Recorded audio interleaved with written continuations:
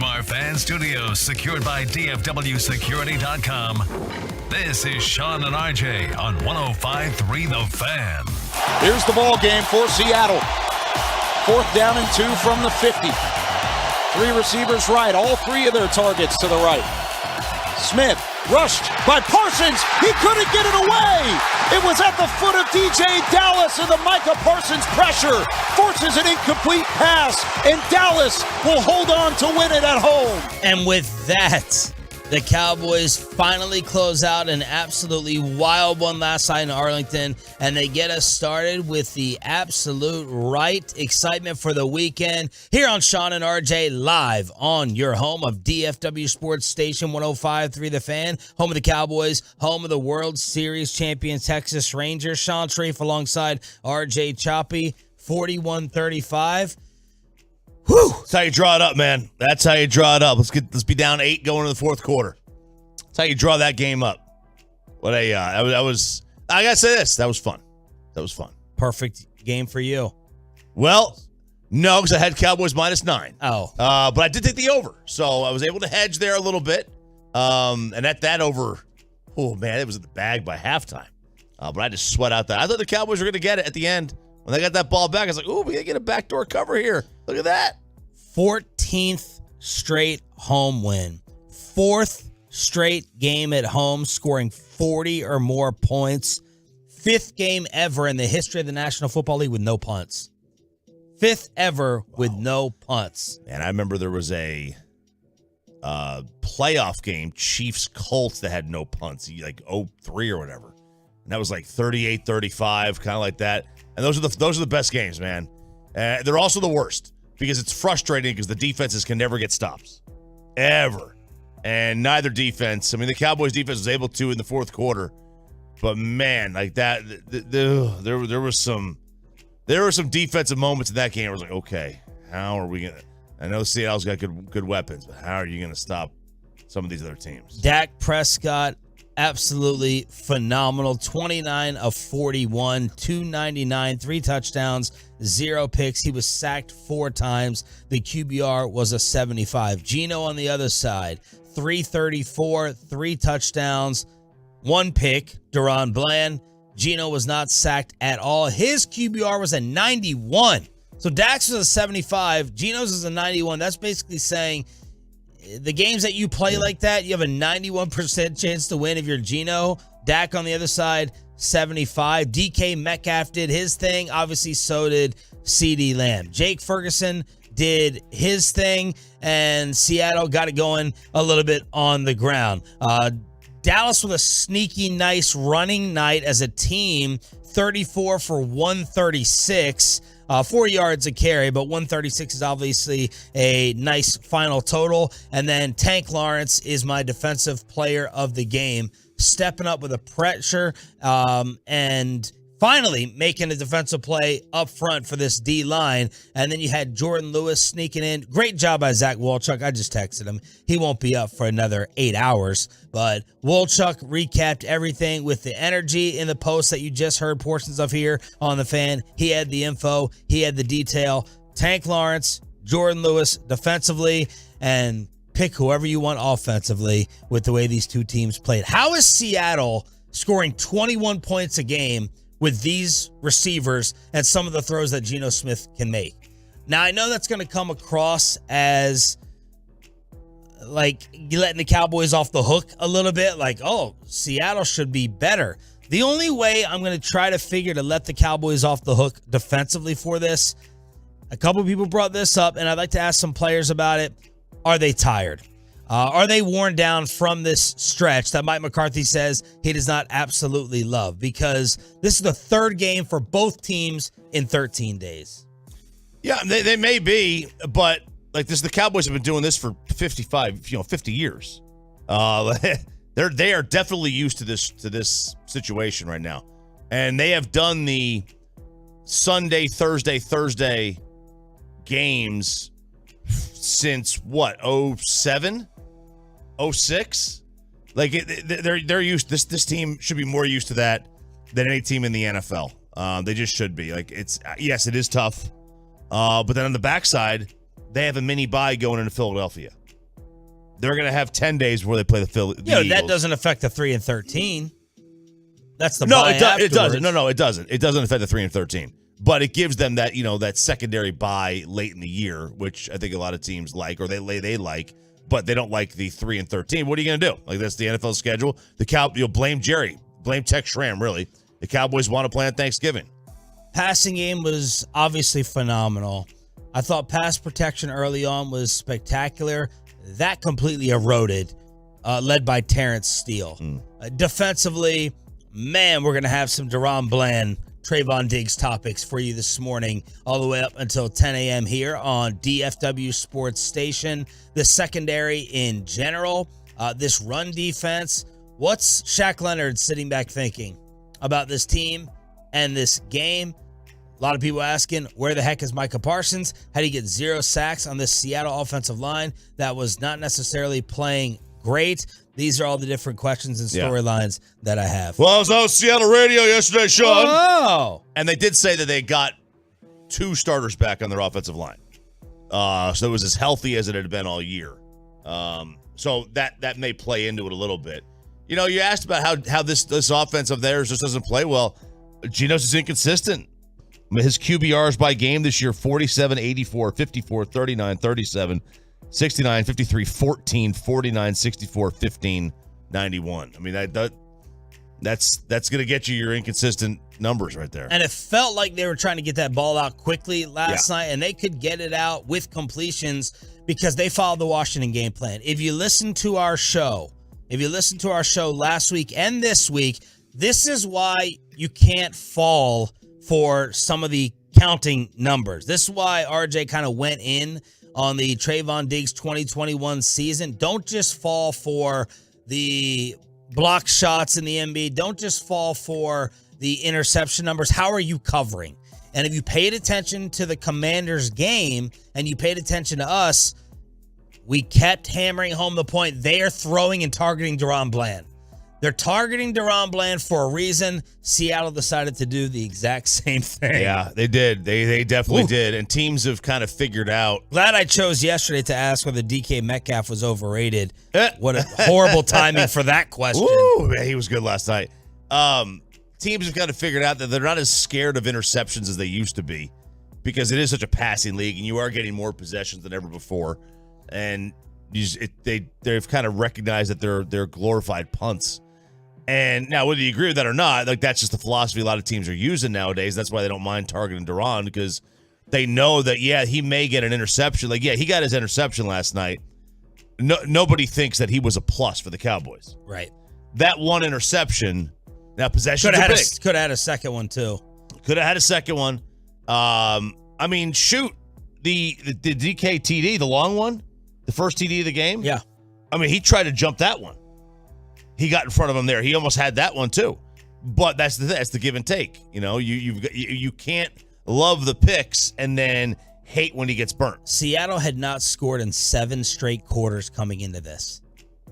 And that got snapped quickly, and that got snapped often. Pete Carroll teams were 36-0 when scoring 35 points or more.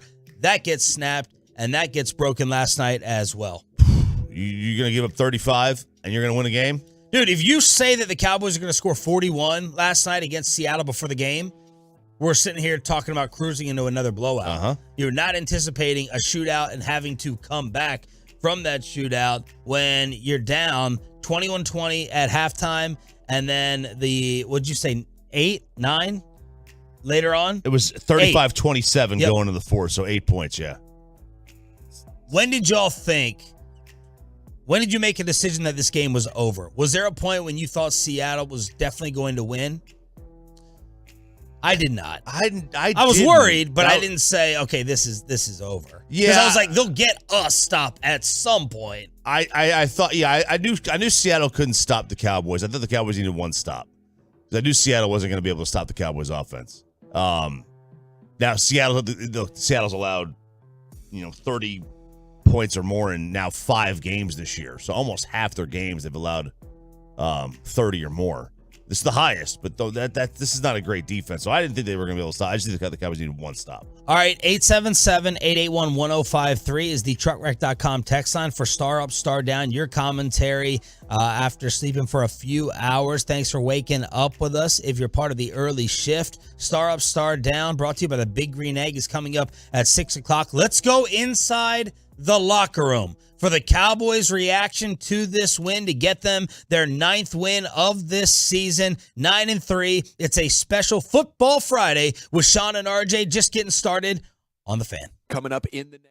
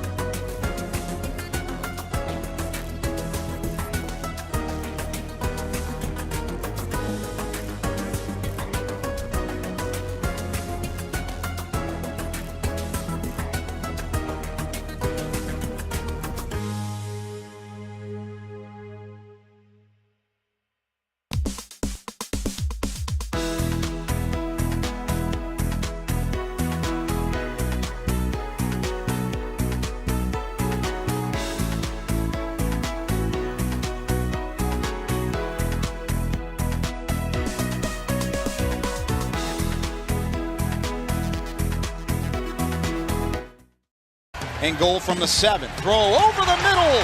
It's Brandon Cooks. He was wide open. Beat Bobby Wagner to the spot, and Dak Prescott found him at the goal line for 6. Nice call right there from Kyle Yeomans, who had the emergency substitute role for Brad Sham, who was feeling under the weather last night. So hopefully Brad gets better from that. But that's Kyle Yeomans, Dallas Cowboys. Yeomans.com. Filling in. This is Sean and RJ here on DFW Sports Station 105.3 The Fan, and Brandon Cooks on RJ's daily fantasy football team yesterday. And Ferguson and Tony Pollard. Oh. All three of those guys. So, good start. Good start to the daily fantasy week. We'll see what happens. I'm in second place right now. I was a little worried. Atolo later in the game tweeted and said, are there any other receivers besides Lamb? Because you never want to be so reliant on one person. And then as soon as he did that, bam, Cooks, bam, Ferguson. It's like, okay, there's a reminder. Because Michael Gallup, I didn't even realize was on the damn field until one of the incompletions. I got to check a snap count. I'm with you. I didn't even think you. And Tolbert, just the one, basically. The one that he had a catch and he had that interference. The interference. Yeah. But it's basically was the Lamb and Cook show with Ferguson. Bad. And that's fine. That's fine. Like those two guys, Cooks and Ferguson, have been tremendous this year. All right, let's go inside the locker room before our Cowboys insider Bobby Belt rolls in here on a few hours of sleep, less sleep than even the rest of us all got. Mike McCarthy and Jonathan Hankins inside the Cowboys locker room. Hey, man, I just want to talk about that fourth quarter. Defense. Take away 2 4-time stalls.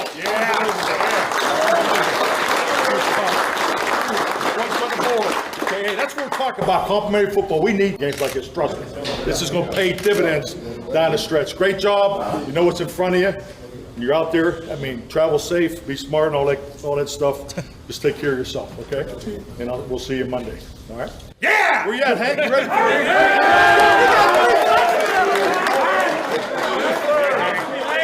Big belly. Big walk now. It wasn't easy. It was a tough one, bro, but we got the dub, bro. Let's keep stepping, man. Fast. Family on 3. 1, 2, 3. Jonathan Hankins not getting called for a shot to the face last night that I thought the Cowboys got away with. But let's focus on that for just a second. Mike McCarthy, this is going to pay dividends. We need games like this. What do you think he means by that? Close games. You're not going to win 41-3 in the playoffs, although they kind of did last year against Tampa. But yeah, you need those kind of fight it games where you're down, you got to make a comeback. Where it's a close game, you've got to get a stop. You absolutely need that, and that's one of the things that when you play the Giants and the Commanders and Carolina and the Jets and a lot of crap teams in your schedule, you don't get those opportunities. That said, they got to find a way to beat good teams. And I think when you play Philadelphia next week and you play Buffalo coming up, Miami, you're going to find a way to beat good teams if they wind up beating them. Mike McCarthy with more on the Cowboys. He started the postgame speech in the locker room talking about the fourth quarter. Here's Coach at the podium with more on that. I think the fourth quarter really tells a story. Obviously, a tremendous amount of back and forth the first 3 quarters, but we talk about it all the time, picking up for one another, complimentary football, clutch plays. Defense goes out and gets the takeaway. Unfortunately, we didn't get any points off it, and then they had the 2 4-down stops, and obviously, the offense didn't punt. So, and the special teams there wasn't really, a whole lot of activity there, but just an excellent team win. So there's Mike McCarthy. He's exhausted, but he is also energized at the same time, talking about the 4th down stops. He's going to focus on the moments in which they came up big, and obviously you're talking about Tank Lawrence, you're talking about Jordan Lewis, and you're talking about Micah Parsons. Ryan Clark tweeted after the game from ESPN, Micah was supposed to go unblocked. A lot of people are like, how's he going unblocked there? What are you doing? The MPP, the Micah Parsons problem. And Ryan Clark said he was supposed to be unblocked. They were setting up a screen. So that was the explanation. They didn't execute it obviously well enough, and it left Pete Carroll looking constipated on the sidelines, which of course we all absolutely love. Pepe, you got to watch this one from home for a change. Your thoughts on last night's W? Oh, finally. Look, I miss the blowouts. I miss not having to watch a bunch of the fourth quarter, but hey, it happens. You're going to face good teams. At first I thought, man, are we going to have another penalty issue? Because it got pretty bad there. If I saw another yellow flag, I was going to lose my mind. How many total penalties? Guess. 23. 19. 10 and 9. That's unacceptable. Like, on whose part? The officials. Let some stuff go. Like, you guys aren't part of the game. Stop making yourselves part of the game. Just be think Broadus said in the post, this crew was not known for throwing a ton of flags either. But man, there was just Al Michaels. I thought was just going to quit. Al was, I hope so. I'm just kidding. Every call was like, and guess what? On the floor. Well, you had that one drive. I marked it down in my notes, the Seahawk penalty drive in the third. 5 flags for 22 yards on that one. The 5 flags on one drive on the Seahawks. Yeah, you can call flags on every play. You really can. You call penalties on every play. I mean, you got to have some kind of semblance of the flow of the game, and they killed the flow of the game. It was terrible. Now, if they're legit penalties, yeah, I don't have a major problem with it. And offsides and a false start, you have to call. And those you have to call. And I don't have a problem with like their legit penalties, but even still, like you got to have a sense of the flow of the game and just like let a few things go. Pepe, other thoughts? I mean, the Cowboys' third down defense was a huge issue. It didn't matter if it was 3rd and 3, 3rd and 7, 3rd and 10. It seemed like the Cowboys' defense could not get the Seahawks off the field until the fourth quarter when it mattered most, and they got them on 3rd down and 4th down. So it was an issue, but they figured it out at the end. Seattle, I think, started off 9 of 11 on 3rd down. They were 0 for 3 on 4th down. They ended up 9 of 14. But they started 9 of 11. Cowboys were 8 of 14 for the game on 3rd. And then, like I said, 0 for 3 versus 1 for 2. So before we just dive right back into this with Bobby, with Star Up, Star Down, brought to you by the Big Green Egg, this win to y'all says what about the Cowboys as a moving forward topic and opinion? What's it say? Because a lot of these blowouts over these scrubs were like, okay, nice. We need a real test. We need something.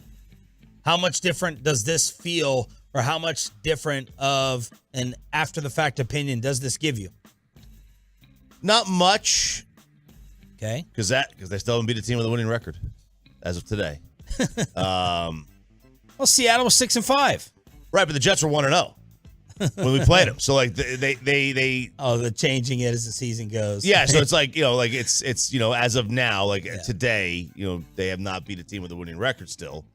It doesn't do much. Like I said yesterday, the last few games were like playing the Sun Belt, and then Seattle was going to be the tune-up that was like Maryland, South Carolina, Texas Tech. Sorry, Red Raiders. You know what I mean? Like before you get to play Oklahoma, before you go play Georgia, before you go play Alabama. That's what it was. Like that's what last night was. So it doesn't make me feel much better. Like I don't think this means like, oh man, they could beat San Fran. Right. I don't think that. Right. Agreed. I think they could beat Philly. I think they could beat Philly because I think they know they could beat Philly. But we felt that going in. Right. This game for me is an overall negative towards the contender conversation because of what we saw defensively. I mean, that was disgraceful. Yeah. I'll tell you, that was gross. I would feel much better if we walked in today and they beat Buffalo 41-35 than Seattle. No doubt. At least you're going up against Josh Allen. Yeah, and at least and Buffalo's record's not great. I think it's the same as Seattle's now. But I'd feel much better about that. And I wasn't viewing Seattle nowhere near as the same level as a scrub of Washington, the Giants, the Patriots, Carolina. Seattle can be a pain in the ass. Mm-hmm. Seattle can be a pain in the butt. You take on the Seahawks 10 times, I think the Cowboys would win 6 of them. Like 6-4, maybe 7-3. But Seattle's just a thorn. It doesn't make any sense, again, after what we saw last night, how that group of weapons and receivers doesn't score more points than they do at 21 points a game. But there's nothing to feel good about defensively with what the Cowboys showed yesterday. I mean, the fact that Mike McCarthy had to go for the 4th downs as often as he did, because he's like, I know that this. Now, credit to him for having a feel of the game. This has to be team who has the ball last, that type of mentality. Yeah. We have to outscore. But the fact that you can't rely on your defense at home against the Seahawks for 1 or 2 stops that you did eventually get at the very end doesn't have me feeling great. The positive to take out of it, Dak and the offense having to lead you to the latter rounds of the playoffs and hopefully even the Super Bowl. All right, let's get your star up, star down to 877-881-1053. We got to talk about Prescott. We got to talk about Lamb. We got to talk about Ferguson. We got to talk about Bland. And we got to talk about Steele. Star up, star down. Brought to you by the Big Green Egg with Sean and RJ and our Cowboys insider, Bobby.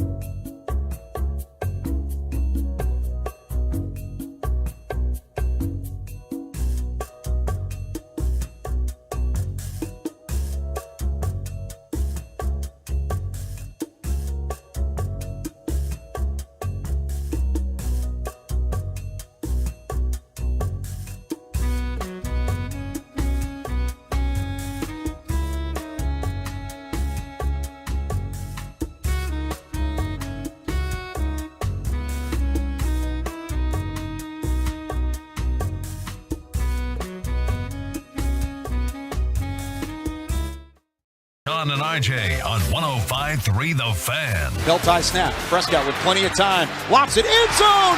Jake Ferguson. Covered by Jamal Adams, but it doesn't matter.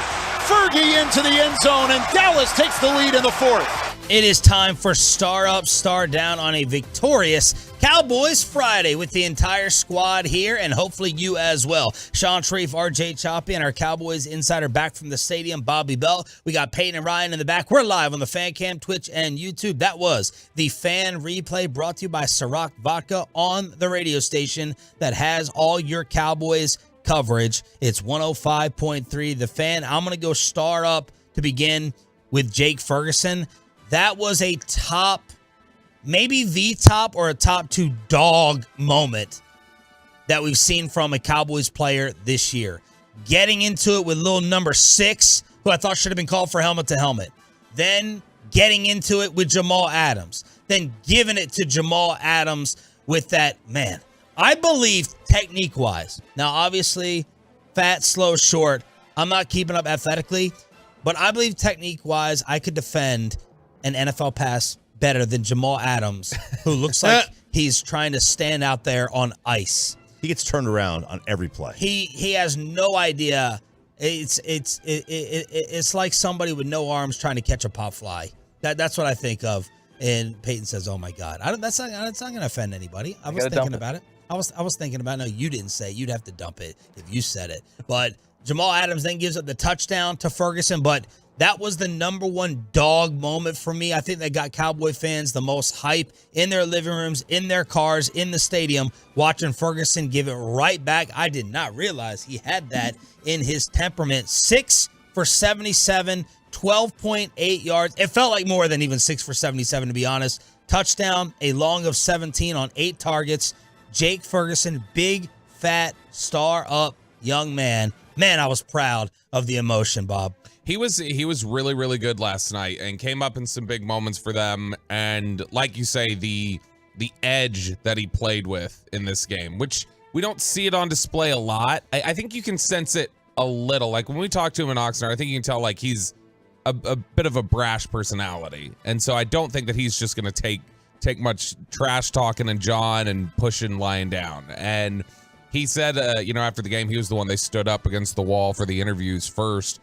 And they were asking about what was with the trash talk? What was with all the John back and forth with everybody? And he's like, I was just making sure they knew it was first down. I was making sure to show them that we got the first down. I wanted Haley to be proud of me. Yeah, he was like they were talking a lot of trash. I was making sure they understood that we had picked up the first down. I am star up on that play, that specific play. I don't know which ref it was. Whichever ref decided to keep the flag in his pocket, because I was certain he was going to flag him for pushing off on Adams, just the way they called that game all night. Me too. And you watch every single play.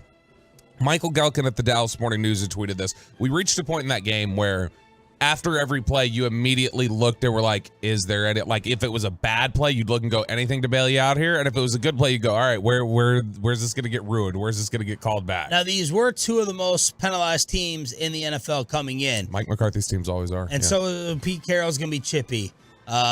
Pete, now don't be talking smack about Mike this early after they dropped 41. I wasn't. Yeah, you were. Don't be a jackass. All right, you came in picking a fight with Choppy in the commercial break. I did. Don't start a fight 3 minutes into your on-air time. Ralph James, star up, star down. Star up, Jordan Lewis, baby. Yeah. They don't win this football game without Jordan Lewis. They won this game because of him in the fourth quarter, in part. He came up with 2 huge plays. One was on, third down on a pass breakup, and one was on a fourth down. I mean, 2 of them were definitely on a third down. I can't remember if there was a fourth in there as well, but he had 2 big pass breakups on third down in the fourth. And listen, that was always going to be the I thought going into this game, the target was going to be Jordan Lewis. He was going to be the guy that gets picked on. Sure. You got 3. I mean, they have 3 really good receivers. And you usually pick on the weakest link, but they went after the wrong play a lot. But yeah, star up. I thought Jordan Lewis at the end was spectacular in this game. And he was a major reason. He should have gotten a game ball. I hope he did.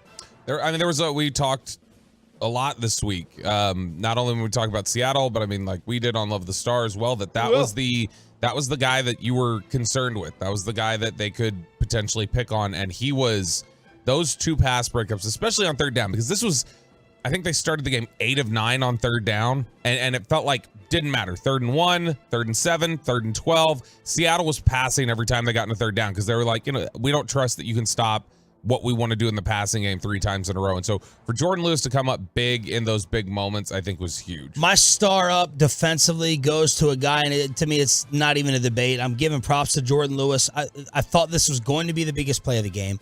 I thought this was going to be the turning point. It did not end up being so after CeeDee Lamb had the 4th down drop.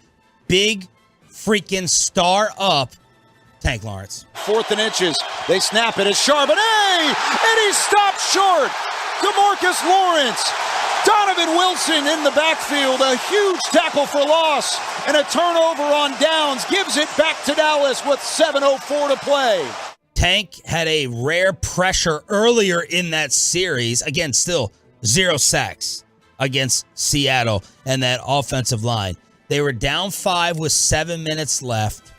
He then had a 4th and 4 pressure with 3 minutes left.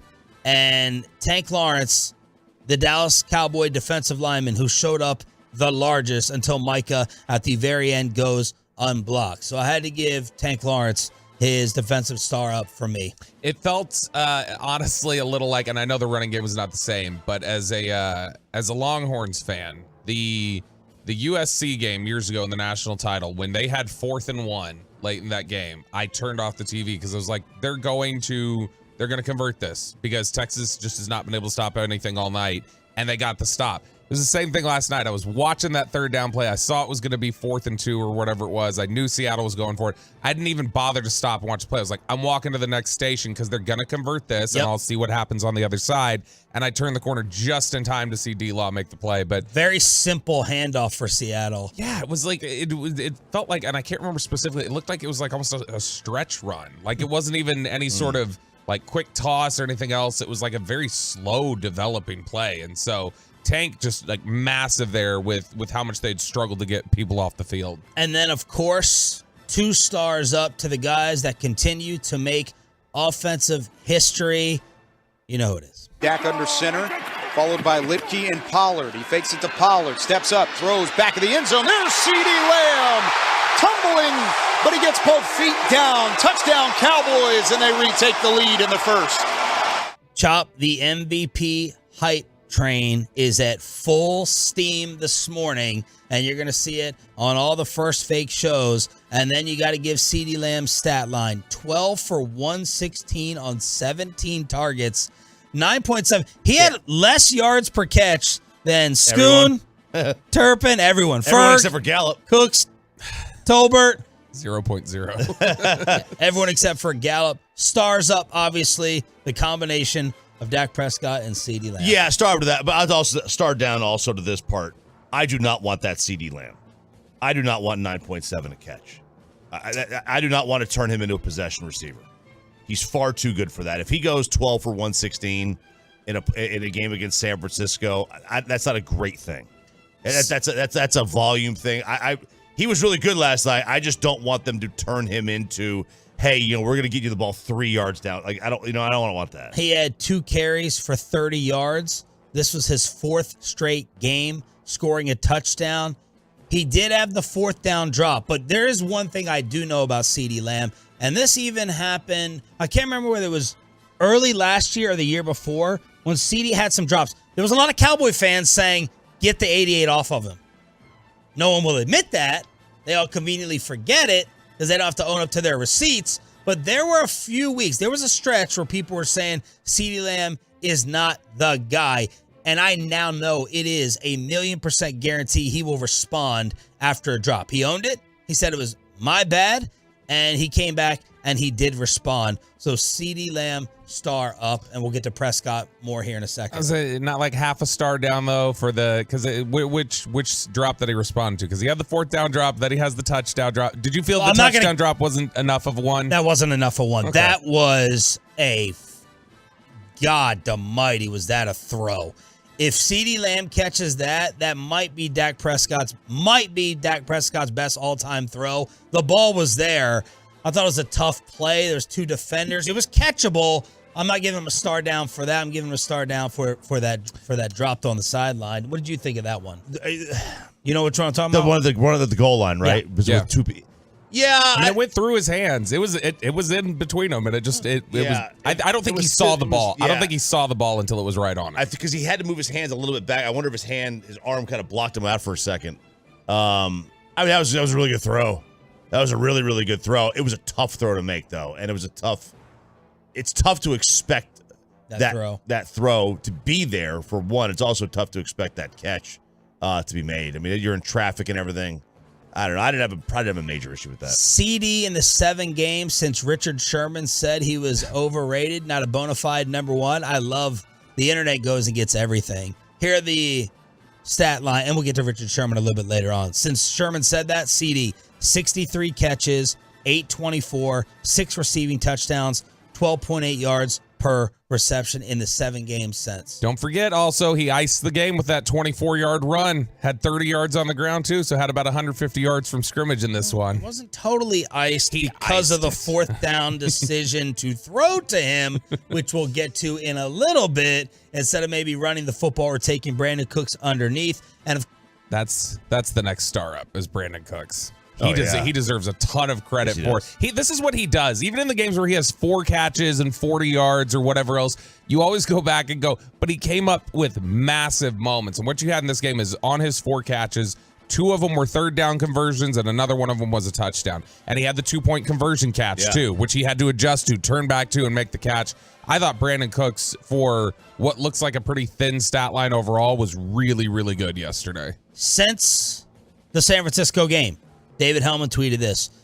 Cooks has averaged 63 yards a game with 5 touchdowns since that loss. He is involved. Thank goodness. It coincides. His emergence coincides with the Cowboys' offense. Yes, clicking on all cylinders. I mean, it really does. Yep. And were some of the teams bad? Yeah, sure, fine. But you still got to emerge at some point, and he did. The first 2, they were terrible. The Giants game, the Giants are terrible. The Jets are not very good.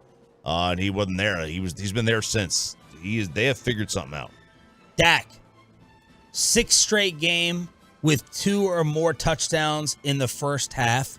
That ties the 3rd longest streak in history. He saved Terrence Steele's ass in the 4th quarter. My Olay. I got to come up with an Olay reference, Galloway style, for Terrence Steele. Come on, Dorn. Terrence Steele gets saved with the Dak play to Jalen Tolbert. He had a big 3rd down throw to CeeDee Lamb there. Since week 8, Dak Prescott has thrown 20 touchdown passes. The next highest amount from quarterbacks are 10 from Justin Herbert and C.J. Stroud. Since week 8, he has doubled the 2nd highest touchdown thrower in the National Football League, Dak Prescott, on this stretch. My expectations, honestly. I put a lot into this game. I prepared my ass off.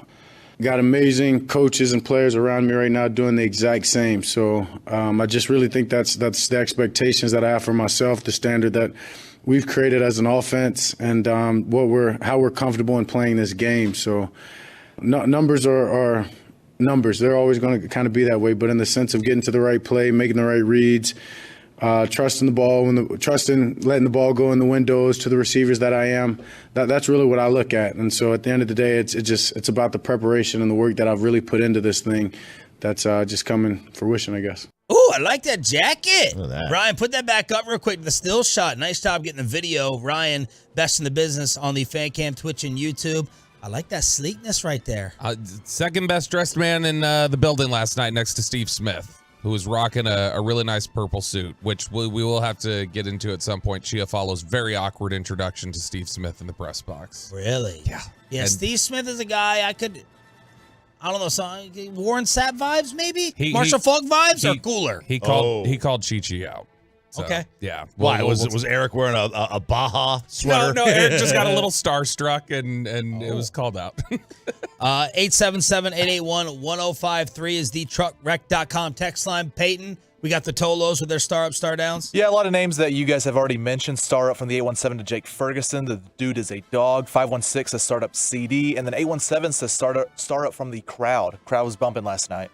Crowd good, Bob? Crowd was good. Crowd has become really, really good. If you want to give McCarthy one giant, credit in the 4 years he's been here, he has really helped contribute to just the home field advantage that stadium is, whether it just be play speed and the intensity that they play with and how that involves the crowd. Let's finish up star ups and get to some star downs as well. Is the Deron Diggs comparison fair or an absolute joke? Star up, star down, brought to you by the Big Green Egg as the Cowboys Friday continues. Let's get you over to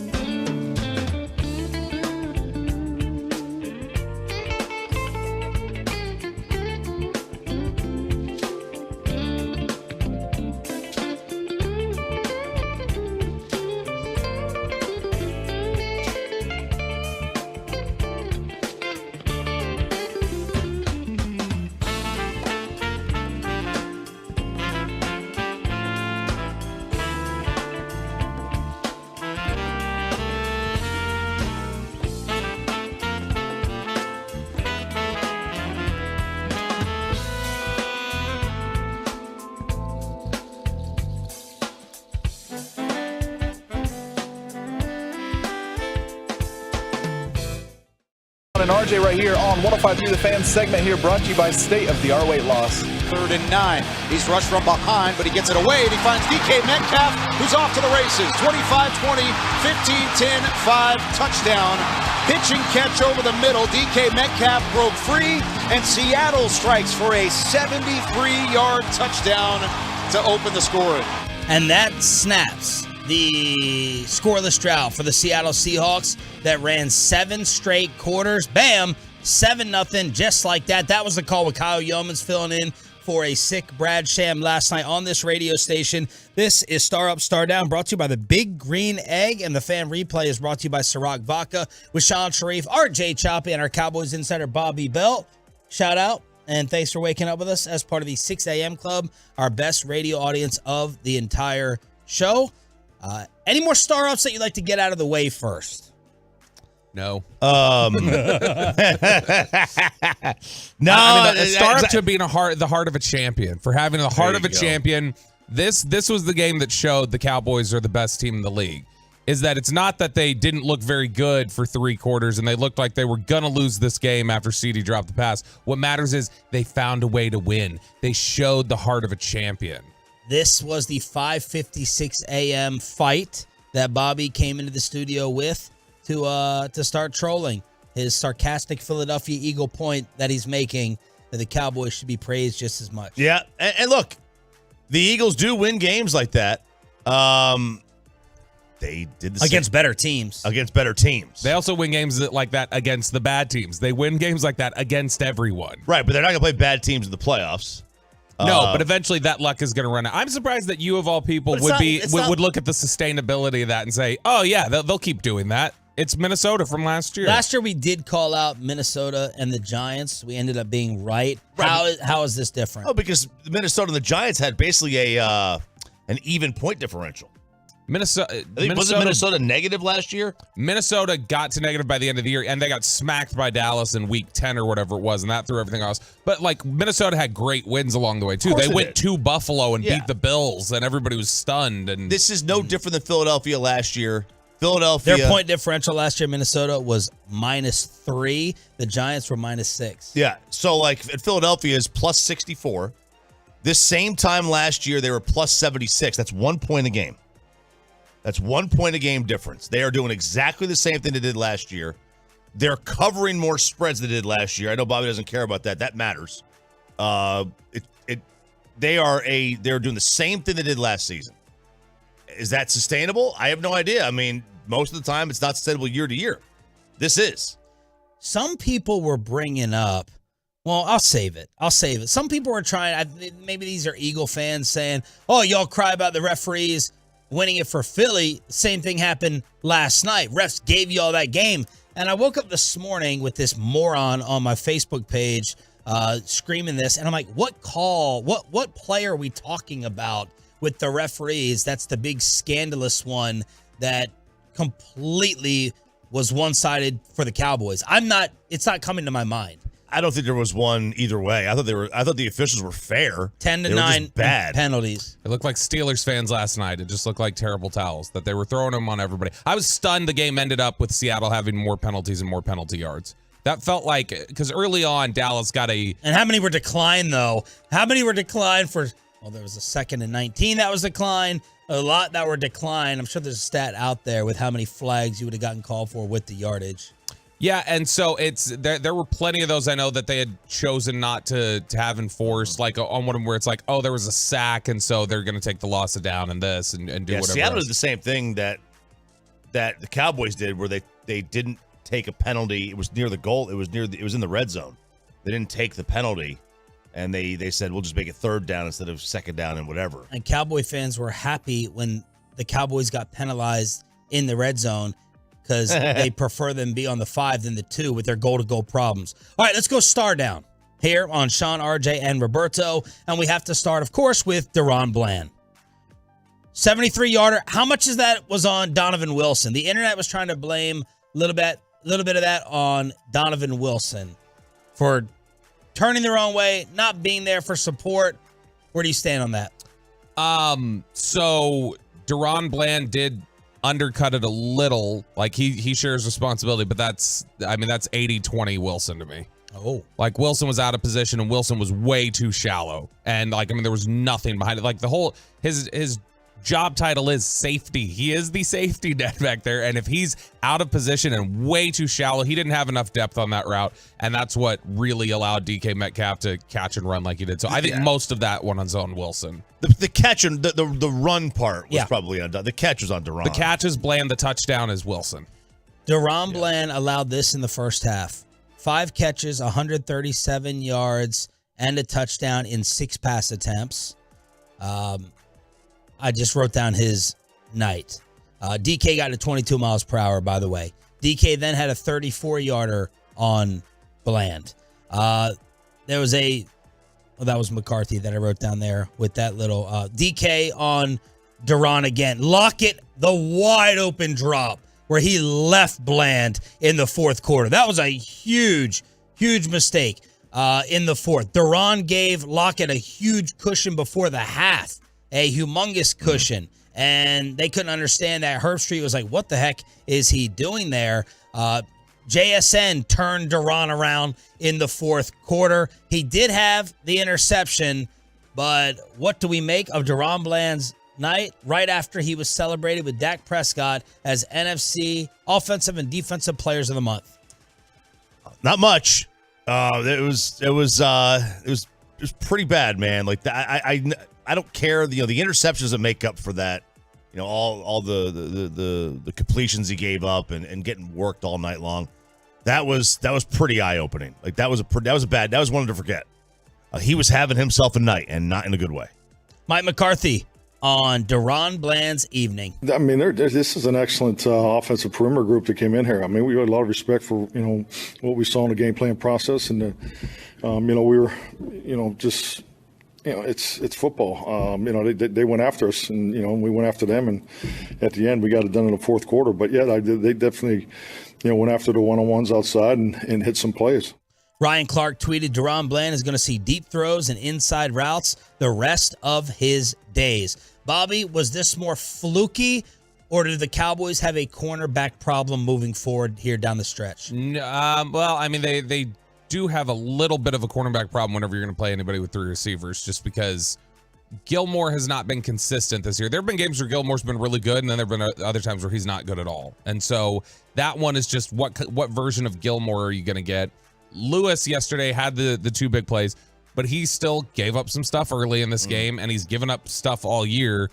Bland is still one of the better corners in football. Like, he's been picked on the last 2 weeks. He's had a couple of bad performances, but that's not been him this entire season. Is he okay, let's just what kind of from a coverage standpoint? Seth Walder had through the first 9 weeks of the season, he had allowed the fewest yards per coverage snap in the NFL. So that to me stands out as the difference and biggest factor in the Diggs versus Deron comparison. Diggs 2021. And some of the nicknames last night, of course, that I had for Deron. Maybe these are my headlines I'm giving away for 720. Deron Burnt, Deron Diggs, 2021 Trayvon. Most first half yards allowed in the league by any secondary player last night. Deron Bland. Oh. Going up against Metcalf, going up against Lockett, going up against JSN. Yeah, now DK might just be a nightmare matchup for him personally. And I can see DK being a nightmare matchup for anybody. Sure. Yeah, how much do we write off to the receivers, the quality of them? But it felt like the passer rating being thrown at, all those numbers are much better for Deron Bland this year than Trayvon Diggs 2021. Would I be correct and right about that? Deron Bland's PFF rating, take it for what it's worth, I would guarantee right now much higher than Diggs was 2 years ago while he was getting all those interceptions. Yeah, now Diggs even at the time was too often, I think, dinged or given blame for some of the coverage stuff that was on other people, that he was nearest defender, and a lot of that got on his tally. That's one of the things the Cowboys that entire year would complain about when you talk to him about the PFF grade, is that they'd say PFF does not have any clue who was assigned to that. It was not Diggs on a lot of those where they are crediting him with it. And so but he definitely gave up chunk plays. He was double moved, off of the ball several times in that year. So that was, he got burned occasionally. It was a giveth and taketh away sort of thing. but Bland has not had nearly as much of that. The last 2 weeks have been not great, but for the most part, he has not been picked on the same way at all. Because real quick, Washington saw something to made them want to target him. Yeah, they were the first team this year that said, we're going at him. That's our preference. And look, if you, and like I've always said, I prefer coverage over the interceptions, but if you love his interceptions, you can't get mad at last night. You just can't. You have to deal with the swings and misses. But I disagree with that premise because last night was not jumping stuff to me. He was the first getting, one I thought he was was. getting. I didn't see what you saw where he had a near pick on it. He went in front of DK. He played. I think he misplayed. I don't think that was super aggressive. I think he misplayed it. I just saw him getting left. He also last night was not Marcus Peters jumping for pick sixes. He was getting smoked. He was getting left. I think that honestly, that one on the first one, I think that's a technique thing where he's thinking Wilson is behind him, so he is going to slide in front. Like he thought he had safety net. He didn't realize, okay, if I dip in front of this, there's no one behind me because Wilson's playing it wrong. I think that's what you had there. But perhaps he definitely, the Washington game, Washington was not torching him. They were picking on him. They were getting 10 to 12-yard chunks at a time where they said, all right, hit it, we'll get it. This was Seattle going, we are going to take shots on him. The bad one was the Lockett one where he turned him around. It was just a simple fake out come in route, and he got turned around. But you've had Ron Rivera, their OC, Bieniemy, Pete Carroll, his OC, in the last 2 weeks have said this in their meeting room. We're not all this hype, all these interceptions. It's fool's gold. He can be had. That's the game plan. We're going to target him. All the fanfare and all the Metroplex and everyone is giving him the roses. No. We see what's really happening. We see something that can be exposed. Even though the passer rating against and being thrown at has been excellent for Bland this year. It's been excellent. 877-881-1053 for your star up and star downs here on 105.3 The Fan. We're going to take some Cowboy phone calls at 6:40 as well. Anyone else want to put a final bow on that? I will say Did he talk after? He did. I was not at his locker for him talking because I was getting Ferguson. But Bland is a guy who I think last night specifically is going to be a unique set of circumstances because they have three very different types of receivers, Seattle, three good receivers, and they line them up at different spots and can pick and choose their matchups based on whatever they want. They really do have a chance to be a really good passing attack if they can consistently block and Geno's being consistent. Cowboys did not allow a 100-yard receiver in their first 10 games. They've now allowed one in 2 straight. Curtis Samuel got him 9 for 100, and DK was at 2 for 107 in the first quarter. So it's not very good. Oh, a 70-yarder. Yeah. A 70-yarder, big chunk, right? All right, other star up, star downs that you had. Let's throw them out there before we hear from the Tolos. Star down, and he had played so much better the last couple weeks, but star down Terrence Steele. My gosh. That was not a good performance. You were looking for your Randy Galloway type of name, maybe Turnstile Steele. Turnstile. Yeah, I like that. That's probably what you're getting right now. What's up with him?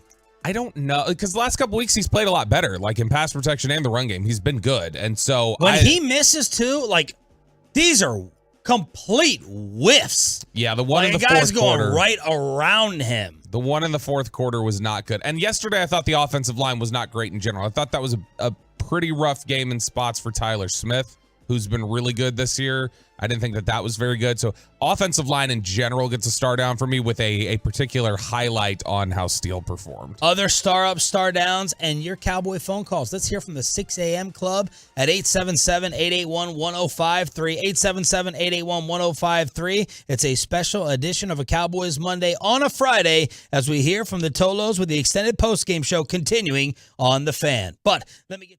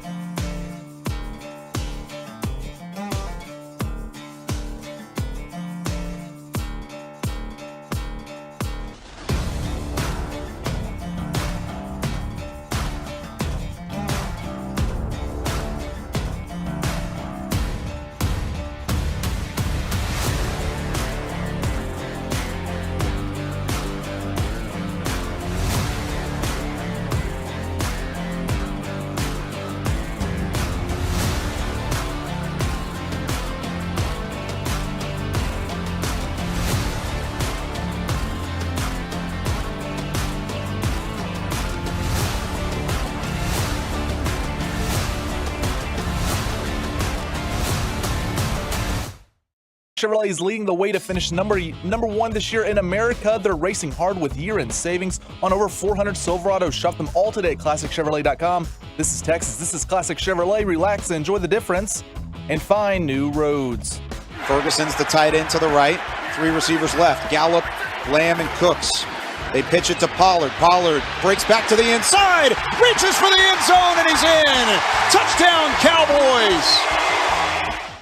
How we feel about Tony Pollard's night? I'm having a very difficult time judging Pollard throughout this entire season. I don't know why. 20 carries, 68 yards. The average is 3.4. Longest run was 16 yards. He did have that power He-Man truck stick run. I got a little hype over. He had a touchdown, and through the air, 3 catches, 15 yards. We had some blocking back and forth assignments with miscommunication. Some were trying to blame Terrence Steele early on for a play and a pressure. Some were trying to blame Tony Pollard for it. So the continuous Tony Pollard judgment carries on from last night. I mean, he was okay. They do have a problem running inside, and that's, I mean, I don't know, for They're whatever definitely reason. missing a hammer in those Zeke situations.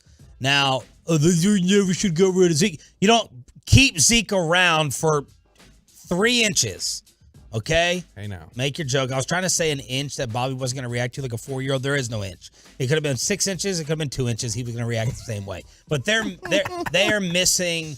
You know, they're missing a power aspect in those short yardage and goal line situations.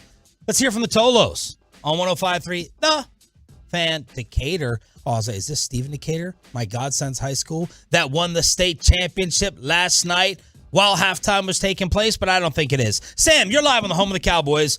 Go ahead. Hey, I just wanted to go, guys. Good morning, first-time caller. But I just wanted to say star down there at the end of the game to Mike McCarthy calling the pass play. All we had to do was get the first down, ice the game, and he goes and throws it in the end zone for an incomplete pass, gives them a chance to come back and win the game. I don't like that call, guys. We were only up by 3. A field goal didn't help us much. They were scoring touchdowns on us left and right all night. What do y'all think about that? Great point. I would like to let's touch on that, but I'd like to save all the McCarthy decisions for 720 during headlines and the Expressway. RJ, you usually go to Next Gen for all the 4th down calls, the field goals, the 2 points, the extra points. But let's focus on what he just brought up right there. In that moment, what you thought the play should have been. The play in terms of run, 4-down territory, or go for it all right there with CeeDee Lamb in the end zone. I'm fine with the decision. I didn't like the call. Right there with you. I mean, that's 1,000% it. The decision was... By the way, just so everyone knows, there's 1:47 left. Seattle had no timeouts, and you had your 3rd and 3 situation. Yeah, 1:47, no timeouts. Up 3. It's the possession is more important than time. I'm sorry. Up. Yeah, they were up 3. They kicked the field goal to make it 6. Yeah, the possession was more important than time there. That's just the way it is. Like you're more concerned with keeping the football than you are with leaving them less time on the clock. In today's NFL, and you saw this, they got the ball and they had 2 pass plays at about 15 seconds off the clock, and they were already in midfield or close to it. You know, a minute to let's just say they ran the ball. And now they're down to a minute when they get it. A minute with no timeouts is still an eternity in a passing league. It is the possession, keeping the ball and salting the game away, is far more important and far more important towards their win percentage than running the 40 seconds off the clock. What's more likely to happen? What do you mean? Picking up the 3rd and 3. Or them scoring with 1:40 to go, and passing versus running. So, on one hand, I love that he is now putting the ball in Dak Prescott's hands. We had that topic earlier in the year, where it is clear he was not trusting his quarterback. That has changed as well. But I was also, and it's easy to use in hindsight, I was like, just run it twice. Just use it as 4-down territory. Do it to get 3 yards with 2 different runs right there. But that's all part of the decision. Yeah, I mean, they They were not incredibly efficient running the ball last night, especially Pollard. But, the fourth quarter, when you talk about, what his stat line looked like, Pollard specifically, if you look in the second half, he was a lot better than he was in the first half. Like, the efficiency numbers did improve in the second half, specifically in the fourth quarter. Not just for Pollard as a run game as a whole, because obviously they got the big chunk play from CD. But I had no problem with going ahead and throwing it because the success rate had been so high for Dallas throughout the night. They were completing 70% of the passes. They were pretty much getting what they wanted, so I didn't have a problem with it. I thought there was about 4 different pass plays, 5 they could have ran before that one. I did not care for that pass play at all. They could have gone Ferguson, Cooks, whatever, but there's a million things they could have done. Tim in Dallas, you're on the Boomer Jacks Bar and Grill Hotline. Go ahead, Tim. Hey, good morning. My stars would be local hometown boy Brian Aubrey with 4 field goals and 3 extra points. And I like Jake Ferguson. He got a hurdle, he got a touchdown, and he bowed up to Jamal Adams. He didn't back down. And my last star would be local Rockwall standout from Seattle, the wide receiver. So, you're not gonna try to say his name? Stars. You gotta say his name. Jason. Jason, yeah. Jason and Brian. Thanks for the call, Timmy. Jackson Smith and Jigba. Yes. Aubrey's starting to worry me a little bit. I'm just putting that out there on the table. He's due. Some of these kicks are barely getting through. Barely. I'll take barely perfect over anything else. Oh, thanks for Captain Obvious statement. I'm just saying, when there was a kick later on in the game, I wasn't 100% sure that it was going through with Aubrey, but he has been an absolute Pro Bowler, All-Pro at kicker. Mike in California, 658, 448 right now in Cali, Mike? Yes, sir. I'm out here truck driving. I was just explaining to the gentleman who answered the call, that you guys get me through my truck route. Shout out to all my truckers out there, and be safe out there on the road to everybody today. But with that being said, thank you. Good morning, RJ. Good morning, everybody. I just want to say shout out to the whole Cowboys nation, and star up to the whole team. That was that. It wasn't. Well, not half the team. You can't give a star up to one half of the team. No, the whole team. I said the whole team. Yeah, you can't give a star up to the defense. No, but listen, at the end of the day, good teams find ways to win games, and as a complete unit, they won the game, and that's all that matters.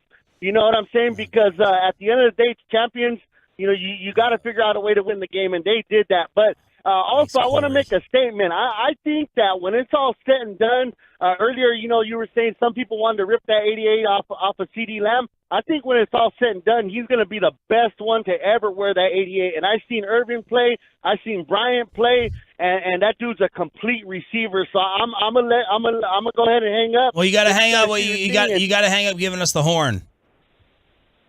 Oh, okay. I didn't hear it. The truck horn. The horn in the truck. I have a noise canceling headset, so it's not going to let you guys hear. Thanks for the call. Thanks for the call, Mike. I thought that was Corey Majors for a second with a Rudy speech. Did you hear that, though? It's just the heart of a champion. You hear that? Yeah, exactly. Great teams find a way to win. It's what champions do. You guys are rolling your eyes at it for 1 week. We're giving a whole season of this. I'm to not rolling my eyes Philadelphia. at this. I think I don't disagree with what you're saying at all. Big football guy over here. He's no longer analytics man. He's Mr. Heart of a Champion. If he comes back believing in heart of the champion stuff, then he has changed. I do give you credit for a change, getting into all that sappy stuff. Manny in Dallas. Manny, you're live on Sean, RJ, and Roberto. Hey, good morning, man. My start down is Dan running man-to-man mostly all day. He did that to us against Green Bay, against Aaron Rodgers. Then he did that 2 years ago running man-to-man against Derek Carr on Thanksgiving. Can you guys please, I don't understand, run cover 2, press corner when you have a cornerback like Deron Bland so you can have those interceptions a lot. Thank you, guys. Y'all have a good morning. Thank you for having the balls to talk about Dan Quinn. Thank you. The chosen one, the prince, the king, the one that the Teflon DC, the chosen defensive coordinator. Man, Thank you. When Bland got that interception and he does his double hands up in the air. I was like, man, sit your ass down. Your boy's been getting torched all night, and you're going to sit here and go, yeah, look at that, man. Nothing happened at all today. You got to put your hat on backwards while you do it. What? No, I'm an adult. Thanks, Cowherd. You've got Dan Quinn. To me, yeah, you can criticize the way the defense plays on specific weeks, but like to me, it's not comparable. The reason why Dan Quinn doesn't get criticized regularly is because it's not regular for this defense to get handled, and he gets the most out of them consistently. They had a bad game, no doubt about it, and when they have bad games, he's partially responsible for that, but that's on a game-by-game basis where, okay, this wasn't the best, this wasn't here, but he's the chosen one, as you call him there, for a reason, because he's the best damn coach on that staff. Because it's backup quarterback, backup player syndrome. And Chris Richard had the same thing. Now, I'm not comparing the two as coaches, but you heard it from KJ Wright yesterday. Chris Richard was the next chosen one, too. Is this not the best 3-year run of defense you've seen? Oh, for sure. Since you've been here in the market? Like, I mean, this is it right here. Oh, for sure. And he deserves credit for that because he took largely the same group of players that Mike Nolan had and took them from one of the worst defenses we had ever seen to a group that turns the ball over and can get stops. Mike Nolan is also one of the worst defensive coordinators this league's ever seen. Hot sauce Nolan. He's awful. Ferg in Miami listening on the Odyssey app. Is your last name Ferguson or first name Ferg? No, my last name Ferguson. Nice. Okay. Is your first name Jake? Nah, it's Xavier. Okay. All right. Go ahead, Ferg. Yeah, I want to give style to Dak. He played good last night. Yep. And I know everybody giving the defense a hard time, but I want to get a defensive style, too, for them last 2 stops. Without that, we would have lost the game. Well, thank you for the call. Whoop-de-freaking-do. Well, Micah Parsons went unblocked, and Jordan Lewis had a batted ball. Star up to the defense. You guys are so predictable. I love this. If the Dallas Cowboys sat there and lost that game, you'd be roasting. No one on that defense gets a star except for DeMarcus Lawrence and maybe Jordan Lewis. Tank. It showed up for 2 plays, and Jordan Lewis showed up for 2 plays. That's it. Period. You're supposed to be really, really good. You're supposed to be fantastic. You're at home. You're taking on a team that scores 20 points a game, and you get destroyed and roasted. And I have no. What are you nodding your head at? There is something. God, I think this is God teaching you how I felt all year about the Eagles, and I'm just I don't care. I'm loving. Don't bring up the Eagles again for the next hour. I love it. I'm going to bring up the Eagles all morning. What does it have to do with the Eagles? I'm going to bring up the Eagles all morning because your frustration with this is pleasing to me. I love it because you're hating this, and this has been the whole season of Philly. Listen to me. This is Dallas. Get this through your dense freaking head. Get this through your head. The Philadelphia. Get this through your 9 foreheads. You have. The Philadelphia Eagles are 20 times tougher and more reliable in important moments and smarter and probably better coach than the Dallas Cowboys. Period. Point blank. Get that through your head for all your point differentials and all your Minnesota Viking analogies. The Philadelphia Eagles are more reliable and they're smarter and they're tougher. Period, Bobby. Never underestimate the heart of a champion. Found a way to win, Sean. That's what the defense did. They found a way to win. No one's dying. You can absolutely give them credit for how they finished. You can absolutely, doesn't mean you ignore the first 3 quarters. How you finish is partly you how can you get absolutely give them credit for making the adjustments to finish strong. You absolutely can. I don't have a problem with that. They stunk, though, for the first 3 quarters. Okay. I don't want to hear you coming at Dan Quinn any cheap shots over the next week, until they play their next game. Don't throw in your Dan Quinn cheap shots since they found a way to win. The rest of football that's going to happen this weekend, Deion Sanders is being praised for what? And the Dallas Stars get it done as well. That on a Cowboys Friday, continuing with Sean and RJ.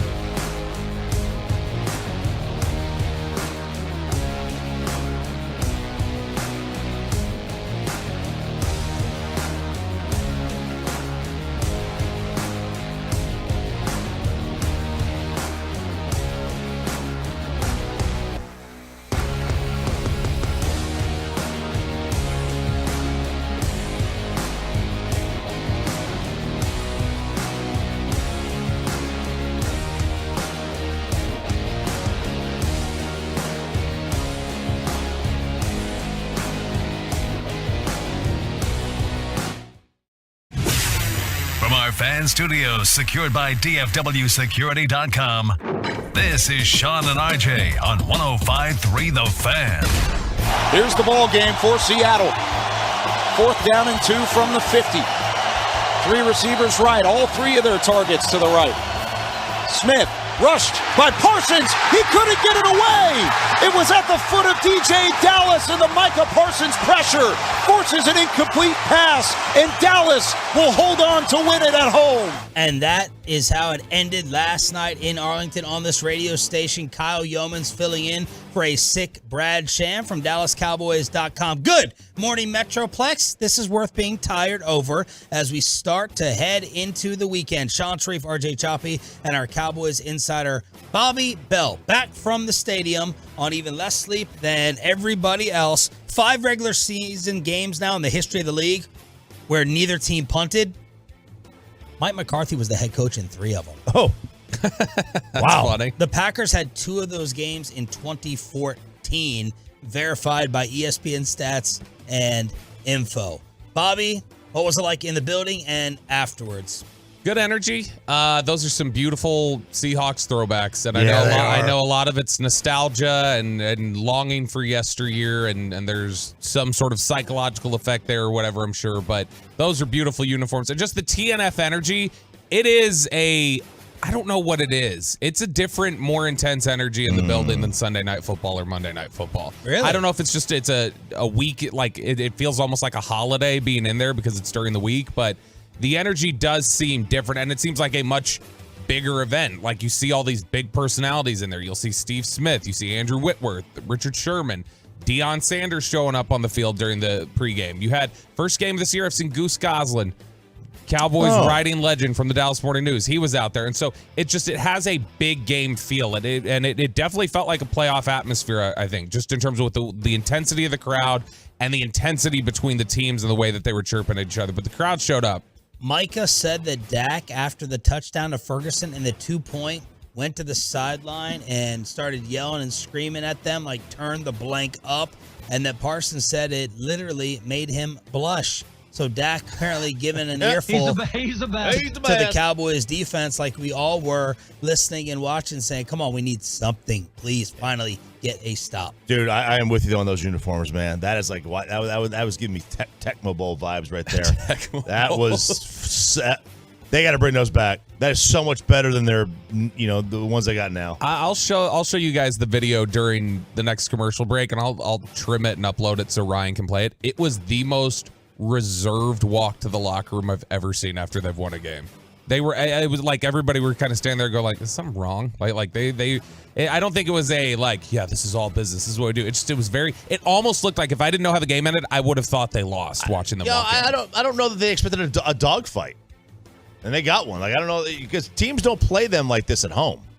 Jerry on Shaq Leonard, quote, they said they're going to get back with us this weekend, probably after Philadelphia plays is my guess.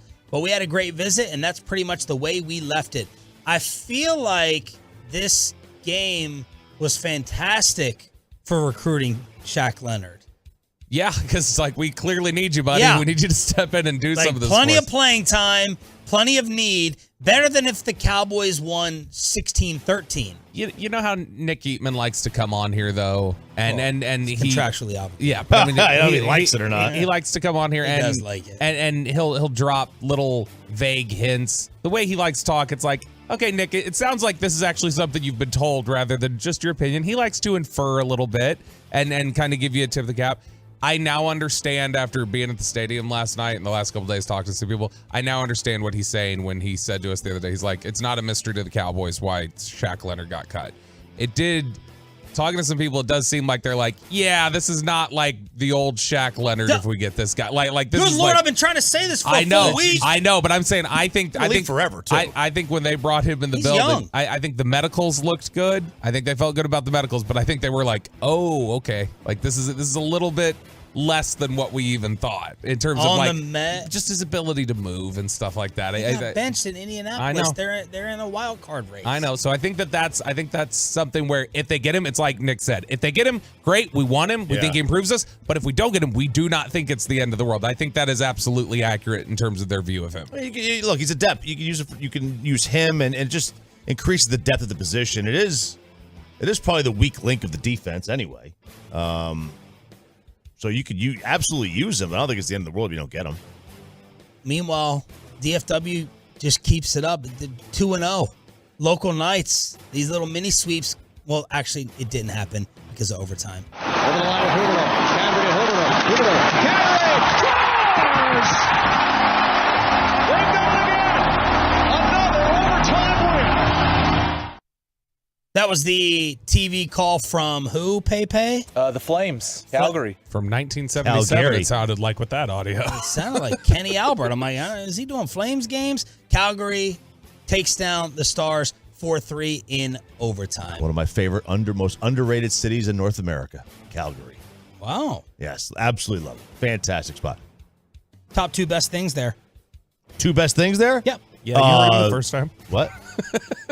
What'd you say? I said you heard him the first time. Stop stalling. What are the 2 best things? The mountains and Banff. And the Flames. Yep, the Flames. Calgary improves to 10-10. The Stars fall to 13-5. By the way, update on the Corey Perry scandal. I think the internet got it wrong. Bobby, you're going to have to apologize to Corey Perry for the rumors that he slept with Connor Bedard's mother, because apparently there was an alcohol-infused incident that took place. Props to the Tola who sent me this days ago, by the way, said it was apparently an issue with a team employee. I brought it up after the show. I should have talked about it on the air, but the other topic was too salacious. Yeah. And it was too good of a topic. But Corey Perry apologized yesterday for inappropriate and wrong behavior. He took full accountability, and he's going for substance counseling. Yeah, and TikTok made it really believable that he hooked up with Connor's mom. They always do. TikTok did a great job with that story. This does throw a completely different wrench in the entire situation and what happened. And if it was a team employee, because that's the speculation that something happened with a team employee, obviously, then it makes it even more of a that's really like a zero tolerance situation with employees, whatever the issue may be. And we'll find out.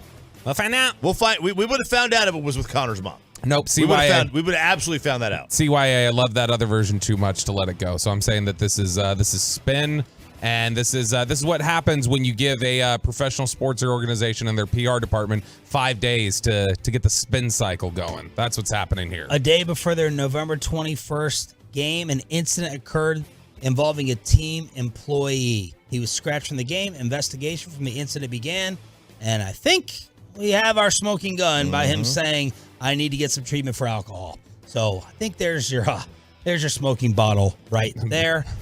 So the mom story put to rest. Hit it. I'd like to know where Lou Holtz is right now. We're not hosting an intergalactic kegger down here. College football! RJ Choppy saying this could be the best conference title weekend ever? Could be. It absolutely could be. Think of all the storylines you got going on this weekend. Started tonight. Oregon and Washington kick it off with the Pac-12 title game. Ooh. What a juicy matchup. Give me some of that. Both are leaving the Pac-12 tomorrow.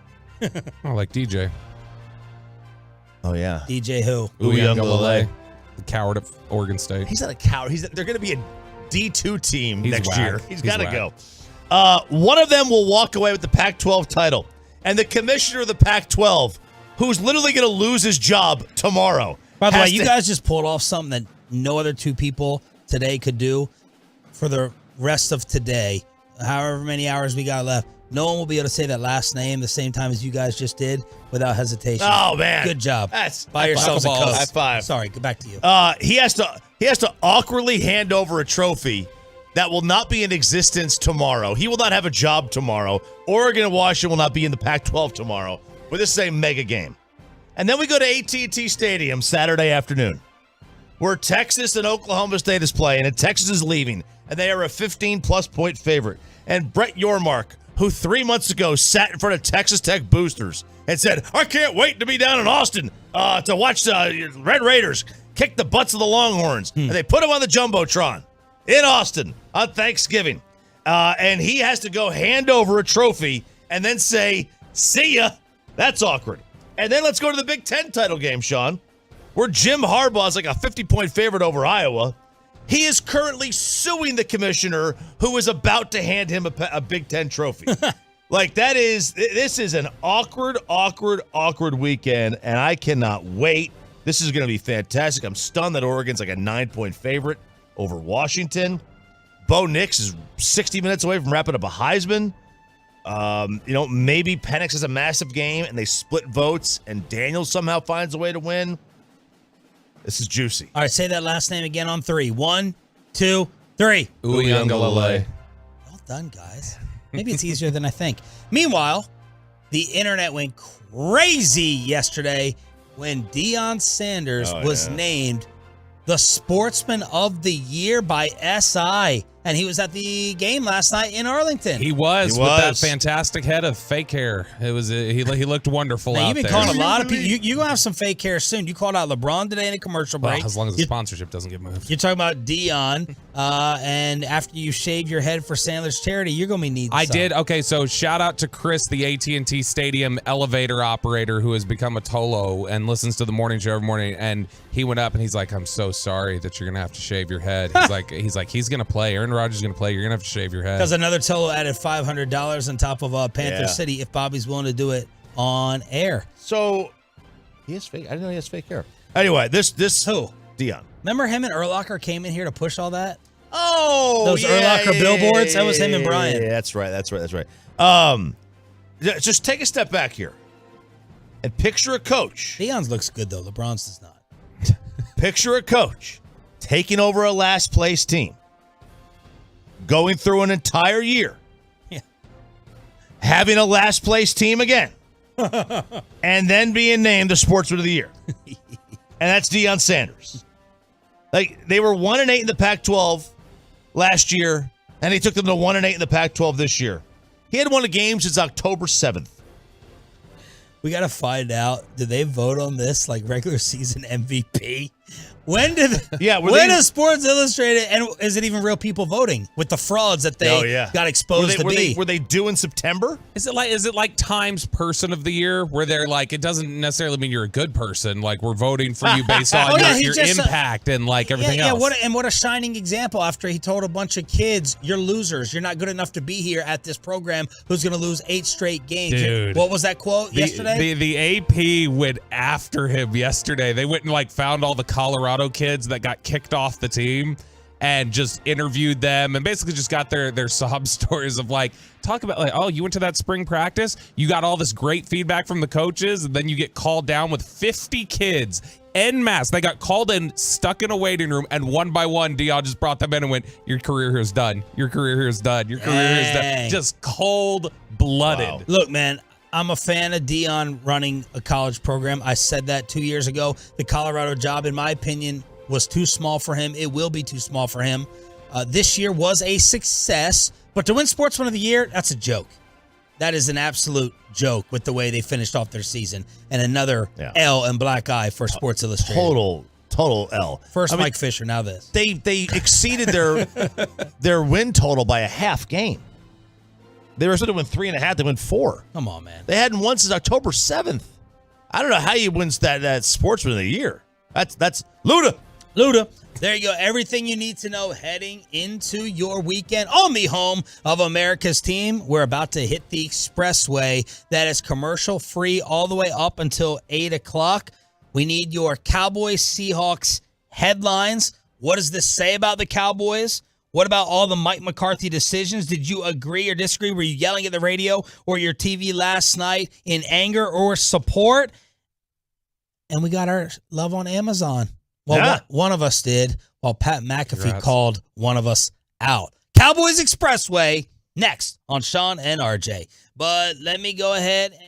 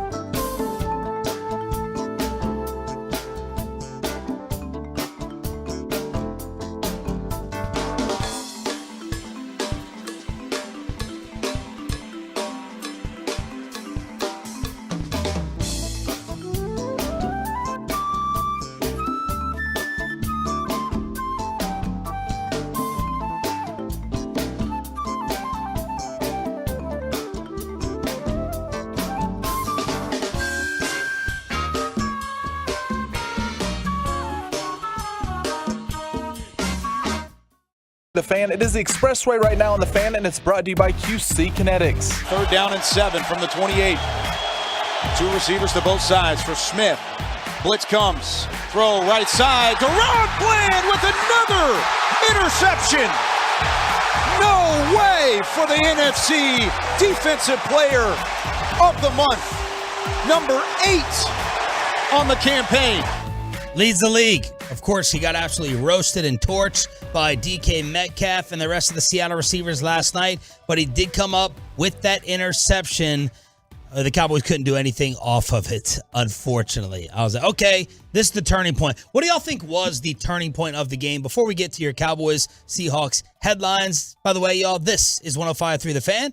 This is where you get all the Cowboy games and interviews. We're the official flagship. If you're new to the show and the station, I'm Sean Schrafe alongside RJ Choppy and our Cowboys insider who was at the stadium, Bobby Bell. Cowboys Seahawks headlines on the truckwreck.com text line. But what did y'all think was the turning point of the game? The tank stop. Yep. On Charbonnet or however Charbonnet, however the hell you pronounce it. Chardonnay. I can't do that. I can't do an NFL guy with a hockey last name. You got that college last name in headline at 7 o'clock, but not this. I did. I can't do hockey last names in the NFL. It just doesn't hit it for me. Okay. But I think that was the turning point. I mean, if they get that, it's 35-30. They're on the plus side of midfield. If they pick up that first down with 7 to go, they had already ran off almost 5 minutes of clock time at that point. They had the ball basically the entire fourth quarter, and they're up by 5 with 7 to play. Who knows at that point? I mean, they could have ran that thing down to 2 minutes. Or 3 minutes, and then scored again. Make it a 2-score game. Yeah. So I thought that easily was the turning point. Yeah, I mean, that was the biggest moment because that was, again, I thought that 4th and 1, I thought there was 0 chance Dallas stops it. Like, they had so much trouble stopping anything on 3rd down all night. And on a 4th and 1, it's just like, okay, well, this is, great job holding them for 3 plays. I don't see you holding them from 4 just the way that you played all night. But it was a fantastic job by Tank. That was huge. The pass breakups from Jordan Lewis were massive. Because I did think when that 4th and 2, when Dallas failed on that 4th and 2, and CD had that drop, that was the moment that I thought they might lose this game. Like, that was when I felt like this might be a little bit too much. But when they get that stop on that 4th and 1 from Tank, that was, I think, the biggest moment of the game and ultimately what won it for him. Okay, let's get your Cowboy calls back at 8 o'clock this morning. The 640 calls were tremendous, as always. There's no way anyone in the country could have better sports calls than we do, with the intelligence and the humor and the comedy and the ball busting than the Tolos who bring it with us. We'll get back to more Cowboy calls at 8 o'clock on a Victory Friday. But right now, what are the papers and the blogs and the headlines saying? Choppy, start us off. These were tough. A lot of topics, a lot of angles. Yeah, a lot of things happened in this game. I didn't. Nothing came to me other than 2 of them. 4th dimension, 4th down, 4th quarter, and then Dion was in the building. How many points did they score, Bobby? 41. 41st in Prime. Just like, and it's on Amazon Prime. Right, that. Okay. There you go. Just like Deion Sanders, the 21st in Prime show, which I wish would come back. I don't know. I'm boycotting Amazon Prime after. Did you watch it on Amazon Prime or did you watch it on Fox? Fox. I honestly forgot they were doing that pregame thing until I saw all the text after. I was like, oh yeah, I forgot we're doing that. I've got They barely did it. We'll get to that in a second. I got G-No with the emphasis on the no. Okay. And this is he kicked your ass last night, but ultimately you win the game. You go DKO'd with DK. MV Prescott. Okay. And then Tank Job with the 4th down stop. Oh. And then the heart of a champion, how the defense rallied to perform like the Philadelphia Eagles and come up in the biggest of moments. Suck it, Sean Sharif. That one's a little wordy, but I think it kind of flows a little bit. Yeah, that'd be the whole Dallas Morning newspaper nowadays. Pepe, any Tolos weighing in or any of your own for headlines? Yeah, the 469, a bland performance. All the drawn bland ones. I like that. Yeah, bland victory. Spiceless. Which, hey, spiceless? Bland. Okay, You spice things up. For all we've crushed Deron Bland the way he performed. He deserves it. That was that's it. fine. I'm not saying he doesn't. That was a hell of a pick that he had on that play. Great. That was great. That may be his most impressive one of the season. Out of all the ones he's made, that was huge. 469, a genius one, laying down D-Law for D-Law. Okay. That's pretty good. I like that one. All right, so the National First Fake shows are focusing on Mike McCarthy and whether game management is still an issue for the Dallas Cowboys. Let's go through each one and have the debate with the Tolos on the Detroit.com text line. Ralph, where do we need to start off? All right, so there's a couple you can do. We've already done the 4th and 3 with a minute 46 or so to go. That's the one that they're really focusing on with television. So where are we standing on that, just to recap? I agreed with the decision to throw it on 3rd and 3. I did not agree with the play call itself. I think you should have drawn up something better than just, let's put it on an island and throw it up there in the end zone. You didn't need a touchdown there. All you needed was a first down. You could have done any number of things, including a screen pass just to get the ball in CD's hands or wwhatever, or Cooks' hands and let him get the first down. And I've really thought, I usually don't go back and do this and try to be hindsight 2020 quarterback. I was trying to see if it was by the time Dak was throwing it, I thought Brandon Cooks was wide open underneath. Like, wide open underneath. But Broadus and Bobby and Love of the Star podcast will confirm or reject that after the film review. So, Tolos with that. Everyone fine? Or were you saying, because I got a lot of people saying they should have run the football and continued to melt the clock.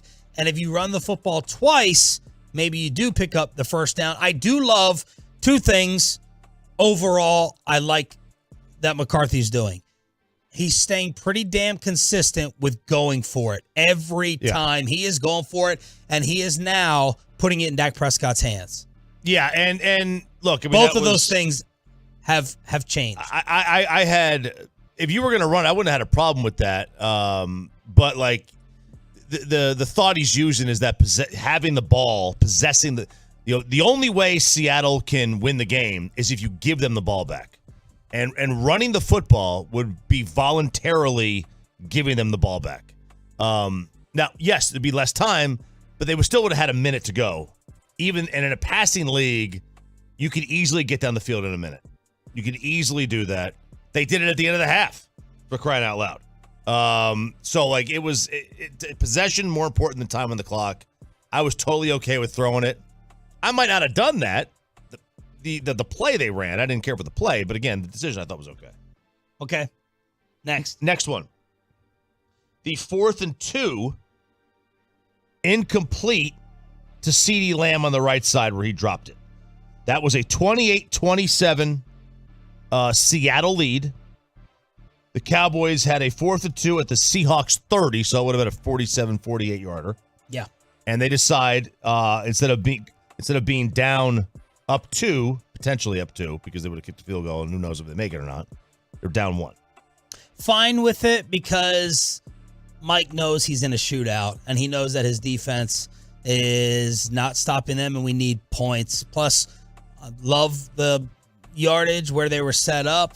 Go to CD. Should have been a conversion. CD dropped it, and he owned it. Yep, same sort of thing. I'm completely fine. I think McCarthy recognized my defense isn't getting stops tonight. I can't afford to just get 3 points here. They haven't been able to stop our passing game. I don't trust they'll be able to do it another time in here. And he was right. They didn't stop it there. CD just didn't catch it. But, right. I mean, they drew something up to get them the first down. I had no problem with it, especially with, this being something. It was not a chippy. I know Brandon Aubrey's been perfect this year. It would have been from 48. Yeah, and so, 48 versus converting a 4th and 2. I feel good about their chances of converting that and going down the field. Yeah, honestly, ironically, the bots, the 4th down bots, said it was basically a coin flip on win probability. It didn't add much, but I had to go. I was fine with going for it. I would have done that too.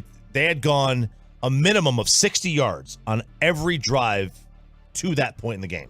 Wow. The Cowboys had. How many first downs did you say they had? 33. By the way, yesterday, combined between Seattle and Dallas, 11 first downs on penalty. There was a drive. That was the only possession they didn't score on, by the way, the whole game. On the Seattle penalty-ridden drive, 5 flags on the drive where Tony Pollard scored on the touchdown to make up for the helmet doink. Or Dak bounced it off his face where Tony should have caught it. Al Michaels was blown away. The Cowboys had 9 first downs on that drive. 9 on the drive. So that's obviously good offense and horrible discipline and bad penalties. I think the Giants have 9 first downs this year. And so, I mean, that's a really impressive performance. But, yeah, I ultimately had no problem with the call itself. It's easy to look at it in hindsight and go, you left points on the board, but I thought it was the right call. So there's another one that people are not understanding or liking. Did you have another one here? I have a couple more, yeah. All right, go ahead. 4th and goal before the half. Yes. Minute 33 to go. They're at the Seattle 3. Dak scrambles to the right. He gets a touchdown. Yes. Called back by a holding, and they wind up kicking the field goal. On Terrence Steele. So all the Tolos we're screenshotting me and you. Yeah. And they're like, this is why we love this show, because I said, kick it. And Choppy, of course, said, go for it. Kick it. Go for it. Kick it. Go for it. Total opposite as everybody was debating. What was the score at that point, by the way? It was... I think it was 17-14 Cowboys. It was 17-14 Cowboys. So the field goal made it 20-14. And then they go down the field, score a touchdown. They go into half with the lead and the ball coming out of half. So I wanted them to kick. This is Michael Lombardi. Close your ears, Choppy. This is Michael Lombardi, former NFL GM, getting into my mind a little bit. He's been praising Sean Payton because it's like Sean Payton is the only one left that is like, let me take the 3 points here. Now, am I going to give Mike McCarthy credit for knowing it was going to be an outright shootout in the second half? At that point, my biggest factor in wanting them to kick is their goal-to-go problems, which they definitely still have. Weird. They have goal-to-go issues. Yeah, I wanted the 3 points. I was not thinking that the defense was going to continue to get shredded in the second half. Now, McCarthy's mindset ended up being right, but I still wanted the 3 points right there. Thankfully, they still ended up getting them. Because it was not, an incomplete pass, and Terrence Steele brought it back. But because of their goal, I don't trust them in goal to go. I wanted the 3 points. Yeah, I don't necessarily trust them in goal to go either. When you're that close, you're putting it's really a no lose situation. Like you either get a touchdown, or the other team is 97 yards away.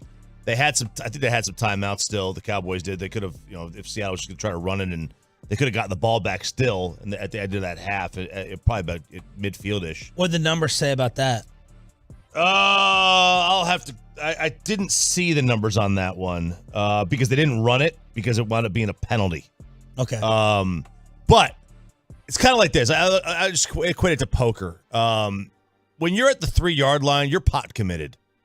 You've made your bet pre-flop. You've made your bet after the flop. You've made your bet after the turn.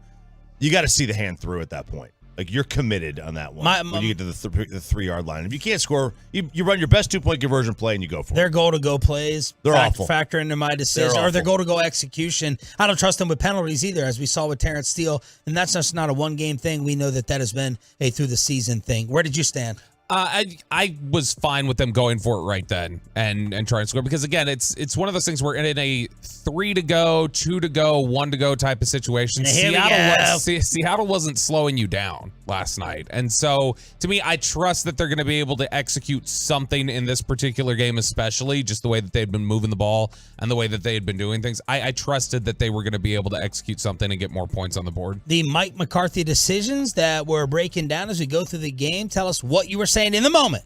What were you saying in the moment on the truckrack.com text line? Next. Actually, I did find it. It was a plus 1.7. So it's not much. Even? Almost? It's barely almost favoring go for it? Barely favoring go for it by a little bit less than 2 points. If their winning percent pre-snap, their winning percentage by going for it was 87%. If they succeeded, it would have been 93% win percentage at that point if they had succeeded and gotten the touchdown. Okay. All right, next one. The down 28-26 after the touchdown. This was big. Going a big topic. For the extra point. Yes. And not for the 2-point conversion to tie. What did you think on that one? I don't think that to me, I want to know as soon as possible how many points I need. So if you need a 2-point conversion, don't just, we're going to wait and see. You don't know that you're going to score again for the rest of the day. You need to go for the 2-point conversion right then. Obviously, you can move the ball fine. Wait. What? Who doesn't know that they're going to score? I'm saying you don't know with certainty that you're going to be able to go down the field, Dallas, and score again. That's your opportunity to tie the game, and you left it on the table. That I don't like. 28-27 at what point in the game? That was the third quarter. It was late third. It was a minute to go in the third. So yeah, but your justification, it makes zero sense. No, it doesn't. You just said in the second quarter they're not stopping you. No one's going to stop you, and now you're never going to score again. No, with a quarter left? no. I'm saying you can't assume that you're going to score again. So just kick the extra point. And even if you are assuming you're going to score again, find out now if you need to make up those points if you don't get the 2-point conversion. Don't push it off till let's wait till there's 3 minutes left in the fourth to find out if we can tie. Get the answer then. That's why when you score a touchdown, when you're down 15 and you score a touchdown to be down 9. You don't kick the extra point to go down 8 with 2 minutes to go or 3 minutes to go. You go for 2, and that way if you need to have, if you need to really, really hustle or if you could play for a regular. So field. you both wanted him to go for 2. Yes. I would have preferred him go for 2. Yeah. I was fine with the extra point. In the moment, just get the points. You're gonna keep scoring, in my opinion. So I was fine with that. But a lot of people were saying this is not lining up with McCarthy's approach the rest of the game. It did not line up. It was very, very odd. Is that a no-doubter with the nerds of you definitely go for 2 there? Yeah, that was pretty much a no-doubter on that Seth one. Walter, I think, was calling McCarthy out for that. Yeah, that was a big one. And then the other one everyone was talking about was the... honest to God, though, the NFL, if I was an owner and a general manager, I would have a quiz for all my coaches.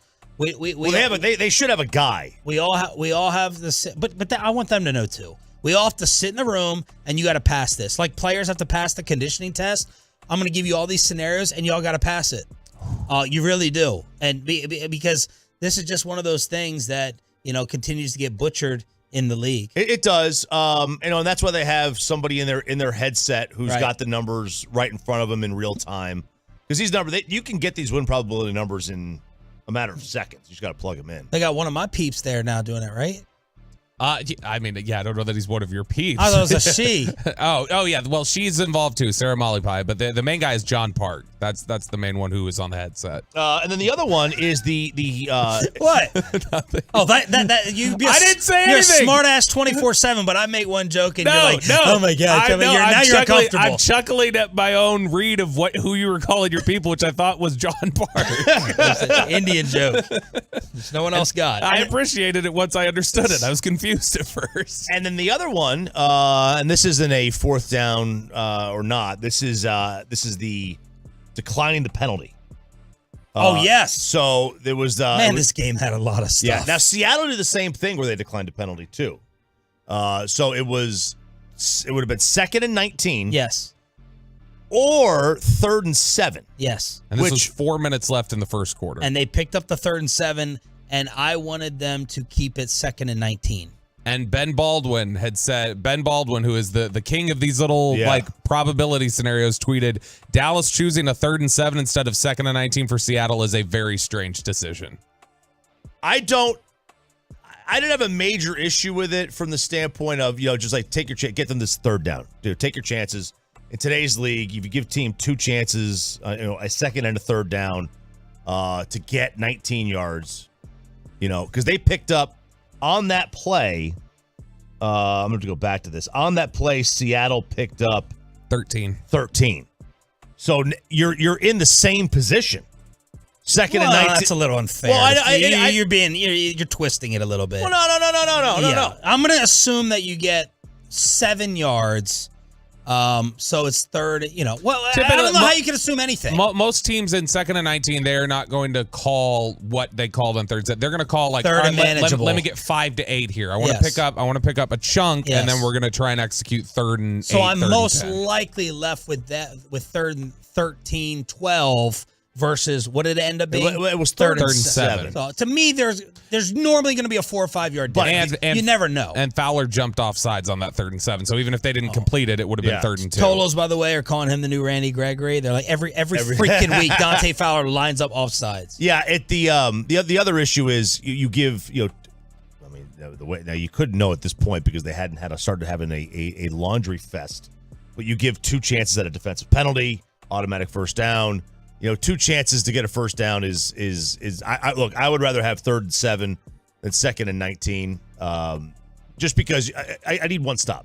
I've seen one as opposed to two. Did you guys get the sense at all last night? You remember the Derek Carr Thanksgiving game a couple years ago where he realized they're throwing flags if you just throw it deep. They will call pass interference every time.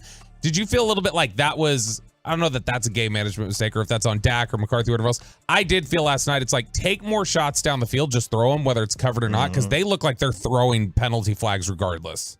I have no problems with the way, and I don't think you can second guess whatsoever the way any team played offense when for the fifth time in history there were 0 punts. And I'm not pointing blame at the officials either.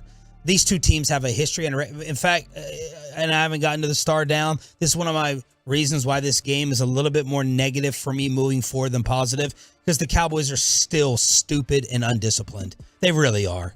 First half penalties, they had 7 for 107. 7 for 107 in the first half, and that's not even including the ones that were declined. 3 PIs.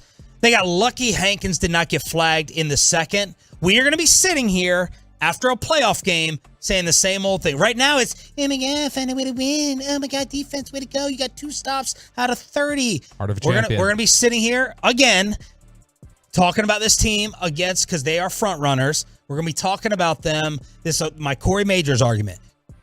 Corey would last year at this time want to come in and celebrate this, and I'm like, I'm past this. This is a bigger picture now. This is about more. Mike McCarthy on all the penalties that kept happening. Yeah, it's definitely not a bright spot of the performance, but yeah, it's I think like anything, you got to keep working at it. The emotional discipline and the detail of it is something we need to be better at. And you just got to keep coaching it and demanding it, and it's from all of us. So I mean, it's a continuous message that you're really always going through, even when you're not going through the numbers. Okay, that's enough.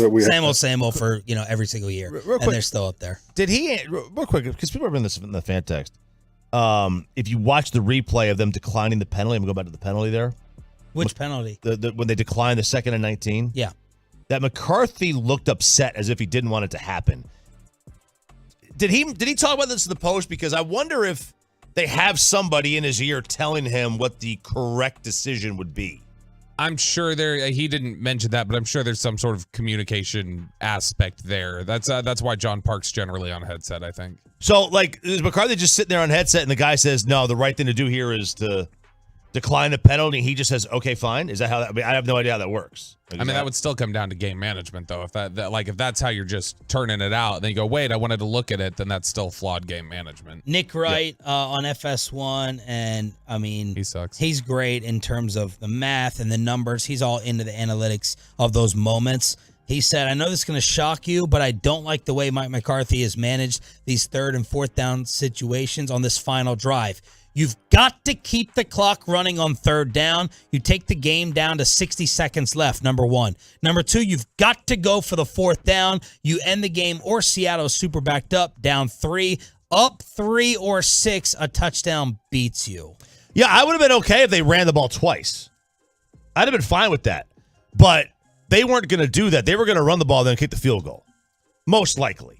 I think they would have. So we executed a Pollard push last night at Tony Tush. Yeah, because if Tony Tush, if they were their plan, I think all along was to take the field goal, because if they wanted to, their plan all along was to take the field goal. Well, otherwise they would have ran it twice, or they went for the kill shot. Yeah, no, that was the problem. The problem was they went into the end zone. They didn't need to go into the end zone. Before they scored the go-ahead touchdown, what was the discussion on the TV side, or what were y'all's thoughts when the delay of game happened and put them at 2nd and 7? The next play, they threw a touchdown to Ferguson, but there was a lot of talk about McCarthy was trying to get a timeout and didn't communicate it quick enough. Yeah. Because we had the radio broadcast on, and we heard Babe going, McCarthy is trying, it ran down way late and tried to get a timeout, couldn't get it in time, got the flag. Al assumed that Mike got it in. But I'm glad they didn't get it in. Save your timeouts for more important spots. Take the 5 yards. Absolutely not. That was a brain fart, brain dead decision. That's so stupid. Those timeouts are more important than 5 yards. 5 yards is nothing in today's league. What yard line were they on? They were 2nd and 2 from the 7 after Dak had scrambled. That set them to 2nd and 7 from the 12. And the next play was the Ferguson touchdown. Yeah. It's just details again. It is details, but I think, look, I would much rather have a timeout in my pocket, an extra one, than 5 yards. I mean, you're giving yourself more room down there anyway. I think it was a blessing in disguise. They may have been, I don't think they planned it that way. I think their whole process was flawed on that. Maybe he did. Maybe McCarthy looked at it and said, look, inside it was after, the 10. It was after a Dak run, too. Yes. And I found after those plays, they have a hard time getting back, getting lined up, getting the next play. That was after the run, and that was when he was chirping back and forth with Tariq Woolen. Probably wasted 3 or 4 seconds there, too. But that was maybe it is. Maybe McCarthy was like, we're so bad in goal-to-go situations. Let's get a penalty, get outside the 10 so we can complete this to Jake Ferguson. Is that when we wanted Maher to kick from 48 versus 38? Same thing? Yeah. Was that with him? Yeah. Or was that Zerline? No. He was Zerline and Maher were both the same way, where you wanted to, like, honestly, like, just move it back, let him kick from further. He seems to be better there. Yo, that was a pretty good football breakdown. Yeah. Well done. High fives all the way That's what around. happens when you actually get, watch the games and detail it versus not and talking about 1940s concerts. KJ Wright would be very proud. 877-881-1053, chartrec.com. Text line, Expressway with the Fat Breakfast Football Sandwich. Commercial free up until 8 o'clock every single show with Sean, RJ, and our Cowboys insider Bobby Belt, who did not get the love last night from Amazon Prime's pregame show. Well, it has just been a brutal month for this Seahawks offense and specifically for Geno Smith, but he can change that with a huge performance here Thursday night against Dallas. Deron Bland does it again. There's only 13 receivers in the league that currently have more touchdowns than him. Oh, yeah. Great analyst. Great job. Great analyst. Great analysis. Great. Thank you. I mentioned the home winning streak like you told me to, Peyton, and they didn't use it. They didn't like that. I really thought that Bobby's stuff was going to get used. This is a side note. Yeah, that's cool. Thanks to them for coming in. I could save this, and this is what I texted the guys. I could save the television industry. I could save Bally. It's so simple. It's so easy. The amount of money that half of your job wastes on what did it cost to send these guys out here? Send the team that they did to Seattle for the same exact talk show clip for 3 seconds. The TV money the TV industry pees away money. It is such a joke. You came in here, I'm ashamed to admit it a little bit. We altered 2 minutes of the show for them. Normally, we don't do that, but they came in late last second. We're like, all right, before we have Nick Eatman, we'll give you 3 minutes of a topic you want us to talk about. Unethical. It's not unethical. It still was relevant. You're supposed to do the show the way you're supposed to. We changed it for them. We gave them all the gold, especially Bobby with his chest hair and the Stars jersey. It was beautiful. We gave those commercial break interviews, and they literally use. I'm not mad about that. They are peeing away money. Of course you're not mad about that. Your face got up there. It's making me. That's right. It's making me jealous. The money that radio makes versus television when they make these idiotic, stupid decisions. What are you doing? I need to. What are you doing? It's not just TV. It's network. That's it. BetQL. Where do I? Don't say too much. Cost yourself here. I'm not costing myself. If you need something, my microphone's not working. Oh, we'll just send you a new one. Send you a new one, man. And they don't even ask questions; they just send you a new one, man. And it's its network is amazing, and from television, there's so much money in TV. Here, I'm going to. What a waste! But this is Amazon. What a waste! Amazon's got even more money than TV does. I'm going to show you something here, Sean. I worked. Bezos, hit me up, bro. I got you. I worked 9 hours for NFL Network last pay period. I'm going to walk over to you real quick and show you the deposit I got this morning. Okay, well, I'm probably going to read it on the air, so I don't know why we're keeping it quiet. 9 hours. My gosh, that's 4 digits. 9 hours? Yeah, Jeez. A healthy 4 digits too. So it's just wow. You guys are so dumb in television. You really are. I know this will stop me from ever getting a TV job. I could save you. I could bring me in as your accountant. Okay. Speaking of TV and throwing money at people, what the freak, Pat McAfee? What's your problem? I know whose fault this is. It's that BSM website. But Pat McAfee yesterday with Chuck Pagano. I'm at the gym. I'm watching this at the gym, and we're listening to it at the gym and watching it. And I hear I was like, at first I caught it in the middle. I was like, who would they have on? I didn't see it on the TV side. Yeah.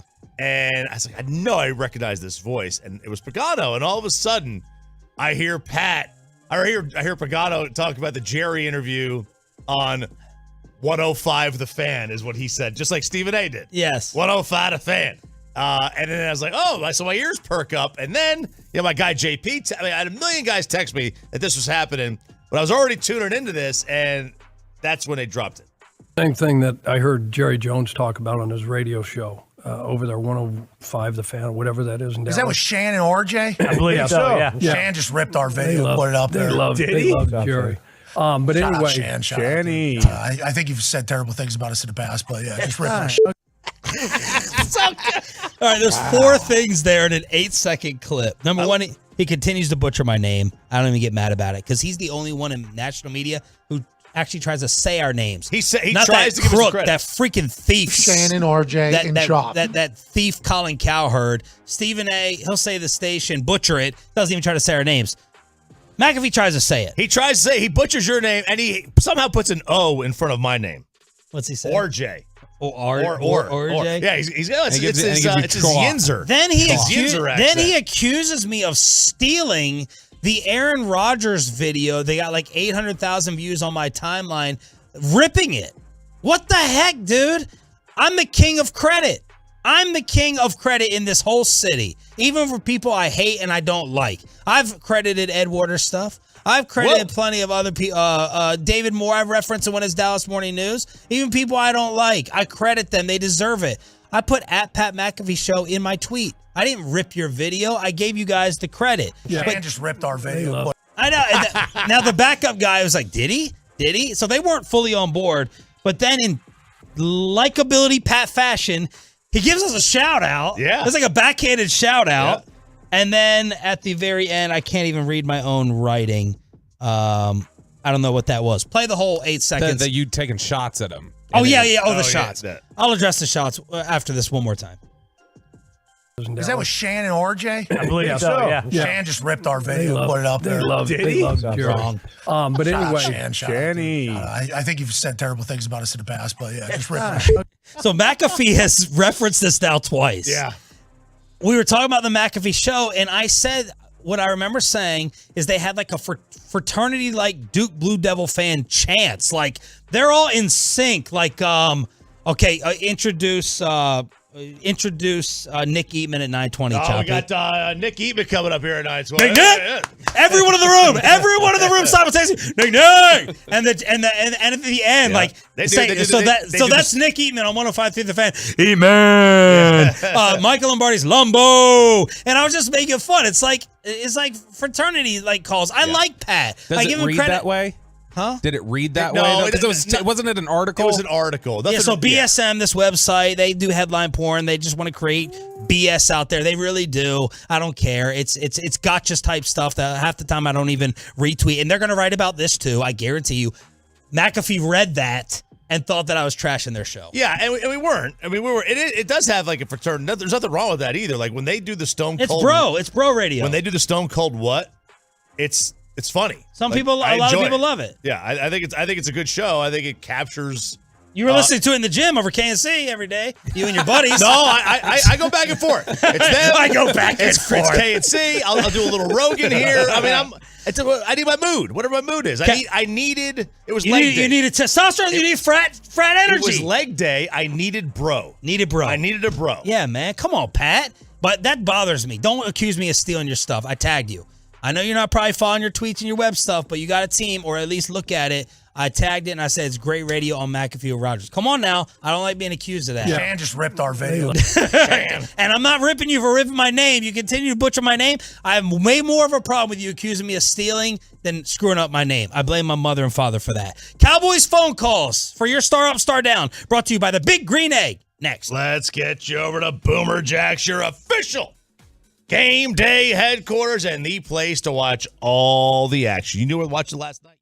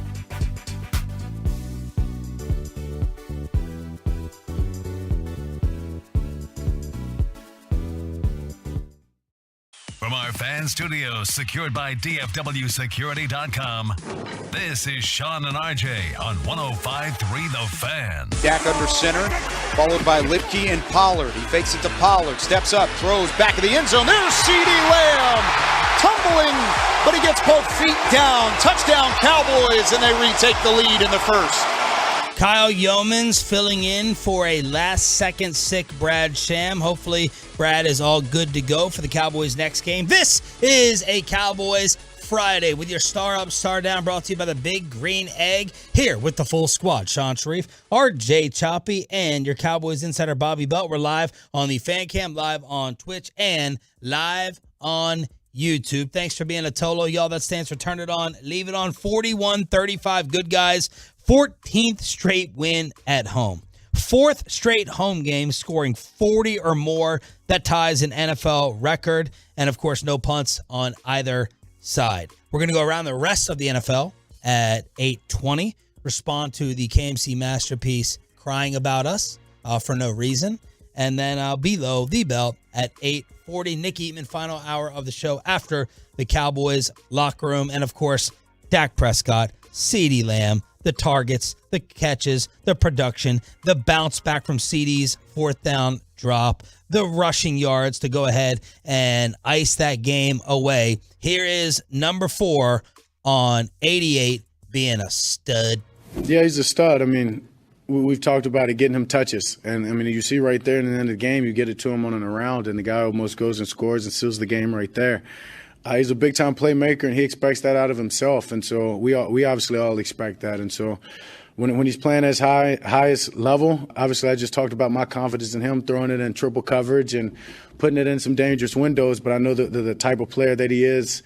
I have high expectations for him, and the standard that we've created in this offense is for him to make these plays and him to be a big-time guy. And you know what's great about CD is not only does he expect to make those catches, he wants to make that dirty block that allows the running back to get around the edge. And so selfless player, that is a big-time player, and the more that he can continue to play like that and other guys, learn from that and see that and do the exact same, this group will be special. And, of course, the internet did not forget about Richard Sherman saying that I have to be honest.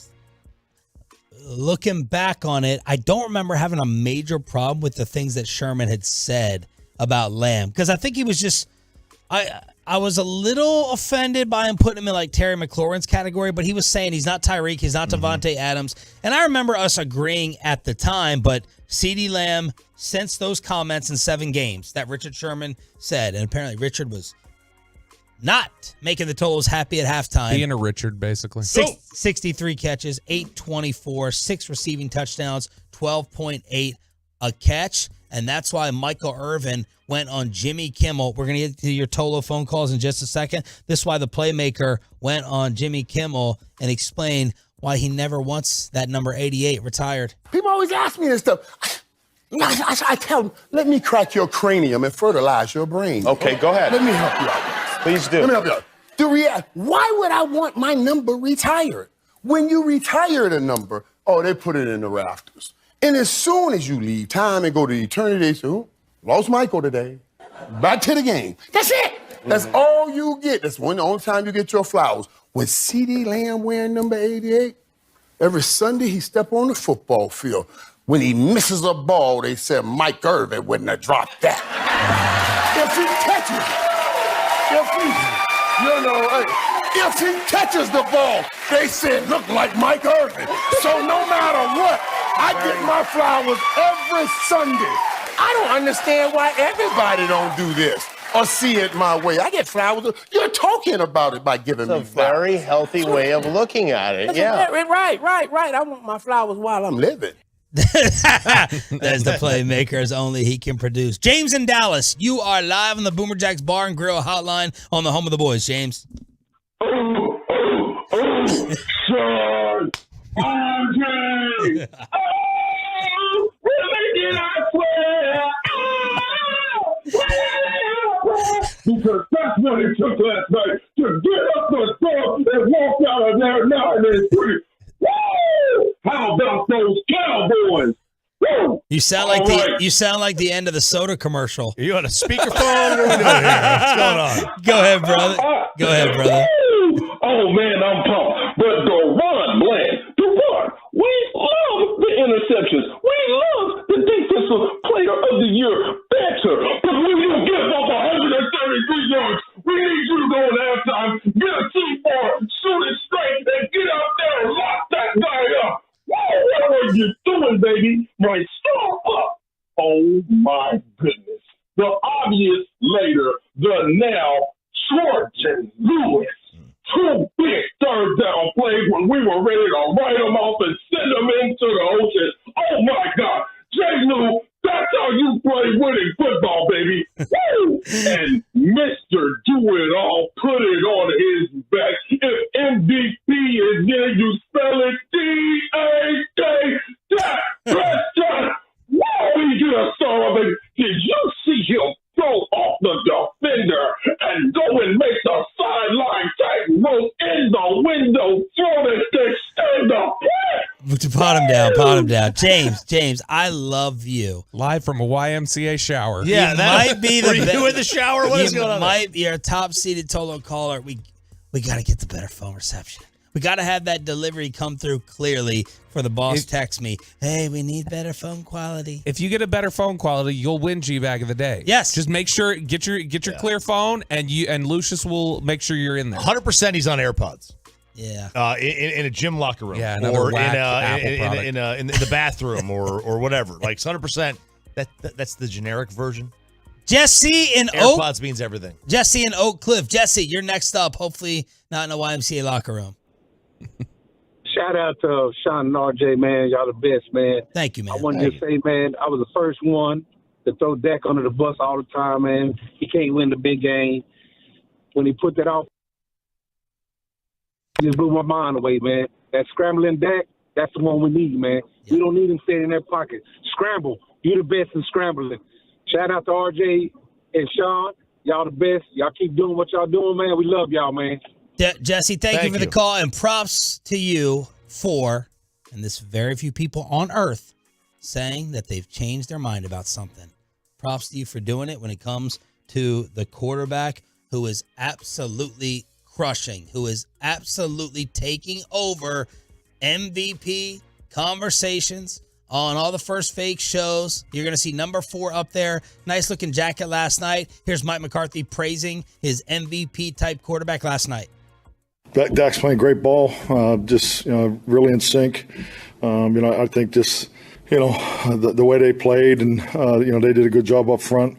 It took a while to get some of the runs going, but that's what you got to do in these games. You just got to keep banging away, and we had some big runs come out in the fourth quarter when we needed it.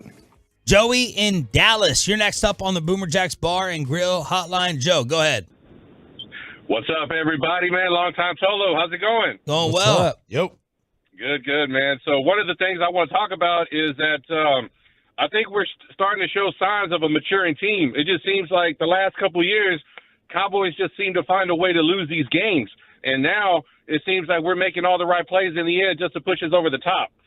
The other thing is that everybody in my household was talking about how Micah wasn't having a big impact on the game. Yeah. But to me, there's a lot of things that they don't show in the stats that he's really coming through and taking us over the top. One last thing, man, I think they're not making a big enough deal about Jimmy finally getting put into the Ring of Honor. I think that's going to be a big asset, and we're going to be able to finally break that curse and push us over the top. So we going to the bowl this year. Here we go. Here we go. Thanks for the call, Joe. So I want to know how you guys would vote after yesterday's game on whether you feel better about the Cowboys, worse about the Cowboys, or the exact same. Because after beating the Commanders and the Panthers and all those scrubs, we basically came in here and said the exact same. Better, worse, same, Bob. Well, and don't give the Eagle thing because I see your face already. Don't troll me. Give a real answer. Okay, all right. So you already know that's my answer, but I want your real answer. My real answer, not my Eagles are 8th in the power rankings answer. Gotcha. No, I last night I felt they should have beaten that team by more than they did. Like that was a bit of an underwhelming performance. What I like is down the stretch, after getting run for 3.5 quarters by that passing attack, Geno finishes the game 5 of 14. Like when they needed to stop him, they did. And so I don't think that's a heart of a champion. I don't think that's, oh my gosh, here's an indicative finding a way to win, because I think that's a BS way to win, to be honest, if you're doing that all the time. But when it mattered most, they locked in, and that's big, and they deserve credit for that. Just, you cannot play like that every week, like Philly does. Are you you defied it twice, not once but twice. Are you feeling better like that caller does about the Cowboys in these moments?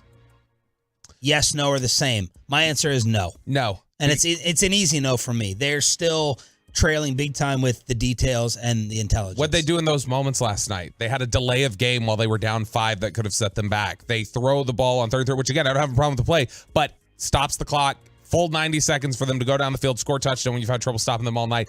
It didn't burn them last night. But the same mistakes they've made against Philly and San Francisco and other teams in years past, Seattle just didn't take advantage of. Philly and San Francisco take advantage of those things.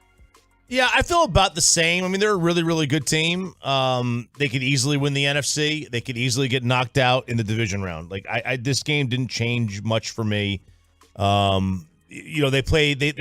went up in weight class a little bit from what they'd been. Yeah. Like I said the other day, they played the Sun Belt the last couple of weeks, and then this week they played Maryland, or some kind of run-of-the-mill K-State, Kansas kind of team, and then now they go and they play Georgia and Alabama and Michigan coming up. Charles in Grand Prairie, you're up next here on 105.3 The Fan. Go ahead, Charles.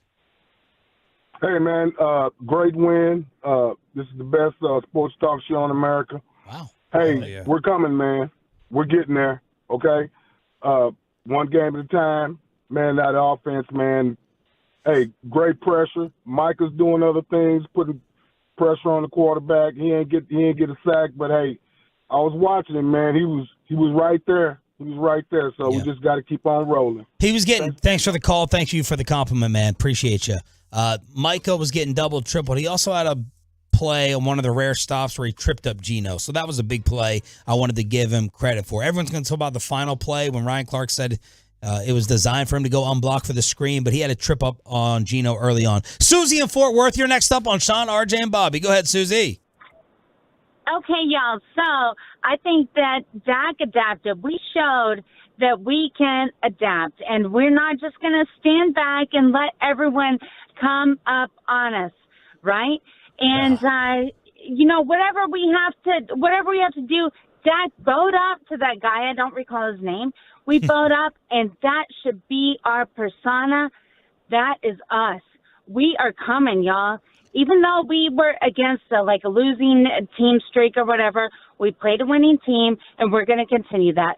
Don't come to the Star and try to disrespect us. Thank you for the call. That was my favorite moment of the game, Ferguson. That was the biggest dog moment of the year. Jake Ferguson going at them multiple times. Going to number 6, should have been helmet to helmet on Seattle. Going at Jamal Adams, and then once again proving why it was laughable that so many Cowboy fans wanted Jamal here, because he's helpless, hopeless. Oh, he's so bad in coverage after Ferguson beat him for the touchdown. Did they show Biotish on the broadcast trying to fight like 4 Seahawks by himself after the Ferguson thing?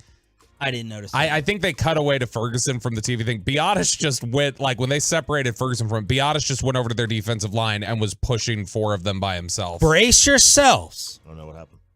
You happened. Oh. RJ Choppy is going to explain why we all need to be rooting for Philadelphia on Sunday next. Let's get you over to Platinum Ford in Terrell. It is, of course,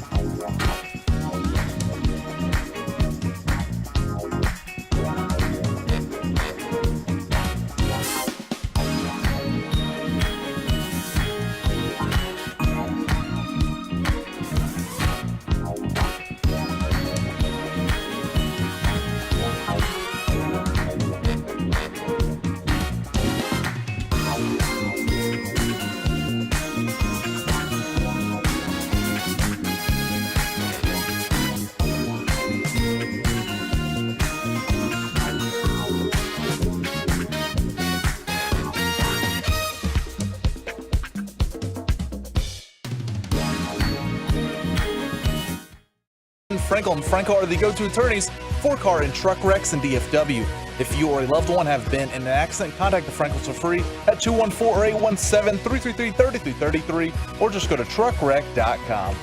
Dallas in dire need of a stop to potentially force a field goal.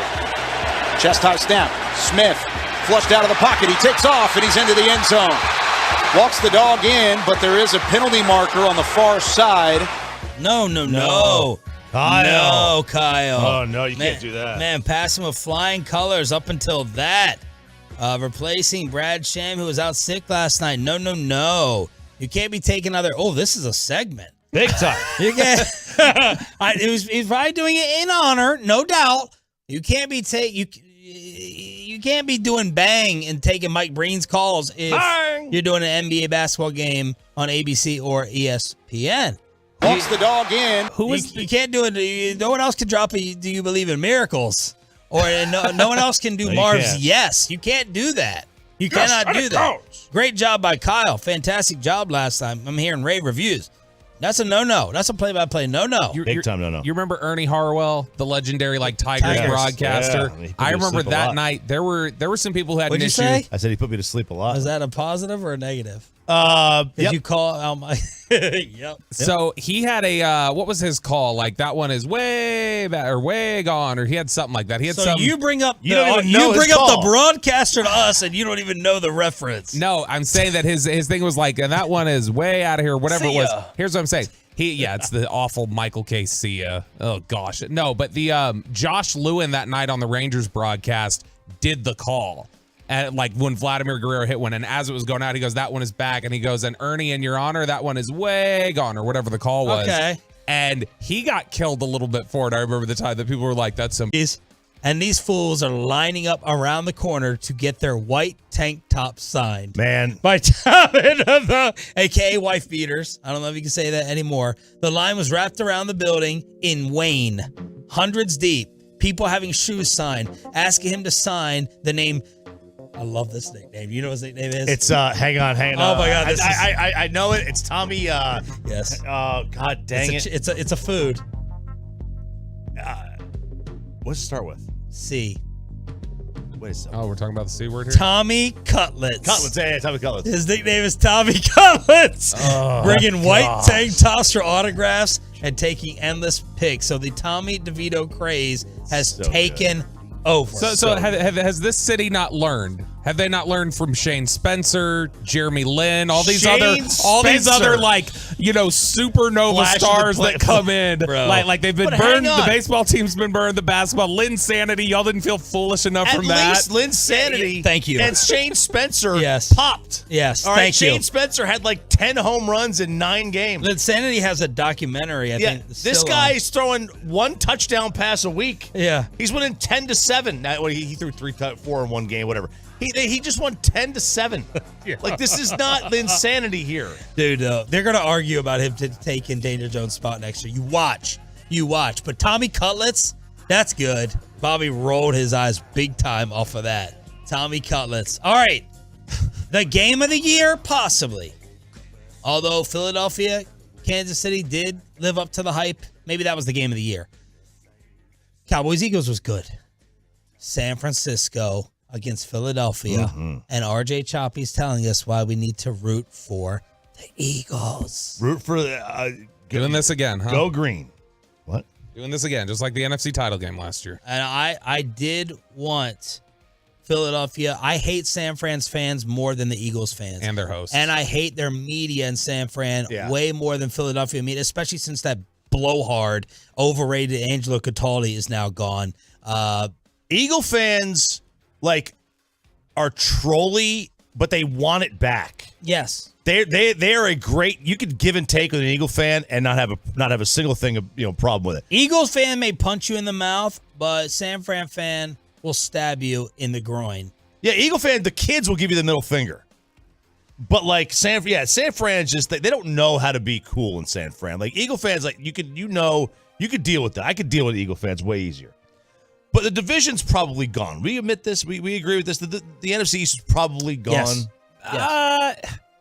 Like, is Philly the favorite? Yes, but now I mean, that Philly has gotten through 2 of the 3 stretch. San Francisco is going to be a very tough game, and then Dallas has a chance to tie it up. Now, obviously, there's tiebreakers involved, but they can be tied over the next 2 So weeks. let's just say San Fran is favored. They're favored this week. San Fran beats them. We beat the Eagles. Right. The Eagles then, after that, have a stretch of nothing. And we still have Buffalo, Miami, Detroit. Yeah. You're going to need Seattle. Hey, look, we know that Philly secondary is vulnerable, and we saw your best bet is going to be Seattle. It is, absolutely. So I'm assuming because of that brutal stretch that we have coming up, and they've already gotten through the 2 of the tougher games. Even though they were outplayed. It's fine. They still won them. Like, and they still count. Even if we win, they're still... Here's Philly's stretch, just to have all the facts. San Fran, at Dallas, at Seattle, Giants, Cardinals, at Giants. God, I hate that they do that. Tommy Cutlets, Yeah. The Giants 2 times in 3 weeks, Bobby. They're still in a better position, though. We have 3 NFC losses, and they don't have any. Yeah. So even if we tie... It's over. Even if they lose the next 2, and we both win out, we'll both only have 1 NFC East loss, and we would have 1 more NFC loss. I got to look. Is conference the next tiebreaker, or is the common opponent? Is the common opponent the next one? Because the common opponent would matter because I mean, you've got losses there. You've got the Cardinals on the schedule still, who they've lost to. You would have both lost to San Francisco. They lost to the Jets, and you beat the Jets. And in theory, if the Seahawks could beat them, that would be one that so I'd have to look. If common opponent's the next tiebreaker, you might have a shot. It's likely Philly, but I don't think it's over yet. Yeah. So the other part of this is, and this I think is more important than that, my goal here is just to avoid San Fran for as long as possible in the playoffs. Same. You agree with that? Just avoid San Fran as long as possible. I don't care how Dallas is playing. Whenever they go up against San Fran, I will be picking the 49ers. Like, the best way to do that. I'm already thinking of well, I don't know if I should say it, but a big financial hedge for that possible game where it ends up being a win-win for me either way. Against me? No, take advantage of me? against Cowboys versus San Fran. Oh, gotcha. I'm thinking of making a monster win-win for Crosstalk will be wild that day with So Bonte. there's 2 ways to avoid San Fran until you get to the conference championship game. One is they are the 2. San Fran's the 2 or 3. Philadelphia is the 1, and you're the 5. All right, and then you would get Philly in the second round. The other one is San Fran's the 1, and then you win the division, and you're the 2. And you're on opposite sides of the bracket. Now, that's probably the least likely. The most likely route is Philly gets the 1 seed, you get the 5, and San Fran stuck with Detroit in the 2 and 3 matchup. You avoid them until you get to the conference championship game, for the most part, unless there's no reseed on it. The lowest seed is going to go to Philadelphia. Which would be the Cowboys, most likely. Most likely. Now, might get an upset here. Right. You might get Seattle knock off Detroit or whatever, which could happen, and then you're stuck with San Fran. Yeah. But if you want to advance as the 5. I think you want to advance to the 5. You get the easiest route. You're going to play New Orleans or Atlanta or whatever. South winner. I'm surprised because I think we all agree at this point, home field advantage is more important for the Cowboys than arguably anybody in the NFC right now. Like, it's critical for them. So I'm surprised that any hope you'd be willing to just sacrifice in honor of, like, well, let me just avoid San Francisco. Well, I'm surprised you wouldn't be in favor of let me do everything I can to ensure I try and get that home game. I think home field is out of the question. I do too. I think it's unlikely. I don't think it's impossible. It's impossible if San Francisco loses. Right. You have Philly. You have Buffalo. You have Miami. Like, they're going to lose one of those games, maybe 2. You got Detroit. Like, they're going to lose at least one of the next 4 games. I will say, though, I would rather play 100 times out of 100. I'd rather play Philadelphia at the link than play the 49ers at AT&T Stadium. Oh, 100%. Every single time. Absolutely. That's what we're saying. So, San Fran still has to play Baltimore. They still have Baltimore on the schedule. So they might have another loss. 2 best teams in football. Lay out the whole thing. All right. So you avoid San Fran. San Fran's going to play Baltimore. We need them to be the 3 seed. It's fine if they're the 2, but we really need San Fran to be the 3. If they're the 3, like, there's a chance they go to Detroit and lose in that building. Mm-hmm. Like, there's no chance Detroit goes there and wins. Right. On grass, there's a chance Detroit's offense clicks that game. That crowd is going to be nuts. Like, there's a chance the Niners lose at Detroit. If you want to avoid San Fran, which I want to avoid San Fran more than anything. Cowboys can win in Philly. Yep. As the 5 seed. you must have been listening to the show again last week. I kind of touched on this. The San Francisco 49ers are the hurdle. We need to get Philadelphia. It is the hurdle. If San Fran can got out of the way, or you pull off the win, the Dallas Cowboys can be in Vegas with us. Yeah. So just thinking, we need San Fran to get to 4 or 5 losses. Lose to Philly, lose to Baltimore. We need to get there, so that way they're the 3. Because imagine a road, if you're the Cowboys, where if San Fran is the 1 seed, you play as the 5, New Orleans, and then at San Francisco. Your day's over. Going in, when you go to New Orleans or to Tampa or whoever, none of these guys even want to get on that airplane to San Francisco. They don't even want to try to play that game. They maybe quit, for crying out loud, in that wild card game. Imagine a road, though, of saying, I'm going to go to Philly, which is tough, but you can, and then to Detroit, a team that's never won anything. That is such a much easier route than having anything to do with the Niners. I just want to avoid the Niners. So I just looked it up here, by the way. It is the first tiebreaker is head-to-head. The next tiebreaker is within the division. It's common games before conference. So the path for Dallas, if Dallas wanted to win the division, the only way this is going to happen with them being 2 games back right now, you would need, realistically, knowing it's Giants, Cardinals, Giants at the end of the season for the Eagles, and they're not losing those, you need Philly to lose the next 3. You need Philly to lose San Francisco, Dallas, and Seattle, and Dallas wins out. That would give Dallas the division. Right, because they're 1-1 against common opponents right now. Yes. Cowboys beat the Jets. Well, the 49ers beating them would make it even. No.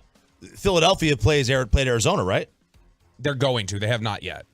All right, so they're going to beat Arizona. Yes, that's the expectation. But that's the other thing. So they'll be. We beat the Jets. They lost. They beat Arizona. We lost. Seattle is the one. Seattle's the turning point. You guys are working out the NBA in-season tournament point differentials here. That's the. Oh my God. 877-881-1053. You can't say neither. You got to pick one, just like the NFC Championship game. You want Choppy's scenario, or you want Bobby's hope with Philly versus San Fran? Peyton, who are you rooting for to win? Well, I'll phrase it the way we probably want. Who do you want to lose that game more Sunday? Philly. Got to get Philly a loss. I'm thinking division first before any home field advantage, anything. I want the division. Philly's got to lose 3 to win the division. You? Philly. I want Philly to lose. You want Philly to lose? Yeah. I would. Dallas is so different at AT&T Stadium. I want them to play. It's not going to happen. It's not going to happen. You got to balance. You got to look at your chances. You got to be realistic. I know, and what I'm saying is that if you get a chance, if San Francisco's the favorite, Dallas I think will be favorited against Philly when they come to AT&T Stadium. It's about 2 right now. The only one that you really have to say we need that one is Philly going on the road with that secondary in Seattle against that receiving corps. That's not impossible. DAK MVP and below the belt next. Let's get you over to QC Kinetics. Get you healthy and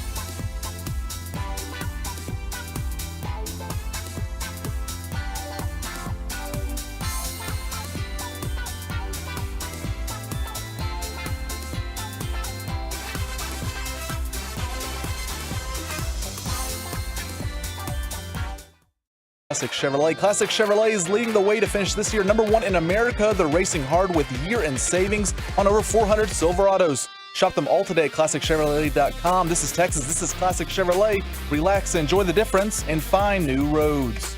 The great Bobby Belt. You ruined the morning show. Don't make me take off my belt. Don't make me take off my belt. We're not. 11:40 left to play in the second. Second and goal from the 7. Throw over the middle. It's Brandon Cooks. He was wide open. Beat Bobby Wagner to the spot, and Dak Prescott found him at the goal line for 6.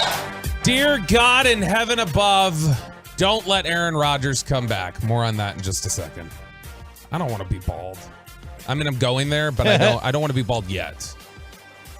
Okay, so you're ruling out doing it for Sandler's charity, even though $1,000 extra has been put on the line from Panther City and another Tolo. You just said Aaron Rodgers. You said nothing about the kids. Couple headlines from last night. Wow! Oh, baby. I do have to give a quick shout out, by the way. It's kind of a shout out and an insult. Suck it for charity. So it's perfect for Bobby. The city of Dallas screwed up my property taxes. Thank you all for that. Appreciate trusting you and everything. And my title company's trying to fix it. So they called me yesterday. Very nice gentleman by the name of Joe. And man, he was like very nice and very eager to help him, very helpful. And I was like, man, this is weird. He's like, we'll make it right. If they don't do it, we'll cut you a check. So I was like, all right, thanks, man. Take it easy. He's like, one more thing. He's like, big fan of the show. Appreciate y'all. But Bobby. All these phone calls end with, but Bobby. And I was like, I know. I'll tell him. So thank you, Joe. Shout out for listening. And I just had to relay that to you, Bobby. You got someone in the title company listening despite you. You ruined the morning show. Yeah. That's why you can never get a house and never deal with this title company. Couple headlines from last night. I didn't know Mr. Glazer owned a title company. A couple headlines from last night. No. Yahoo Sports, You're Frank gonna see Schwab. him on Sunday. I'm not going to see him. Cowboys escape with a win over the Seahawks, and maybe Dak Prescott is the real MVP. BetMGM last night after the game apparently released refreshed MVP odds. It is Jalen Hurts 1. It is Dak Prescott 2. So Dak Prescott is officially in second place. This basically comes down to, do the Cowboys win the division or not? If things keep going the way they are, barring a meltdown, if the Cowboys win the division, Dak Prescott's winning the MVP. That's where we're at this point. I would assume that's probably true. It would be interesting because would they be the 1 seed? I don't think it matters as much as just he's in a year where there's not as we said, like a blinking light candidate. The Cowboys quarterback playing as well as he is, winning a division. I mean, that's the whole reason why people are wanting to give it to Jalen Hurts right now, is that it's like, well, he's, it's the best team and he's the quarterback. He's the best player on the best team. You kind of give it to him by default. That's where we're at with this. Where's Tua on that list? It doesn't say. It just says that he's second after. He's been high up there. He really has. I've been surprised that Tua remains that high for MVP. Here are the odds I got from Bet Online before last night's game. Hurts 3-2. Hurts. Jalen Hurts. Then Mahomes. Dak was 6-1 before last night. He was 50-1 on November 7th. Then Lamar. Then Tua. Then Purdy, McCaffrey, Josh Allen, Stroud, Trevor Lawrence, Tyreek Hill. Who was having a better year, RJ Choppy? Jalen Hurts or Dak Prescott? Let me nail you down. No, Dak's having a better year than Jalen Hurts. Okay. Because Bobby and I were surprised while you were out that, Jalen was just, without hesitation, a lot of places being named as the favorite for MVP. And we're like, okay, we get he's in the mix, but, what? No doubt favorite? Really? Yeah, I don't think he's I mean, he is the favorite. I don't know that he should be the favorite. But, I mean, Dak and Brock Purdy, I mean, the QBR for Dak is much better than Hurts. Dak's DVOA is higher than Hurts. I think Purdy he would be my guy right now. He's right there. That's number 1 or 2 in QBR, number 1 in DVOA. To me, he's having the best year. I'd have Purdy as the number 1 guy for the season. This is not just we keep talking about since week 6 and everything else. We're just talking about for the season at this point. Dak Prescott ranks number 1 in passing touchdowns. If those are counting numbers and you want to go a little bit deeper, Dak Prescott is number 1 in QBR. He's number 1 in raw QBR. He's number 1 in pass EPA in the NFL. Second in total EPA behind only Josh Allen. Josh Allen, with all the running, obviously gets a little bit bigger one. Man, but Josh Allen, Josh Allen's having an amazing year. They're wasting Allen's prime. Sean McDermott is completely wasting Allen's prime. Josh Allen is 3rd in QBR. He is 4th in efficiency and per play efficiency, which is the DVOA stat. He is having an amazing year, and they are. Everyone is saying what a bad year he's having. If anybody watched that Eagles game and you didn't leave that blown away and impressed by my boy's ability, Josh Allen, you're just trying to be a hater. You're a fool. You know who was quiet in that game? He was a Diggs.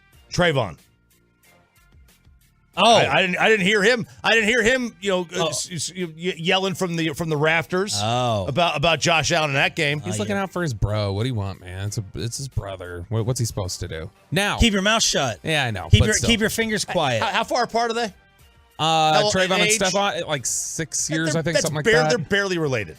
So I'm like 11 years apart from my sister. I don't even know her. So that's just on the season, right? Like that's for the season. Dak is near the top in all these passing categories. If you look at it since week 6, which is when this run really started, 21 touchdowns now, 2 interceptions since the San Francisco game. In that stretch of time, his passer rating is 18 points higher than the next passer, which is Brock Purdy. He's got a 121 quarterback rating. Purdy's got a 103. That's second in that time. During that time, he's got 21 touchdowns. Next closest is Herbert with 13. His completion percentage, 70.5% in that time. Adjusted net yards per attempt is a yard higher than anybody else in the NFL, which is an absurd number. He has been absolutely locked in, and this is the best he's ever played. This is why, if you look at it, the betting odds basically reflect Dallas's odds to win the division. That's essentially the same as, at least going into last night, I think Dallas was plus 700 to win the division, and Dak was like plus 750 to win the MVP. It was a lot like Bo Nix and Michael Penix and the Heisman. Whoever wins the conference is probably going to win the Heisman. I think the same thing is in play here. I think there's a couple of guys that could throw a wrench in it. I think Tua can, and then Purdy can as well. But, these next few games, because all those numbers for Dak are the top. So his EPA, his QBR, his adjusted net yards per attempt are all number 1, either number 1 or number 2. And the other stat that doesn't line up with that, the DVOA stat, is much lower. He's like 6th. And the reason for that is if all those numbers are high and then that one is low, it's because your competition has been poor because it doesn't they adjust for competition. That'll catch up. The Cowboys' competition numbers will catch up over the next 3 or 4 weeks because they're going to be playing 3 division leaders in the next 4 weeks. I would vote Dak over Hurts and Mahomes right now. Also, I want to take back my keep your mouth shut comment to Diggs. I'll stick with keep your fingers quiet. That was harsh. I don't want to be harsh on a Friday. I retract half of it. Look at growth. I'm voting for Dak over Mahomes and Hurts right now. Mahomes is interesting because he's not working with much. You would still vote. Tyreek is still your MVP though, right? I would right now give it to Tyreek. Where would Dak stand behind Tyreek? Probably second. Okay, I got to look at Purdy's numbers more closely. If they win the division, let's say, because they could win out and they could lose the division. Dude, I don't care about the division. I know. Give me. The voters do. I don't care. I'm talking about my vote. Give me 11 wins, and you deserve the MVP just the same. So that's my opinion. If your numbers are that much better, well, and that's what I'm saying. If they let's say they win out, and during this stretch of really tough competition, Dak continues to play the way he has. Yes. That he's 3 touchdowns, 300 yards every time, and he finishes this year with 40 touchdowns and 8 picks, and he's crushing all these pass numbers. Is there a level that he can play that obviously for you guys, I think you'd feel like, yeah, he should be the MVP, but the reality of what the voters do you think there's a level he could play at that would so separate himself from the rest of the pack that the voters would give him a pass on being a wild card I think he'd have team? to be 10 touchdowns above the next guy. I think that'll be that's my simplified gap. He'd have to be 10 touchdowns better than Hurts, Purdy, or Tua, Mahomes. My opinion. It is the best that we've seen him play. This stretch here is the best that we've seen him play. CeeDee Lamb, Todd Archer had these quotes from CeeDee Lamb from earlier this week talking about how Dak plays in the face of criticism and all the, hell that he catches from people. He says, some of the stuff, I've said it plenty of times, he deals with so much criticism. It's insane. He has a bad game. Oh, my God. It's all kinds of stuff. It's upsetting. I get it, and I'm not just saying that because he's my teammate, but as a person in general, he has to put his phone down. He has to lock his phone at some point. Nobody wants to see that all day. So this is something that in recent weeks, we've seen this tide turn. I honestly think that the Aaron Rodgers comments, which you rightfully attributed to the Pat McAfee show and fairly attributed in your tweet, I think that the Aaron Rodgers comments are honestly one of the best things that could have happened for Dak's national perception. That it helps people go, oh, like we get the KJ Wrights who go, we wanted Dak to beat us. Dak stares down guys. It comes with some power when Aaron Rodgers sits there for 2 minutes and explains with his big football brain, like, hey, this is exactly how good this dude is. And I think it's really helped the conversation. I love this quote from Dak last night. People can say what they want, but I have the pen and I have the paper. So I'm the one doing the writing. It's pretty good. Woo! That's Very good. Quote. Very good quote. Did you see your NFL MVP, Sean, Tyreek Hill? The solid act he did? Choppy, love this. Chop, why don't you say this? The Tyreek Hill photographer. Do you know? Yes, the photographer guy, the camera guy that the NFL is trying to fire. This is Kevin Fitzgibbons. I've never seen that name, but Kevin Fitzgibbons. So this was like week 6. Tyreek scores a touchdown, goes over to this camera dude who the backstory on this guy is he was like 17. He started to do stuff on social media. He parlayed that into photographing people and slid in his DMs on Instagram like, hey, can I shoot your workouts? And Tyreek's like, yeah, come on out, man. So he developed this relationship with Tyreek. So Tyreek and him are like buddies. And he calls Tyreek one of his best friends, or if not his best friend. And Tyreek scores a touchdown. He runs over to this kid, grabs his phone, puts it on selfie mode, does a backflip, and the kid's like all jumping up, hooting and hollering. Because he's working for the NFL. He's photographing every Miami Dolphins home game. He's a student at the University of Miami. Well, the NFL up and suspends this kid for the rest of the year. Maybe forever. They may have banned him for good. He didn't hand Tyreek his phone. Tyreek took his phone. And Tyreek is like, man, you got to get he didn't have anything to do with this. I just took his phone. That's my guy. They called him Fitz or whatever. Yep. That's my guy. So that's the story here. And this is like, nice to move. This is it's an entertainment business. And all that happened here was entertainment. People don't love the NFL just because of the football. They love it because of the football and the gambling and the entertainment aspect and the flair and the fact that it's an event. No and fun league. The NFL forgot it was an event on this day. Yeah, and Tyreek Hill with the solid move, though, of, all right, I'm going to pay this guy's salary through the rest of the year. So Tyreek is actually taking responsibility, feels like this is his fault. He's paying for it and is shelling out the cash for his salary. Finally, a good PR move for Tyreek. I mean, he's trying here. And then last note here before we go, I am going to have to shave my head, I think. And I don't know what it is. I don't know if, like, Aaron Rodgers never tore his Achilles and they lied about it, or they created some sort of, like, modern, man, the stock for whoever, Pfizer or whatever, is going to plummet as soon as Aaron Rodgers takes the field again. Is that because he's going to prove he knows everything about modern medicine? As he's saying he might be back before Christmas Eve. He's saying anything's possible. December 24th has always been the target date. I might be back sooner. So Aaron Rodgers is absolutely committed to playing in this calendar year, which means on the air I get my head shaved bald. Did you tell your wife yesterday? Yeah. And? She wasn't happy. You didn't record it? No, not that one. She was not happy. I didn't think to. I should have. If I would have thought of, I would have. She knew it was a bet? She knew it was a bet, so she wasn't so mad, but she was like, why'd you say that? And I was like, she'll be happy, just like all the other improvements you've made since you started this show. It'll be a good thing. Trust me. The Texas school that will pull the biggest upset this weekend, according to our college football degenerate RJ Choppy, with all the betting on the pigskin that you need over the next few days. Next. Let's get you over to Zero. Let's get your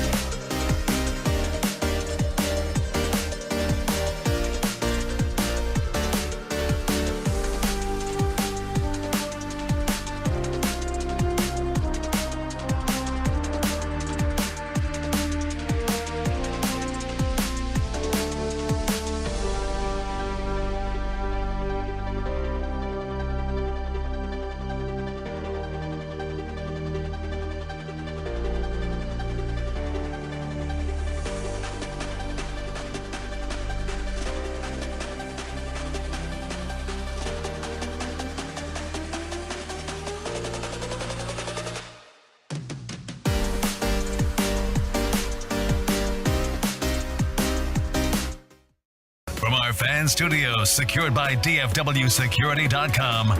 This is Sean and RJ on 105.3 The Fan. Here's the ball game for Seattle. 4th down and 2 from the 50. 3 receivers right, all 3 of their targets to the right. Smith rushed by Parsons. He couldn't get it away. It was at the foot of DJ Dallas, and the Micah Parsons pressure forces an incomplete pass, and Dallas will hold on to win it at home. Final hour fist pump time, live on the Fan Cam, Twitch, and YouTube. We got the entire squad here. Sean Sharif, RJ Choppy, and our Cowboys insider Bobby Bell. What a way to start off your week. Tired, but it's worth it after the Cowboys shootout win over the Seattle Seahawks last night in Arlington, 41-35. Before we get to RJ Choppy's college football preview for the conference title games, his NFL degenerate picks as we go around the NFL. Bobby, you found some reporting from the Washington Post on the Mavs sale. New York Post. New York and Post. This is their headline. Mark Cuban is a reputable paper. Yeah. maybe grooming Sheldon Adelson's son to run the Mavericks by the time he's 30. 20-year-old stepson of Sheldon Adelson. His name is, what would you say Matan is? Matan? I don't know. Matan? Yeah. Matan, yeah, maybe. I did find out. I did. Google says it is Adelson. Adelson, okay, fine. Adelson, a Stanford graduate who once worked as an intern for the Mavericks and recently joined the ranks of basketball team owners with the purchase of a club in Israel, is apparently, according to sources, the guy that in the next 10 years or so, they view it as this is the guy that Cuban is going to be kind of showing the ropes to and eventually handing things off to whenever he's done with basketball operations. Because clearly when the Adelson family, whenever Mark does walk away, if they still plan to own this team in 10 years, they're going to need somebody in place. So maybe sort of like a Stephen Jones succession type plan that is being put in place. The other interesting note here from them, they said that sources tell the New York Post that Cuban is keeping roughly a 20% stake in the Mavericks. So I guess he ended up off-putting about 80% of the team, it sounds like. God. Yeah, that, look, the Mavericks are, without question, have the richest ownership group in town. That was it. Brad Townsend had that yesterday. He had the Mavericks owners, the Dumont and Adelson families combined have more money than the other 3 owners in town. Wow.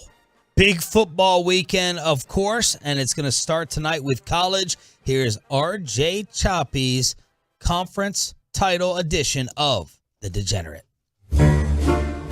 Just like in the NCAA tournament, we save up all our money for this. And we come down here for this weekend, baby. I'm almost going to bet every single conference championship game. There's only one game that I need you to get right, that I really disagree with the spread, and I need to know that you're on my side. Okay. On it. I like UNLV plus the 2.5 against Boise State. I like App State plus 5.5 against Troy. I like Georgia minus 5.5 against Alabama. Strong. I love SMU plus 3.5 against Tulane. 85% of the money is on SMU, including an $80,000 bet on SMU. SMU should be, according to the computers, a 3-point favorite. They're a 3.5-point dog. You're getting a 6-point delta there. You're getting free 6 points according to the computers. And I also like Washington plus the 10 against Oregon. It's up to 10 now. That's way too big a spread. I am floored. Now, I will say this. Every time there's been a rematch and the point spread is above 7, they've covered in the history of the conference championship games. But I don't get this at all. I know Washington's played like dog butt for the last 6 weeks, basically since the USC game, and they didn't play that well in that game. I don't understand this one. This is a monster line. They got Oregon as a bigger favorite than Georgia over an Alabama team that barely got by Auburn? I don't get it. But it also gives you pause because it makes you go, okay, what do they know that we don't? What do they have a beat on that makes them put the spread this large? Did you see this Iowa-Michigan thing that people are calling like the craziest odds of all time? The Iowa football team with their offense. Oh, this offense is abysmal. Yeah. Iowa reaches new low as sportsbooks dare gamblers to bet on Hawkeyes scoring just 1 point versus Michigan. Yeah, because the over-under is so low, right? It's like 36. Michigan's got a really, really good defense. And so does Iowa. Iowa's got a great Iowa's defense, they're talking about this being like at one point a historic defense. Corn-fed D, man. Iowa won a game this year without running a play in the other team's side of the field. They've set the over-under. It was at 35.5, so they're basically saying it's going to be 29-6. Iowa's first half team total over 0.5 is currently listed as even money. That may be the wildest betting line that I've ever seen in my life from Jared on Twitter. It's insane. I don't know how Ferentz has kept this job. He nepotized his own, is that word? His own kid sure. into the OC role to the point where the administration had to put a points total on him. They had to tell him how many points he could score throughout the entire year. They're 10-2, and they're dead last in total offense in college football. Dead last. Yeah. They're averaging 18 points a game. They're the only team to average less 250 yards per game, less than 250 yards per game. They trail the next sorriest offense by nearly 25 yards. And that's what Vegas is doing, disrespecting the offense like that. A couple people were saying SMU's backup quarterback is playing. Yes, he is. I think it's a good thing. They got a Stone Age quarterback as their starter. By the way, Cedric O'Connor has passed away. 93 years old. The first female Supreme Court justice. Breaking news here on 105.3 The Fan. NFL. Detroit. By the way, we got the SEC championship tomorrow at 2:30. Georgia, Bama, and then the Big Ten championship tomorrow night, 6:45, Iowa, Michigan. Sunday, wow, we're going to have Chargers, Patriots, and then 49ers, Eagles. So SEC title game and Big Ten tomorrow, and then Sunday, NFL doubleheader, Chargers, Pats, 49ers, Eagles, with the Patriots getting flexed out of Monday Night Football for the first time ever. How about that? First team ever to get flexed out of Monday Night Football, and it's the Patriots. You could have put money on that one at one point. All right, let's go to the NFL. Detroit -4 over New Orleans. Why? This is an NFL first. We have the most profitable quarterback in NFL history against the least profitable quarterback in NFL history. Nobody has covered more spreads than Jared Goff. Ooh. Nobody has missed more spreads than Derek Carr. Wow. And it's a wild day. Take Detroit -4. New Orleans can't get out of their own way. Jacksonville -8.5 against Cincinnati. I think that number's entirely too low. It's a home game for Jacksonville. Cincinnati has nobody under center right now. And I like the Chargers -5.5 against New England. It'd be stunning if Brandon Staley could play a game that isn't decided by 3 points. But I think they're going to find a way to do it. The only way New England can stay within 5 is if they score 10. And I don't think they can. So there you go on the NFL side. I'll put this on social media at RJ Chop. Deion Sanders somehow wins Sports Illustrated Sportsman of the Year. Everyone confused over that. Primetime was in Arlington last night. The entitlement of Nick Saban with your college conference continues, RJ, as he's just like, it'd be a crime. It'd basically be a sports crime if we don't get anyone in out of the SEC. Be disrespect to the conference if there's not an SEC team represented in the CFP. Yeah, I don't think the committee would. We've only had one time where a one-loss Power 5 conference champ did not make the Final Four, or the playoff. It's only happened one time. I don't see that happening, especially the SEC. I don't think that's going to happen. And I don't think it should happen. I think Florida State, we don't even know. Is their quarterback out? Are we sure about that? We don't know. That was talked about yesterday. We're talking about the backup out. The backup is, you don't know. I mean, the backup.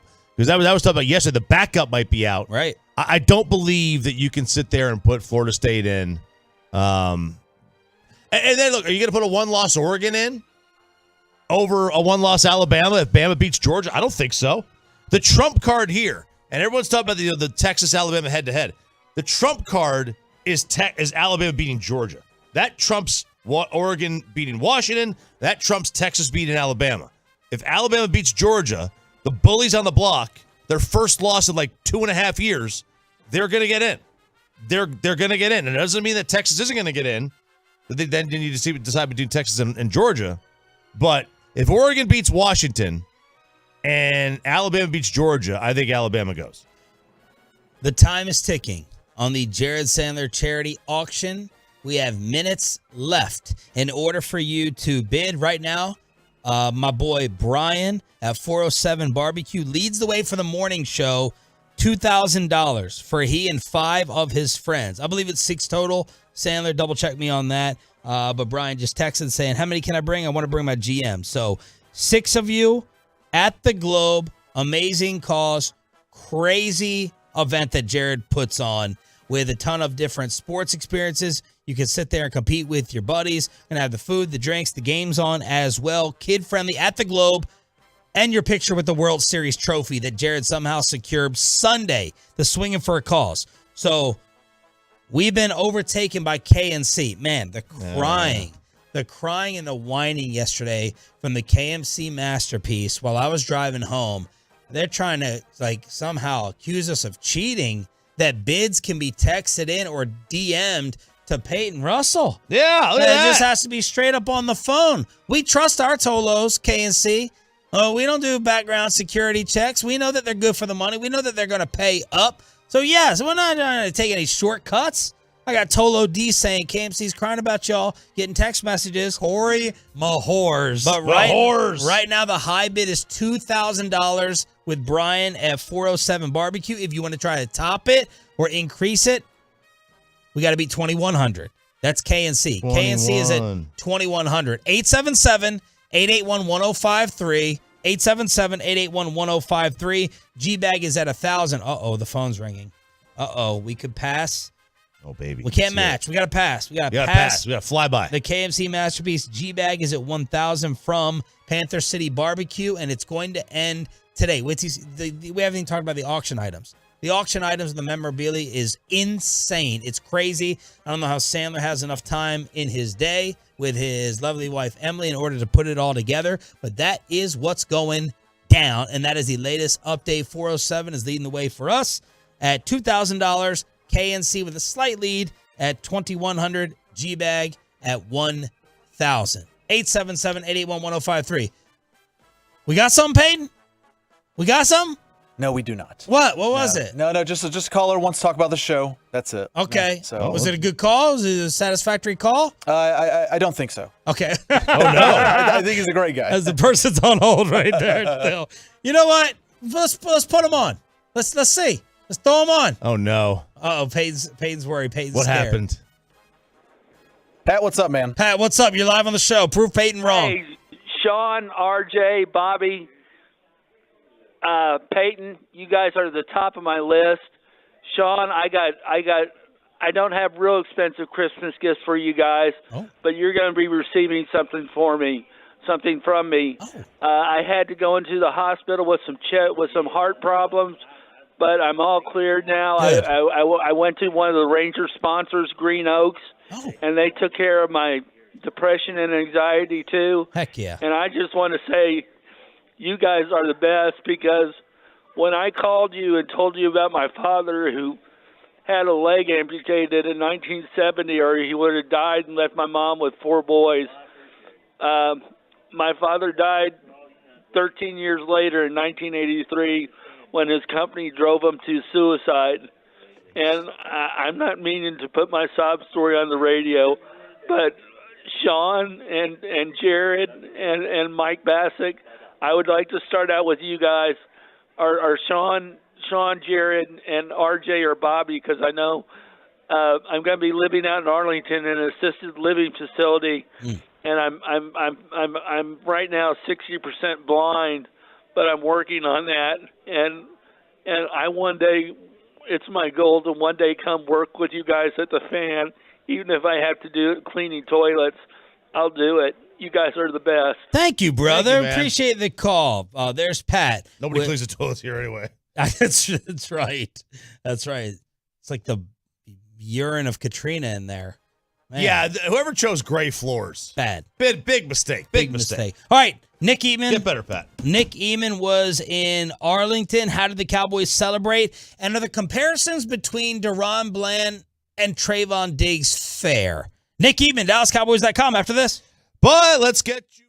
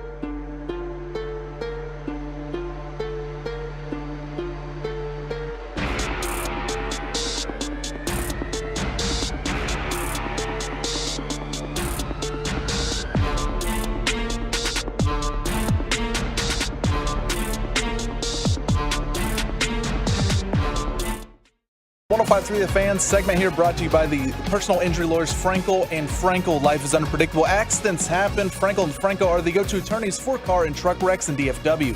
If you or a loved one have been in an accident, contact the Frankels for free at 214 or 817-333-3333 or go to truckwreck.com. Belt tie snap. Prescott with plenty of time. Lofts it end zone. Jake Ferguson.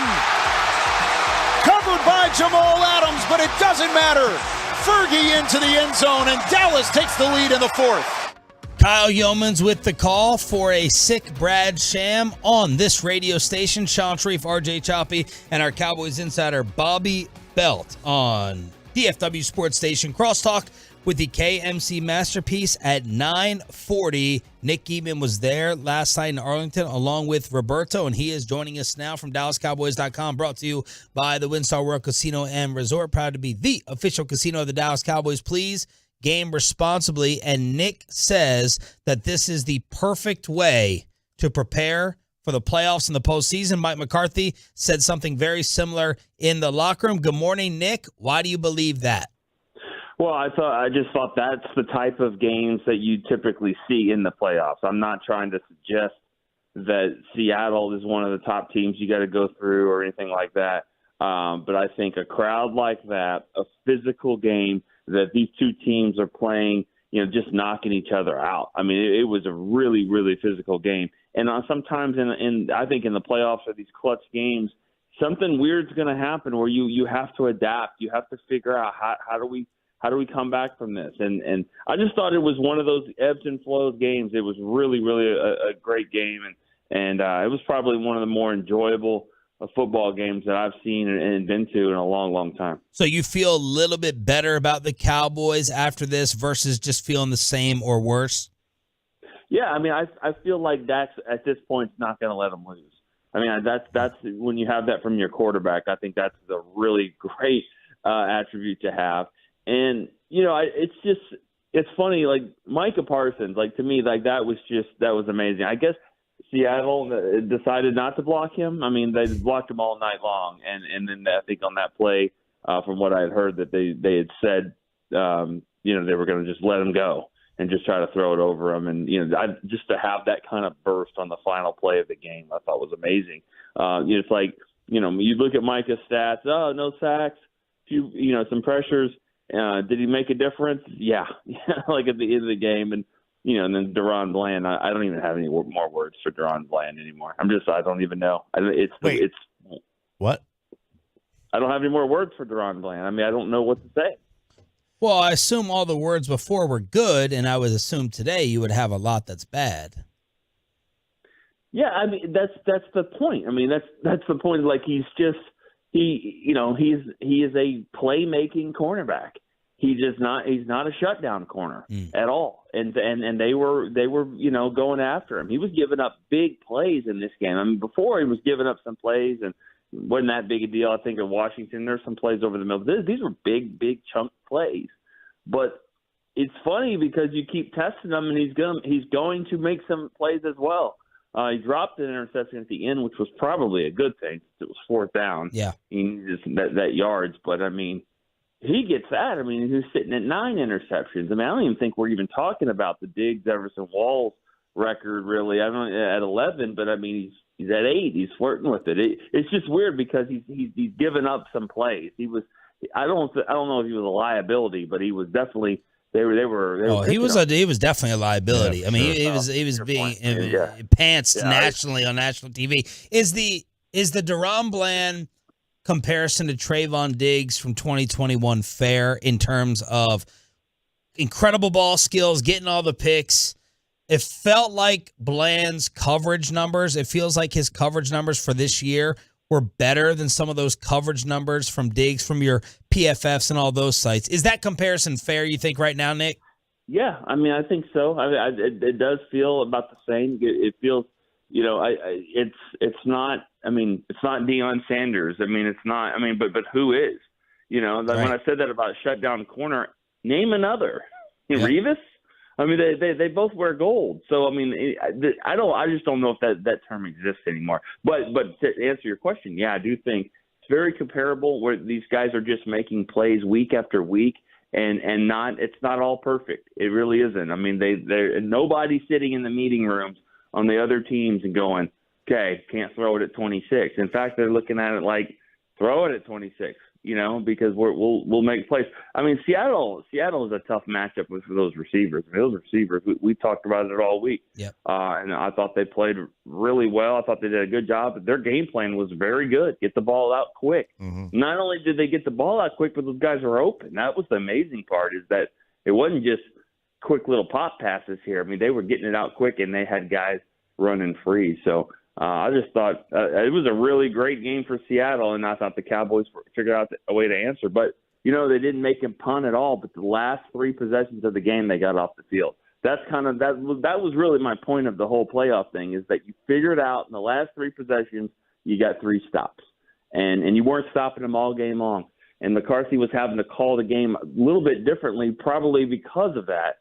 And but it ended up working. Nick Eatman joins us here, 105 through the Fan. Okay, so go to those McCarthy calls. Take us through which ones you liked, which ones you didn't like.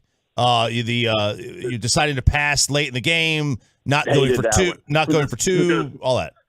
Yeah, for me, I hated the one at the end of the game just because I feel like you almost can cut the clock in half by running it. And if I can get 2 or 3 yards there, if I don't get the first, go for it again.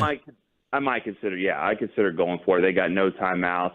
You could put the game away with a yard or two, and if not, they got to drive it down there. So I would have done that. I hated that pass. That just shows the confidence they have in the play calling and Dak and things right now. But the one that's tricky is when you're down 8 in the third quarter like that, not going for 2. I sat on the fence on that one. When it was 3 minutes to go, I'm like, I think I would have tried to tie the game.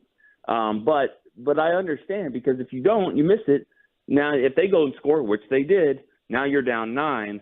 So it kept them sort of in the game, but I also would have kicked the field goal, I think, when they were down. They got the interception by Bland. I thought that was just a gift possession, so why not just take 3 points for it? Would have been a 48-yarder. Yeah, and here we are saying, just take the 3. I've been around long enough to know there's some kickers that there's no guarantee on anything. So just to say, hey, take the easy 3 on the 48. And he's getting close to that upright. I don't know if you guys are seeing that. Oh, yeah, he is. He's really flirting with that upright. But, he's steady. 4 more field goals for him. But I don't know. I mean, I kind of would. What were y'all's thoughts on that? I mean, Choppy, you're big on the analytics stuff too. The going for 2, not going for 2 right there. I don't know. I mean, I was really on the fence on that one. I probably would have gone for 2. I didn't have a problem with the other ones. The interesting one after the Bland pick, they had scored on every possession prior to that, and they had gone 60 yards at least on every possession prior to that, and they only went 8 there. I think they just thought their offense was rolling, nothing could stop them. And if and that was not an easy drop. If CD, I mean, they converted, like CD just dropped it. True. And then both of these guys agreed with going for it on 3rd and 3. They just didn't like the pass. They didn't like the play call. Yeah. I'm more conservative. I'm a little more conservative with you, Nick. I'm back to leaning a little bit more towards taking the points. Like field goal before halftime. Now, I wasn't thinking that Seattle was going to blow up like that offensively. I thought the Cowboys were going to get more stops, but I was fine with getting a point, extra point versus the 2 point, and I would have considered running twice like you to evaporate the clock at the end. And one more thing, and it's easier to say this after the Cowboys win and stuff like that. It's still one of the worst officiated games I've seen in a long, long time. And if you're going to throw it, throw it. Don't wait for them to about to break the huddle on the next play to throw it. The late calls. I thought the worst ones of the game were the ones that favored the Cowboys, honestly. It was so annoying. Everyone in the press box was just annoyed by it. And it's like, that's not pass interference or that's not whatever. But they were consistently bad, in my opinion. Nick, we've talked a lot about, who have the Cowboys played? Or that's been a big narrative, nationally, is that the Cowboys haven't played any quality opponents. This is probably the strongest opponent they've gotten a victory over to this point of the season. But was there anything about this game last night that gave you, outside of just the context of this particular game, was there anything about it that gave you pause for this gauntlet they're about to go through over the next 4 games? Like, hey, this is a real concern over these next 4 weeks. Yeah, and it hasn't changed, Bobby. It's the fact that when you're going up against multiple teams with multiple weapons, especially in the passing game, more than 2, 3. I mean, Philadelphia's got 2 great wide receivers. One of them is one of the best in the league. But San Francisco's got, I don't even know if they're receivers or runners or they're both. I don't even know what they've got, but they've got a bunch over there. And it's tough. It's tough to cover them all. And the Diggs injury, even though Bland is playing like he's playing, I remember thinking way back then, when you're facing teams like this, do you have enough guys to match up with these weapons? And so that's the one that I think it's concerning to that point, because you are going to face teams that have multiple guys in the passing game that can hurt you. But I thought it was very similar to what Philly did with Buffalo. I think people think Buffalo's better than their record. I think Seattle looks better than that record. I mean, you are what you are. I get it. But it was that type of game where, you're at home, but you still having to fight for your life here. And they figured out a way to do it. They figured out a way to win. So I thought it was a really good win. It wasn't the best team you're going to face, but it's the type of game that, like I said, is going to get you ready for the playoffs, because Seattle was hitting them right in the mouth and the Cowboys were coming back. I thought Jake Ferguson was huge, not just the way he caught the ball, but the way he answered. Those guys were hitting him. I mean, when he walked up on number 6 or 2, whoever tried to hit him there, and he basically just said, "You're little. I'm going to walk over you and say first down." And then, of course, Jamal Adams, which I roll on him, but anyway, it was a great game, because we've seen the Cowboys lose those type of games, and they looked like they were going to. And they found a way. And number 4 is just playing out of his mind. He's just unbelievable right now. Nick, let me throw out a possible excuse for the defense, because you've covered this stretch of games for 20 years. Do you think that fatigue could have kicked in here, 3rd game in 13 days for both teams? In your experience covering the Cowboys in these stretches, is that a factor, or they're used to it? I think that if it is, then it's a factor for Seattle as well, because they did it right, and they gave up a lot of points too. So yeah, I mean, if you're going to say that, I think that's fair, because both teams couldn't force the other one to punt ever. So yeah, I mean, it's a legitimate excuse, and it would be a good one for both sides. But I just think the Cowboys are having a hard time, matching up with receivers like that. I mean, there's not many teams that have multiple receivers like that over 400 yards. Now they're probably a lot of them over 500 yards. And it's hard. It's hard to do that. I mean, this rookie, Jackson Smith and Jigba, I mean, he's going to be really, really good. He had a couple of really nice plays in the game. So I just don't know if the Cowboys have enough corners, secondary depth to match teams like that. That's what's scary about going up against Philly and the 49ers. Fantastic as always. Enjoy your day and your weekend. Nick Eatman, thank you. All right, thank you. Nick Eatman, brought to you by the WinStar World Casino and Resort, proud to be the official casino of the Dallas Cowboys. Please game responsibly. We have breaking Shohei news. Do I trust Bassick? Now, this is Bassick's crosstalk. This is make or break for Bassick today. If Bassick is as sloppy and off as he's been the past 2 or 3 weeks, we're taking crosstalk away from Mike. So let's see if Mike has it buttoned up together like Mike McCarthy and his offense. Will he make the Mike McCarthy change? With Shohei breaking news, crosstalk with KMC is next.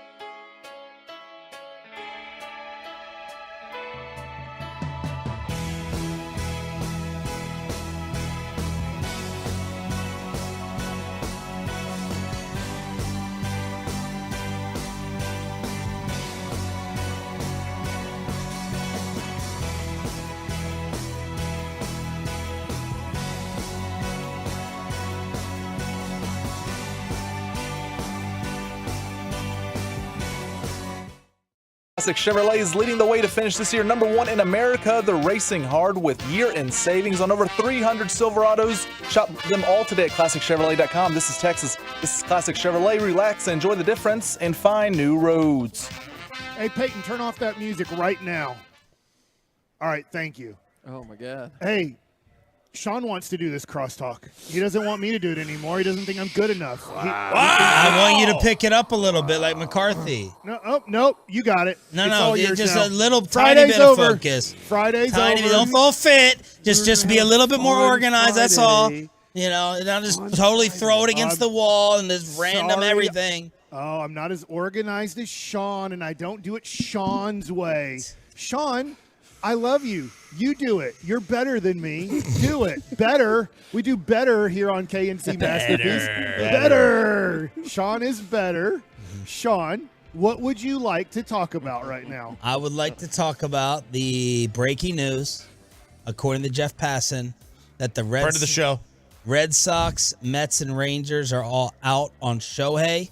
Will turn their attention to other free agents. Dodgers, Cubs, Blue Jays, and Angels are among the teams still bidding. What do you guys think? I mean, I'm disappointed. I'm calling you Mike. I'm calling you in this commercial break. Oh no! You'll know why. You'll know why. I'm calling you in this commercial break. I'm disappointed. I'm not like upset because, I mean, you could use. There's a lot of things you could do with $50 million a year. You know, you could get, two quality pitchers for that. You know, so like it's not the worst thing in the world. I would have loved to have had him. I'm with you, Choppy. I think that this is going to be tough because now I've heard, I can't remember who I heard it from, but Ohtani would like $600 million. So in what you're saying is the 12 for $600 million is kind of probably what he's going to get. And I guess the Rangers don't want to do that, and I'm fine with that. I understand. The other thing, too, is I'll throw this to Kevin because he understands this maybe more than I do, but I do think the uncertainty of the TV money that the Rangers are going to get or not get now, next year, the year after that, I think the TV situation with Bally's is a little bit tougher to figure out what the revenue is going to be for the Rangers in the near future. I mean, you think about it from the perspective of if Diamond is going to negotiate a discount of, let's say, $10 million, or if they're going to say you're out and you have to default to MLB, you're talking about probably losing between $22 and $33 million just for this year. And that's a hefty, that's a Jordan Montgomery right there. Not to mention if you were going to make a run at Shohei. So I definitely think that has made an impact on this. I'd much rather trade for Dylan Cease and Tyler Glasnow. I mean, I think you get yourself not instead of Shohei. Like, you know what I mean? Like, I think you build your team, you make your team better by getting a lot of players than just the one dominant piece. Because we've seen Anaheim have the two best players of this generation, and I mean they struggle to win 80 games. I'm with you. That's the way baseball is. That's why you can have really low ratings for a World Series. We talked about it yesterday. In the NBA, it's impossible to make the NBA Finals without a superstar on your team, or almost impossible. And so you're always going to have two superstars in the NBA Finals facing off against each other. In the World Series, you can have two somewhat random teams, very good teams. But you're like, where's the superstar in it? Well, baseball isn't driven by a superstar. It's driven by good baseball teams. So that can hurt, in your ratings at times when the Diamondbacks and the Rangers make it. To your point, Choppy, of trading for, I guess right now with the market so open, I guess I would rather just sign a couple of free agents and not have to give up farm pieces to go get guys that would fill Jordan Montgomery's role. Just go get Yamamoto, man, right now, from what I'm reading and what I'm seeing. And I think, Corey, you've watched a lot of Yamamoto kind of games. Like, it looks like pretty dominant stuff, and he's 25 years old. Yeah, he's fun to watch pitch, man. He has some stuff that really tails in, throws 95. He has a very casual approach. But I am curious about this, Mike. If they don't go get a Jordan Montgomery? Do they want to go get back and get a Jordan Montgomery? I don't why know. not bring And that dude back? That's the TV money that I don't know. If you kind of have the report of the Rangers are gonna try to add, but add lightly in the pocketbook. I'm just wondering how much this TV situation is dealing with the budget that they have in the upcoming few years. The other thing, too, is, the Red Sox just gave up on Shohei, too, right? And they're in on Yamamoto. We heard that name, so that could get stolen very quickly. I wonder if Passan, and he's not furthering this, Sean, is that are the teams that are out on Shohei just going to go really hard after Yamamoto this next week? Because he has 35 days to sign, and he's about on day – I'm guessing here day 17 or 18. And if you're looking for a pitcher, don't you think a lot of these teams, if the $600 million number is true, don't you think a lot of these teams are like, hey, we can get a pitcher that we think is just as good pitching as Shohei, if not potentially better, for 1/3 of the price? And without the age and injury / surgery concern. Right. Sure. Yeah, we have one double Tommy John guy right now in Jacob deGrom that you're rehabbing for the end of 24 or the beginning of 25. So old Max. Yeah, but at least Jake's Tommy John lasted 15 years. Shohei's lasted 4. True, and that could be a concern, right? And maybe the Rangers did have plans on saying, "What if we used you as a closer?" And they got word back. I'm throwing this out. I have no clue about this. But what if Shohei and his agent are like, "No, we are starting, but we're only starting once a week." And the Rangers are like, "Hey, that makes it tough on a championship team to only have a once a week starting pitcher." Isn't it nice though? After you win the championship, you can sit back and it's like having money at a restaurant, and you're like, I can have that if I want. If I want it, we can have it. I don't feel like whereas before you're going in there, I hear you, searching for the chicken on the menu. I hear you, man, because it's and now we can pass on Shohei, and we're like, we don't need it. Let's look at the lamb. Let's look at the lamb over here. Man, the winning though. You mentioned the NBA, Bash, where you can't win a title without a superstar. So the NBA, the better team wins an average of 80% of the series. For baseball to have the same number where the better team wins 80% of the series needs to be 75 games. They figured that out. It's wild. Wow. That's why having the best player doesn't matter, man. It's just have a deep team that doesn't make mistakes and try to fight your way. That's what Houston did. I mean, Houston had guys who weren't high strikeout guys. They didn't have the highs and the lows. They just kind of, nickel and dime their way to a couple of ALCS and championships, and they banged their way too. You're very fortunate you do have a lot of this team back, and so the additional pieces to it are almost luxuries to add to it, and feel like this could be another run at it because we know what the core actually is. The core's winners. Well, this is probably my last crosstalk to ever leave. Oh, no. Sean. Is that a year? Did we make it a year? I think so. I think so. Wow. Sean, how come you don't like my unorganized chaos? I normally do. It's disorganized. I normally do. The last 2 weeks, though, I felt like we had zero direction. The numbers have come in. No direction. No direction. Yeah, we got. And he wants one direction. We try to catch. Yeah, you want one. He's a big 1D fan. Well, you should read the text to me to complete the week for Bobby here after Dak's night, Mike. Hey, McCarthy's getting the most out of this quarterback ever. Great quarterback. This is awesome. Coach. Yep. Love him. Friday morning, 6:30. Thanks to Black Rifle Coffee. That's great. Here's one of my last topics because I know you guys were talking about Deion a lot. Yeah. Here's my opinion. I do not think Deion Sanders coaches more than 2 more years in college football. Ooh. I think he's only doing this for his sons. I don't think he really wants to have the life of a college coach. It is not fun. It's a nightmare. It is a grind. And you talk to, I can talk to college baseball coaches about the recruiting that you have to do to really be a successful coach. Recruiting is more important than actually coaching. Yeah. It is in a weird way, recruiting is more important than coaching your sport. And that's why sometimes really good coaches are horrible in college because they don't want to put in the 12 to 14 hours a day in recruiting that you have to do. And Deion's never recruited a quarterback in his life. He recruited his son. Well, that's not recruiting. It's like, son, you're going to play for me. I do want to play for you. I just don't think he really wants to do the college coaching. He loves coaching his sons.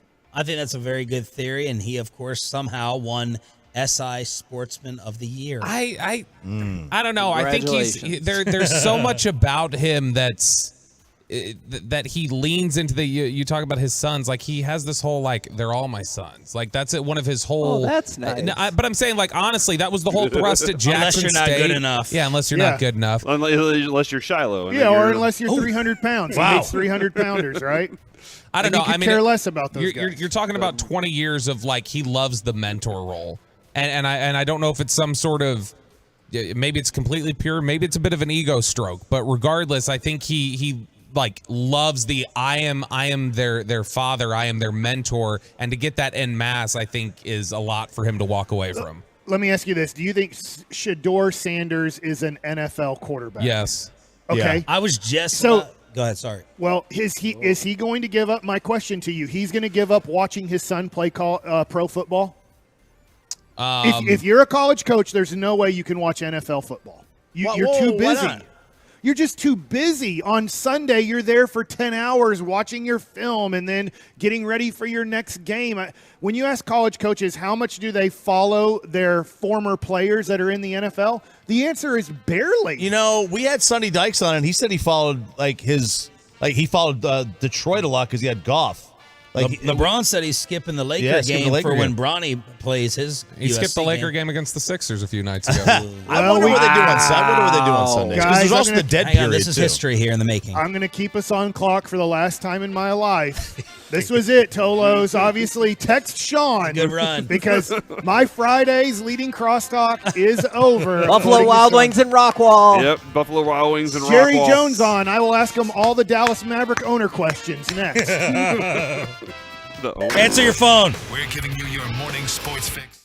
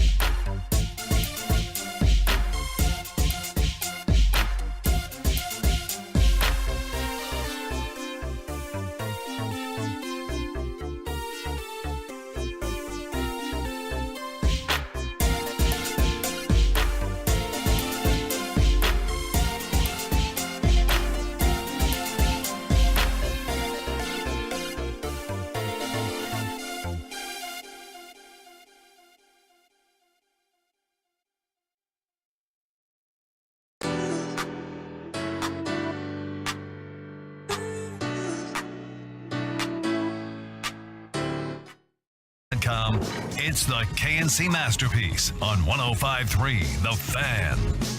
KNC Masterpiece right here on 105.3 The Fan. We're live at Buffalo Wild Wings in Rockwall, 951 East I-30. If you want to come and see us, I know your map app is going to tell you they're not open until 11 o'clock. They are open right now just for us. So come on out, Buffalo Wild Wings in Rockwall. We're having a Cowboys party today, or we'll still let you be mad if that's what you want to do. Can we still celebrate the Mad Rangers about World what? Series? Mad about the Stars? Yeah. What are you mad about today? Because they lost in overtime? Mad that you can't relive that World Series? Well, I guess you can. I can do it every day. Single day. I can close my eyes and hear Eric Nadel say it, and then I relive it. Or maybe we can just play it for you just at play some it. point. Yeah. Not yet. So there are lots of good reasons to enjoy Friday today. It is also a shout-out Friday, 877-881-1053 in the truckrec.com text line. And it's December, so that means you can start putting your lights up and your Christmas decorations. Oh, we will get to that at 12:20. Cowboys put their lights up. They lit up Seattle. You get it? Do you get the correlation thing I did there? I heard it, Mike. You didn't have to explain that one, actually. Yeah, I think that's how you have to do it for a Marconi, though. I think you have to explain. Woo!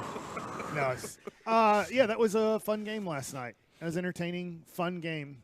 So what I'm curious about from the people this morning, I want to know the vibe is, are you more pumped about this Cowboys win or worried about what's happened to the defense? I'm more pumped about the win. Okay, let's go. go. Because you needed that. Yeah. The Cowboys defense is something that they definitely need to clean up, and I'll definitely ask Jerry here in a little bit because there were 3 major meltdowns in that game from that defense. 3 major meltdowns. And I'm not even counting the 73-yard touchdown to open the game for the Seahawks. I'm talking counting about when they scored touchdowns on 3 straight plays. Yeah. And then there was a whole bunch of things. Yeah, that was a little awkward too with all those flags. But I'm counting the drive that they got before they got the drive to go into halftime, and then right out of halftime they had 2 big time meltdowns there, and then another one shortly. They scored like 6 touchdowns, but only 1 counted. Luckily at the end of the half, I was like, how many times they actually scored a touchdown a whole bunch of times? But what I want to highlight the most though is Ferguson. That dude's attitude all game long was, you're not getting after me. There was a series, Kevin, where he had 3 straight plays where he was going back and forth with Frank Clark, and Frank Clark was doing everything he could to get into his head, and Ferg was like, nah, dude, I'm here tonight, and you better be ready to deal with me. He was the man last night. Well, I hear what you're saying, and I'm thinking of this as it was an individual game, and maybe I'm wrong about this. I'm happy they won, but it was – am I worried about the defense? Well, I guess so a little bit, but it was an individual game. If you watch the Seahawks play Thursday night on Thanksgiving, you'd say their offense is horrible without cussing, okay? But then their offense was great yesterday. It was an individual game. Does that mean Seattle's offense is now great? No. Does it mean they're probably as bad as that San Francisco game? Probably not. Maybe it's just a matchup situation. Did they learn something from the San Francisco game, or did they just see we can expose Deron Bland all night? I just think that that happened. I just think that it was an individual game. The Cowboys came out on top. Yes, there are things to be excited about. There's things to be worried about in the future, but it doesn't mean the Cowboys are going to play bad defense the rest of the way. Maybe they will, but I don't think that game is like, oh, the defense is bad. There were moments, Kevin, I think it was 28-20 was when I said, and there's another series where the defense looks completely overmatched and out-energied. And out-energied is not a real word, okay? But they looked like they didn't. They look like they didn't have that level, that next place to go to. But then they did it late in the game whenever it was time to make those plays, to make the big stops. They had those. And I don't know if it's because they were not having the energy earlier or if it was Dak coming over to the defense and saying, y'all need to wake the F up because it's time and we need y'all right now. We've been doing our part. And they did. They did their part to get back in it offensively, get up on it, and then they said, all right, defense, you need to make your plays late. And I will say the defense did step up late, right? They stopped them on 4th down, and then they stopped them to win the game. It was the most crazy press conference thing that I heard, and I think Geno Smith was telling the truth. They intentionally wanted Micah Parsons to not be touched, and within 1 second be in Geno Smith's face. And they needed the running back, Dallas at that point, right? Yeah. They needed him to line up on the left-hand side of Geno for a right-sided screen play. So they needed him to get across Micah, unblocked, do not touch him, and then get across that, get open for a lane to pass to, and hope that all the Cowboys also rush the passer tremendously. Which I know it didn't work, but Mike at least is going to get there in 1 second. But at least I understand and I appreciate that they laid out what they were trying to do. I know it didn't work, but at least I did like that they gave us their thought process behind. Here's what we were trying to accomplish. It's really stupid. It's Well, like that's me cool. throwing the ball down the middle to Barry. It's like, yeah, man, I think that down the middle is going to be the thing he least expects at this time. And then what did he do? He hit a home run. Yeah, that was what happened there.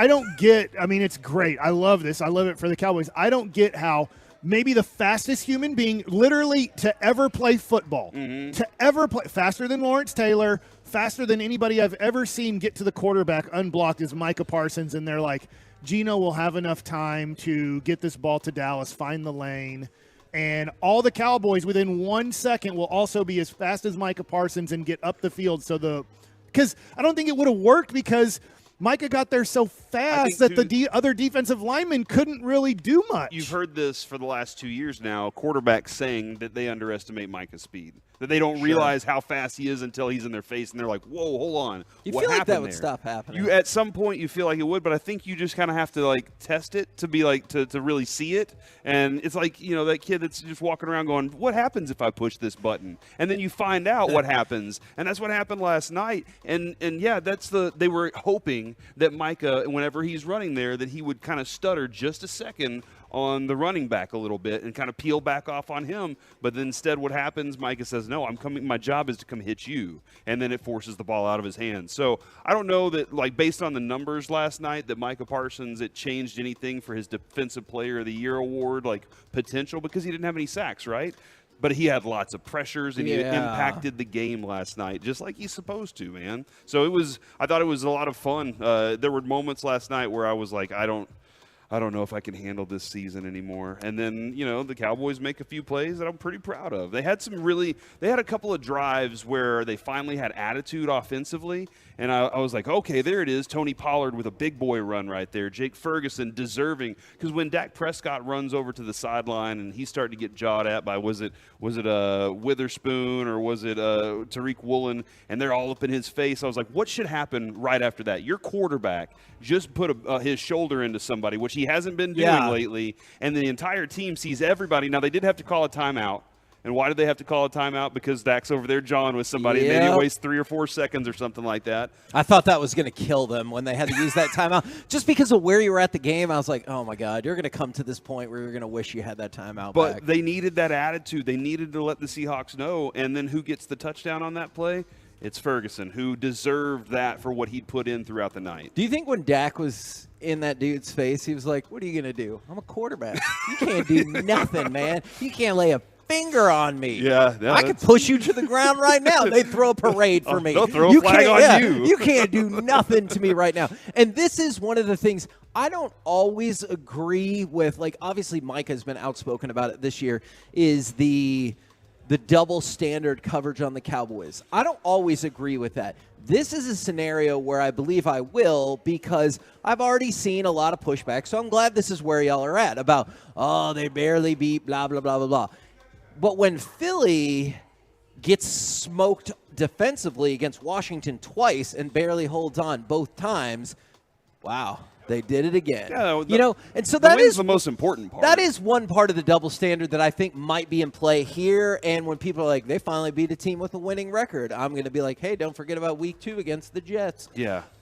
And now they get an extra few days to rest before into they that go Philly play Philly. game. So this is a positive thing to come off the win and still have a plan and get your guys some rest as you're moving along here. And they're 9-3. Mm-hmm. That is pretty good. They're 9-3, and they won the 4 games that everyone's like, well, you need to win these next 4 games. All right, well, they did. Mm-hmm. And so now you go into Philly, and let's see what you got. Look, that'll tell us a lot. And they locked up the 5 seed at worst. That's what they did yesterday. Agreed. So now you don't have to worry about falling to 6 or 7. You're in the playoffs, and worst case scenario, you're the number 1 wild card team. That being said, I know that they would like to win out and have hopefully some tiebreaker situations or whatever go their way and be the 1 or 2 seed. Because if they win out, I think there's a good chance they would be the 1 seed. So I'm happy with the win. I know we got to go here to break, but I'm happy with the win. It was a fun game to watch. Are there concerning things on the Cowboys? Yes. Do I think it's the death of the Cowboys because they gave up 35 points? It's an individual game. To me, it doesn't mean this was one game. When was it? 42? I guess the Philadelphia game. They gave up a lot of points against Philadelphia. Mm-hmm. So maybe they will. Maybe the next 4 games they average giving up 35 points. But I don't think so. They have some things to work on, but they have a lot of good things to build on. We're the KNC Masterpiece right here on 105.3 The Fan. We're live at Buffalo Wild Wings in Rockwall. Yes, they are open if you want to come and join us. Coming up next, what football game are you most looking forward to this weekend? Because, man, there are a lot of options. 877-881-1053. We'll do that next right here on The Fan. Take your Turn It On, Leave It On fan experience everywhere you go with our Odyssey app.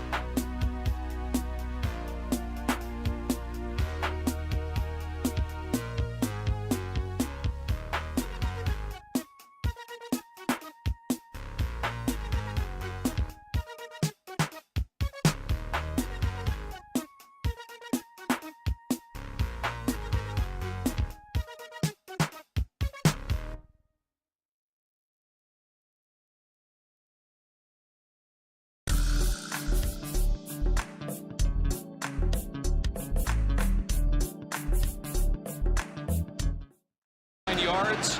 And they got stopped several times in the red zone and had to settle for field goals. Otherwise, he might have 40 points right now. Keelan Robinson on the return. There he goes. Robinson inside the 40. They finally get a chance. Everybody breaks the tackle. And Robinson looking back at the defender. Touchdown, Texas. 95-yard return.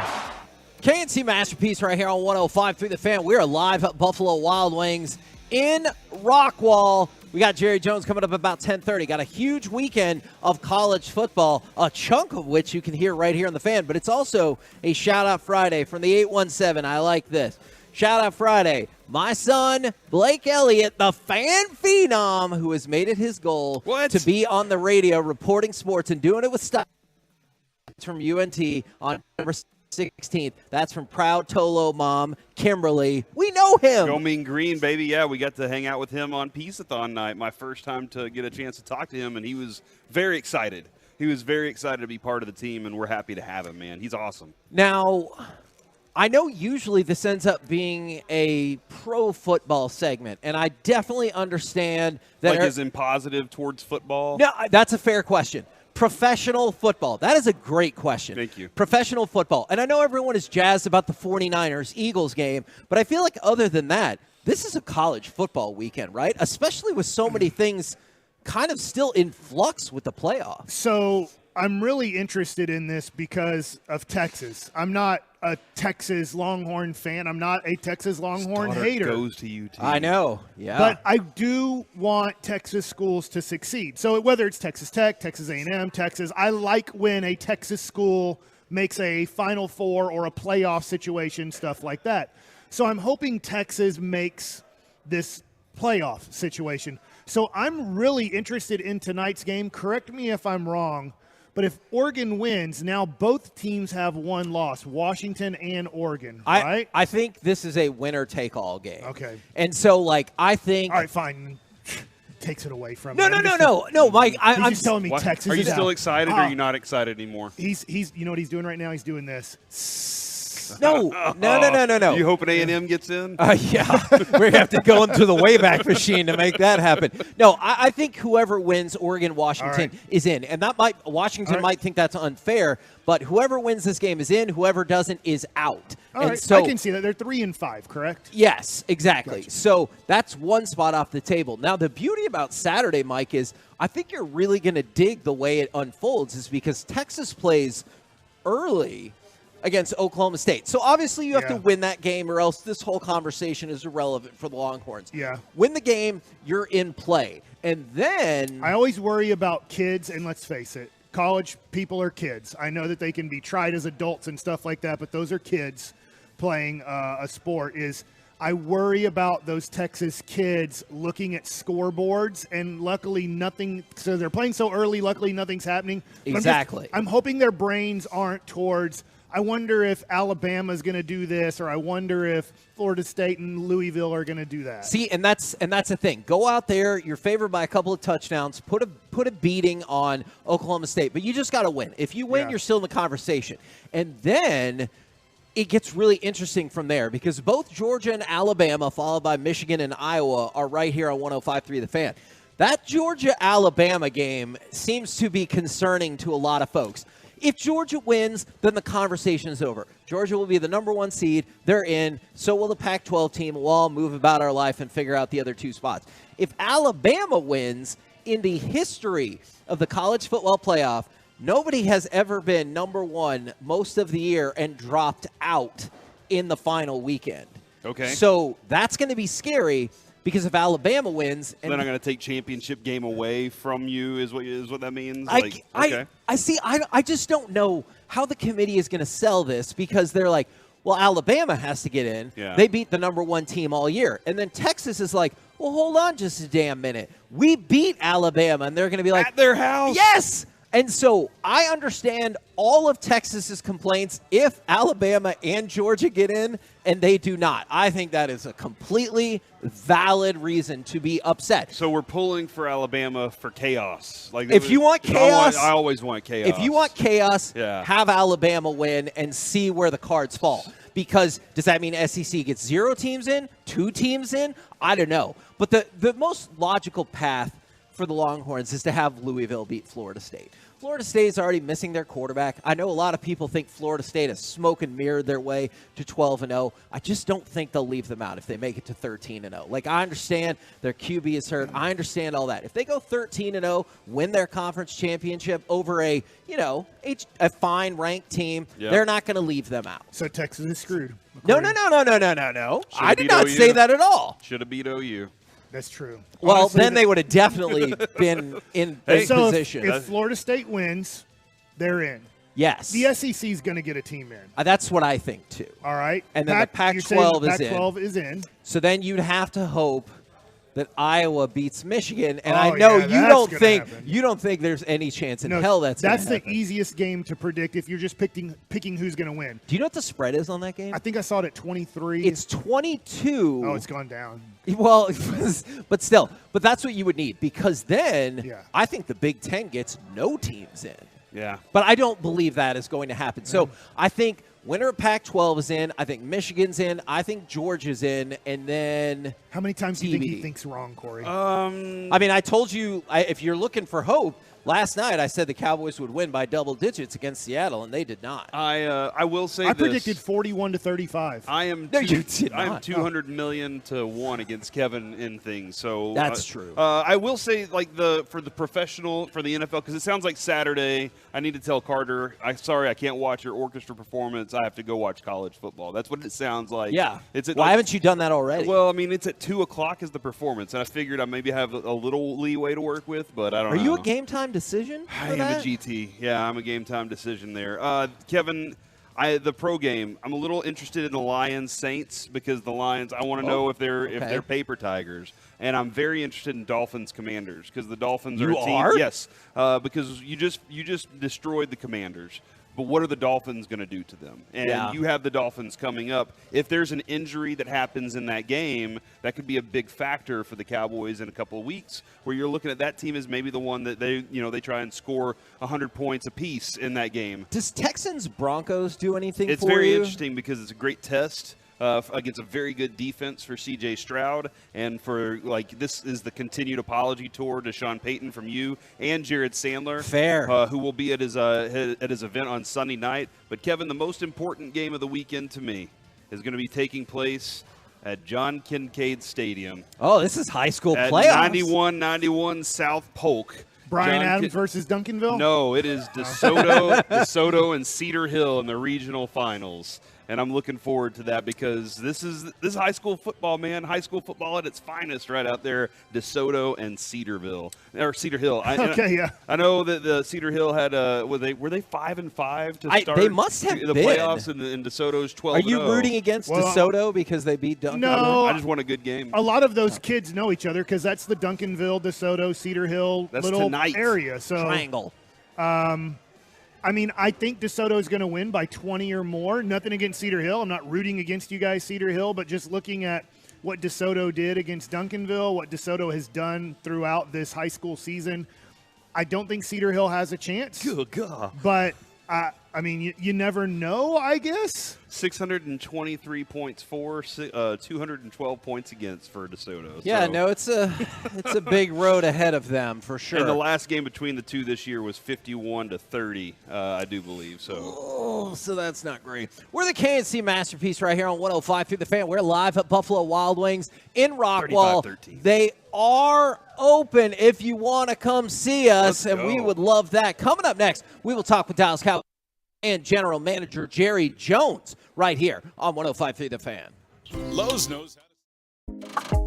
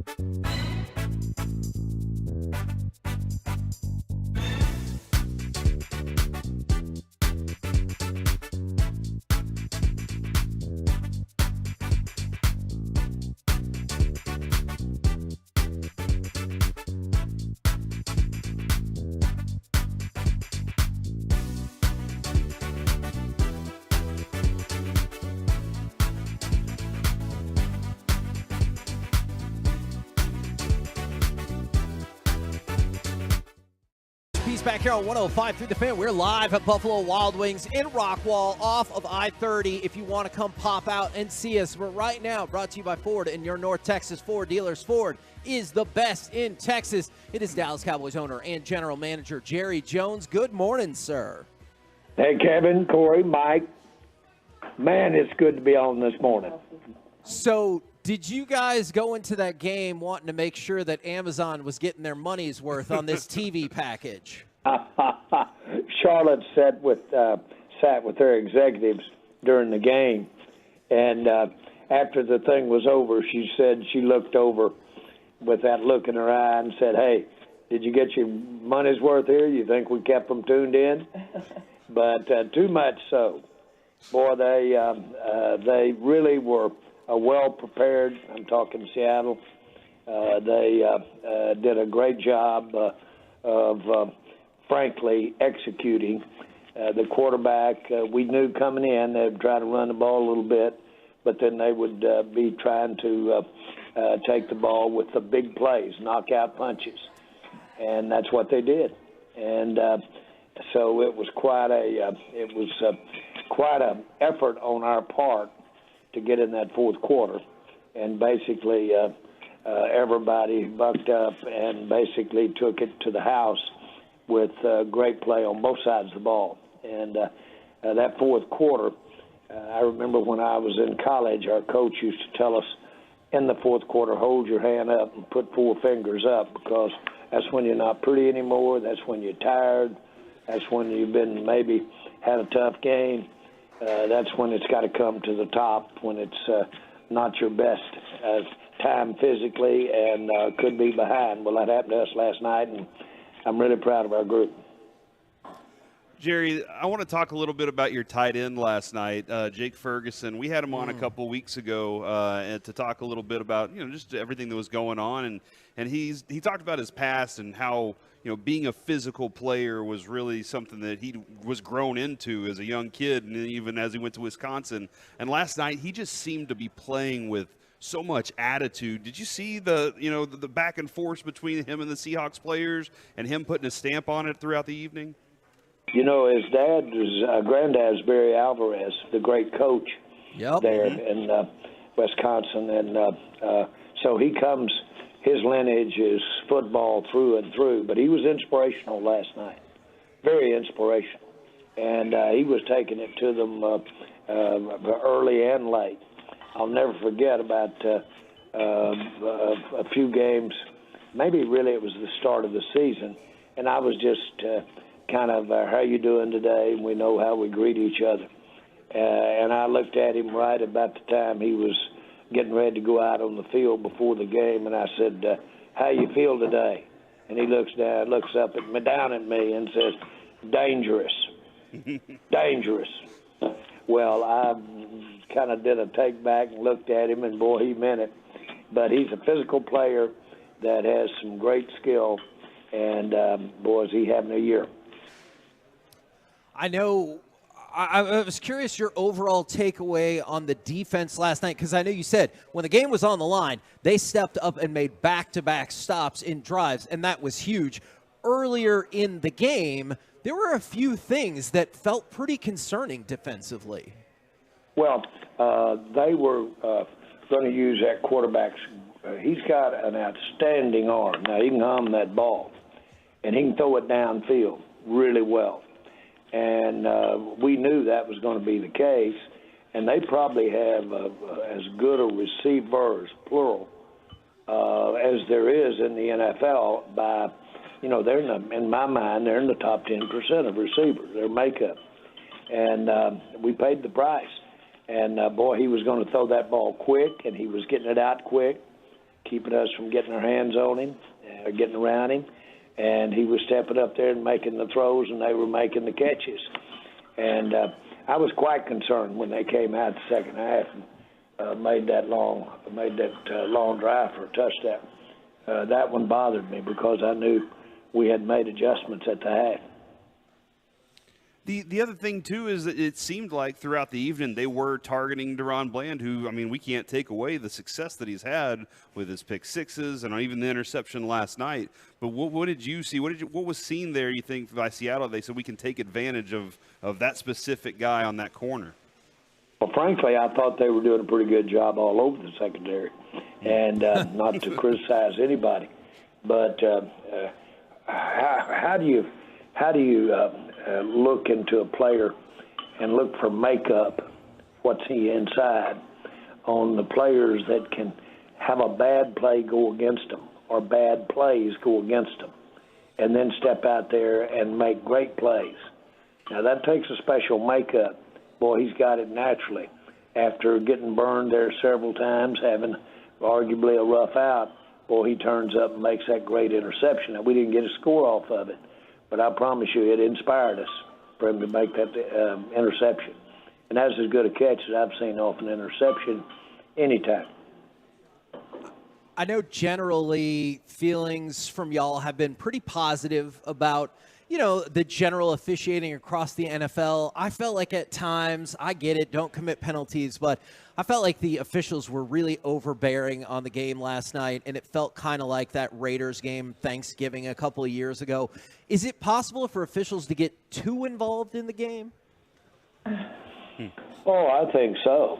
I don't think anybody is satisfied with a game that has 18 called. Each team had 18, I think. It was 19 total. I've just looked at it. But the point is that, no, that's not the way we want to basically have our games go.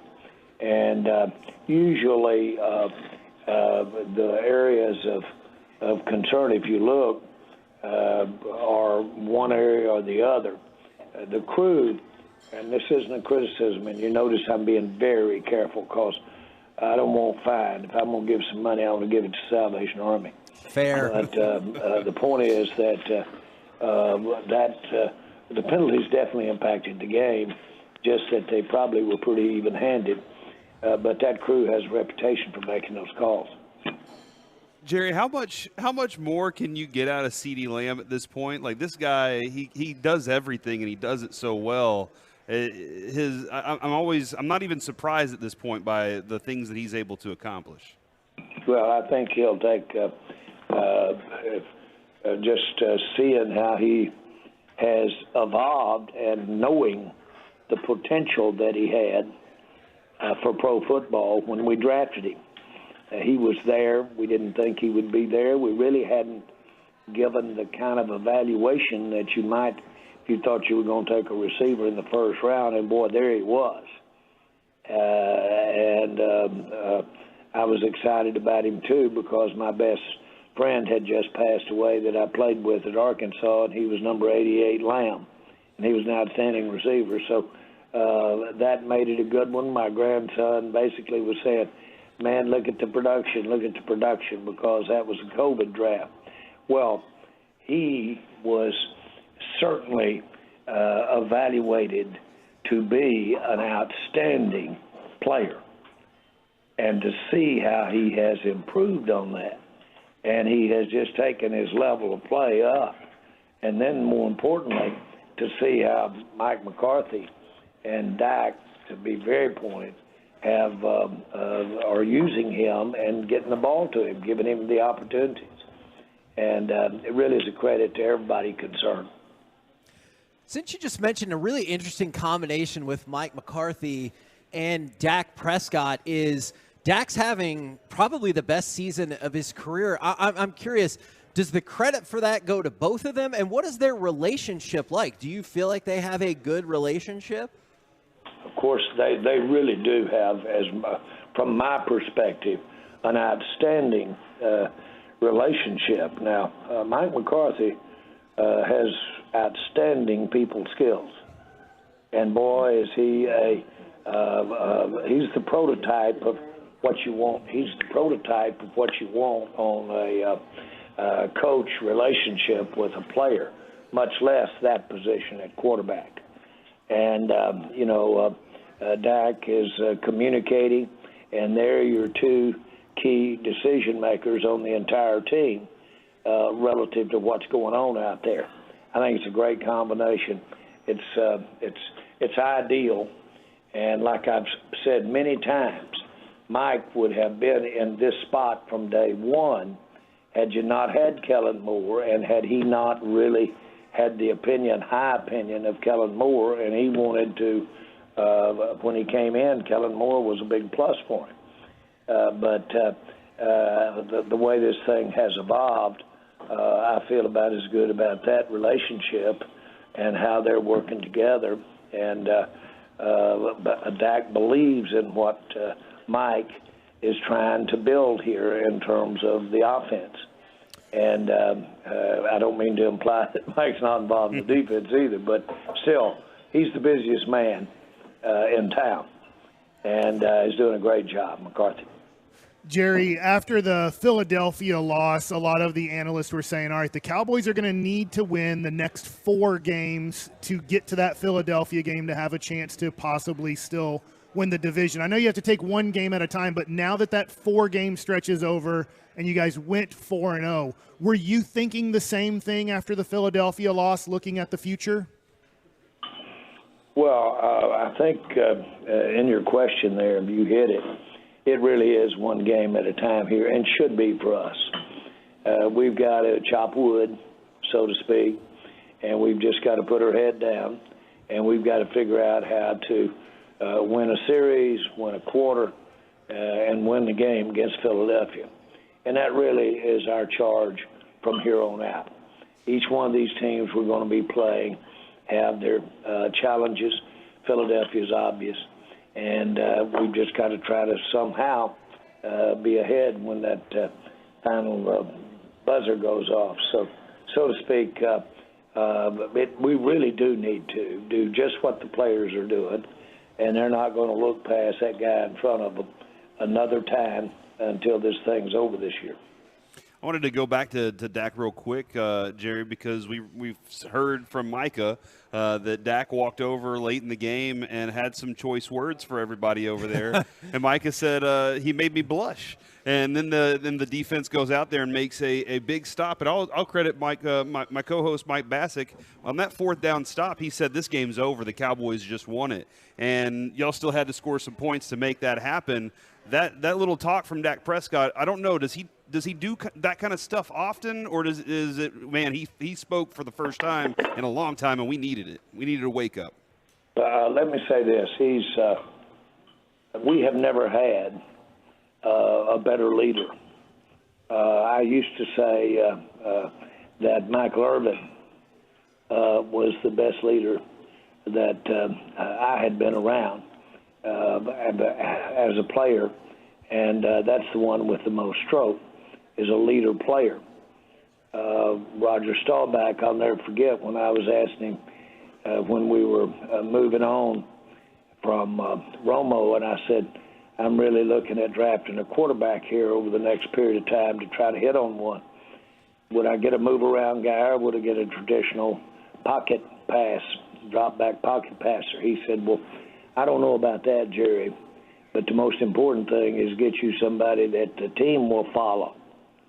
Well, Dak Prescott's the best Pied Piper for everybody. I'm not just talking about the team. I'm talking about the coaches. He is the Pied Piper of the team, and he does a great job in this area. Often, it's kind of like when you say a player is an overachiever. Well, that implies that, well, maybe he's a little deficit in skill. Well, this is just not the case when you say this quarterback is a leader. He's the leader at the right spot, but more importantly, he's got extraordinary skills, and got the more important even than all of that is how hard that he works at what he does.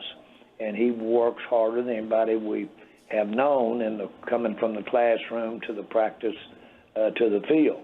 But the most important thing about all of this is Dak Prescott has had his proverbial butt kicked most of his life. And, boy, he understands playing down because he's had a lot of down in his life.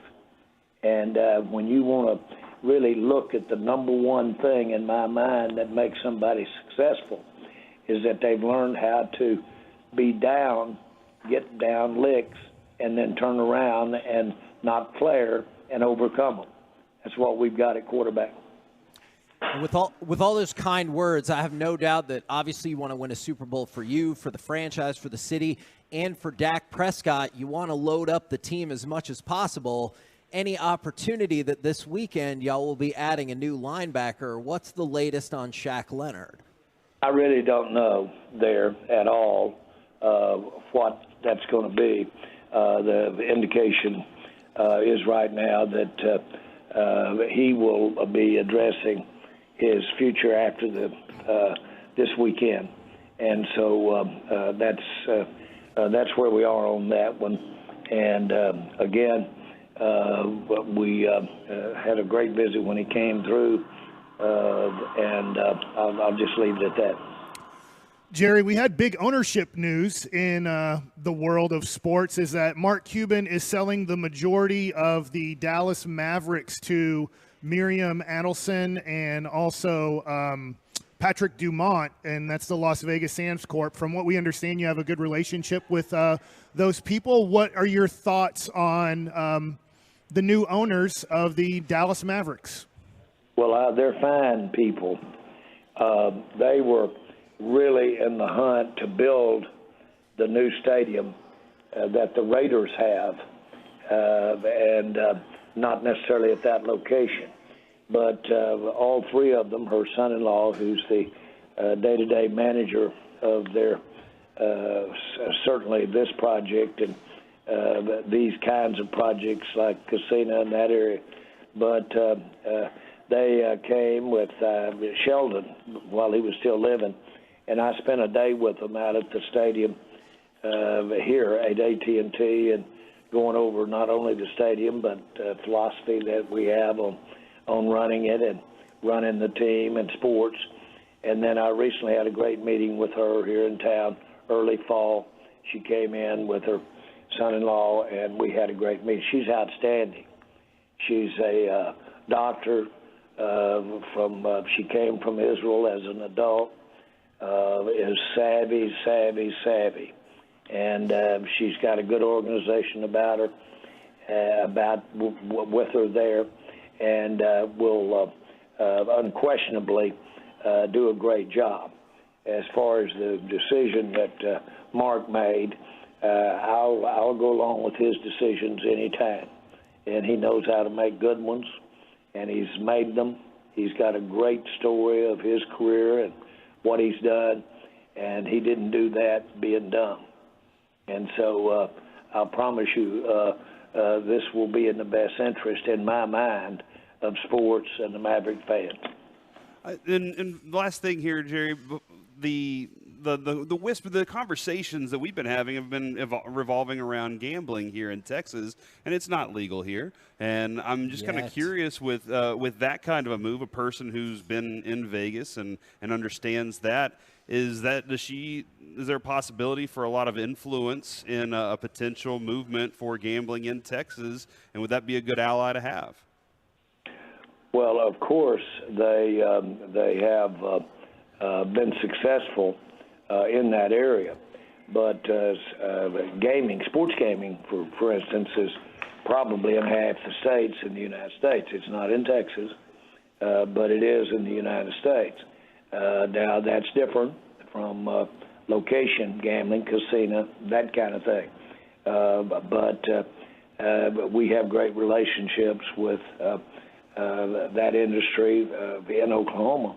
And so I'm very much a proponent of what that does for sports but I'm more a proponent of having it controlled, having it regulated, having it with accountability. And right now we have millions and millions of dollars that are going out of Texas, and gaming has uniquely just take our lottery. The overwhelming benefactor with our lottery is our educational system and the kids and going to school. And so I'm a big proponent. It causes the biggest thing it does for sports in the NFL. It causes more people to get involved in a more intense way for longer periods of time watching the games. And that's a big plus. Man, appreciate the insight as always. Good, sir. Congratulations on the win. We will catch up with you next Friday. You bet, guys. Good to be on.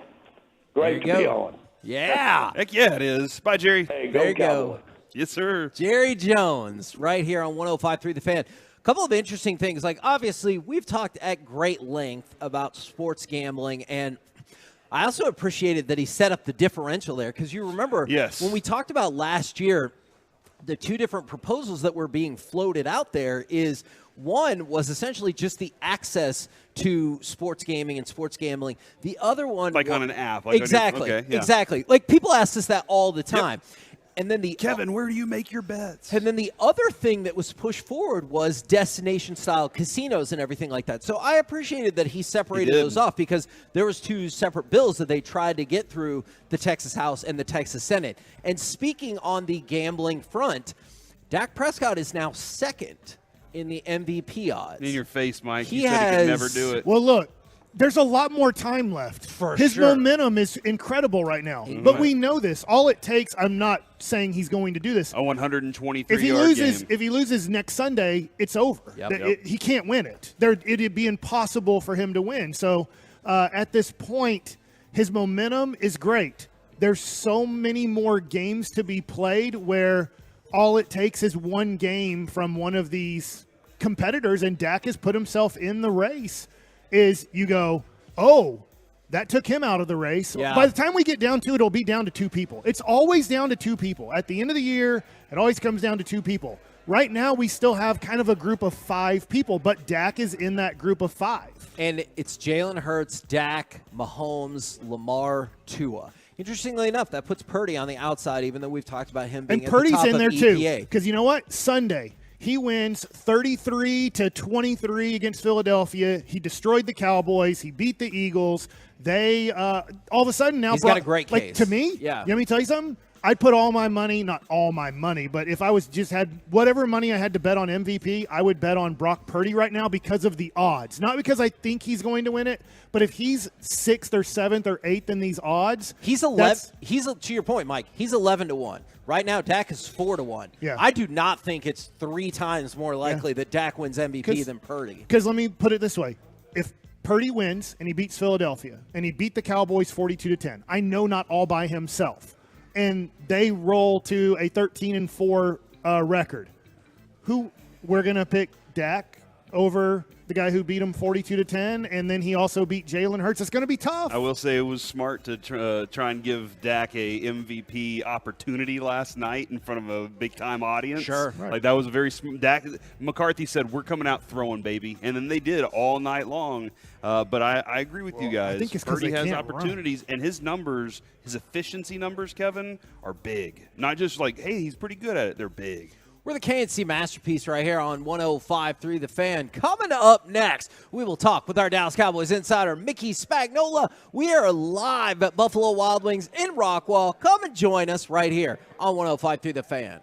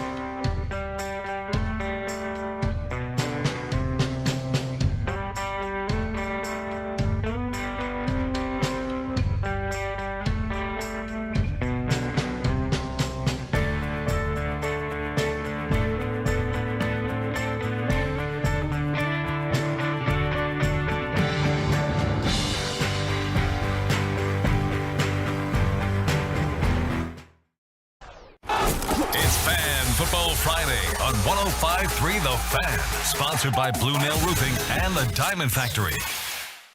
This is the exclusive home of Dallas Cowboys football. KRLD FM and HD1, Dallas, Fort Worth. Let's go, Cowboys. Always live on the free Odyssey app. From our fan studio, secured by DFWsecurity.com, it's the KNC Masterpiece on 105.3 The Fan. KNC Masterpiece right here on 105.3 The Fan. We're live at Buffalo Wild Wings in Rockwall. I already told you they were open, so I don't need to say they're officially open. We already got plenty of Twolos. We got those YouTubers out here. Appreciate y'all interacting with us and coming out to see us right now. Brought to you by Ford and your North Texas Ford dealers. Ford is the best in Texas. It is our Dallas Cowboys insider, Mickey Spagnola. Good morning, sir. How's everybody doing today? I really was hoping this would be a Giants-style game where I could pretty much write my game story at halftime, you know what I'm saying? And that was not the case. Welcome to the NFL. Man, no freaking kidding. Mickey, can you talk a little bit about what Micah said regarding Dak's speech last night to them on the sidelines? With or without the choice words? With the choice words. Let's ask the Tolos that are sitting here. Exactly quote, Mick. Exactly what he said.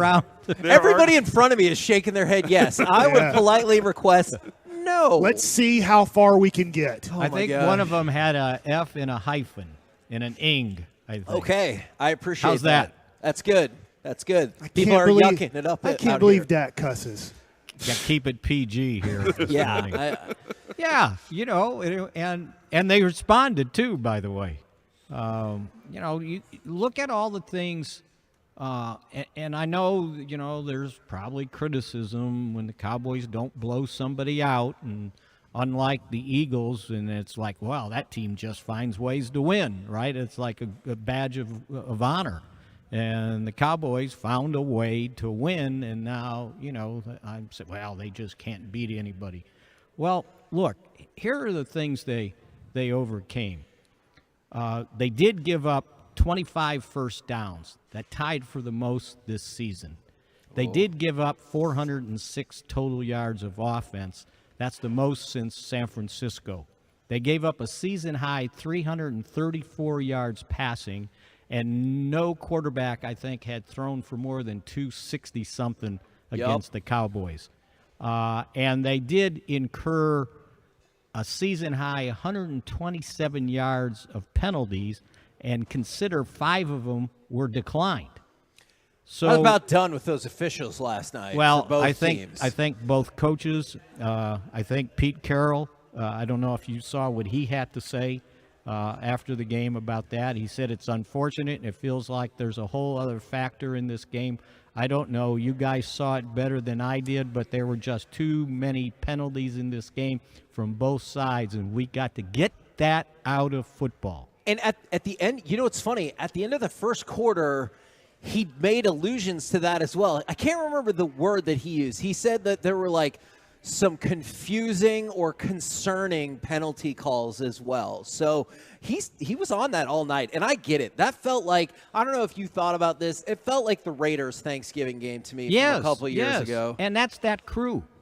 Oh. Blakeman. That crew does that every time. And you know what the worst part is? They call so many things, but they miss so many things. Yeah. That's the worst part. Go back and look at it was early in the game when Geno Smith was going down. It was going to be a sack, and he threw the ball out and got it out of his hand, and they called it incomplete. His knee was on the ground. Go look at it. It should have been a sack, right? How do you miss that? I was surprised the Cowboys didn't challenge it, but again, it was early in the game, and that's the unfortunate thing. But going back to where I started, they had to overcome all that adversity, the things that they gave up. At one point, the Seahawks were 8 of 10 on third down. 8 of 10. And then they finished 1 of 4 down the stretch, right? It was just amazing how much resiliency they did have after basically only stopping them one time in, 3 quarters. It was the interception by Bland. I know they had a missed field goal, but they really didn't stop them. They were in scoring position. And then when the game was on the line, they came up with 3 consecutive fourth down stops. So, yeah, you can say this and that about the defense, but when it was time to win the game, they found a way to win the game. And they had so many guys to make a play. You know, what was ringing in my ears down the stretch when they got behind, Jimmy Johnson used to walk the sidelines during the game. He would walk on the field during practice, and he kept going, who's going to make the play? Who's going to make the play? Well, they had guys step up and make the play, right? The catch that Jake Ferguson made for the go-ahead touchdown was remarkable to me, because that ball was thrown, and it looked like the DB was going to pick it off, and he comes back, gets in front of him for a touchdown. Look what Micah did at the end of the game. When you needed pressure, you needed a sack, he gets in Geno Smith's face finally and forces the incompletion. It was just like one after another down the stretch. Jordan Lewis has 2 pass breakups down the stretch. Look how Dak played. CD go on and on and on. And don't forget the 4th and 1 stop that DeMarcus Lawrence made for no gain. And that's what you need to do to win games. Guys have to make plays at the important part of the game, and they did that. And I think McCarthy was right. Games like that serve you well to prove that you just continue to play for 60 minutes, and you got to be able to win close games like that. Yeah, I did like that part. Referring to what you were talking about with Jimmy there is Al Harris. I don't know, Kevin, did you see Al Harris after the interception? He kept going, there's one more out there. Yeah. He was holding one up, and he's like, there's one more out there to go get. There's one more out there. And they almost did. They were that close to going and getting that one. It was a better football play to not intercept that ball, though. Yeah. So that's what I was saying. No, don't catch that. Yeah. But he could have taken it back to the house for points, Mickey, and that's the most important thing. And continue setting the record. And give the kid credit. He was getting toasted most of the night. They took advantage of him, but he kept playing. And to me, that's the deal with cornerbacks. You're going to get beat. Nobody's perfect out there. But what you have to do is make a play. You got to break up a pass. You got to intercept a pass. And get yours. And that's what he finally did. They went to that out pass one too many times. But my gosh, Geno Smith, 344 yards passing, seriously?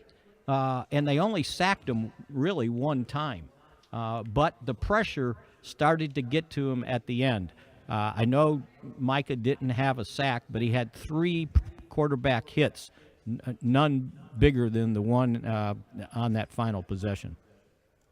Which we found out they said, hey, let's let Micah run free on this play. It's good strategy. I like it. Completely free. Why would they do that? Why would they say, let's let Well, Micah they were just run trying the to get him with a screen pass, and they figured, that would run him out of the play if they can get the pass off fast enough. Well, they forgot how fast he was. It's out of the box thinking. All right? Yeah. You're just assuming that you can, kind of suck the guy out of the play, and then he won't be there to chase the guy down. And if it worked, they probably had a big gain, because obviously, the Cowboys had trouble stopping him. I get it. But the thing we got to remember is they did score 41 points, and they left points on the field, right? Yes, they did. They should have had 60. And I think we take for granted that Brandon Aubrey, another guy who made plays, kicked 4 field goals. He didn't miss one. And that kind of got lost in the shuffle of, the back slapping on Dak and CD and all that. But the kid has now made 26 consecutive field goals, and they needed every one of them in this game. They did, and props to props to the Seahawks for not getting that timeout called in time and pushing their kicker back 5 yards when it looked like the ball broke about 5 yards before it would have gone in. Oh, And that's why they missed that field goal. They were hot about that, too, because they didn't get the timeout, and they didn't understand why the officials dilly-dallied with the ball moving the spot. And Carroll was really mad about that, and their guys requested the referees to have to answer, a pool reporter to ask questions about why did it take so long to spot the ball. And it was a real involved answer about the kicking ball and the game ball, and we're going to change it. It was like 4 paragraphs long. I saw that. Did you read it? Yeah. Yeah. Usually they just brush you off, right? I've been in there to do that before. And they're so indignant that you've got the nerve to ask them a question about one of their rulings, right? Yeah. Well, those people asking those questions are nicer than I would have been about the question. Well, it's hard. It's hard to do it when you've got 14 eyeballs just daggering at you, right? Like, go ahead, ask the question, right? Yeah, no, I do get that. So do the Cowboys, schedule-wise, we always refer to this as kind of the mini-bye. Do they, in fact, take these next couple of days off? 3 days off. Come back on Monday. And probably well-deserved because, we talk about it, right? 3 games in 12 days. They got to do it. And I think not only does it take a lot out of you physically, I think mentally too, because you've got to keep grinding and grinding and grinding. And just, they accomplished the mission. They needed to win 4 straight going into the next Eagles game, and they did it. This one was tougher, but winning in this league is a win, and don't ever diminish being able to win a game. And it's not like what happened defensively is a trend, right? So they got it. They got to 9-3, and now let's see what happens with the Eagles on Sunday, and then next Sunday, come on in and see if you can at least reduce the lead if it's still to 1 game with 4 games to go. Man, appreciate the insight as always. We'll catch up with you again on Monday. I'll be here. All right, we will too. Kevin, hold on. Will we be here on? Because we're at Buffalo Wild Wings in Rockwall today. That's true. I meant here more as a concept. Okay, like on radio. Yeah, that makes sense. Well, I got some stuff today. What kind of stuff? Is it stuff for me? You can't win these prizes. This is all courtesy of Miller Lite. We got 2 jerseys, 1 beanie, a cap, 2 Funko Pops. I think those are CeeDee Lamb Funko Pops, by the way. He had a pretty significant game last night if you want to get in on that action, and 3 mini helmets and a long sleeve shirt, plus the Cowboys Eagles tickets, all courtesy of Miller Lite while we're out here, man. This is really awesome. Cowboys Eagles tickets that they're giving away. So all you got to do is walk in, find Jaime. He's right there at the front. Sign up, and we'll be drawing names throughout the entire show. Cowboys tickets at the end of the game. And at the end of the show. Not at the end of the show. Yeah. Can I tell you a fun thing about that though? Is we give all the stuff away that you mentioned for people that are here. If you enter to win the Cowboys tickets, you do not have to be here for the drawing you can just swing for by. those Cowboys-Eagles tickets. But we will find you in the parking lot. Is that what you're saying? That sounds threatening. Is that what I felt like that's what you were trying to do? For like a friendly chat. Yeah. No, not like that. Yeah. We're the KNC Masterpiece right here on 105.3 The Fan. Coming up next, Caleb Williams, Cristiano Ronaldo, and Maverick Carter. Do any of these folks deserve Forgiveness Friday? Do you? 877-881-1053. We'll do that next live from Buffalo Wild Wings in Rockwall on 105.3 The Fan. All right, guys, let's talk about Men's Tea Clinic. Hopefully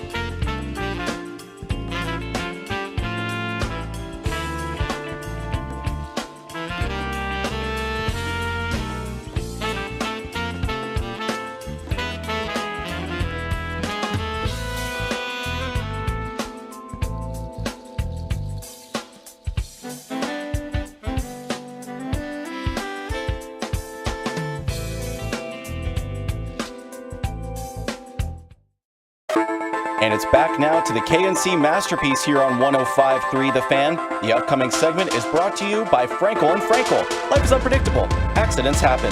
Frankel & Frankel are the go-to attorneys for car and truck wrecks in DFW. If your loved one has been in an accident, contact Frankel & Frankel for a free consultation at truckwreck.com or call 214 or 817-333-3333. Caleb Williams in the pocket. Williams surveying. Williams is going to keep scrambling. Now try to run for it, and he'll get there. Touchdown. What a patient run from Caleb Williams. KNC Masterpiece back here on 105.3 The Fan. We're live at Buffalo Wild Wings in Rockwall. If you want to come out and see us, it is 951 East I-30. We would love that. We've been taking pictures. We've been calling people to embarrass them for not being there. Yeah, that just happened. That was awesome. A nice young lady and her baby came by, and she said, "Can I get a picture? Because my husband's a huge Tolo, I'm a huge Tolo, and I just heard that you guys were here, and he started a new job. He's on his second day of work at his new job. Probably miss. And so Kevin said, let's call this guy and rub it in his face on it, what he's missing out on today. And you did that, man. You were the first one to do that. Fact. And then I was like, hey, why didn't you take day 2 off? And he was like, well, I got a kid. And I was like, I get it. I understand that. And then Mike was like, you could have gotten Evan Carter cards. I have some Evan Carter cards for you. I do, yeah. People asked about him, so I brought him back out to Buffalo Wild Wings. And then also, I like that Corey assumed that was the mom of the child. Oh, yeah. But we're in Rockwall. If we were in Plano, Hold on. Wait, what the hell is that supposed to mean? I live around here. Yeah, what does that mean? Well, I mean, this isn't Nanny USA. We're probably like Plano. You'd be like, I don't know. That could be the nanny. She said my husband. The wife could be out getting her nails done and her hair did for some sort of big party they're going to. That's valid. Corey, That's valid. Does Corey deserve Forgiveness Friday as we move into that? 877-881-1053. Does Caleb Williams need to ask for forgiveness for saying it's a game-time decision whether he'll declare for the draft? Hold on, you don't like the term that he used? Is that what you're saying? No, I'm just like, come on, dude. You saw how much everyone picked apart every single thing that you did. Do you really want to go through that again? Just go be go one cry of the top in the 2 NFL picks. to your mom. Well, maybe he needs another year of growing up. Maybe he recognizes that. Maybe he likes being at USC. I know Matt Leinart was not a good NFL quarterback, and we probably all saw that was the possibility in his future. But when he decided to stick around USC for one more year, he loved it, right? And he's king at USC. He goes back there. I thought he was going to be great. Oh, you did? I did. I thought he was going to be a really good NFL quarterback. I just didn't like his arm strength at all. But it was, Kevin, going back to college for another year, especially in Southern California, not such a bad deal. He's not going back to USC. Probably not. Okay. Probably not. But it's not that bad of an idea. I get it's not on his timing right now, right? I mean, we want to make it on whoever asked the question or us. We want to know, hey, Caleb, give us news right now. And he's like, I don't want to give you news right now. And I'm fine with that. If he would have just said, I'm not talking about that right now. But the way it's like, it's a game-time decision. Cristiano Ronaldo, he probably needs forgiveness for a lot of stuff. Uh-huh. But the newest one is he is being sued for more than $1 billion. With a B? Well, that's what he makes in Saudi Arabia or whatever. For the company Binance. That is it's a Bitcoin thing. Okay. I'm have sorry. lots of funny it's jokes. It's an NFT. I know. You're going to be like, yeah, Jim Nance switched it up. I don't know. Is Binance is... It's where you can't decide how you want to buy something. Okay. You can finance it or not. If you didn't get into crypto in its first few years, it probably hasn't gone too great for you. I think that's probably fair if you held on to those top shots too long. But he's been sued for more than $1 billion for being part of this company that all these people are like, he lost us all this money. Hey, it's not the Mark Cuban one, is it? I'm asking a real question here. I think they're different companies. Binance? Yeah, because I think the one that Cuban's dealing with is a different crypto NFT thing that people were upset about because it lost so much money. I'm not sure. I know for this one, the cheapest NFT collection was $77 when it went on sale last year. Now it's $1. Oh, my gosh. Wow. So that's well, at not least it's good. still worth something. Yeah, it seems like it definitely is. I also I don't mean, I it'd be have worth negative. I have a Zach Wilson That's autographed rookie card. That's about worth $1 That's right a good now. point. It used to be worth like $200. I think it's weird suing the people who do the commercials. Okay. Right? Like, you saw a Yeah. commercial. Isn't it also kind of on you to, like, look into the stuff? Yeah, I would think so. I mean, I don't know all the laws on that, but I would think if somebody's on there saying, hey, Deion Sanders, he's on every commercial now for winning 4 games. Hey, man, go eat at McDonald's. And then let's just say you got sick after eating McDonald's. I don't think Deion's responsible for that. I think, Kevin, here's my still. I'm very sold on this idea. It was a very good way to launder money, and some people got very involved in that, and other people got lured and hooked into it. And they're like, "Hey, hold on, I wasn't laundering money. I was just trying to do this the right way." And then they found out the wrong way and how it's all working, so they want to sue about it. While the other people that laundered lots of money, that's why the people being sued are like, hey, I don't care that much, because all the laundered money was factored in. And all these other people, we can pay them off as part of the substance of what we eventually got with our laundered money. Feels like you've thought this through Oh, a yeah, lot. absolutely. I need to come up with a scheme like this to get people to invest in. Rockwall is a Tolo city. This is awesome. Hell yeah, it is. This is great, man. There's a few tables available, but this is awesome. It is 11:27, and most of the tables are full here in Buffalo Wild Wings. I always want to ask the wait staff whenever I get here, do they think they have enough people? Because I worked in the restaurant business for a long time. Oh, my God. And I know how crazy and hectic it can be. And whenever I see the amount of servers, I'm like, do you think you have enough people today? And I'm sure they're like,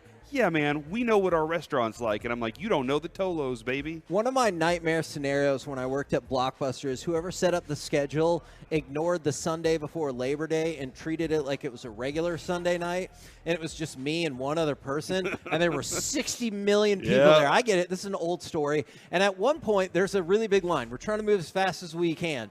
There's nobody else except for me and this other girl, and this guy goes, hey, can you put somebody on another register? I looked to my left, looked to my right, looked all around the store and said, sure, who would you suggest? Because we didn't have anybody else. The other guy, I'm sure he's in the back where your restroom is, but you won't let us go to the restroom back there. That's true. We got a memo about that. This lady one time, all right, this is your fault for bringing this up. We had just got a memo. Do not let customers in the bathroom. Okay. And this lady said, can I use your bathroom? And this was like a week after we got that memo. I thought it could be like a sting operation. And I did. And I said, no. Don't stand so close. Sending out an SOS. I get it. And I said, no, sorry, we don't have a customer bathroom. And she goes, well, what would you do if I just peed on the floor right here? And I said, probably call the police and get you a mop. Yeah, because you need to clean that up exactly. because that's disgusting. You're an adult. From the 682, does my coworker deserve forgiveness for coming to work sick and getting Oscar and I sick? I say no. If they actively knew they were sick and potentially contagious, maybe they're just trying to help out. Okay, so I always do battle with that. With you guys, I need to ask y'all now, if I'm sick and potentially contagious, come on in. Would y'all rather Stay me home. be in? See, I'm torn now. Now I'm torn between that. I was worried about getting sick going to Mexico because you were do sick remember- coming in. I do know. remember I was that. like, I just dude, wanted to feel I do better. not want to be sick in Mexico. Yeah, I think it's good and important to know what your coworkers feel about that, because your company is going to try and squeeze you as hard as they can, right? See, okay, but that's interesting They that don't Mike would care. say that, because at the same time, Mike complains when you're not here, I'm not here, because he's like, I got to do more work now. I don't. I mean, this is what, the 5th time in the last 3 months we've been together? It's more than that, Mike. Wow. I did. By the way, I did just 6. see a Rangers stat muse thing that said the Rangers have 1 win in November and the Detroit Pistons still have 0 or had 0. So They went 0-15. Yeah. They're on a 16-game losing streak, so one of them didn't count because it happened in October. So the My Pistons deserve goodness. forgiveness for being just a bad franchise. I think they're one of 5 or 6 teams in the history of basketball that went 0 in a month. I was shocked when I saw this list so that there sad. was not a 92-93 Dallas Maverick team. I thought for sure the Mavericks had gone winless in one of those months. Kevin, I do want to add us to this conversation. No. Do we deserve forgiveness for absolutely always destroying all the other shows when it comes to Jared Sandler swinging for a cause? The current bid is $2,200 for us. Not good enough. Sean and RJ are at $2,000, and G-Bag is at $1,000 on the outside looking in. And I'm told if any of these bids go up to $3,000, there is a VIP section for you. And I think that VIP might include a meet and greet with Darren Woodson. Just throwing that out there. there. You get all you can drink VIP bar. Oh. You get access to the VIP meet and greet at 4 o'clock with Darren Woodson, and access to the bullpen for the fastest pitch competition. Ooh. So if you want to go see if you can throw harder than Mike, then you can try that. But you got to bid $3,000 right now for our table right now. And if you win Derek our table, can't. that's true. If you win our table, I'll give you all my drink tickets. Okay. I'm clearly not going to use them. Because you don't drink. I will just give them to you. Just call in right now, 877-881-1053. Tell Ross what you want your bid to be up to. If it's $3,000, then all those VIP accommodations come along with it. Right now, we're leading the way at $2,200. Sean and RJ, $2,000. G-Bag at $1,000. I was debating whether or not I was going to bring this up, but do I deserve forgiveness because I started watching a show with my wife because she watches a bunch of nonsensical garbage that I enjoy, like that Pants movie. And trust me, there's a lot more just like that. Pants. I got a show I just watched. What is that? I think it's either called The Therapist or The Patient, where Steve Carell. Oh yeah, he gets kidnapped by a serial killer. Yeah. Yeah, I thought it was all right. Yeah, I was entertained by it. Yeah, it stunk. The first couple All right. episodes were great. The ending was bad. Because of that. Yeah. The first few episodes are great. Yeah. Just move about your life. Watch like the first 3 episodes and then move about your life. Just because assume something happens. the rest of it is going to waste your time. I started watching a show that I probably can't defend because I've gotten unreasonably into it. It's called Bachelor in Paradise. Oh, my gosh. All right. Are you going to watch The Golden Bachelor, too? No, this is the only show in the Bachelor world that I know about. I don't approve When of you're on this. your deathbed, you're going to be like, man, thank God I got to watch this Bachelor in Paradise show. You know in my what? lifetime." I think I am, Mike, because I was doing it for my wife at first because she watches, like I said, a bunch of crap that I want to watch. But I've gotten into it. I was like heartbroken when this one couple didn't make it in real life. So do I deserve forgiveness for watching and loving Bachelor in Paradise? You know what, dude? We all have our guilty pleasures. Okay. I think each one of us has one of those things that you're like, really? Like, I think one of my non-guilty pleasures is hating Oreos. You know, like that's not something that I enjoy, but I do enjoy hating on it while y'all love them. So I think we all have our, yes. Your we'll guilty forgive you. pleasure is screwing up everybody's casserole. I love. That's what you do. Oh, yeah, That's we his just cut the pieces. Yeah. He doesn't love the centerpiece. He loves ticking off people. I don't like understand. edges. I don't understand how you won't admit you just like irritating people. You know what? If my grandma wouldn't whoop me or something, I would have probably just cut out the middle of the pumpkin pie every year. But because I don't like the crust, so I would have just cut that out. But I know Grandma would have smacked my hand with a wooden spoon. A normal piece though, and just cut the crust off. Yes, I can do that, or I can have all of the or best he part. can tick everybody off. The best part is the middle of that pie. And that's a fact, by the way. Right. Does Luka deserve forgiveness for being out tonight against the Memphis Grizzlies? This is one of those things where I'm always confused on, Kevin. I think I got you on my side last year when you were shocked, and I remember you going, oh, wait, that does make sense. Why not sit out against the best teams? There's a good chance you lose those games. Yes. Play against the – sit them out against Denver. Yeah. That's what I would do. We're not gonna, there's only like a 25% chance we win that game. So Memphis, there's a good chance you win that game. They're playing bad basketball to start the year, but with Luka out, to me that becomes a 50-50 game now. I am with you about that. Yeah. Now, unless there's like an actual injury reason that he can't play, if it's just strategic rest, I am with you on that. This is a tough break After right scoring here. 41? Yeah.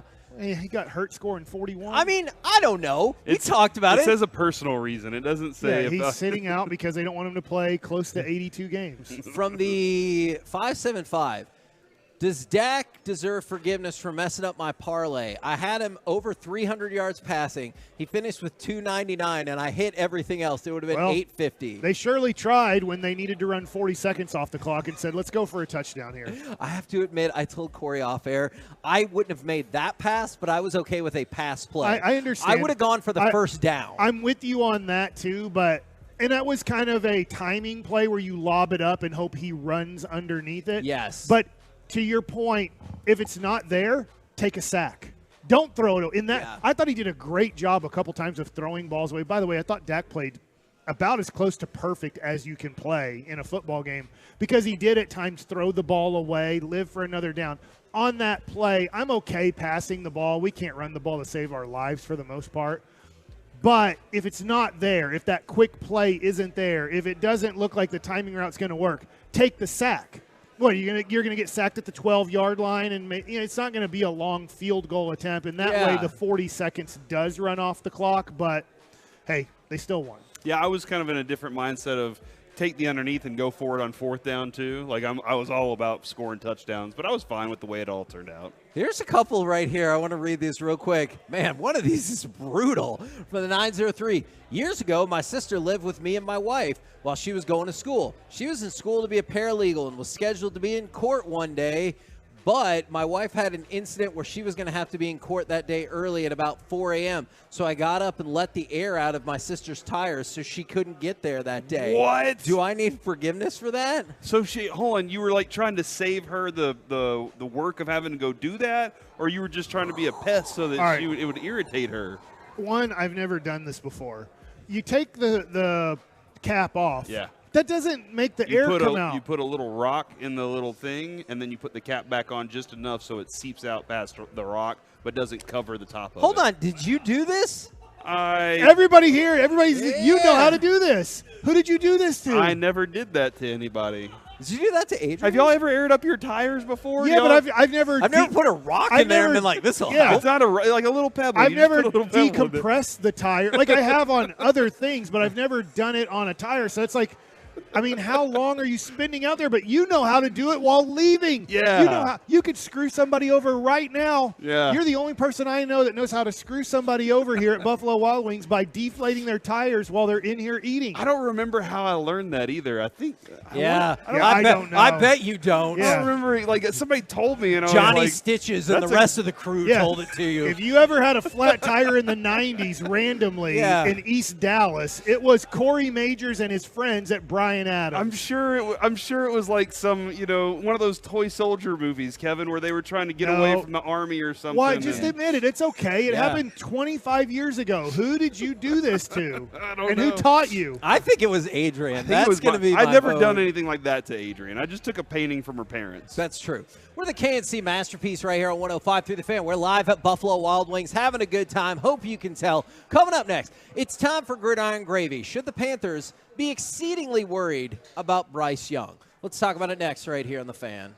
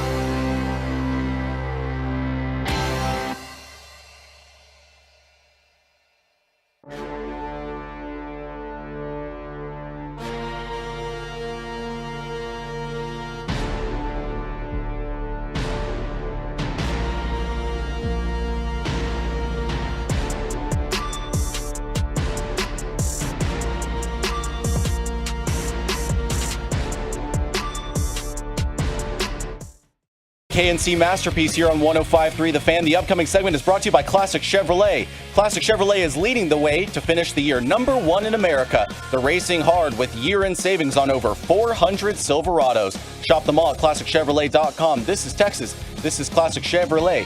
Find new roads, relax, and enjoy the difference. 3rd down and 72. He's flushed out again. He avoids one sack. Fumble. And now Donovan Wilson's got him at the line of scrimmage. Fumble. Did the ball come Ball came out as he was running. It's out. Now it's just a question of who got it. Dallas. KNC Masterpiece right here on 105.3 The Fan. That was Bryce Young on the fumble right there. We're going to talk about him as we're live from Buffalo Wild Wings in Rockwall, and we're going to go around the entire NFL and dip into some gridiron gravy. Dip. And we start. How concerned should the Carolina Panthers be about Bryce Young? Because I know their owner, David Tepper, came out and said, we're totally confident in that pick. But then there's a lot of numbers that make you feel like they should not be confident in that pick. Here are the fewest yards per drop back by a rookie quarterback this century. Jimmy Clausen is the worst. That was Carolina quarterback, Kevin. That's true. Then Bryce Young. Was he Notre Dame? Yeah. Yes. Then Kyle Orton, and then Blaine Gabbert. So the group that Bryce Young is in. Gabbert made it to an AFC Championship game. And I have no clue how that happened, but he did. That might be one of the most shocking things in football history. So he's in the group with Blaine Gabbert, Kyle Orton, and Jimmy Clausen. It feels like that would cause some concern. But do you view this as concern, or do you think it's his first year? Sometimes quarterbacks have rough rookie first year. It's his first year. Rookie years. Yeah, it's his first year, and we put him with a bad coaching staff. I didn't like Frank Reich there in the first place. I didn't like it whenever it started. But I will say, you were a huge fan of Stroud. Yep, and that's my guy. And you nailed that one. He is doing phenomenal right now. Bryce Young, I still have a lot of qualities that I like, but I think you got to have a better coaching staff, man. They had a miserable coaching staff. They need to find somebody that can take advantage of what he can do, and then he's got to be able to learn and develop and grow and see the game. Hopefully he didn't build up enough bad habits early that he can't fix them later down the road. He's too little. He's too little for this NFL. That's Mike's. It's Mike's opinion right there. On Bryce Young. I just think he's too little. Yeah. It's my mom, by the way. My mom. I know. I said hi to your mom. And she just already. gave me a whole stack of money. I was wondering what she was doing because she pulled out her Ah. purse. I was like, what's going on here? She just, you know how mom always gives you like $20 on Friday and stuff? She's just making sure. Still? Yeah. She always gives me a little. Did you make your bed? Of course I made my bed. Vacuum your room up? Yes. Fold your clothes? Yes. Okay, the clothes I'll are tell still you what, sitting in man, the dryer. my kid, my 15-year-old, I don't know how he got all these clothes into a washer, but I mean, he must have. I don't know how water got in there, but they got out of the dryers like, hey, Jake, you're tired, you played a basketball game, I'll fold your clothes for you during the football game, but you have to go put them up in his room. He gave me like an eye roll, like, oh, I have to go put them up in my room. I'm like, dude, I'm folding. I smelt those clothes, and I was like, we are doing these over again. First of all, you cannot put that many clothes in the washer and expect them to wash. And he was just like, screw you. But anyways. Back to NFL back topics. to Bryce, back to little Bryce Young. Okay, so you're not thinking that Bryce Young is going to be able to make it. Too little. I got an update on the Von Miller case, and I don't know. Like, I'll editorialize just a little bit, and I hope everything is okay. All right. I'll editorialize on this. So Von Miller turned himself in, and he was released on bond last night, as we said would probably be the case. But then the alleged victim has texted WFAA. And props to WFAA, Channel 8, if you will. They have been at the forefront of this story. So good for them for that. The alleged victim texted WFAA, "No one assaulted anyone. This is insane and sad." My number one hope is it was a misunderstanding that somebody else was privy to and called the cops and they shouldn't have and everything like that. My concern is, and we've talked about this in the past, is, and this is so staggering to me, the average victim of domestic abuse goes back 12 times before they leave. And I just hope that that is not what's happening here. I have no inside information that that is what's happening, but just going off of the police report, I really hope that's not what's happening. And they had a talk, and it's like, "Oh, I'm really sorry about that. It'll never happen again, blah, blah, blah, blah, blah." You know how the speeches go. And I hope that's not what's happening here. And I hope it was really a misunderstanding and everything gets cleared up. I just get worried about situations like this. Well, and you also don't know who do you know who texted that in? An anonymous person? No, it was the victim. The victim okay. is the one who said no one got assaulted, blah, blah, blah. Yeah, and that is, I mean, Kevin, that is one of the, I'm with Dawson on that a lot. I'll let things kind of sift itself out because the initial story is always going to shock you and you're going to try and pick a side and everything. And I want to hear more facts before I go further with it. I agree. I understand where you're going with that too. But I do want to hear a little bit more about the situation before I make any conclusion on it. And obviously I'll never see all the right stuff either. Sure. There's some, we all have those conversations that nobody ever hears. And I do wonder, like, I don't know, maybe that's not my damn business. That part of the conversation, but hopefully safety is the most important part for those people. And I definitely hear what you're saying on that front. I think there are just certain issues. Everyone's got their own issue where they're like, "It's my damn business," because that's wrong. You know what I'm saying? And I'm sure there's plenty of people who are like disagree on that. So we'll see what happens there next. Eagles Seahawks, the first ever Monday Night Football flex. That game was flexed to Monday Night Football for Week 15. If you're just going off of entertainment quotient, obviously, last night's game was very entertaining. I would prefer it was with two teams I didn't care about, but it was a very entertaining game. So Monday Night Football, flex for Week 15. Eagles, Seattle goes to Monday night. Hopefully Seattle wins that one by a wide margin too, right? Man, if Seattle can win that game. Here, think about this for a second. What's Philly's biggest weakness? They do have a weakness at linebacker, but their secondary can be exposed. And you saw last night how that trio of receivers, now that Njigba's back, he's playing like himself, his hands fully healed, and he's made a connection with Geno Smith. That can be a scary trio to go up against. Now, I still think they have a lot of problems, but they could catch the Eagles off on one night. The Cowboys still need to win out. Yep. I agree. That's to your point of the Seattle game. Yes, you need help. You need San Francisco to win this week. Obviously, you need to beat Philadelphia, and then you need Philadelphia to lose another game while you win out. Yes, no, you're right. And those are the games. And probably Carolina and the Giants aren't beating the Eagles. I think that's fair, and that's why you look at San Francisco and Seattle. In addition to, obviously, you have to beat Philadelphia yourself, or none of this goes anywhere if you want a shot at still trying to win the division and potentially get the number 1 seed. All right, let's go from that to your guy, Corey. T. Higgins said he's 100% plans to play against the Jaguars. You want to put the Jags on upset alert? No. I'm not very confident in Browning. Although it's they're good company, I guess. But yeah, I'm not very confident in the quarterback play there. If it's Joe Burrow, it changes everything for me. But it's not. And I am kind of curious. I know T. Higgins he's about to be in a contract. He's in a contract season, and he's without his quarterback. I am kind of curious how that affects that future contract. If he's trying to make Browning look good and it just doesn't work out for him. That's maybe a future 1-year deal that he has to look at and say, I got to wait till I have a better season to go get my money. Can I ask you this about T. Higgins? Because I do really like him too. Do you think he's the perfect number 2, or do you think he could be a number 1 on a competitive, hey, they can make the playoffs, they can do something special? I think he could go to Carolina and work real well with Bryce Young and be a good piece for him. because their receivers are miserable. I think T. Higgins is a good number one. I don't think he's an elite number one. Chase and the thing about him and Chase is they're two unique styles of play as well. Whereas Higgins has this length that's just outrageous, and Chase has this speed that's so difficult to deal with. So I think he's good, but I'm not going to sit there and say, like people were saying about CeeDee Lamb, that he's a good number two just because I have Justin Jefferson across from him. You know. I wanted to throw this out there specifically for you, Mike. Now this was before the Thursday Night Football game last night.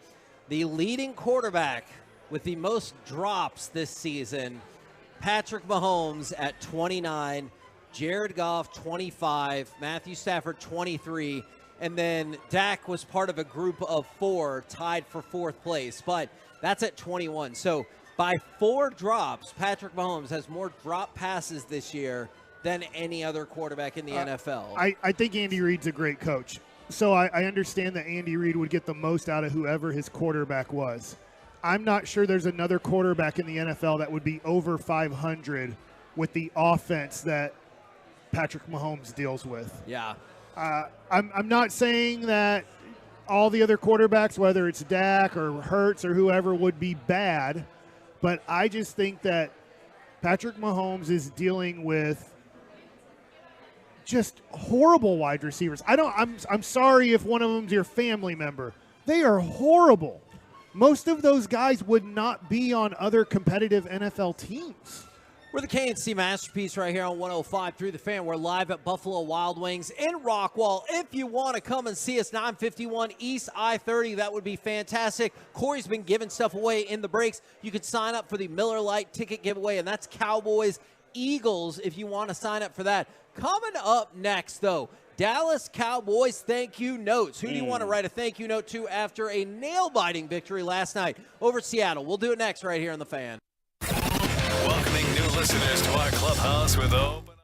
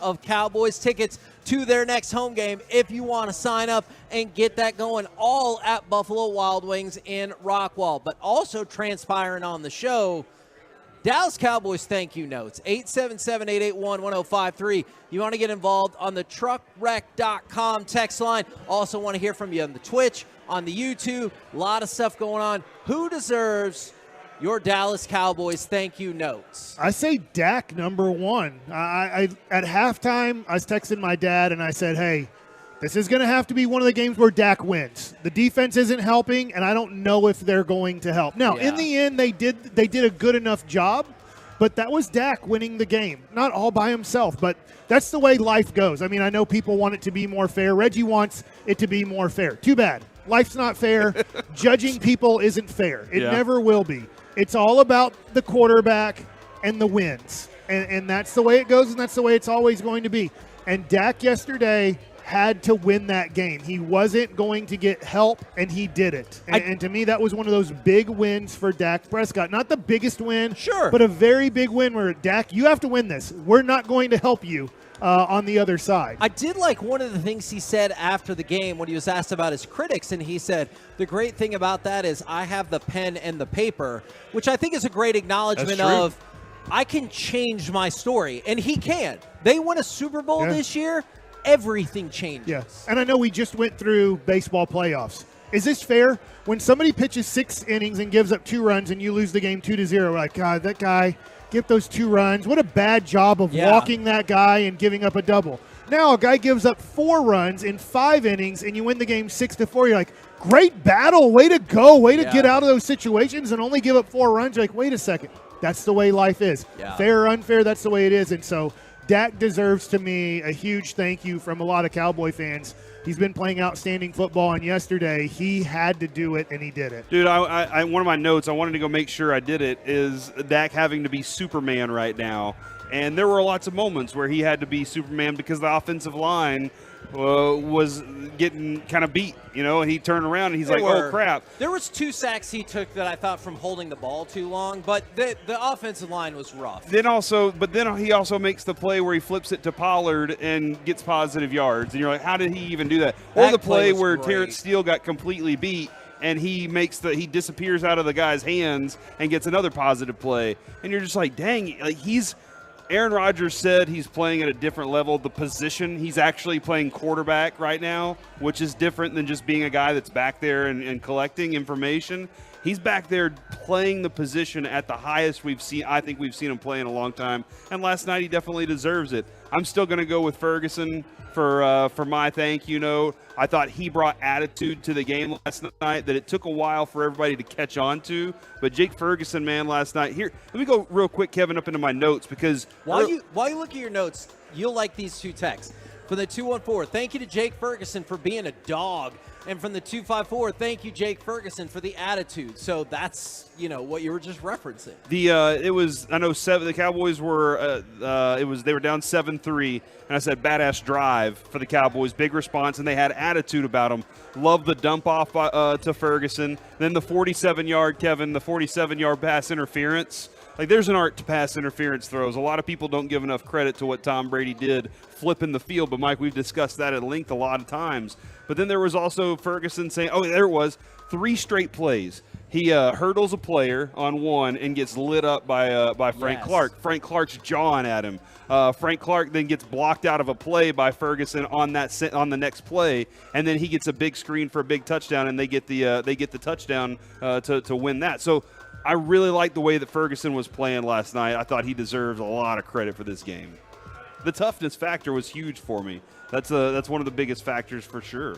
Thank you to Dak's future baby for inspiring him to play better. Kevin, as you know, children can inspire you.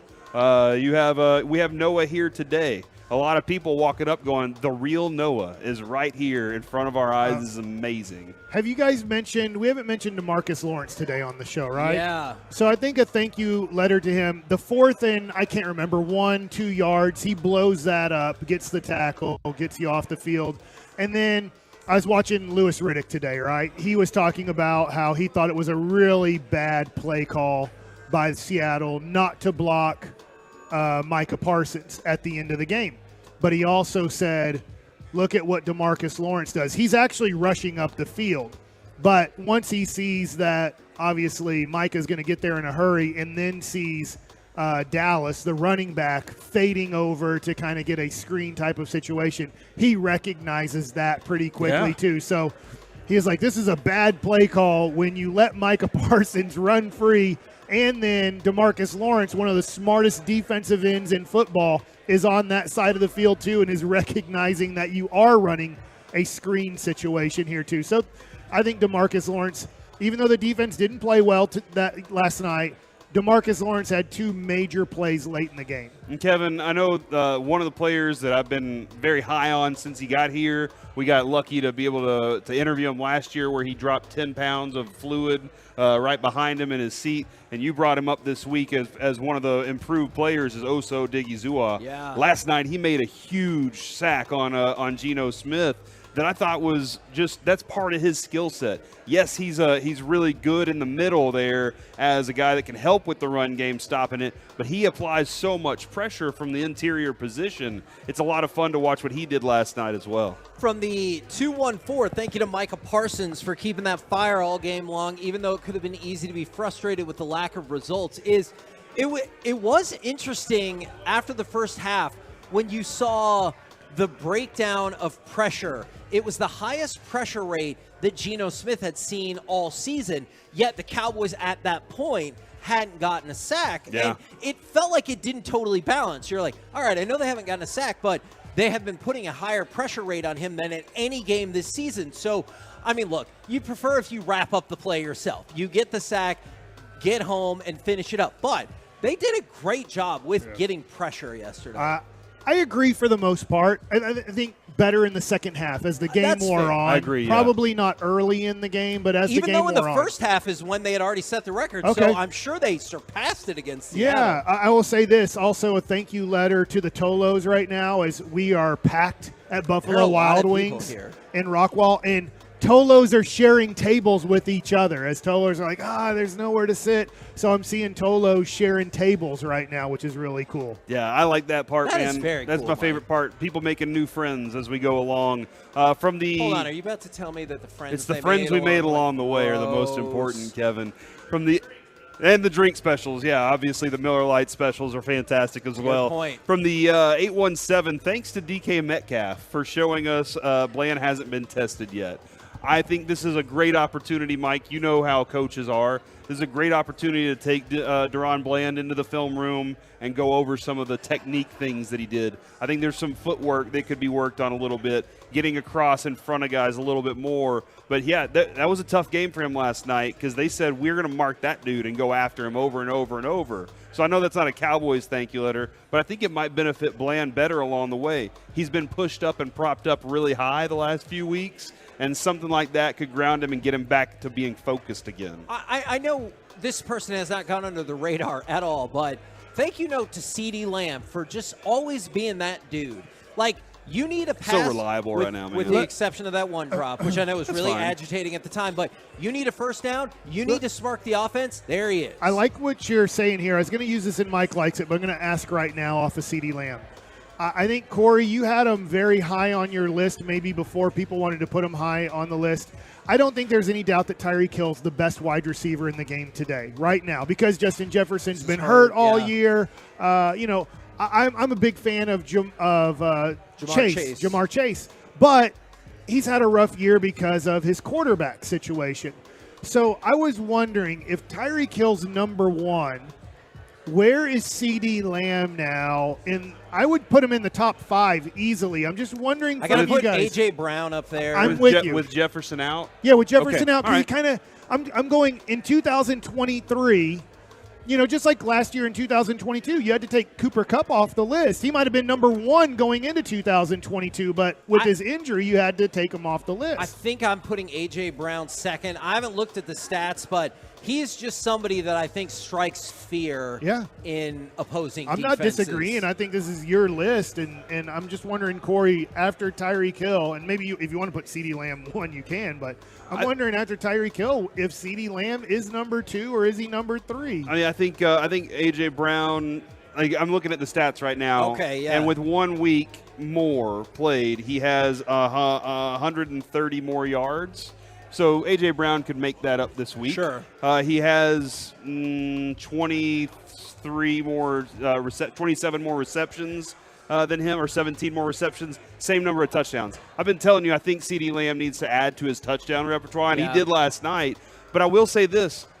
Uniquely different because I'm not giving A.J. Brown the end arounds. I'm not handing the ball off to A.J. Brown in the backfield, and that's something that CeeDee Lamb can do. I think Tyreek Hill can do that as well. But him, DJ Moore, what about Diggs? Diggs is still there. It's just I'm curious why he's not on the field on important third down plays. Okay, so I don't know what's going on there.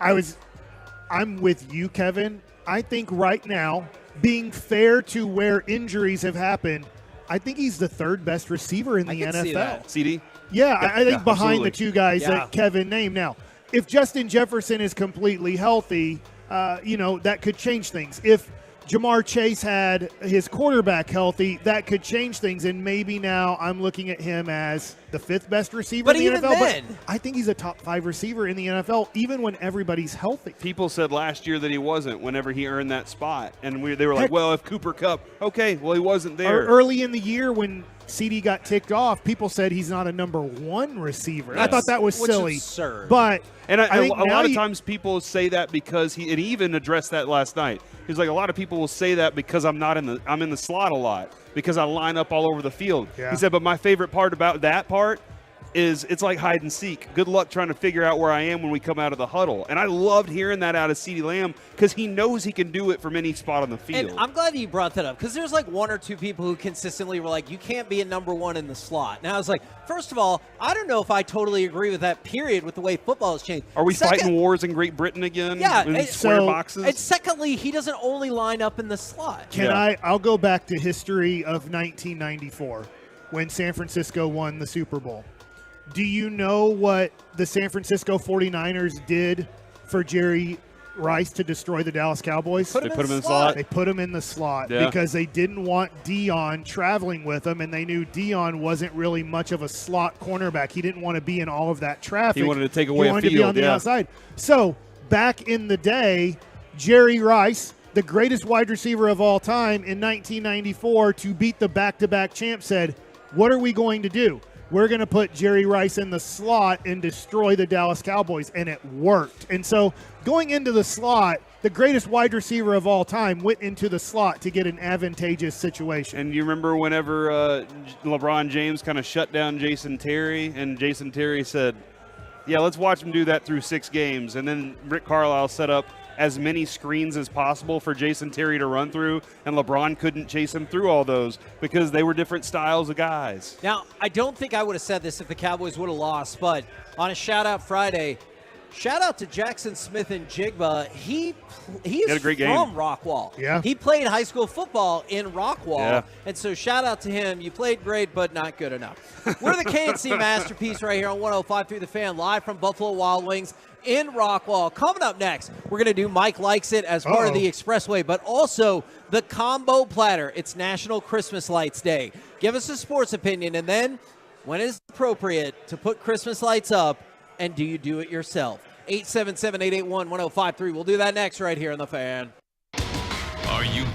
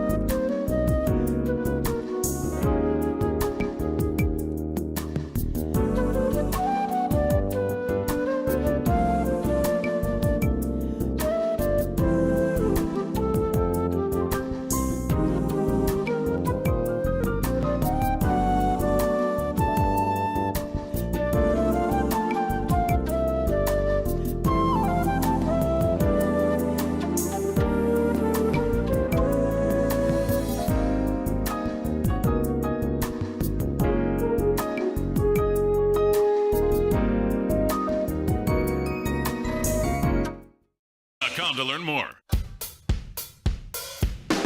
It's time now for the Expressway on the KNC Masterpiece here on 105.3 The Fan, which is brought to you by QCkinetics.com, non-surgical regeneration treatment.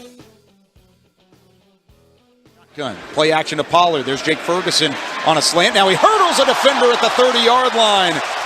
He went over the top of Quandre Diggs, and he got near the marker. They'll mark him about a yard shy. But that's the second time we've seen Jake Ferguson go airborne. KNC Masterpiece back here on 105.3 The Fan. We are live at Buffalo Wild Wings in Rockwall off of I-30. If you want to come and see us, that would be fantastic. Corey's doing giveaways in the breaks, and then Miller Lite is going to be giving away a pair of Cowboys tickets to their next home game. That's against the Eagles, if you want to sign up for that. But it's time for the combo platter right here. 877-881-1053, truckwreck.com text line if you want to get involved. Also hit us up on the Twitch and the YouTube. It's National Christmas Light Day. So give us a sports opinion, and then when is it appropriate to put Christmas lights up, and do you do it yourself? Now, I want to read this one real quick because I've seen a couple things about this. We've been really busy out here. I haven't had the opportunity to look this up. Oklahoma State football is going to get their ass kicked for what they did to that Longhorn this morning. Is there report? Have you not seen this? I guess not. They have a dead Longhorn at a frat house or something like that? Somebody tagged me on Twitter, and it was Barstool Oklahoma State, it looks like, had posted this, Barstool Pokes. And, yeah, it says Pokes by 90, and there's a dead Longhorn just laying right down in the middle. Like a real Longhorn that got killed? Looks like a real one to me, man. Yeah, but did somebody really kill it, or they just laid out I don't know. This seems kind of weird. Yeah. I don't know. Well, that's the first part, and then the other part they said is they're a big fan of the old school reindeer fixtures with the lights that they're going to put out there. I've always wanted to get the Clark Griswold Santa with the reindeer that he chops the antlers off of. That might be my favorite part of that movie, when he flips out and Yeah. just breaks everything. Yeah, and so I've never been able to find, because I forget what that's called, ceramic. I'm not even sure if ceramics are right. I'm sorry if I'm saying that wrong. But the old plastic that things came in back when we were kids, I don't know, because everything's like blow up things, or they're the light up, I don't know, wiry. Yes, yeah, no, we have things. those reindeer wire things. So I don't even know if you can find those ceramic plastic things anymore.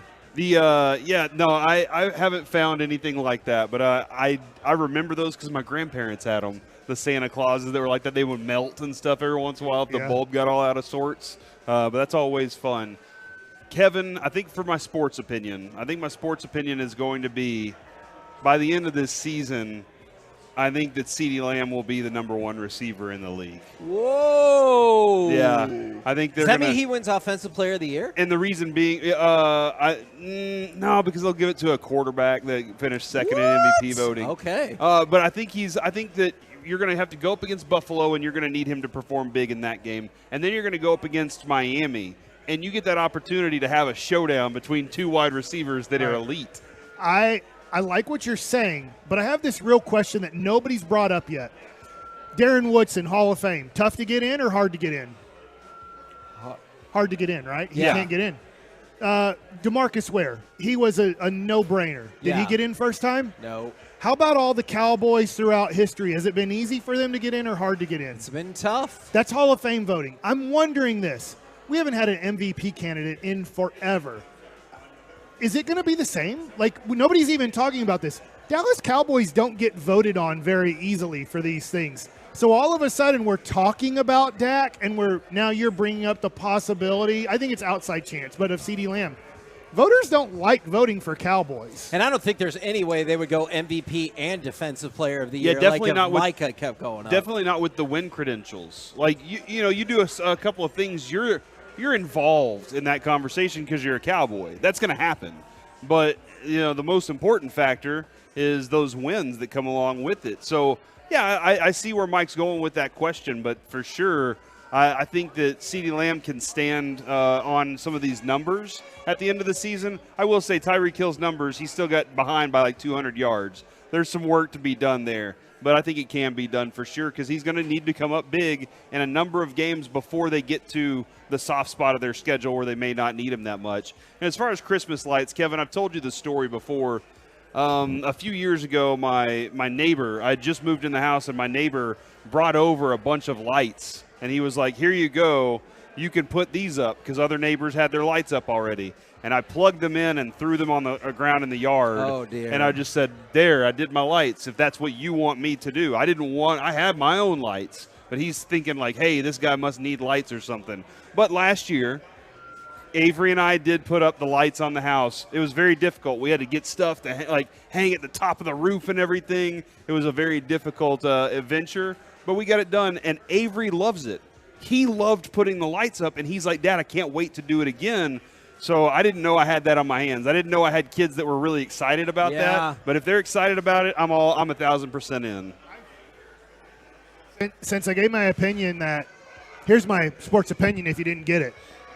I think even if it's close, I don't think voters vote for Cowboys. I think we're thinking everybody's going to be fair about this. I don't think people in Pittsburgh or people in San Francisco they don't vote for Cowboys that are no-brainers to be in the Hall of Fame. It took Michael Irvin forever to get into the Hall of Fame. Yeah. Like, it is not easy for Cowboys. So if these people who won't vote for Cowboys to be in the Hall of Fame, why all of a sudden do we think they're going to vote fairly or favorably for a Dallas Cowboy in an MVP conversation? Oh, you've been called out by Mike Bassick voters. Well, let's look at the strategy, Mike. Let's look at the reality of Cowboys getting in the Hall of Fame. They don't. Cowboys in the 70s didn't get in the Hall of Fame. Cowboys in the 90s don't get in the Hall of Fame. Why all of a sudden are Cowboys going to get voted for the MVP?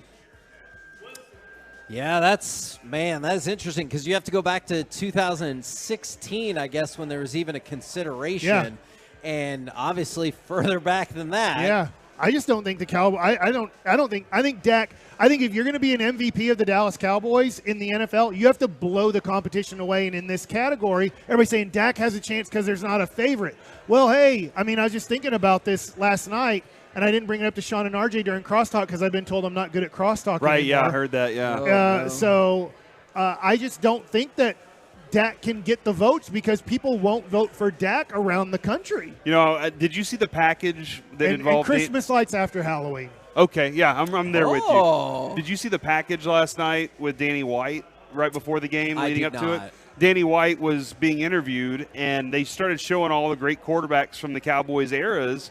And they showed all the Romo failures too, and the moments that he experienced, and the spotlight you're put under.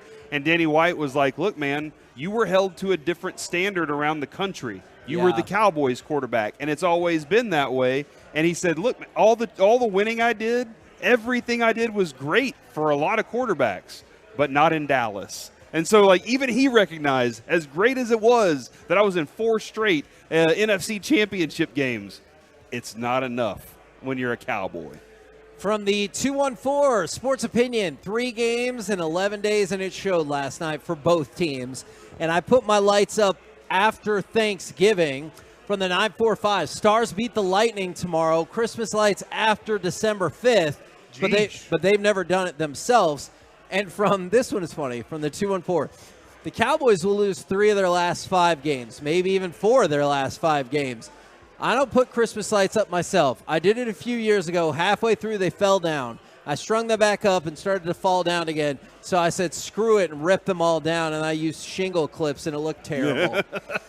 The dude, whoever the guy is that had the house before me, used to decorate like crazy. So I have nails and all sorts of stuff that are already built in place.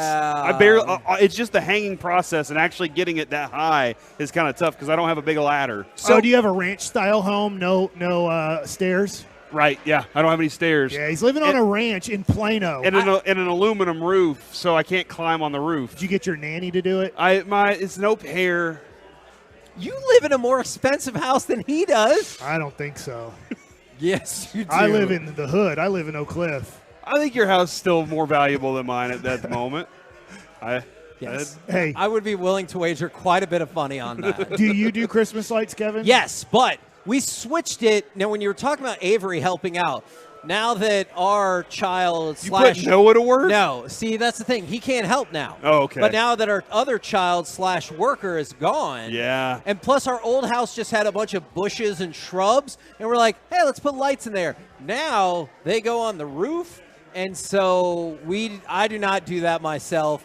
Maybe when Noah gets older, we'll get back to that. But in the meantime, somebody else does it. Okay, so when Mike was saying the Clark Griswold thing, I thought he was going to say the way the house is covered in lights. I would love to do that too. Really? Me too. But here's the deal. Would your family support that? Yes, but we can't. I've tried.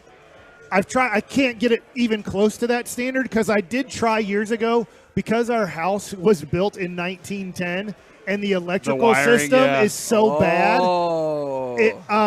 I can't plug as many lights in as I would like because it just blows fuses. Our area where the houses are older, the water pressure is horrible, and also the electrical systems are pretty horrible that it will not let you expand to like Clark Griswold your house. Do you view yourself in a Clark Griswold way at all in terms of you love family, Christmas, but you might snap on a dime? Oh, I am Sparky.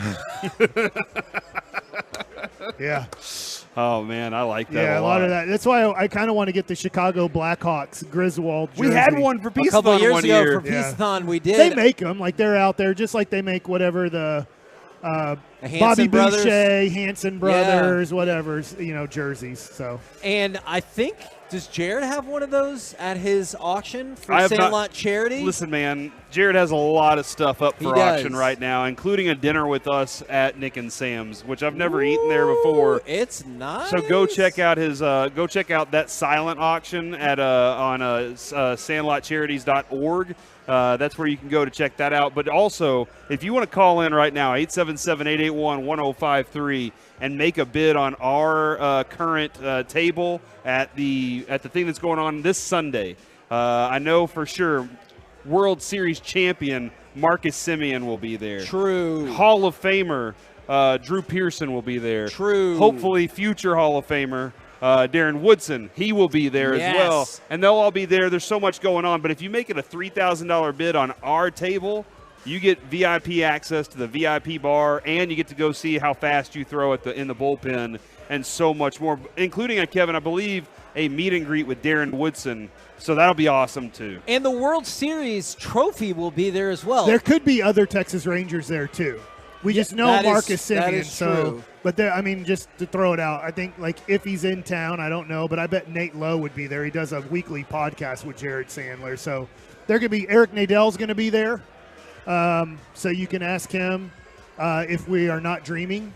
Oh, man. That we're on the field. And he'll tell you you're not. He'll tell, because you get this dinner's on the field, Kevin. That's amazing. Can you believe that we're going to be on the field where the World Series was played? I'm pretty stoked Should I about bring my glove? Yeah, yes, you can. I said yesterday, you were like, yeah, bring your glove. And I was like, I'm going to show up and have my glove. And Mike's going to be, Tolo, baby. Mike's not going to have his glove, and he's going to make me look foolish. I might, because my sons might go with me. Okay, and all so right. They will probably want to throw on. Should I bring field. my catcher's gear? Do they have enough money to get a table?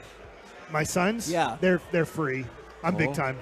Oh. And on February 10th, Bishop Lynch is playing at the Globe, so they'll get to play there. From the 817, Mavs and Stars will sweep the weekend, and my lights don't go up until after Thanksgiving, despite what my wife wants. And that seems to be a point of contention for a lot of people. It doesn't really bother me one way or another. The one thing that I am a little perplexed by is somebody in our neighborhood still has their 20-foot tall Jack Skellington up. Okay. And I'm like, you should probably somebody in my neighborhood has their Jack Skellington and multiple other skeletons around, but they dress them all up as Santa Clauses, and they're passing packages. The little ones are passing packages to the big skeleton, and he's putting one up on the roof. And so I think I got a ton of respect for the people who carried over the Halloween stuff, converted it to Thanksgiving, and then even converted it to Christmas stuff. I like that. I respect that. Yes. I do. I think once you get to December,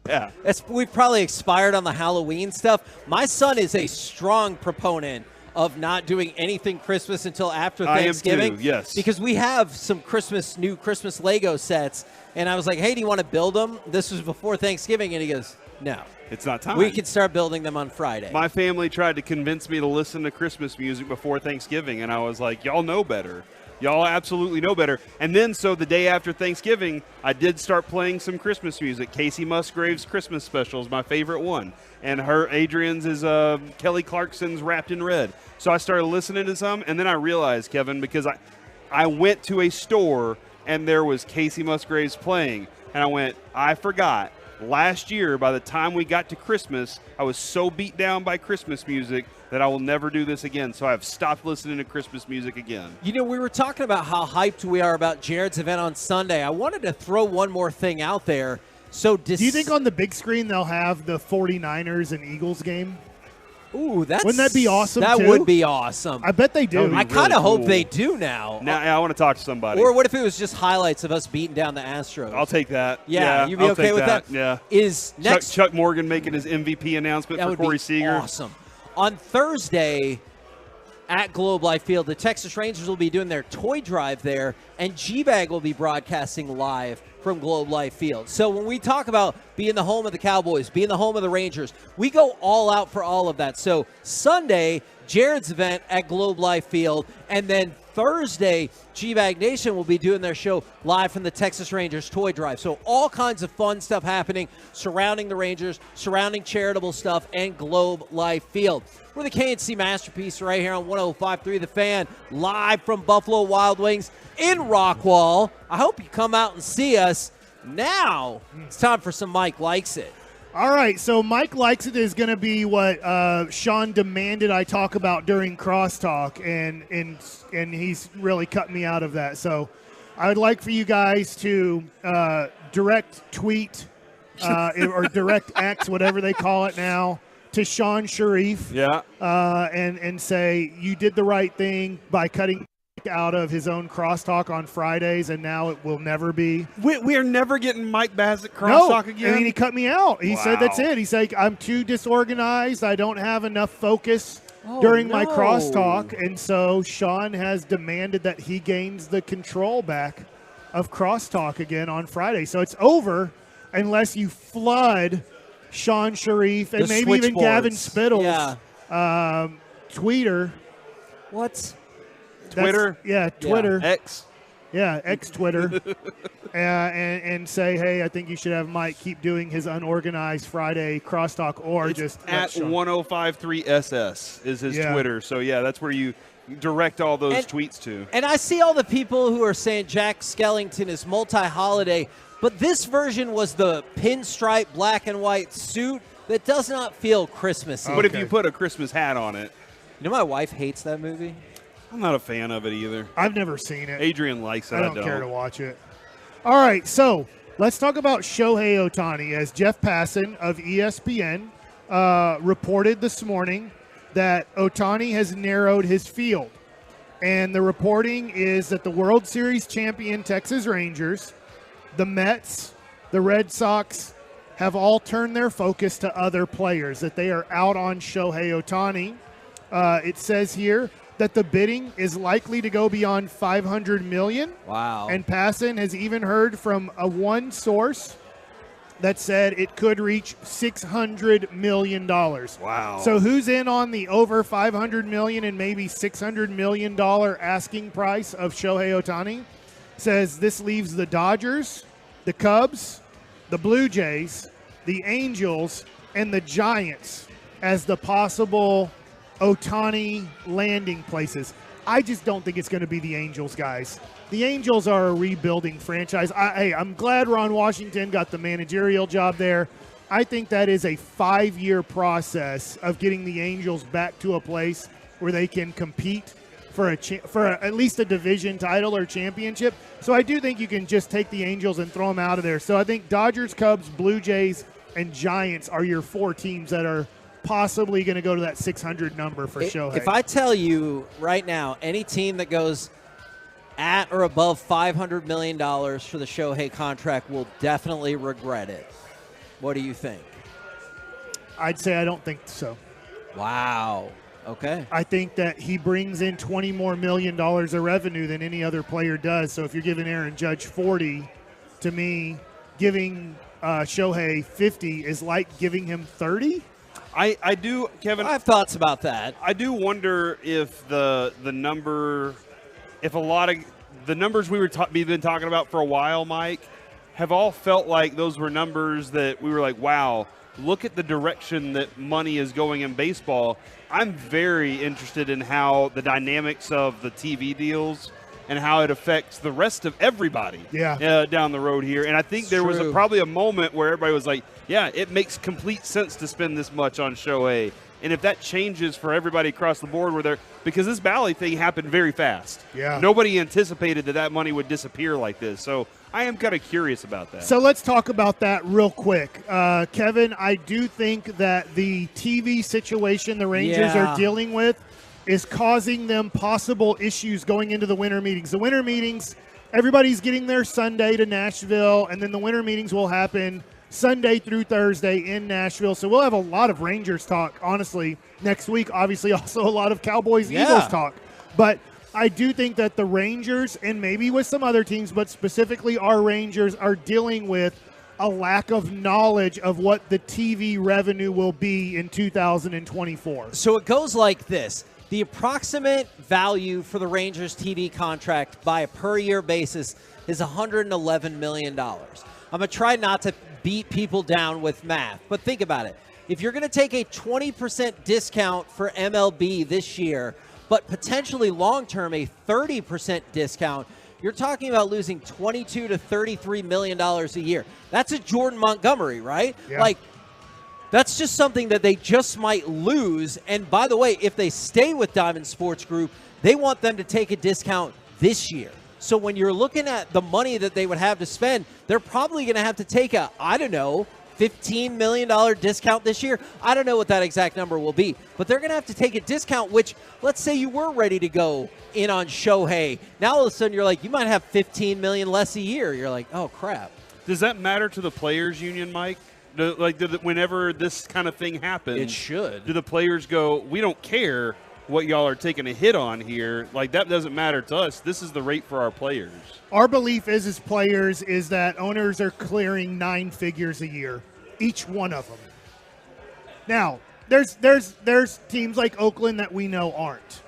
But for the most part, we believe that Ray Davis is making $100 million a year. And that's not, the franchise value is going up. Yes, we believe the franchise value is going up every year. That's why it's selling for more. We believe like a team like the Yankees are probably clearing, the Steinbrenner family is probably clearing $250 to $500 million a year. They're putting that in their pocket per year. Oh, wow. So that's our belief. Are we 100% right on that? I don't know, but that's our belief. But they won't open their books. The owners refuse to open their books. Now, wouldn't you, if you were losing money, like really losing money? You're damn right I Wouldn't you open your books up to show the players? Yes. We can't pay you this much. Yes. Look how much money we're losing. There's a reason they're not opening their books, and it's probably not because they're losing money. They're probably making such a S-load of money that they don't want, one, the players to see, but maybe more important, they don't want the public to see how much money these franchises really make on a per-year basis. And do you think like the Scott Borases, those kinds of guys are running numbers to kind of give themselves an idea of, look, this is how much we think these guys are making, so they can work with y'all better and closer? Okay, all right. That makes a lot of sense. And that's why, Kevin, like I do see agents out there going, y'all can say you're not spending it, but it doesn't matter to us. This is what my player's worth. So I agree with so much, probably everything that Mike just said.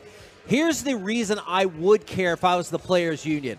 Let's go off of the idea that the owners are lying, which, by the way, Mike, I agree with you on that. If I was losing money, I'd be like, here you go, take a look.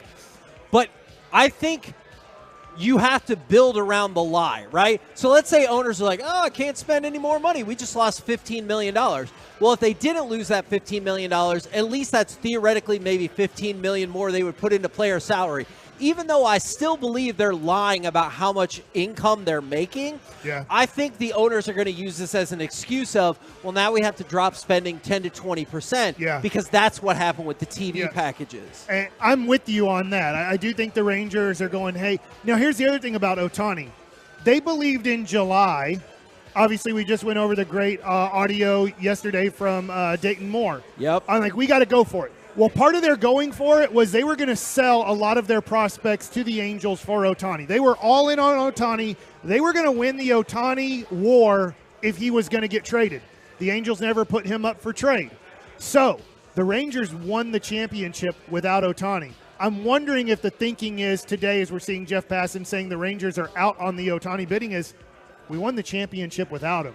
Do we really need to add a 12-year, $600 million contract? And I do get that. To Kevin's point of, will teams regret it? I say I don't think so, but there's a good argument that they will regret it. And so I wonder if the Rangers are going to, we did it without him. Yeah. Do we really need to add a $50 million player till he's 40 years old or even older, knowing that we won without him? And there is... And still how much more they need other than him. Right, and there is this. I've heard from specific people that it is an issue with Ohtani's workload, that he specifically wants to be a starter. He only wants to start pretty much once a week. He's not going to be part of a 5-man rotation. He wants to pitch pretty much kind of an every 6th time. He wants to be on his Japanese rotation. So there are issues building a starting rotation plus a bullpen, plus how much do we give him time off to make sure he's fresh? He's never had to pitch in September where baseball mattered. He's been in the crappiest organization where September didn't matter. If we get him, he's never proven he can pitch great in September and then also pitch great in October and also hit in October too. So you didn't get to see that from his 6 years with the Anaheim Angels. So I look at it and I go, not that I'm out on Ohtani. I'd love to have Ohtani as a Texas Rangers. I think the Rangers would too, but I do think they're looking at it going, we won without him. Is it the most beneficial thing to spend $50 million this offseason per year for over a decade on Ohtani?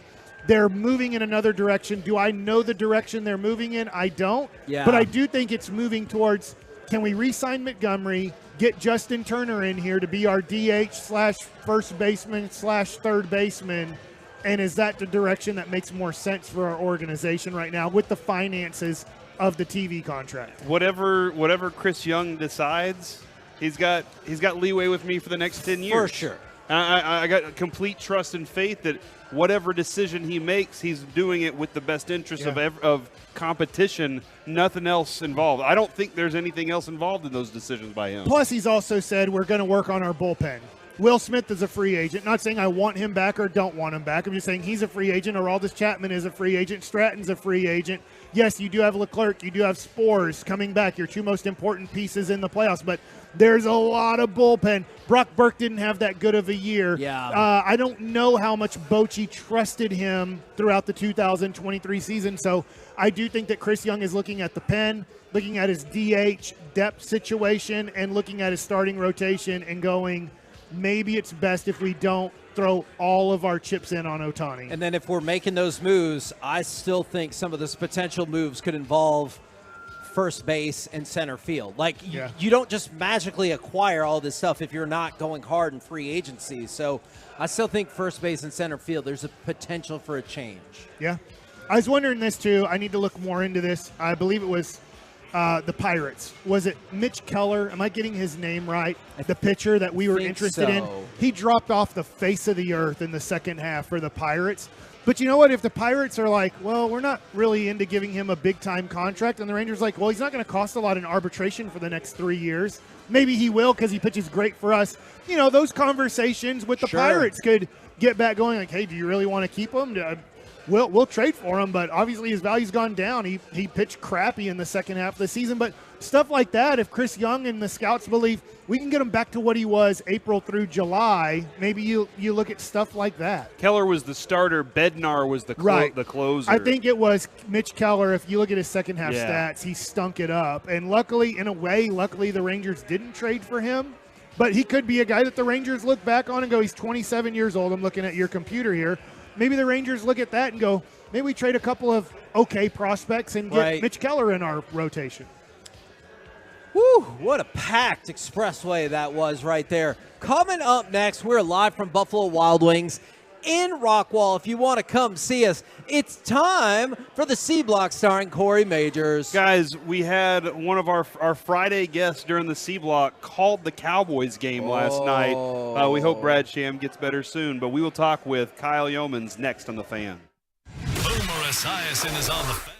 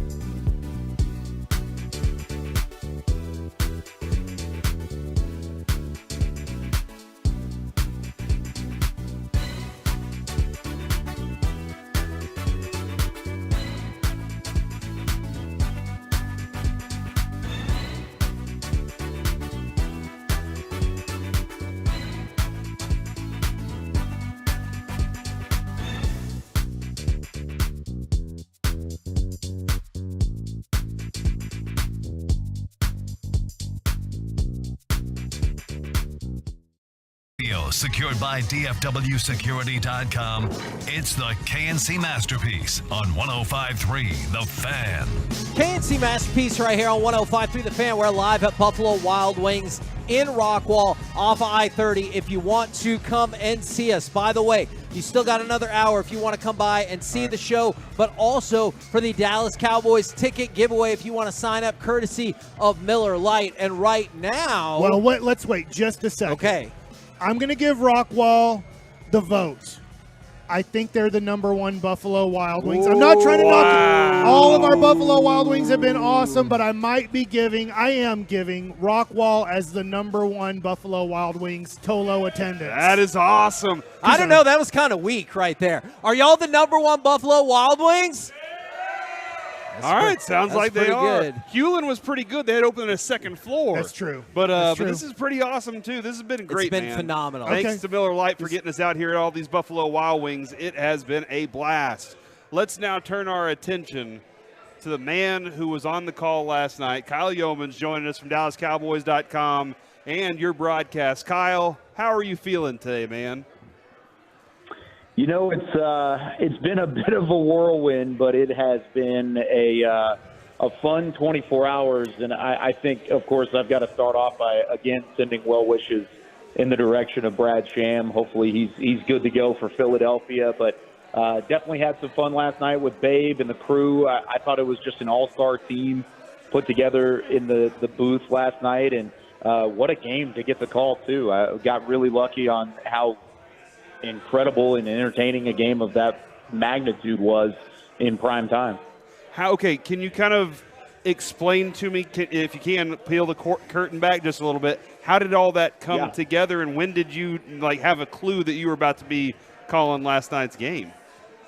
Yeah, so I'll start off by just saying we don't normally do our pregame and postgame coverage at the stadium. It's only a couple times out of the year. This year, we're doing 3 games. This was the second time we've been out at AT&T Stadium.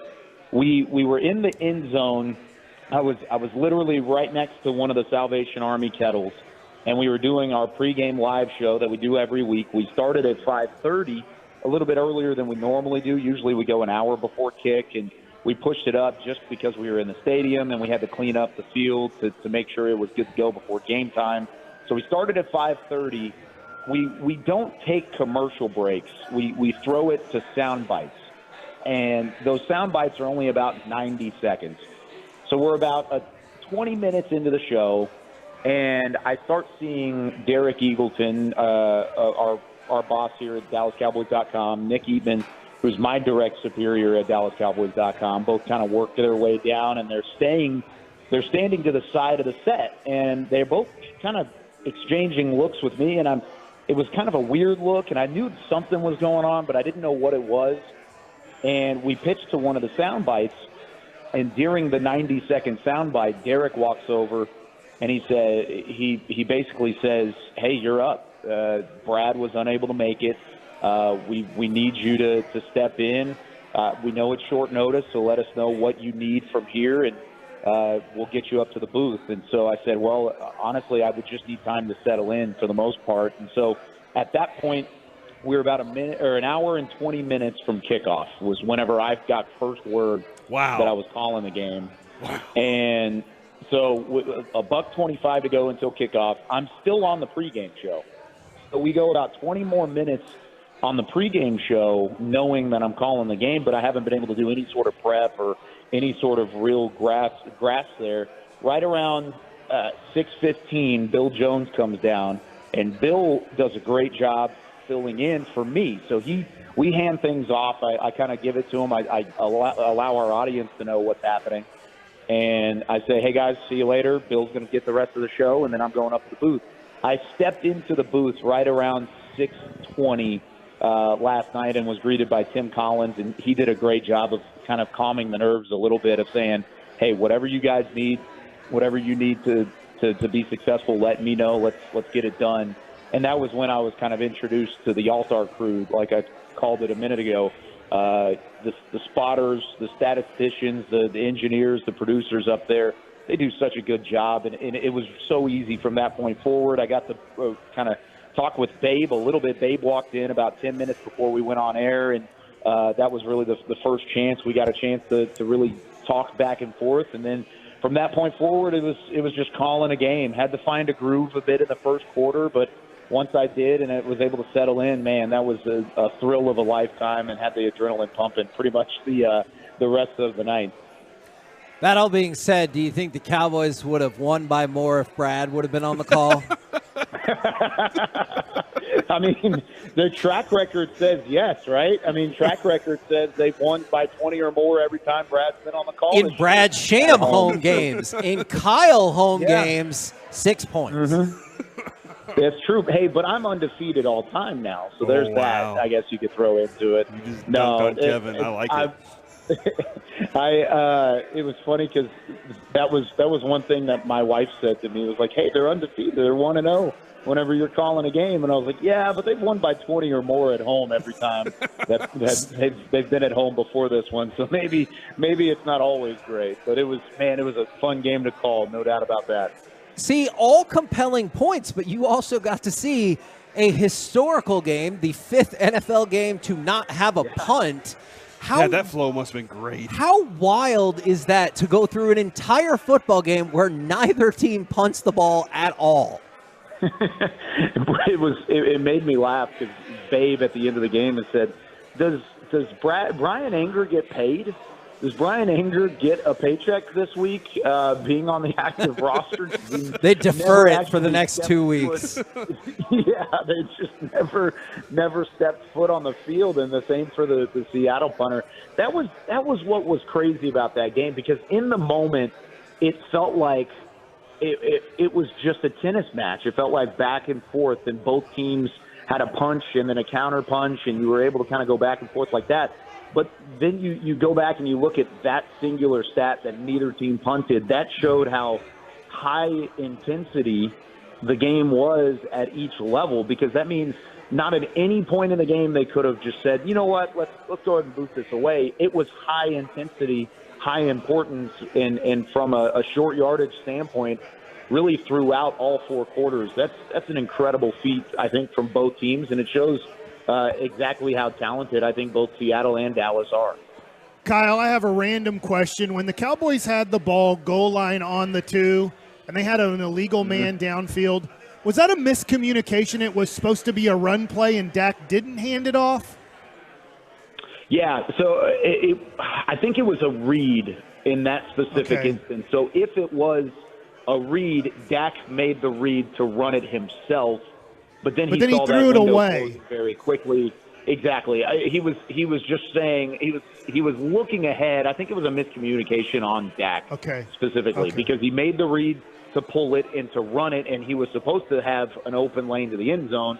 When he saw there was no open lane, he says, "Oh, well, I'm behind the line of scrimmage. Let me just loft it up in the air." And by that point, Tyler Smith had already wandered downfield because he thought it was a run play. So I think it was Dak trying to save yardage and save what could have been a tackle for loss at that point, because Seattle read the play well. And so he was trying to salvage the play, and instead it ended up in a penalty. I am kind of curious on this, because Sean and RJ and Kevin, we've had these moments. I had one show where I thought I was pitching a perfect game. Yes. And then at the very end, I just I flubbed it all up. And Sean and RJ this morning, Kyle, said that you were pitching a perfect game last night. And then you said walk the dog as the touchdown was being scored, and they said no on that one. I think it was a nice homage to Brad Sham. What were your thoughts when you said walk the dog last night? So it was unintentionally an homage to Brad Sham, because Brad had some phenomenal calls with the walk the dog. Seattle scored the touchdown, though. So I would never make a Brad Sham hype, or not even hype, but a Brad Sham honor, like a call in his honor. I would never do it when Seattle scores. So it was unintentional that I did it. And as soon as I said it, I was like, man, I should have saved that for if Dak scores later. Now, they didn't end up having a rushing touchdown, and they didn't end up having one where Dak led with the football in front to walk the dog into the end zone. But the fact that Seattle scored and it was right in front of me, that was just the first thing that popped in my head. And as soon as I said it, I was like, man, I should have kept that one in the chamber.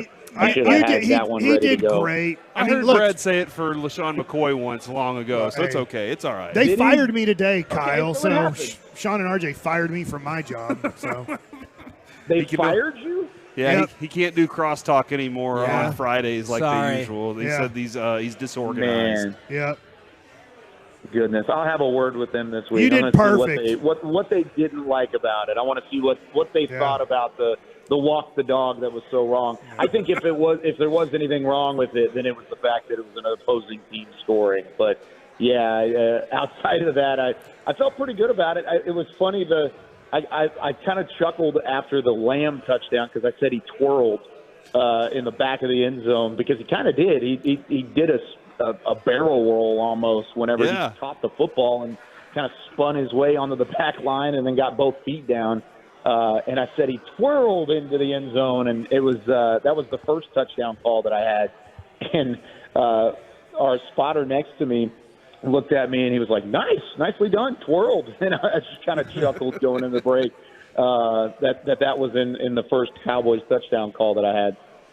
Now, I realize he had an interception yesterday and the pick six the week before, but in the in-between times, DaRon Bland has been getting kind of picked apart, has he not?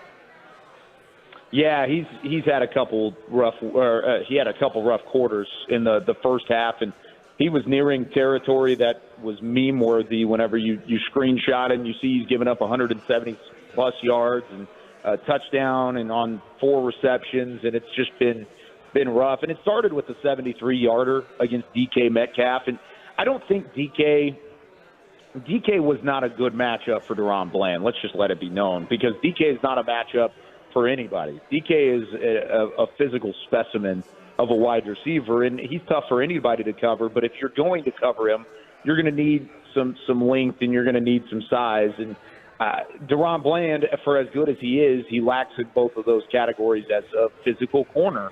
He's more of a finesse corner. He's somebody that's going to make a play on the football and use the ball skills to get the job done. But whenever you're going up against a guy like DK Metcalf, he's so physical at the line of scrimmage and then also quick off of the jump and has the speed to take off once he gets past you. That's what really hurt DaRon Bland, and I think he took some time to adjust. I give a lot of credit to the defensive staff, though, of settling him down, because for as bad of a first half as he had, the second half was nowhere near as fruitful for those Seattle wide receivers. So they definitely showed some resilience in that regard. He had the big interception. Unfortunately, Dallas didn't score off of it, but it was still something that I think he can build on and go back and look at, that's not giving up the big play against Seattle.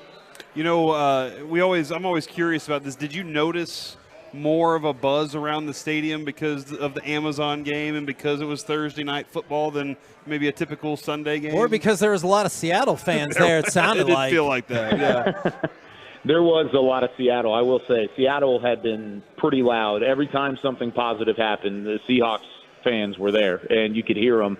I think the buzz happens because Dallas has built AT&T Stadium into a home field advantage. I mean, 14 straight wins is incredible for anybody in the NFL to put together games like that, and I think the crowd played a massive factor in that last night. If you have one play or the other go in opposite direction and you're on the road, I think Seattle may be the one that makes those final plays, but instead this time it was Dallas. And even I asked DeMarcus Lawrence last night, I asked Jordan Lewis last night, how much did the crowd play into it, and where did it rank compared to some of the games that they had seen throughout their time here? And both of them said that was about as loud as any regular season game they've ever heard at AT&T. So there was a notable buzz, whether that was because it was Thursday night or because it was Seattle in town or because Dallas is squarely in a hunt where they pretty much can't slip up from here on out. Like they've got to continue to take care of business if they even hope to control their own destiny at some point in this NFC East race.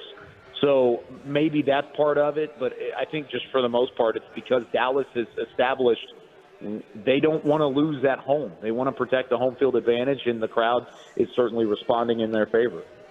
Well, Kyle, I know how much work it takes to be ready for, how much work Brad and those guys put in. You did for great. An entire week, they'll make boards and be all prepared for it.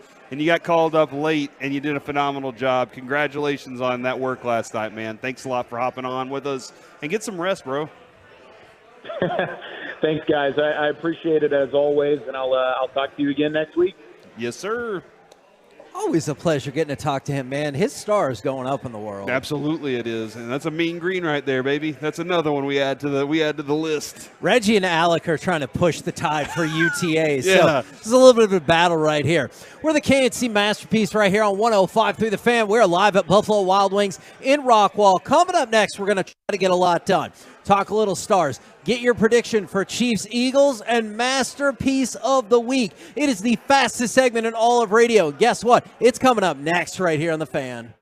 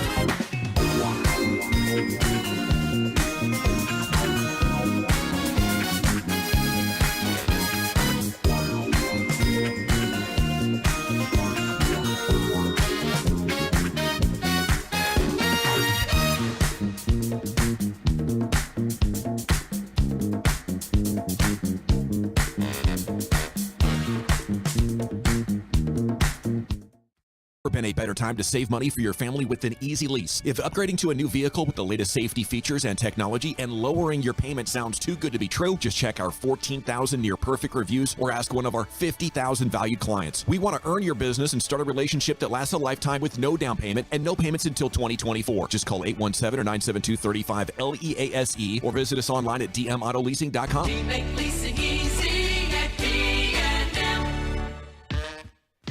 And it's back to the KNC Masterpiece here on 105.3 The Fan. The upcoming segment is brought to you by Frankel & Frankel. Life is unpredictable. Accidents happen. Frankel & Frankel are the go-to attorneys for car and truck wrecks in DFW. If you or a loved one has been in an accident, contact Frankel & Frankel for a free consultation at truckwreck.com or call 214 or 817-333-3333. Here comes Rope, hints the other way. Slides the right wing side. Robertson drops it. Pavelski spins and drops. And now Harley shoots and scores. On a pretty three-way passing play, Thomas Harley snaps the puck into the top corner of the Flames net. The Stars strike first and take a 1-0 lead. Positive Ross wants you to be stoked about the Stars. They did end up losing in overtime to the Flames last night. I was texting you guys about it. He was not the only person texting us about the Stars last night. That is by true. The way. There are a lot of people involved with that. But, Mike, you were all over it, baby. Well, I thought the Cowboys were going to win, and they were on the let's call all these timeouts, so I knew there wasn't going to be much action in the Cowboy game, and it was coming down to the last about 6 to 7 minutes of the Stars game, and those Nimrod Stars let up a goal with about 3 minutes to go in the game, and then it went to overtime, and that didn't take long for them to But fart to be that one fair, they deserve to lose that game, right? Sure. Don't you? They were getting outskated, outshot, out everything all night. I have a but then Wedgwood made a great save, He and then did? like a He minute did. later, Yep. number 4. Hey, you got to block that with your face. That's why hockey players don't have. Yeah, Heiskanen, man. Put your face in there. Don't get your face out of the way. I think he got his face involved in one last year during the playoffs. Remember, he had Playoffs a different. I'll tell you what. tough one. Heiskanen did a really. I'm a Stars guy now. Heiskanen did a crappy job of clearing the puck multiple times in that game. That is an issue that the Stars have run into in the past, and basically any team. I don't care how good you are. If you can't clear it out of your own zone, it's going to bite you at some point. I do have a question about this real quick. Do you love the Stars yet? Like, is this one of those where you're just kind of like, I got to get to know them a little bit? We're courting. I like them, and look, they did not play well yesterday, but they could have stole one. That would have been one where you you steal one. True. Like dang, like against Winnipeg, if I am remembering games right, they played well and deserved to win. Last night they deserved to lose, but they were 3 minutes away from sneaking one out. Yeah. And they get a point. Yeah. But I would have liked to seen them get 2 there. When you got down to, you were under 4 minutes to go. Wedgwood had just made a nice save, and it looked like you were going to steal one, but you didn't.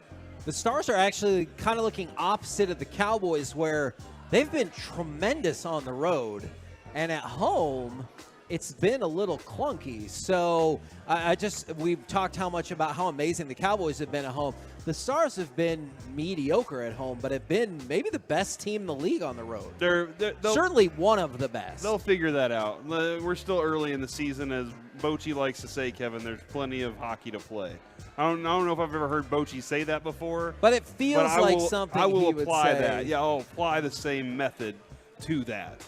Now, the Eagles and the 49ers. Yeah, that's who they're playing. Yes, I said the Chiefs, I believe. I apologize for that. Think about that over the weekend, how you teased that. I think we dumped it. I think we dumped it. Okay, just for good. your- Thank you. So Did we dump it? If you heard it, 877-881-1053, text in. Yes, I will be embarrassed for myself for that. Eagles 49ers. We've talked quite a bit about this game and talked about how the point spread, at least on the surface, does not seem to make sense. Even Shanahan said the point spread doesn't make sense. What is your feel for this game? I think the 49ers are winning the Super Bowl this year. So that being said, I am going to go with the 49ers winning this game. Let's say it's a close game.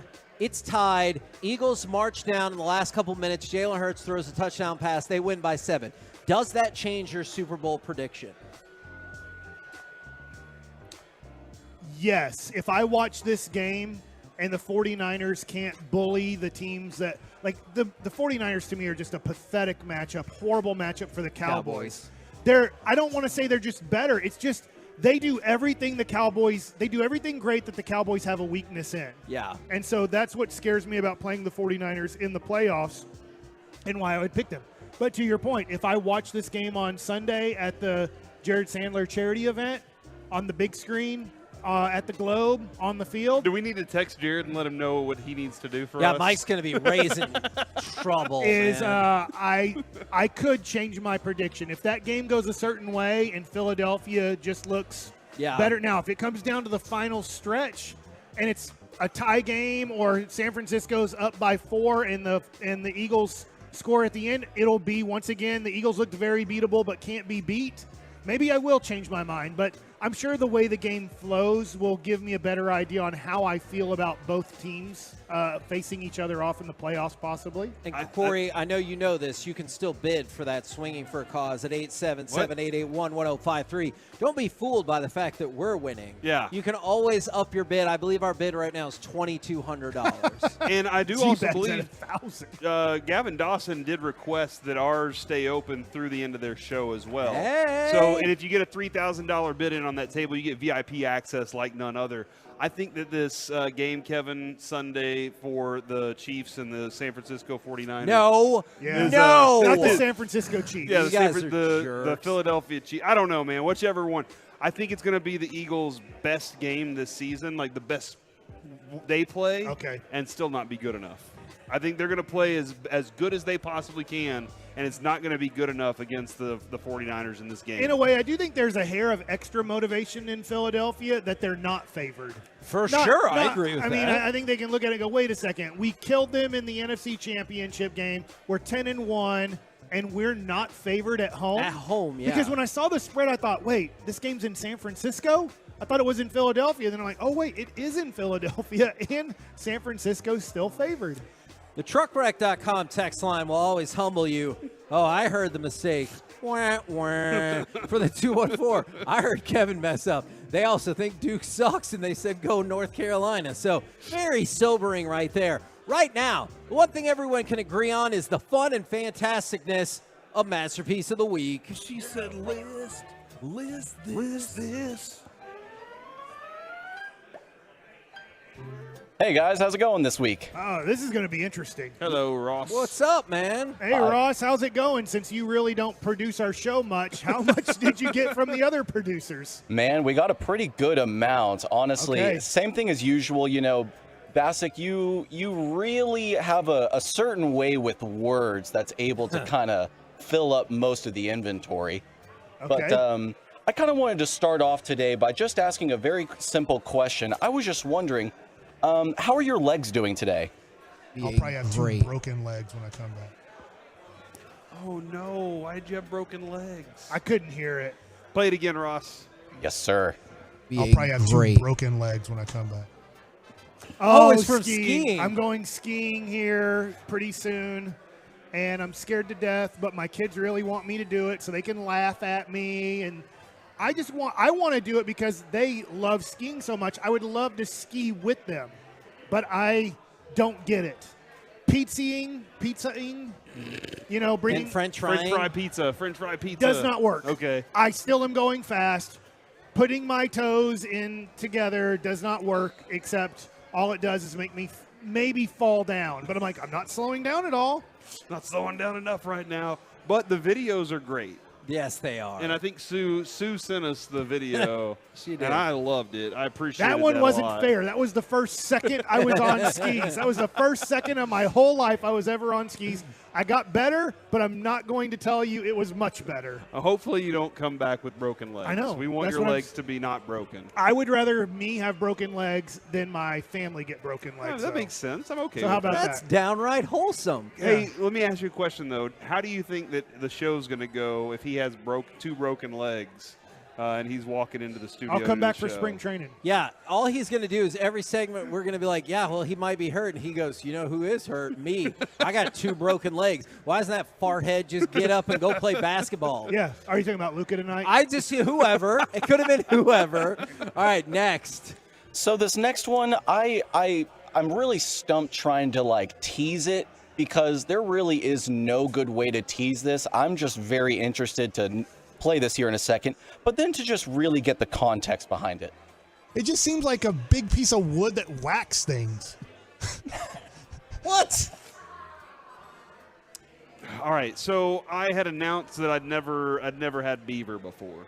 I had never eaten beaver meat. Yeah, that's all right. right. Well, and that was surprised your marriage is going so long. Everything's going great. It's the I've never had access to it. That's one of those things. I've never been to a restaurant and on the menu it says beaver. Yeah, it's not like name a restaurant you've been to, Kevin. Yeah, there's no I restaurant. have not. And there's so, no restaurant that serves beaver. So no restaurant in the world. We're at Buffalo Wild Wings. I looked at their menu. I had Well, because it's not called Beaver Wild Wings. Like they're not serving buffalo I got here a new either. idea. There's got to be a restaurant in the world that serves beaver. I don't know. Maybe like in Montana. Or I don't know. Wyoming. You've been there.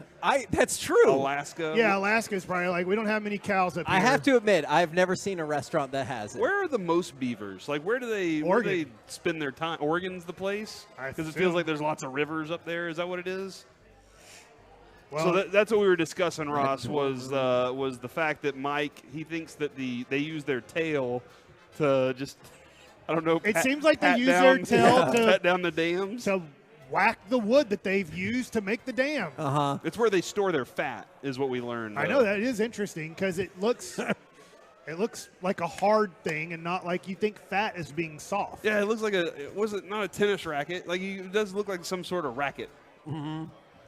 Back to you, Ross. So, Bassick, we're going to go with another clip from you. I just wanted to let you know that, if your current career doesn't pan out for whatever reason, you could always be a spelling teacher. I think that's how. I think if you're Canadian, you do it that way. Oh, okay, that makes a lot of sense. There's no K in Canada. Thank you, Mike, for filling all of us in. There isn't. That's a good note, Mike. You could spell it with a K, but you'd be wrong. How would you, if it was up to you, how would you spell Canada? The way it's spelled. I think that one's spelt correctly. Okay. Don't you? But you could, if you spelt it K-N-A, you would still say can. I would spell it C-K. K-N-A would be can? Yeah. No, it would be nah. No, it's K-N-A. K-N-A-N. Nonada? Yeah. Nonada? Yeah, if you put Nonada. an N after K, Uh-huh. it eliminates the K. I've always wondered how did we choose what words start with K and what words start with C? I get you now. So you're saying C-A-K-N-A-D-A. Yeah, like what's really weird here, a kitten is with a K, but a cat is with a C. Gotcha. Okay. That doesn't make any sense. It's the same animal. Yeah. Why did we change the first letter? It's a K sound. Kevin, it Corey, grows up to be two a different C. letters. Like literally, the K grows up to be a C. Yeah. That actually is probably true. Kevin is spelled with a C. Mine is spelled with a Yeah. K. It's always been weird, and people don't get that. It's true. So up next, we've got another read. A read. I have another read still stored for y'all in a second. But Mike, I'm going to kindly ask that you tone it down a little bit for these live reads. The Diamond Factory has come through me with. The Diamond Factory has helped me. How about that? Instead of did what I just said. I remember that and I thought, oh my God. Service. Whoa. No wonder you're so loyal to them. I'll tell you what, I can make commercials pop. I tell you this, man. You advertise with Mike, most of the time he'll get the message across. The times he doesn't, they will remember your business.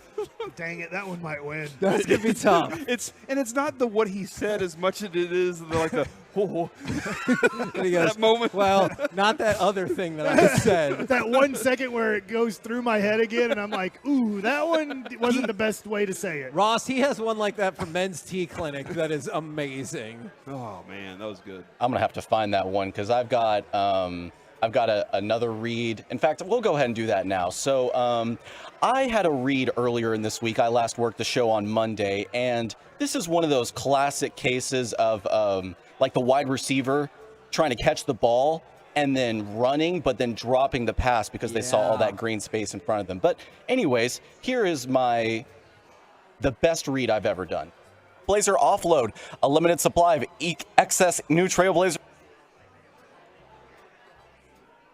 So what did you think? Did you just stop in the middle of it too? Is that what happened on game day? No, that was on Monday, and I guess I was just kind of looking at a screen, getting ready to fire off a cut or something, and yeah, I just kind of tripped over myself, and finally I just kind of had to pause and restart.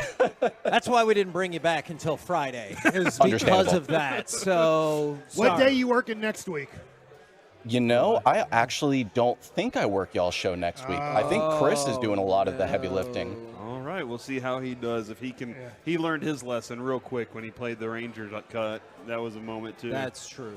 Yeah, I was going through and making sure I had all the cuts ready for this segment, and I heard that immediately, and I was like, oh, been there. We have one more.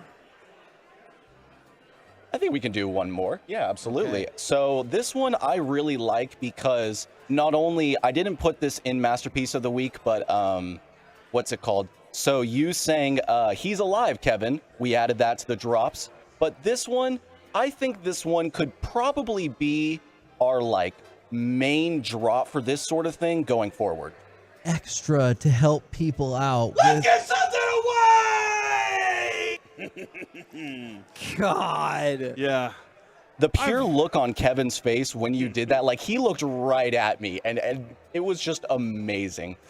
That's been a fun thing. I've had people they've heard giveaways happen. Yeah. And they're like, it's just not the same if I don't hear you scream it. And that's so true. That is something that I've taken some pride in. It affects my voice. I'll tell you that much. It hurts me sometimes, but it's something that I love to do. I think I know where I'm voting. I'm voting for that Diamond Factory commercial for sure. That is definitely my winner right now. Unquestionably. Yeah, Ross and I are with it, unfortunately. Ross, can you play that one more time? Oh, absolutely. All right, here we go. The Diamond Factory has come through me with... The Diamond Factory has helped me. How about that? Instead of did what I just said. Good job, Mike. I'm proud of you. Thanks. Oh, excellent stuff right there. We're the KNC Masterpiece right here on 105.3 The Fan. We're live at Buffalo Wild Wings in Rockwall. If you want to come see us, coming up next, let's chit-chat with those fellas from the G-Bag Nation right here on 105.3 The Fan. But, Kevin, are you ready for me to do another one? Is this a Diamond Factory? No, it's the holiday season. This is about Southwest Chrysler, Dodge, Jeep, Ram in Cleburne. Located just minutes from the Metroplex. It's worth the short drive to Cleburne to save a lot more if you're looking for a brand new Chrysler, Dodge, Jeep, or Ram. Right now, they have the Wrap Up the Year sales event all month long at Southwest Chrysler, Dodge, Jeep, Ram. Get ahead of it now on the purchase of your brand new vehicle with General Manager Mike Brown and his fantastic team. You can always do custom vehicle orders of any of their vehicles, so you get exactly what you want through the Southwest Chrysler, Dodge, Jeep, Ram eShop. You can check that out online right now at southwestcdjrtexas.com. All the inventory is updated daily online. You can purchase online if you'd like at southwestcdjrtexas.com. Drive a little further, save a lot more at Southwest Chrysler, Dodge, Jeep, Ram in Cleburne.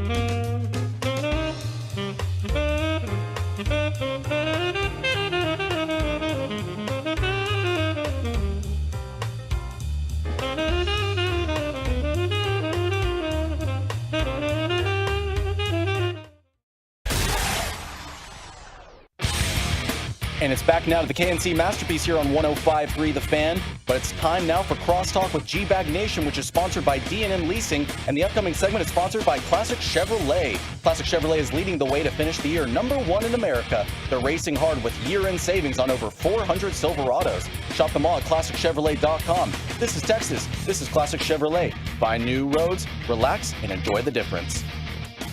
KNC Masterpiece back here on 105.3 The Fan. We're live at Buffalo Wild Wings in Rockwall. This place has been fun and rowdy all day long. Right now, it's time for our chit-chat with those fellas from the G-Bag Nation. Gentlemen, how is you today?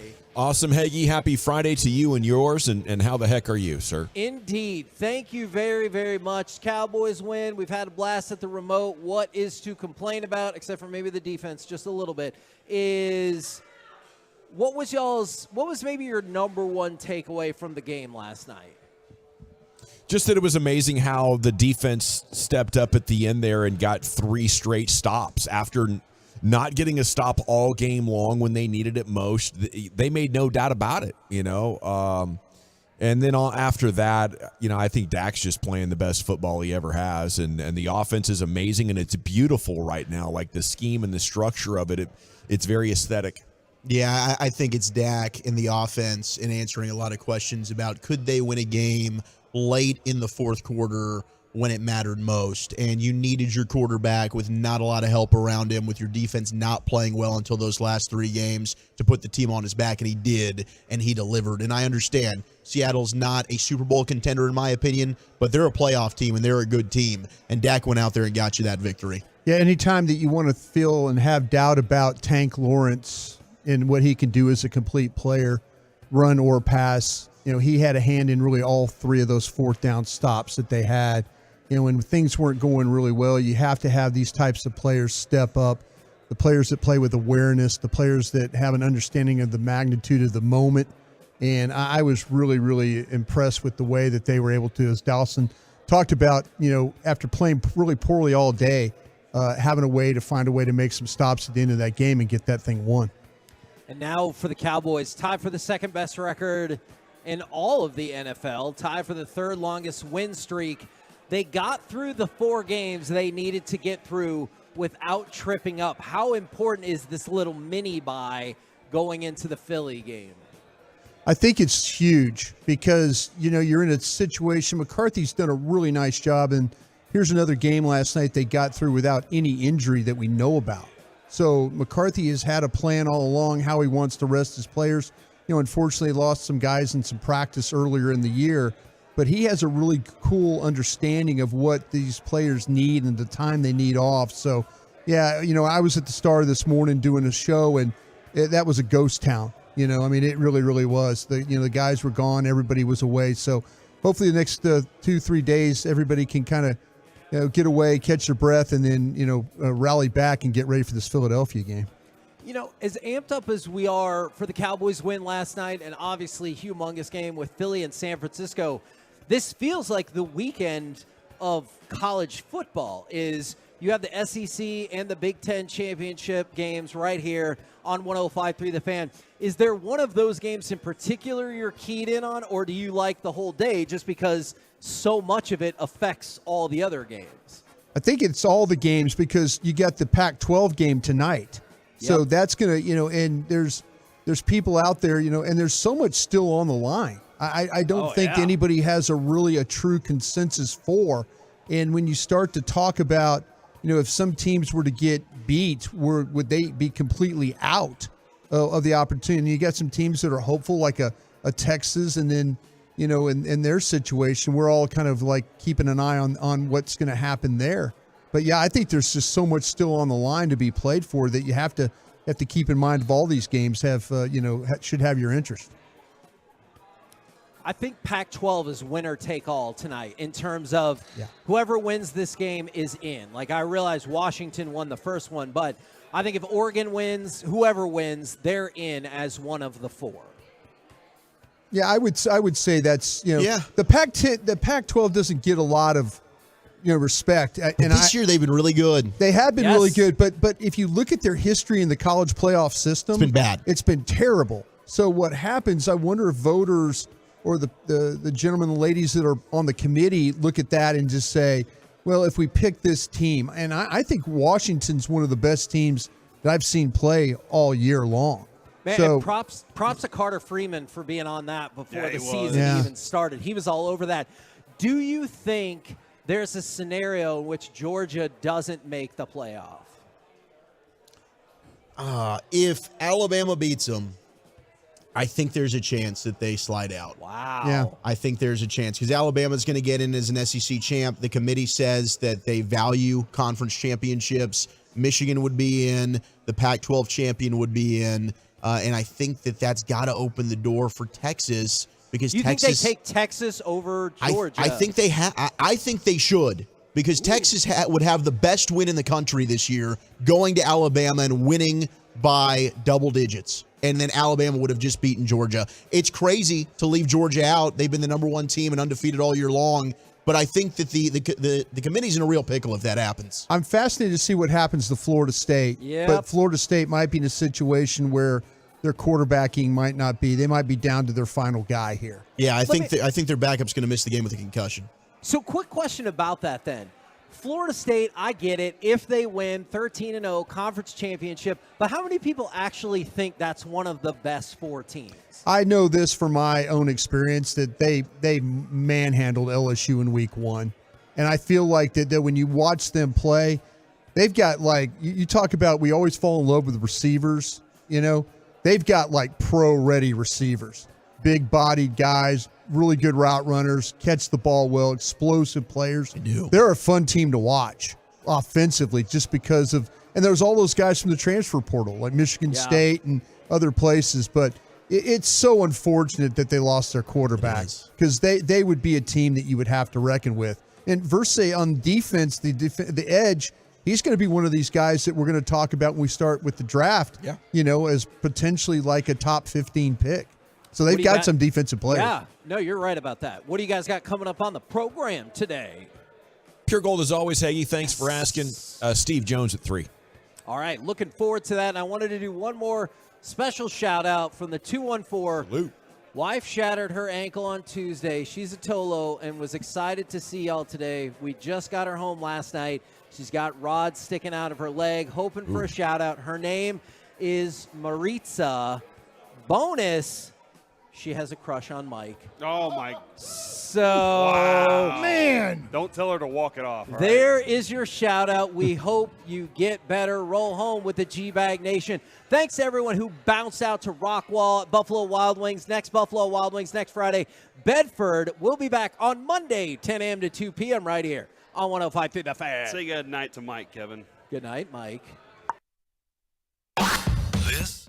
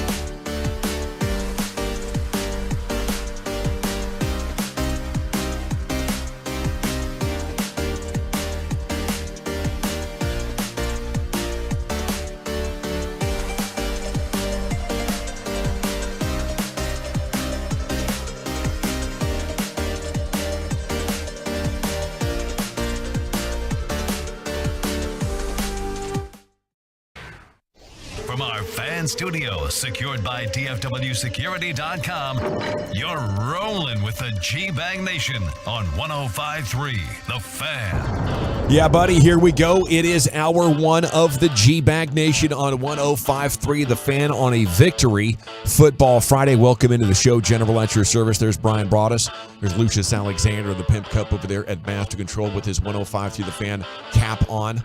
You can describe that as a skull cap. In my day, that would be a stocking hat, but I'm old. Okay, Carter Freeman's coordinating your video, 105.3thefan.com, Twitch, and YouTube. He's got an eye on college football as well. It's a championship Sunday.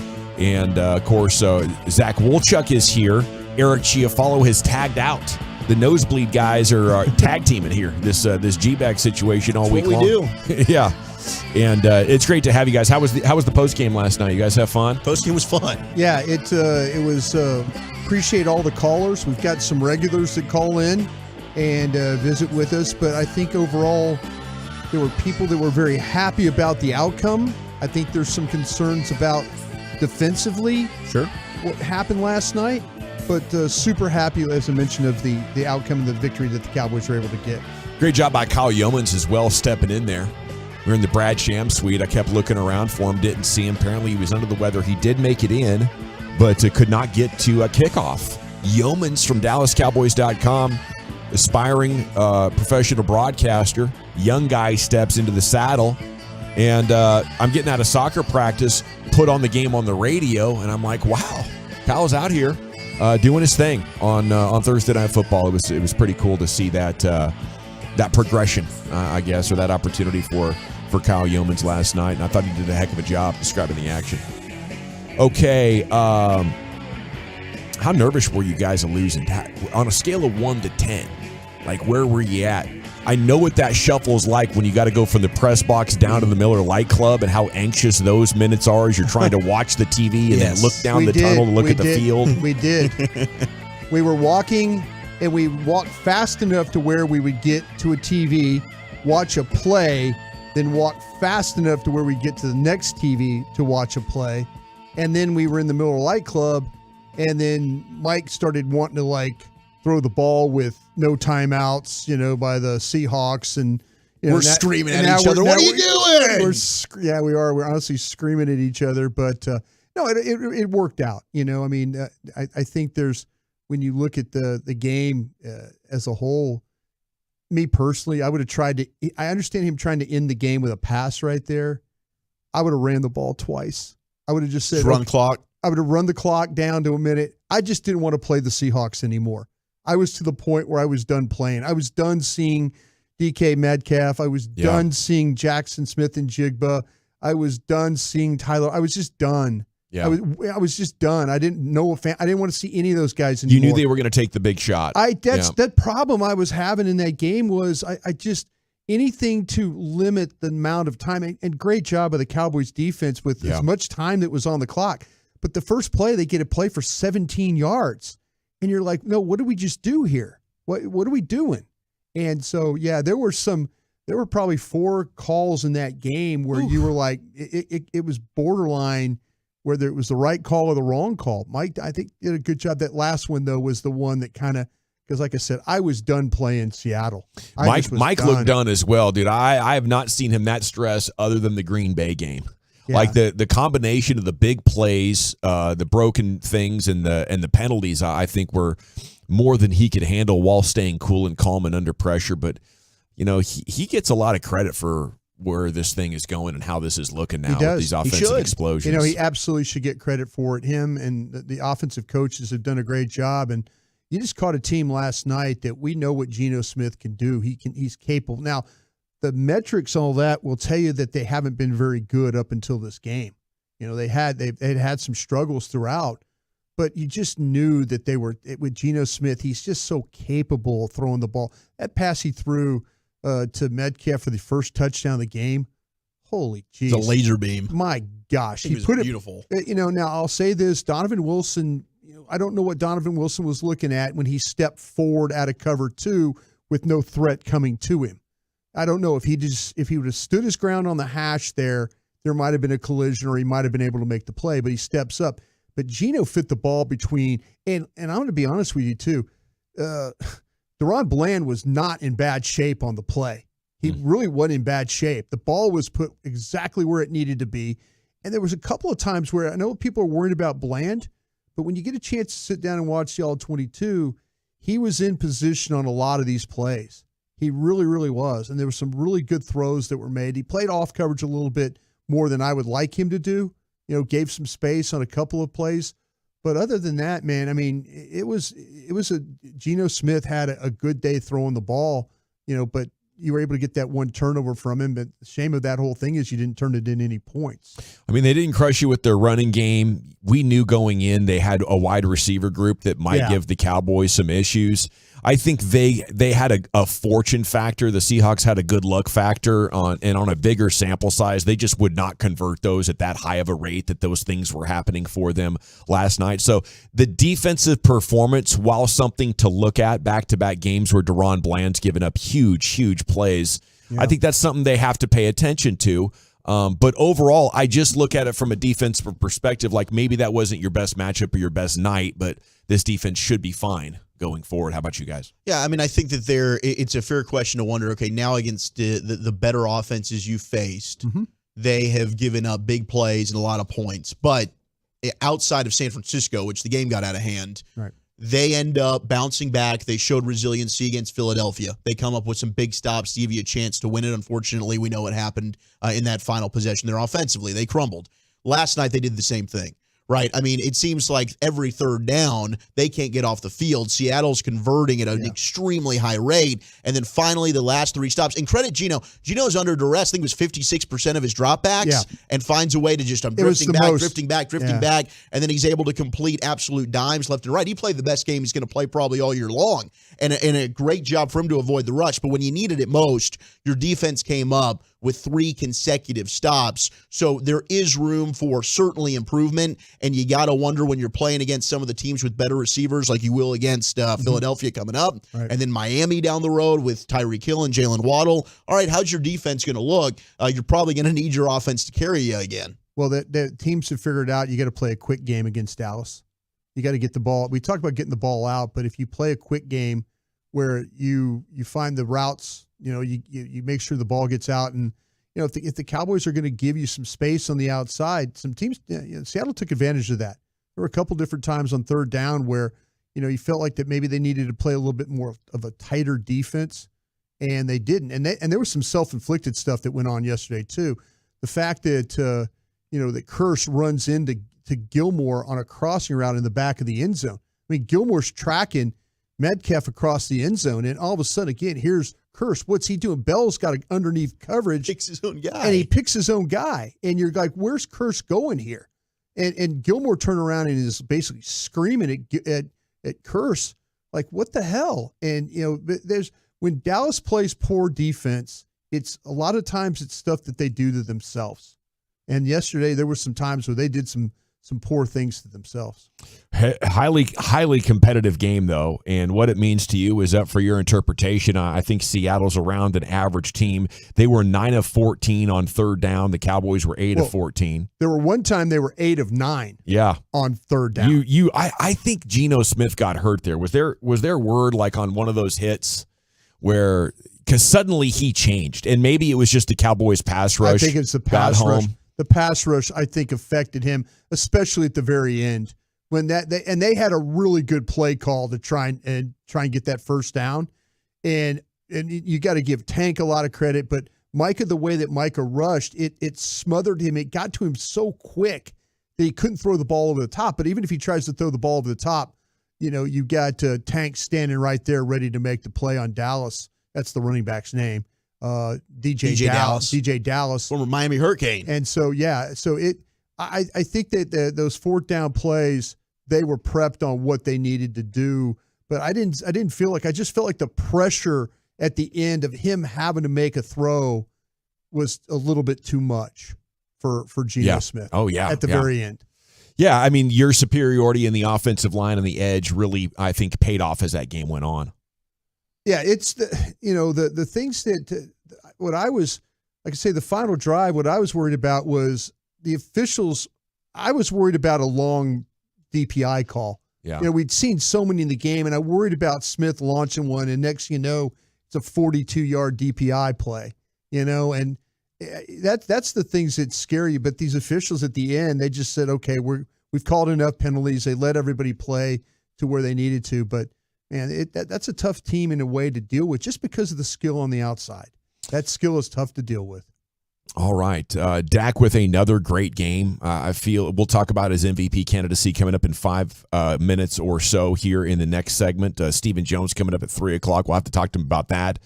He is absolutely balling, and he did it last night against a really good secondary and a new-look offense that is just such a great step in the right direction. It makes me more convinced that the coaching staff that they put together is the right one. I feel like we're closer to the modern trends, and not only is it a better looking version of football because there's more going on, but it's more efficient and it's more explosive. And all those things are coming together right now at the perfect time for the Cowboys because they're about to go into their most difficult 4 games. Yes. This is going to be an incredible run, and if they do, I think manage to win 3 of these next 4, they will have sold me. I will have made the long journey from rock bottom as far as faith in this team. But they got a lot of work to do. I want to say that. I know there's a lot of people out there that are still staunchly saying that was nothing. The Seahawks hadn't scored in 7 quarters and all that. That's cool. It was a better win. It was a better opponent than they had beaten all year. Do you think the Lions are good? Yeah. Yes. Seattle went to Detroit and beat the Lions, They right? did, yeah. Yeah. So Seattle's not a bad football team. No, not at all. Okay, what else is going on here? The thing about it, too, is and your offense is better because you've got a legitimate tight end. You have a legitimate tight end, and you figured out how to get your second receiver involved. Your first receiver is playing at an elite level. Yeah. Your second wide receiver was huge yesterday. And you found out you can cut your third wide receiver in the offseason, which is going to save you a bunch of cap space. Been a very productive year. Yeah, MG. I'll tell you what, though, I know you're spending $12 million on a guy, but his block on the 4th and 1, the 4th and 1 handoff to Pollard that ended up being a 12-yard, 14-yard run. That's awesome. Was the best block that you'll see of the night. The attitude and effort with that guy's outstanding right now. The attitude and effort. That's my guy. That's my guy right there. I'm just pointing out, the poor kid. It's true. And I think it's a good thing to point we all out. like him. The poor kid is, he struggles as a receiver because you know why? He's not a great route runner. Mm-hmm. He's not a great route runner. And the receivers you have right now are great route runners. And he's not one. He can't separate right off the line. He can't get into the route in order to make a play like the other ones. Cooks, best route runner you got. Lamb can run routes, get open, separate. Those are things. The problem is Gallup can't. But if you want to say if he contributed, somebody say, well, did he play last night? 4th and 1, he had the best block on the whole night to get your guy first. Tear his ass up, dude. There you go. Lay him out. Let's get this running game going, MG. Okay, Chris Young, we're not going to spend money like recent seasons. I guess this means they're out on Ohtani. We throttle down expectations on the hot stove, but not on repeating as champions. I don't think they need any more star players. I hope Jordan Montgomery's still in the mix. I don't know what this means about Jordan Montgomery. I guess Bally's is really going to screw you over one last time here. They're going to bail and take about $111 million with them. You kind of needed that for a little Shohei cash, and now the word's getting out that maybe that Bally's money's going to dry up, and you don't know what's coming next. Keep that in mind when you're considering the wisdom of Mark Cuban selling the Mavericks, by the way. Yeah. $100 million just maybe disappearing from the Rangers I will budget. say this, though. If Bally's goes away, then now it's on. And Ranger fans, you've been great all year. You need to go to the ballpark even more now. You need to fill up the seats. You need to, ticket sales and I believe single game tickets went on sale today. Merchandise. Buy everything you can because that will encourage ownership, I believe, to spend money for you. I really do. I'm going, obviously to visit my parents for the holidays, and I got to load up on gear. I got to get some of that sweet World Series gear for Dad. Yeah. I know he was super stoked to be here. Mavs going to be hosting the Grizzlies. I heard a rumor the Mavs might not be at full strength tonight, so they're not at full strength. We'll keep you updated as that goes on. That's confirmed now. I believe so. Okay. Yeah. And it's a swinging for the cause Friday in the G-Bag Nation, though. We're going to be taking bids throughout the afternoon. Call in at 877-881-1053, or you can DM Zach or Lucius. The Rangers experience of the year other than winning the World Series, is waiting for you at the Globe Sunday. The tables are all sold out. Swinging for a cause here. You can bid on ours and bring your friends. Bring a lot of friends. The top bid is currently at $1,000. Okay, so 877-881-1053. We want to see that phone ringing. We are in third place right now between the other two shows. Now, on top of that, speaking of the other shows, Sean and RJ and KNC, they've been talking a lot of trash about having higher bids. Yes, they have. And I asked Sandler, could we keep the bidding open for their shows as well through 7 o'clock tonight? Yeah. Okay, and he said, sure. And they said, oh, yeah, why not? That sounds good. Nothing would make me happier, G-Bag Nationals, than seeing Sean and RJ and KMC's efforts to raise money for their table all week long be invalidated by your bid. That's what I want to see. I want to win all of the show's bids right here in the G-Bag Nation this afternoon. Sandler set VIP status at $3,000. Okay, that includes throwing in the bullpen and lots of other perks. The Sean and RJ bid right now is at $2,000. KNC's at $2,200, and we're at $1,000. I mean, if you want to hang out with us, you can win. You could win that bid right now easily at $1,100. If you really just prefer KNC, maybe you were just listening to them. Boom, go $2,200. Or if you want to rub it in Sean's face because he is way too competitive. Yeah. He's always looking at the ratings, and you can see the look of disappointment in his face when ours are better. He's like, yeah, you're better again. Yeah. You know, it's like when I whooped him in a chicken wing making competition 2 times in a row. It's that level of disappointment. And I'd love to see you step in there and outbid this Sean and RJ listener for that table as well. 3,000 takes you VIP. 1,100 to be our high bid right now at 877-881-1053. You know how amazing this is going to be, Brian, hanging out on the field. Wiffle ball, home run, derby. Where Corey Seager and Adolis Garcia did their legendary work. I am so looking forward to this. I did like the Top Golf experience, but to be on the field and be able to play catch, they're like encouraging you to bring your glove and hang out and, you know, the wiffle ball. Yeah, a lot of fun, a lot of laughs, and for a great cause, though. Yeah. Jarrett and his charities, the work that they do is just super impressive. So, you know, come be a part of this. You know, we're a fun table to hang out with. Well, there's not going to be a better table. No, First off, you're going to get drunk, Brian. Yeah. Eric and I are going to bring it. And maybe if you bid enough, you can try and get Gavin Dawson out of retirement. I don't think that's going to happen, but he's definitely going to bring the party as well. 100%. And Lucius will booze with us. 92% certain. Big Ten and Lord willing and the creek don't rise. Right, exactly. Big Ten and SEC title game both here tomorrow on The Fan. If you are out and about, tune in. What does that win do to Dak's status as an MVP candidate, though? We must discuss. It's next right here, the G-Bag Nation 105.3 The Fan.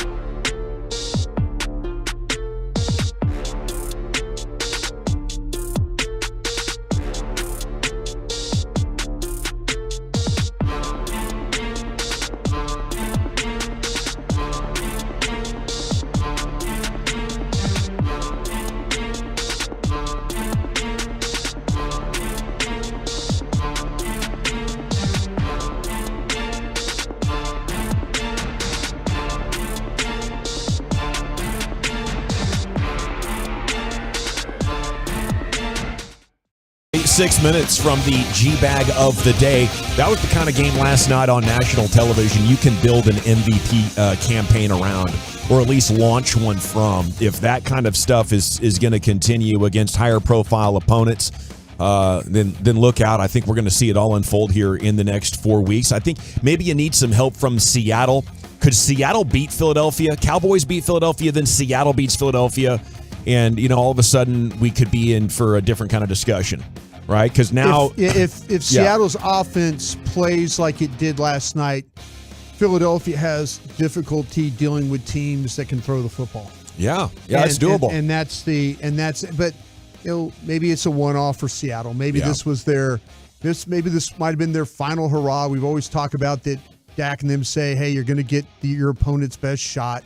Maybe this Seattle will fall apart now after this and go away. They're slumping right now. But your hope is that that they will continue to play hard and try and somehow get that 7th seed. Right. Well, they've got everything to play for right now. Yeah, they're trying to get. I mean, the teams all around them: Minnesota, Green Bay, the Rams. You don't feel great about any of those teams. Seattle certainly is trying to make the playoffs as that 6th or 7th seed. Well, I don't want Jimmy, the Bobby hater, to call and get mad at us for talking about Dak and the MVP, but he is 3rd in the wagering odds now, and that's the kind of performance he had last night, no doubt. Segments brought to you by the Frankels. Life's unpredictable. Accidents happen. Frankel and Frankel, the go-to attorneys for car and truck wrecks and DFW. If you or a loved one's been in an accident, contact Frankel and Frankel for a free consultation. It's 214 or 817-333-3333. Go online to truckwreck.com. Yeah, number 2 in the MVP odds, actually, at BetMGM. Jalen Hurts is sitting there at plus 180, despite not having better stats than Dak. He does have a better record. And apparently, team MVP. MVP is a team award that goes to an individual. But anyway, Dak's the better passer by far. Jalen Hurts might be the better overall player still, as he's able to take all these touchdowns. He might have like 18 rushing touchdowns by the time we get through December. It's insane. Kind of a cheat code there. Dak's at plus 375. Patrick Mahomes now plus 450, and Lamar Jackson plus 650. It's all there for the taking in these final, what are we looking at now, 5 games, 5-6 games of the season. It is definitely all there for the taking. And I think it's a 3-man race. Don't rule out if Patrick Mahomes, though, I think can start to score 28, 30 points per game and they don't slip up anymore and they're the number 1 seed, that's where my vote would go. But again, that's predicated on the idea that, like the last couple of years, as the year goes on, they're going to figure out how to get the ball in the end zone. So far, it is really starting to look rough, and time's running out for them. Yeah, I mean, I think that it's big. This showdown on Sunday night, a week from Sunday, with Jalen Hurts coming to town versus Dak is going to be big. Like, if the Cowboys lose that, I don't think Dak's got much hope to be able to knock off Hurts in the MVP race. I mean, Mike called me during the break there, and I know you talked about it on KNC as well. He's a little nervous about the voters, and we've talked about this. And we asked Shereen Williams with the Hall of Fame voting. We've seen a little bit of anti-Cowboy votes, like Darren Woodson's still not in. It took a year too long for DeMarcus Ware to get in. Michael Irvin was waiting. It took forever for Drew Pearson. Shereen Williams doesn't think that that's an issue anymore. But how many of those same voters vote for the Hall of Fame and the MVP? Is there just, hey, we do not want a Dallas Cowboy to be the MVP amongst national voters? Yeah.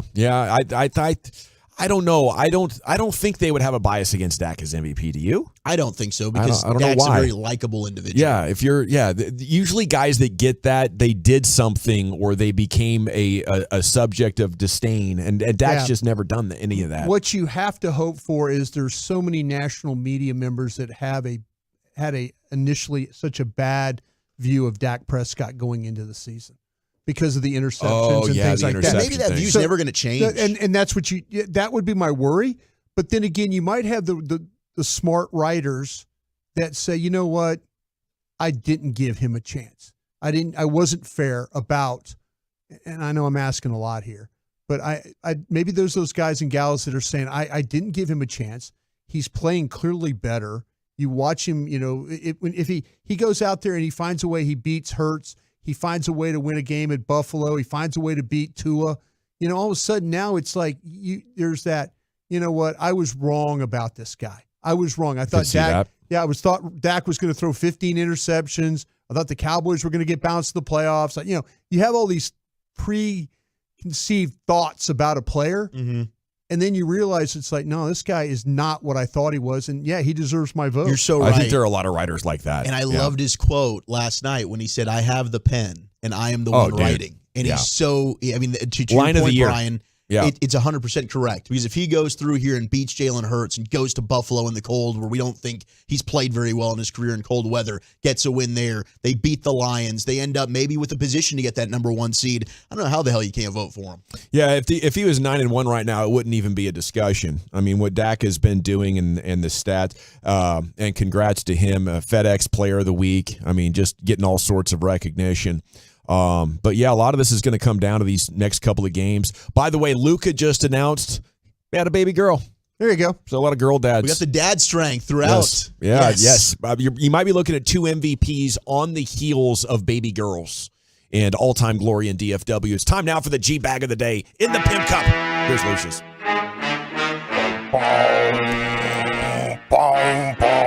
Hey, Big Deck Energy out here. What's up? That's right, dude. Here we go. Here we go. Cowboys, they might lose the game, but they ain't gonna lose the fight. I seen that last night. Yeah. Nah, you're not fight. But you're not gonna punk them on that field. Oh yeah. I seen that. And I've seen some Cowboy teams that got a little meek a little bit. Yeah. When the other team started bucking up on them, not this one. Oh my Tyler God. Biotis, Bro. he wasn't having it either. Everybody wants something. Dak was like, "You want to go to this gym? I've been in the gym." Ferguson had so much heart, I'm pretty sure Jamal Adams knocked the living HE double hockey sticks out of him, and he still got up and got in his face. Was ready. Yeah. Yeah, was ready. Hey, Lucius. What's up? We just got a $3,000 bid. Here we go. What? We did. Let's go. I just had someone slide into the DMs, baby. G-Bag Nation at 3,000. Here we go. How about that, man? You're the champions. Do you hear that, Sean and RJ? We tried to get a bid for all of 14 minutes and shut it down. Let's go home. They were trying all week long. What'd they get to? 2,000? They were talking all week, too, boy. Did they People get were a VIP? talking all week. Did they get a VIP? People were talking big Dude, all week, my boy. text would not stop blowing up. Fourth quarter. You know what I'm saying? 11th round, 12th round. That's where the champions come out. Shout out to Brian Broaddus doing some hustling as well. Yeah. Clutch Gene. Got an early start and everything. All right, here we go. We have a lot of friends of the program is what we got here. As we should. As we should. Yeah. I told Sean 10 years ago, I said the best thing you guys could do is put Brian Broaddus on your show. Mm-hmm. Why would you say that? Because I thought it. Okay. 7 years later, Brian came to our show. Because he didn't want to work with me. All right, our winner and champ is Stephen A. Smith. Unbelievable, right? Yeah. Yeah. He caught a caller kind of trying to troll him, like Mike Francesa style, with the movie Cars. Apparently, Stephen is really good with his Cars info, allegedly. Danny, in Wisconsin, you're live with Stephen A. What's up, Danny? Talk to me. Stephen A. Smith, when you think about the GOAT of sports, you think about Mike with 6, Brady with 7 rings. But where do you rank a guy like Lightning McQueen with 7 Piston Cups? I would tell you he wouldn't be the GOAT. How are you going to be the GOAT? Because you talk about the movie Cars, right? You talk about the movie Cars, right? At least I mean, when you talk about Stripper King Weathers and Lightning McQueen, they're both tied with 7 Piston Cups. Strip Weathers, you've got about him? How can you be the GOAT? You got somebody that's tied with you?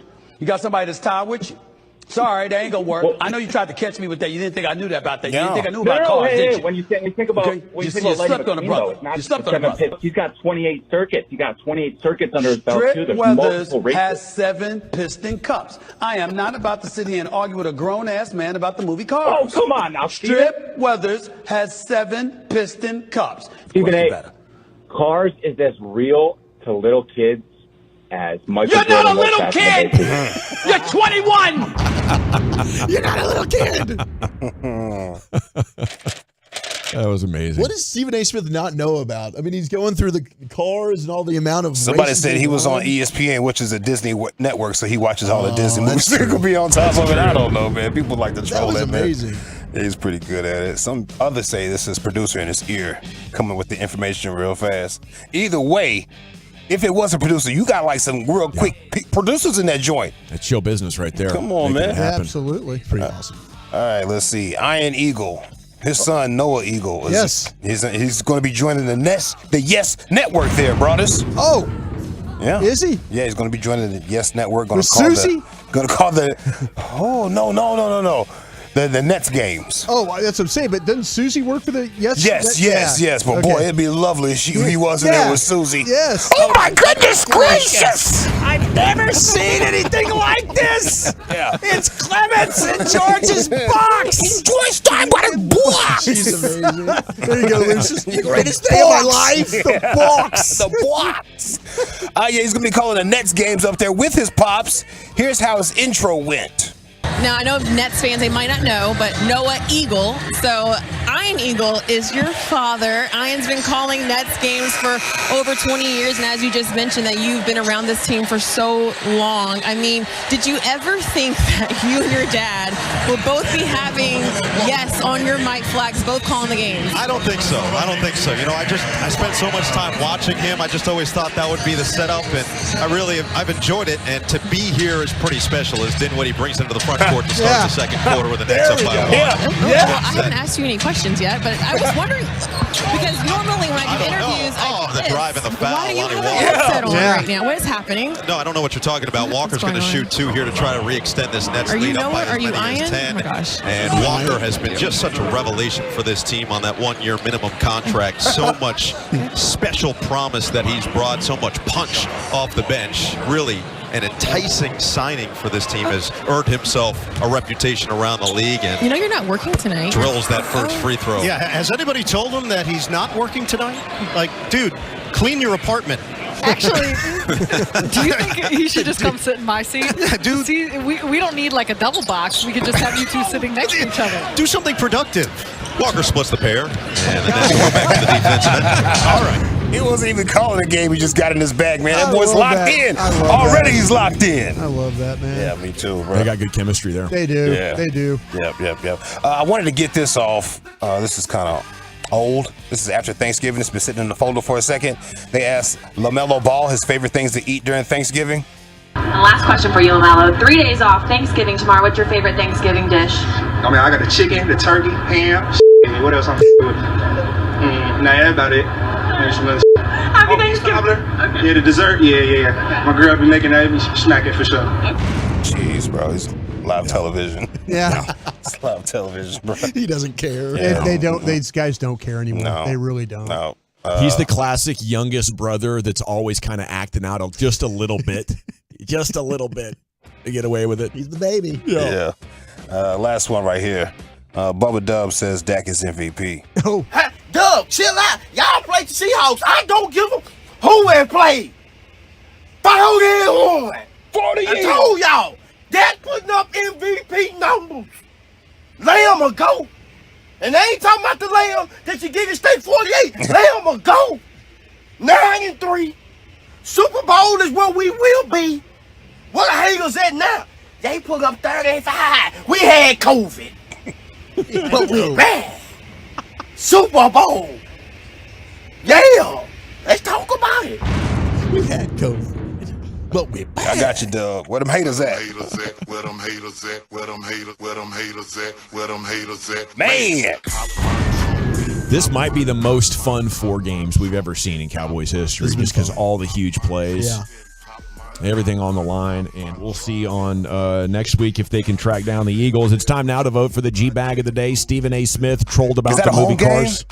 Yes, it is. Okay, guys. Ian Eagle's son Noah joined Dad on the call. LaMelo Ball, favorite things to eat at Thanksgiving. Bubba Dub, Dak's the MVP. That's going to be my vote today, Lucius. How about you? Ian Eagle's son, Noah Eagle. Locked in already. We'll check. Dak for MVP. Brian. I'm going to go with Noah, please. We're tied at 2 for the second day in a row. Let's go. You're going to win or jump onto at GBagNation and vote. And also follow us when you get there, and we'll follow you right back. You can follow everybody on the show right there in the bio. Krusty's Corner's coming up next, man. Where are you taking us? Yes, guys. I had a chance to take a look at the film from last night. We'll discuss it next. Okay, and I'm going to get that poll up there. But first, I want to tell you about my friend.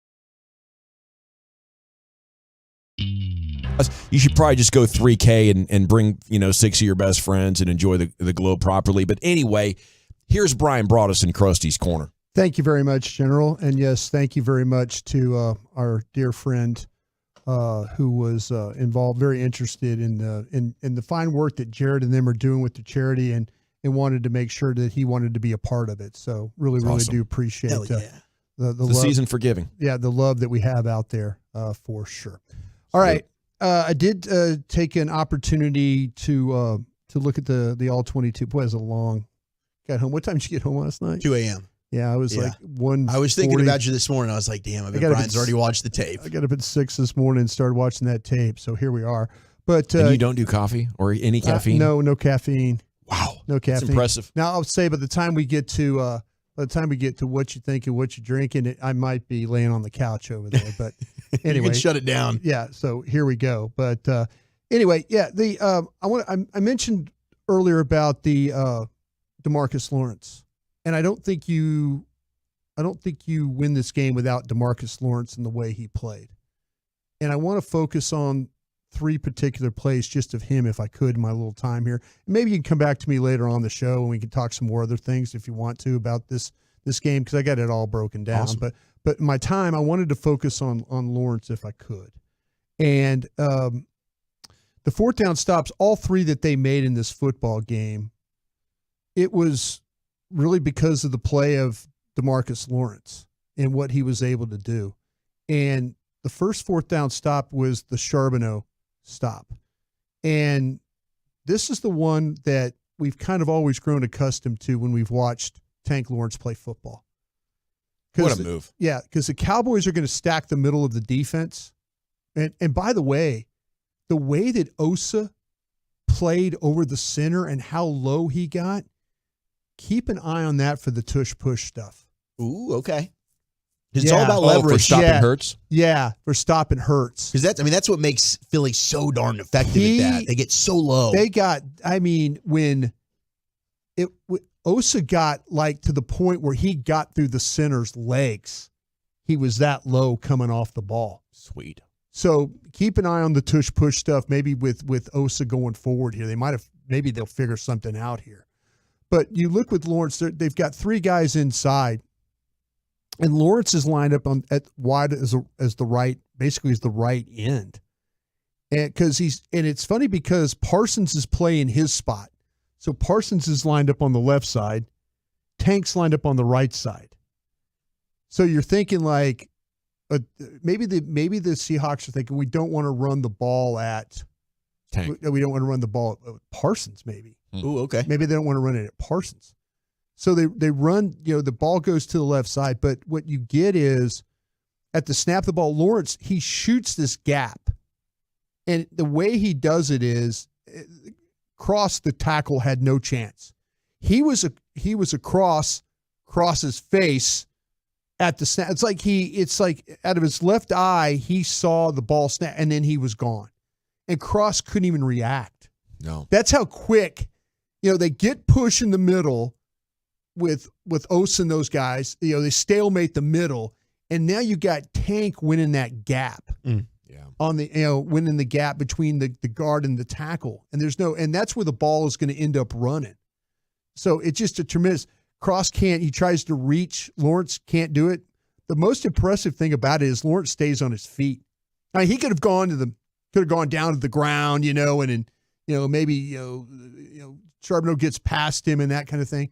But his balance to stay on his feet and then square up and make the tackle was an unbelievable play. It's amazing how quick he is at this age and size still. Yeah. He's been in the league a long time He's just got intuition and feel as well. His pre-snap diagnosis and what he needs to do to beat the man across from him is just second to none. Yeah. Got really lucky 2 years ago when he took that big pay cut and stayed here because he's playing way more valuable. Absolutely. And now he's making $10 million a year. Yeah. I mean, that's a hell of a contract now. Absolutely. Hell of a deal there. Okay, the second fourth down stop, Lawrence involved. This is one where he gets by Lucas, the tackle, the right tackle for the Seahawks. And what happens is this is where he's forcing Geno Smith to throw the ball off his back foot. Smith's trying to get the ball to Smith and Jigba. But the problem was he couldn't set his feet to make an accurate throw. And that's because Lawrence had gotten around Lucas and now was closing on Smith, and Smith felt it and started backing up. Now, Bland should have had an interception. Should have been his second interception of the game, matter of fact. The ball was overthrown. Wow. Because of the pressure. Yeah. And Bland couldn't come up with the ball. He's falling backwards. The ball's overthrown from Smith and Jigba. But the reason it's overthrown is because Tank Lawrence is how he wins against Lucas off that. The pressure was just too much. And now he's got to throw the ball, and he can't make an accurate throw. So there again, Tank, first time they run fourth down, he gets against the run. Second time, he's the reason why forcing Smith off his back foot just because of a pass rush. The third time, this is the one that we all kind of talked about, the one that we saw was the one that him and Parsons, the play that they made. This is the third fourth down stop that they make in the game. Seahawks are going to try and run an inside picks to get DJ Dallas out in the flat. So they have trips to the right, and they're going to run 3 picks going inside. And then they're going to try and take everybody with them and make it really muddy there, and then get Dallas into the flat and try to throw the ball over the top of him. Okay? So all their blockers work away from Parsons coming off that left edge. So Parsons all year long has been one of the top when it comes to get off of defensive linemen and pass rushers. This time was no exception. He was off on a shot, as we all saw. The problem on the play was that Dallas, the running back, gets held up by Lawrence coming out of the backfield. Tank sees what's happening here, and he's coming behind Parsons to make the play. He's coming to be in that spot. And so as he's doing that, he sees Dallas coming across, and he holds him up.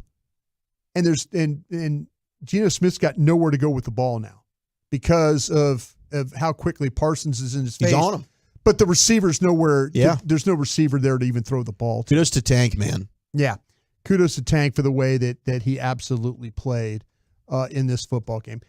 I'm going to say this about when you look at, like I say, with Tank and what he's able to do, I think it's just super impressive.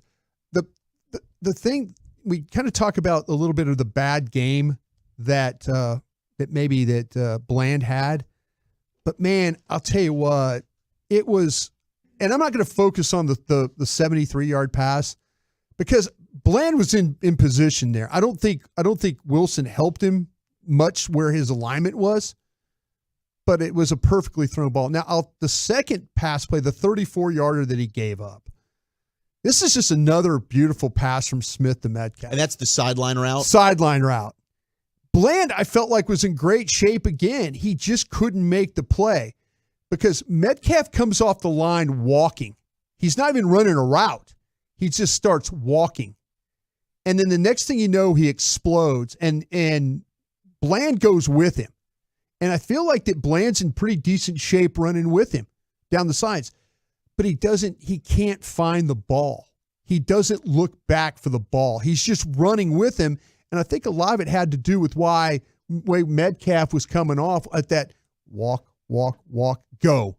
And it kind of lulled him a little bit. It lulled him a little bit there. And Yeah. Bland tried his best to stay with it. But the fact where Bland usually can locate the ball, he can usually make plays.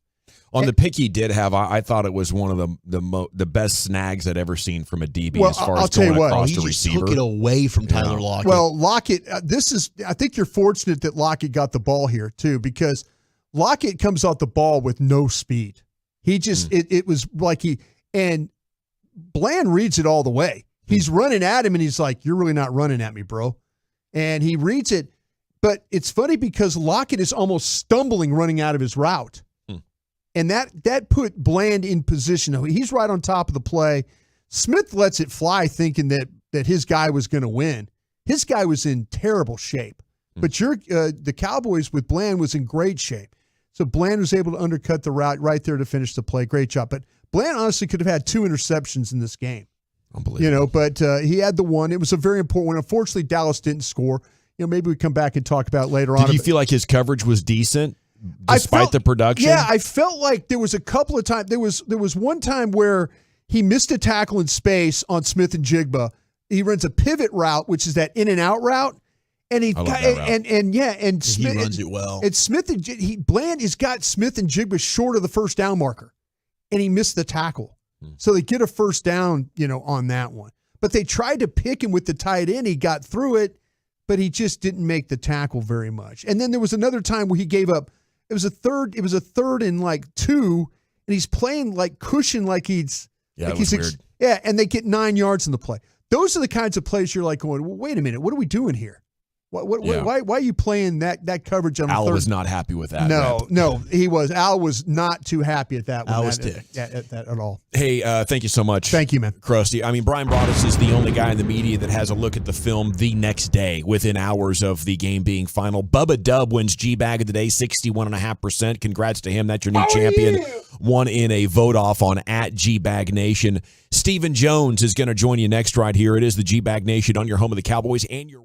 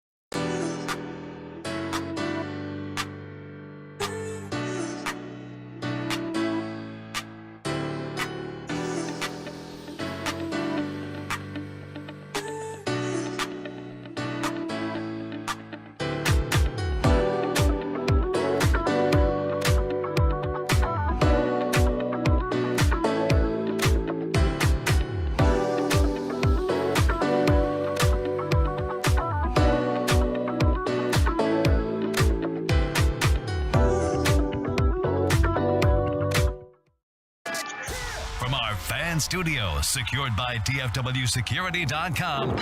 You're rolling with the G-Bang Nation on 105.3 The Fan. It's hour 2, G-Bang Nation on 105.3 The Fan. It's an exciting baby time. You know, I'm not going to lie. I got a just over a 2-year-old myself. You have Luca and his wonderful girlfriend, fiance, having a baby girl today, and I guess he's going to miss tonight's game, personal time as a result of that. Yes, he will be out tonight. I don't think I'd miss the game. You know, I'm there for the birth. I think I can go hoop for about 4 or 5 hours. I'll circle back around. Baby's got to get used to it. You know, daddy's got work to do. But anyway, you know, Dak announcing theirs, and everything is just so fun in you know, in those kind of situations. And I'm enjoying watching these young guys enjoy fatherhood for their first or, you know, second or third time, whatever it might be. It's time now, though, for Stephen Jones to join you here on your home of the Cowboys, 105.3 The Fan. And a good afternoon, sir. How the heck are you? We're just doing great and hearing about all those babies. I've got them on the way too. I've got a grandson on the way, and that'll be here in June. And nothing like these babies hitting the ground. The new generation. That's amazing. Yeah, that is awesome, Stephen. Congratulations. Is this your first grandchild? He'll be a great grandfather. Wow, that is awesome. Okay, so Dak's on the other side of that perspective, about to be a dad. Is he playing the best he has ever played? And can you attribute any fatherhood traits to that?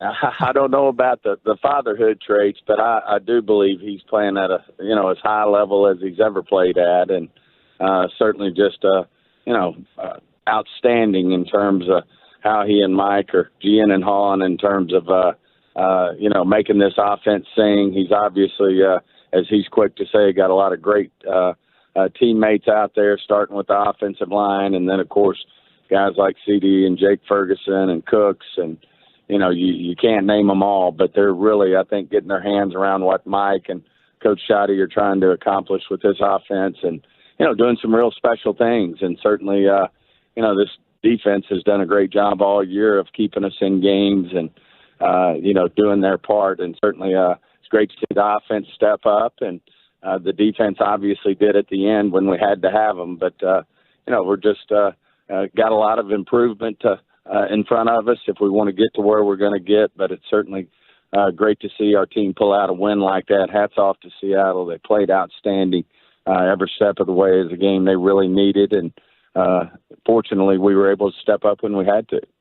Stephen, has Jake Ferguson exceeded any and all expectations you've had for him as a player when you watched him come out of Wisconsin?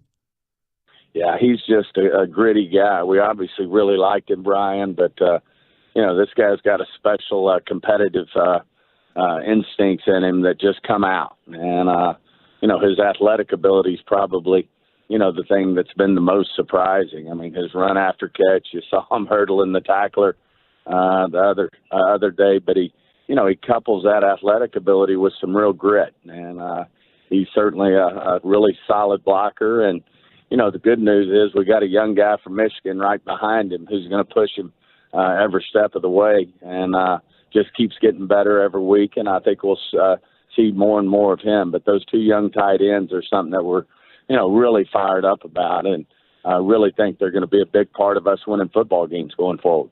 On the defensive side of the ball, Stephen, maybe not the best night overall, but you got some stops at the end. I kind of come to the point realization that if I had 11 Tank Lawrences playing for me, I might win a lot of games. There's no question about that. I mean, these guys are just, they're resilient. And, I think Dan just does an outstanding job of getting these guys in the right spots to make plays. You got to give Seattle credit. They had a great game plan, and Geno played just outstanding in terms of the way he was spinning the ball. But as you said, they stepped up when they had to. Watching that defense, I think a lot of Cowboy fans were thinking, man, it might be nice to add a guy like a Shaq Leonard. How'd that visit go, and any more news you can report on that? We had an outstanding visit.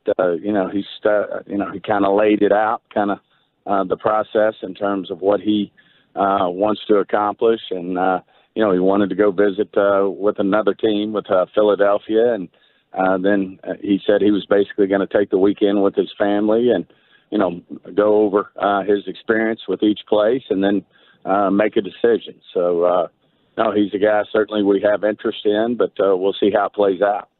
How big is this next game coming up with a chance to maybe pull even depending on how this weekend's game goes?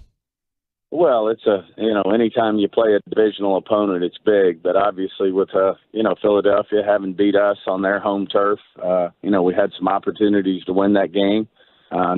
We didn't get it done, but I really feel like it'll be great to get them on our home turf and an opportunity for us to, continue to hopefully narrow the gap in terms of,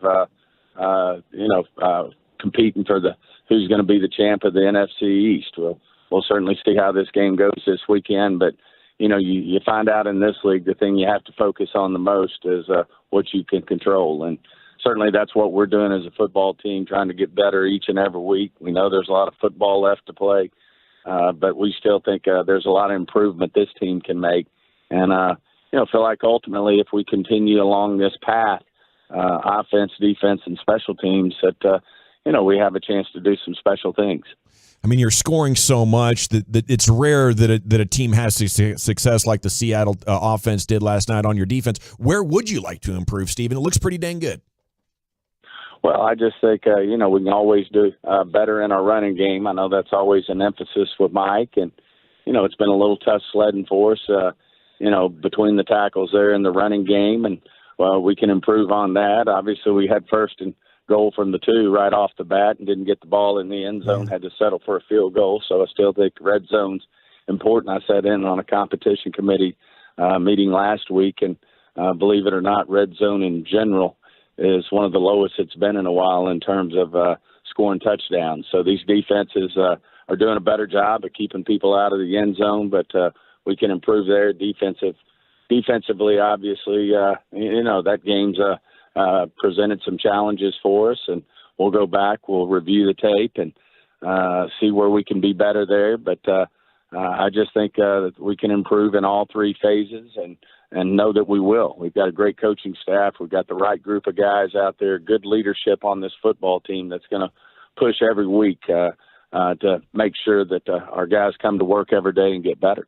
It was certainly a little bit of a different experience for Brian and I hosting the post-game show last night because you've been having so many blowouts at home, and this was a tight football game, and Coach talking about, how important that is to show that you can win a close game like that. Moving forward the rest of the way, is that the type of game that you can look back on against some of these elite opponents that you're going to be going up against and look, hey, this is a building block type of game?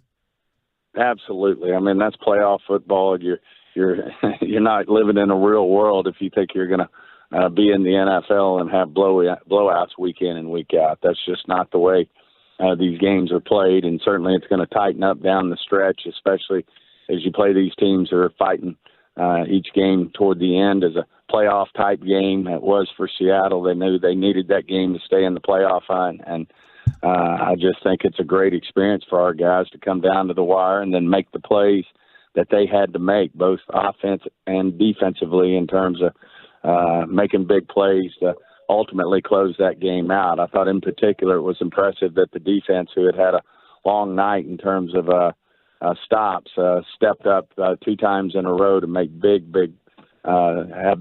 series and get the ball back and ultimately win the football game. Hey, congrats on that win and that grandbaby, Steven. Have a good weekend. Great being on, guys. Take care. Cheers. There he goes. Stephen Jones with you every Friday, 3 o'clock right here in the G-Bag Nation. 817 says, y'all talking about baby girls in sports. Don't forget about Marcus Simeon and his baby girl right before the World Series started. That's right. We can't overlook that. Been a good run. Yeah, is there still hope for better results from the running game, Brian? That would be an incredible late-season gift right now, wouldn't it? Man, something we talk about on the G-Bag Nation was 4-minute offense. And this is something that when you have to have that ability to finish a game. And to be honest with you, I should have asked Steven about if he was on board with that last Mike throwing the ball on that final drive, because to me, you have 2 downs. I just, like I said, I didn't want to play Seattle anymore. I was done. And but the 4-minute offense is part of running the football. That ability to be able to finish those. And I think there was some traction there at the end.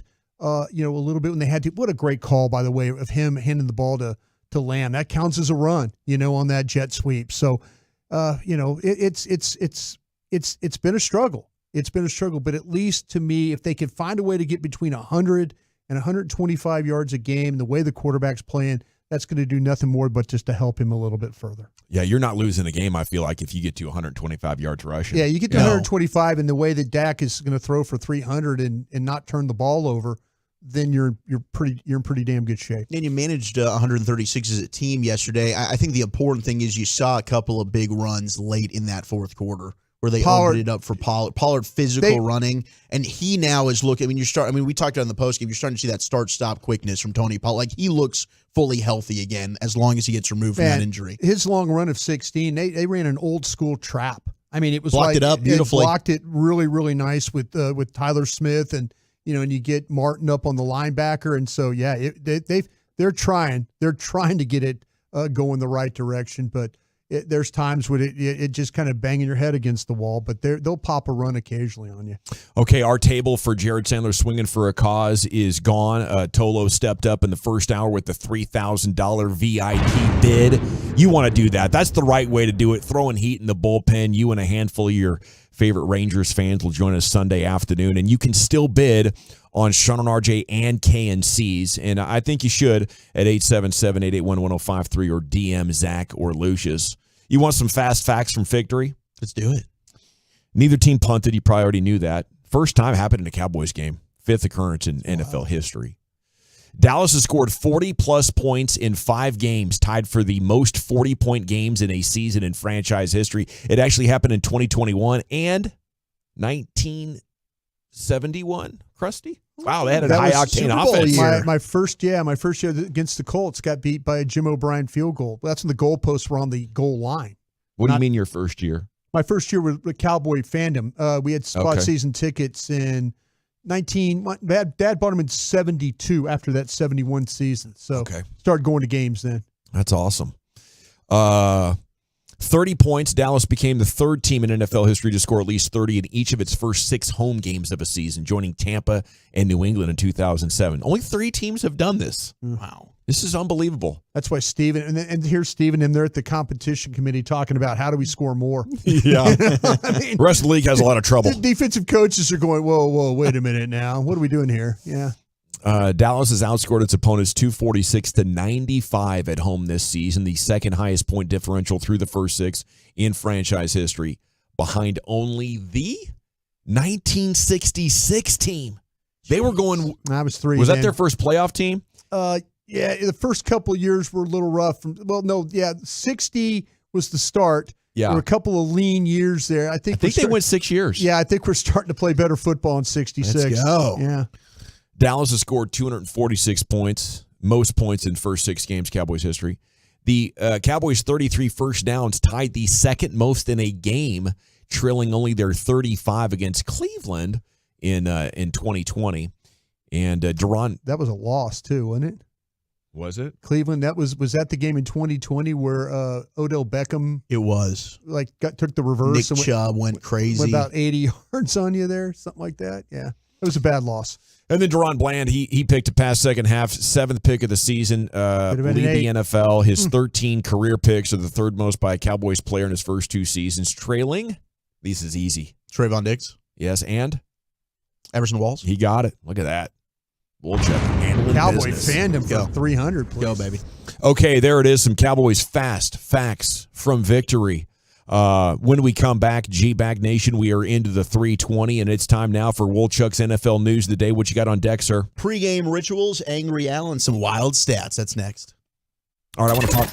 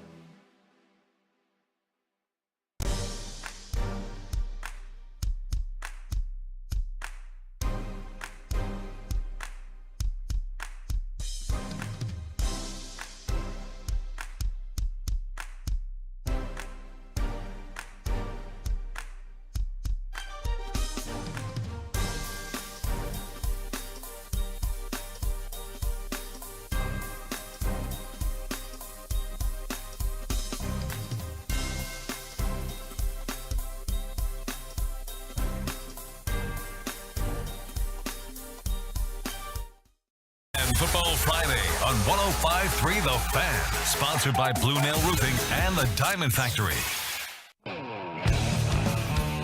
Yeah, buddy, welcome back. It is the G-Back Nation here on 105.3 The Fan. Wolchuk's going to deliver his NFL news of the day.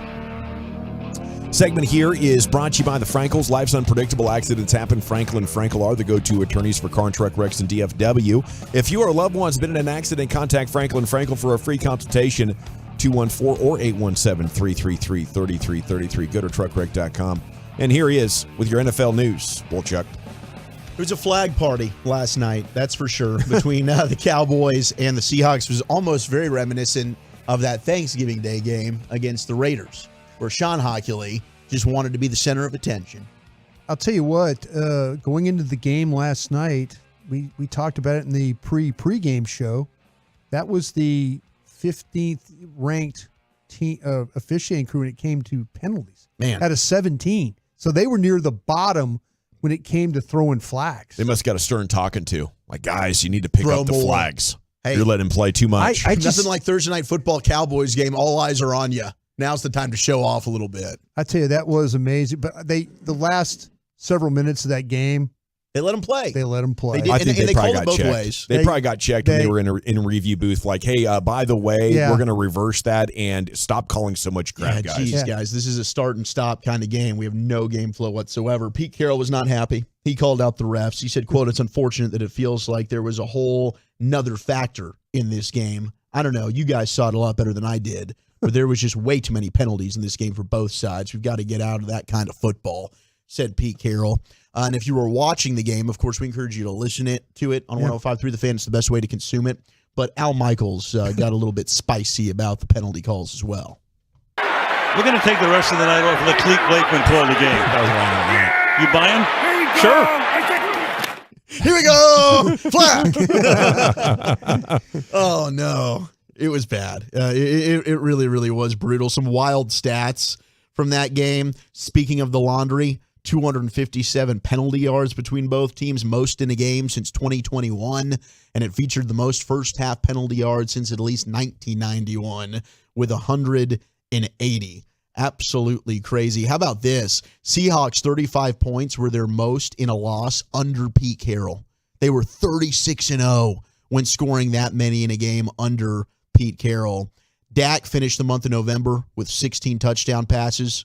Only 4 instances in NFL history where a quarterback had more in a month. It was Brady in his historic 2007 season, Romo in Romovember of 2007, and then Peyton Manning in 2014, and then again in December of 2013. He had 19 touchdowns apiece. But Dak, what an incredible month for him, and hopefully he carries it over into a dominant December. They're going to need it. Yeah, you need the dominant December, and you need playoff victories now. I think Dak is playing so well. You have the individual game greatness. You're going to compile all of the stats. The Hall of Fame is there for the taking right now for Dak Prescott, not only the MVP. Just go out here and win a bunch of games, and you're going to have to get it done with a defense that lacks linebackers, and you don't have a running game. But it's doable. I think it's doable because just how historically great this offense has turned out to be. Now, Eagles news, they've got the big matchup against the 49ers, and then they'll come to Dallas for Sunday Night Football a week from Sunday. Eagles listing Dallas Goedert as doubtful for the matchup against the Niners. Might be ready to go for the Cowboys game, but probably not playing against San Fran. And it looks like former Cardinals and Eagles tight end Zach Ertz has cleared waivers today. He's now a free agent to sign with any team. Adam Schefter notes the Eagles, a franchise for which Zach Ertz needs just 11 catches to pass Harold Carmichael and become their all-time leading receiver, are expected to have big interest in re-signing him. He's washed. I think he is too. I mean, he's starting to look like, and with all due respect to the Hall of Famer Jason Witten, we saw the last 2 years of his career. I think Zach Ertz is a little reminiscent of that. Can run good routes, still get open, but you're looking at like 5 to 8 yards, and then you're going right down. Yeah, not really a threat for the Yak. I think it's more important than ever that you present that kind of a threat. Very few teams will continue to give you an opportunity for 4 or 5 years after you've stopped being able to threaten the defense. So it's official now. Joe Flacco is going to start on Sunday for the Browns against the Rams, as Dorian Thompson-Robinson's out with a concussion. A little football or ball sack here for you. Ball sack. Amari Cooper describes watching new Browns quarterback Joe Flacco throw as, quote, poetry in motion. Oh yeah, I could. That I'm gonna say that's football. I'm going ball sack. You're going ball It's sack? slow and boring. That's poetry. There's no way. Poetry. There's no way. Very Edgar Allan Poe of you. In Louisiana, they used to have these iron jockeys that are like in the front yard that held the address of the house. Yeah. That just were stiff and wouldn't move. They're made out of steel. and that's when I think of Joe Flacco. Every time I pass by one of those houses, I think of that steel jockey holding that address. Well, it is indeed football. It's a blacksmith quarterback right there. As Amari Cooper said, he throws a very pretty ball. I don't know if it's intentional or what, No, but when he he's drops lying. back and he lets it go, No, he's lying. the whole motion is like poetry in motion. It looks good. Yeah, it's an Amari Cooper thing to say. How many quarterbacks has Amari Cooper played for since he's been in Cleveland? Oh, my gosh. Over under 8? I mean, the It's dude, gotta be. this year Really? alone, he's played for, I think, 3 or I think Flacco might be 4. That's amazing. Watson, DTR, Flacco, and there might be one other that got in there for a period. He played with Jacoby Brissett last year. There's a lot of quarterbacks that he's played with there in Cleveland. You gonna check him over there, Dawson? We get to work on it. We can find out. Yeah. But I think the over, okay, we can set it at 6. Over under at 6. 6? And I think I might lean over on that. That'll be By the way, a fun research project. Did we pick any football games this weekend? Oh, crap. We do Haven't need done to do that that, yet. don't we? Yeah. We'll circle I was hoping back. you guys wouldn't say anything about it, to be honest. Yeah, we'll circle back. Frankly, I've you're got to sleeping in drive on Sunday morning, hoping Well- your parents don't come in to remind you it's time to go to church. Don't you have a bet payoff to be doing right now? I do. I have to I'm so tired right now that if I drank like 2 beers, I would be gone. Yes. 5. Five quarterbacks. 5. Damn it, the under hit. Gosh, I was overzealous on that one. And we're going to Vegas this February. Wait, when is he traded there? 22? Before 22, right? Yeah, He's been before there the 2 years. season. Yeah, so this last year and a half, he's been there. Apparently, Sean McDermott's job's safe in Buffalo. There is no doubt that he is going to be with the team beyond 2023. So Sean McDermott is not going to get fired unless maybe they just lose out and things get worse. But right now, it seems like the Buffalo ownership group still very high on him. And Jim Harbaugh rumors are starting to swirl. It's that time of year. Just go get beat in that playoff game. By Iowa? They're going to go get beat by Oregon, whoever they end up playing, or Washington. Go get run, and the next thing you know, he'll be the Bears head coach.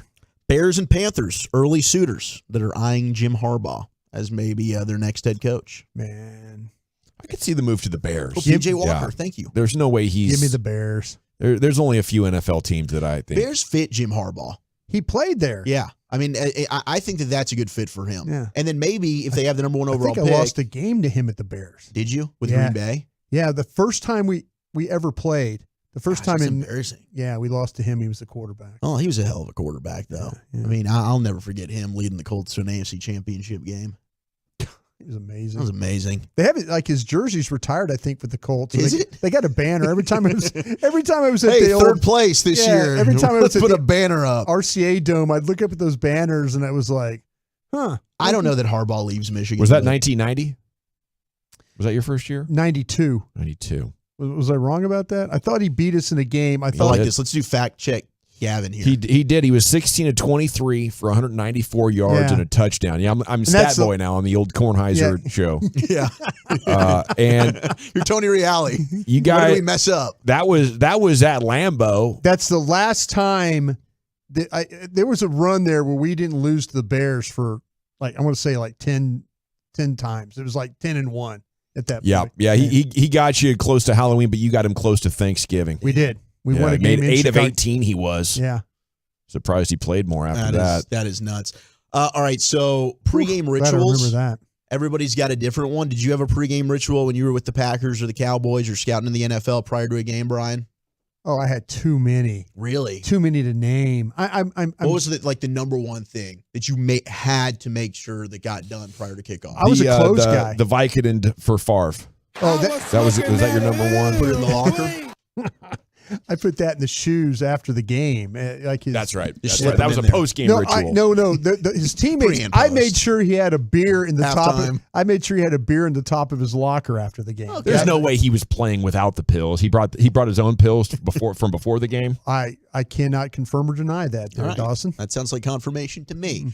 Well, Jason Kelsey. You can't be addicted to pills and play a football game without. What are you the trying pills. to do over there? Without the just pills. report on. Yeah, okay. Facts. I like it. Toxic Friday. Let's carry it over from Tuesday. It's always toxic here in the G-Bag Nation. Look at us. But Jason Kelsey on the New Heights show talked about his pregame ritual, and you might not want to get in the way of that.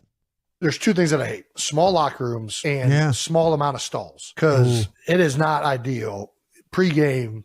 And you're trying to time up your pregame ritual, and there's only 2 freaking stalls in the bathroom for an away team. I get pissed off at that. You're sitting on a warm seat, and it ain't got heated seating. Yeah, exactly. It's from a 300-pounder. There's a 3-man line to get into that thing. So all the other 3 guys that were just on that seat. Not ideal. The first thing I do when I get to an away team stadium is I go in and see how many stalls there are. If it's a small amount of stalls, I'm going to go in there and try and force it out. And I'm going to go take some Imodium so I don't have to deal with this nonsense. Dude, it's that big of an issue for you? I just don't like the inconvenience. Man, I couldn't tell you the last time I took a to the stadium. And I'll take a on a plane. I can't tell you the last time I only took one at a stadium. Wow. One at a stadium. Yeah. Wow. You get the anxiety going. Some people are like that. Yeah, it's just disgusting, though, for your center to have that issue. If I'm the quarterback, I'm saying you're going to take a shower. Well, I think it looks like you're going to take 3 showers every pregame. Yeah, Eric likes to ask Here's some baby wipes. A cheek to seat kind of guy. I think Jason and both the Kelseys seem like they're cheek to seat. Barry Eric animals. doesn't care at all about bathroom etiquette, because Dawson was trying to do a tease yesterday, and and you could hear the seat hit the porcelain.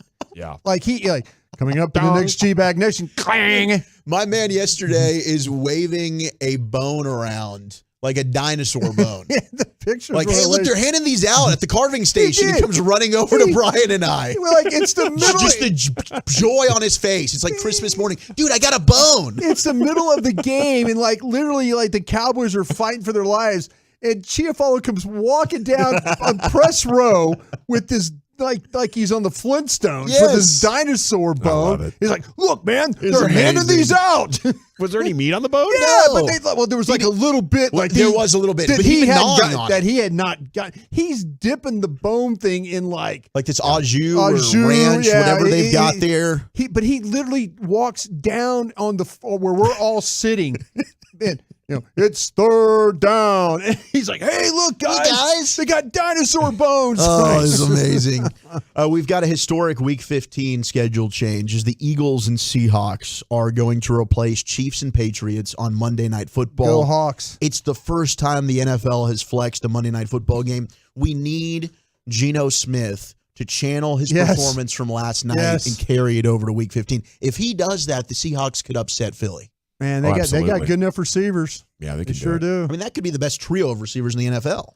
Those 3 are nasty. Philly will probably get lucky again and have a bunch of calls go their way in the 4th. Probably will. What did we determine that the Seahawks needed? Like a quarterback and some offensive quarterback, line? edge rusher, and figure out the offensive line, and they can be a Super Bowl caliber team. Yeah, dang good skill positions, that's for sure. Appreciate that, Wolchuk. NFL news of the day most afternoons in the 3 o'clock hour. Now, Nick Harris from DallasCowboys.com is coming up at 4 o'clock. What's this biggest L, biggest up? This is an Eric Chiafalo staple. Yeah. Wolchuk, where are you taking us? 877-881-1053. Where have you taken some personal victories? Where have you taken some L's this week? I've got a big personal victory I got to share the Tolos and tell them about. We got Spieth's Caddy, Japanese football, and Cheez-Its. That's next. We will gladly be your side piece on your burner phone. It's totally changed my life.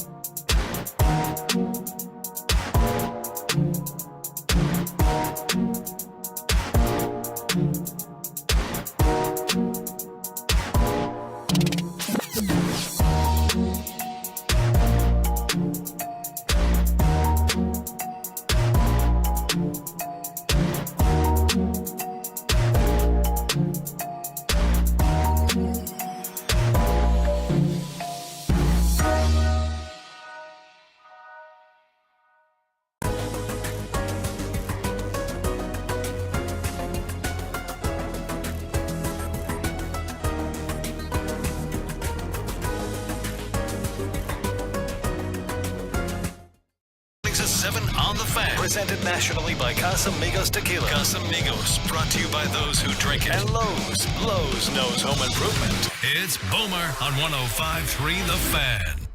Just announced Classic Chevrolet Grapevine's one-time Equinox offload. A limited supply of excess Equinox models will be sold direct to public below market value. See them all at ClassicChevrolet.com. But don't wait. In less than 10 days, they could be all sold out at Classic Chevrolet. Find new roads. All right, welcome back, Nation. The Swinging for a Cause bidding went nuclear last hour. Tolo stepped up with a $3,000 bid for the G-Bag table. That is off the table. The KNC and Sean and RJ tables are still out there, and your VIP experience awaits.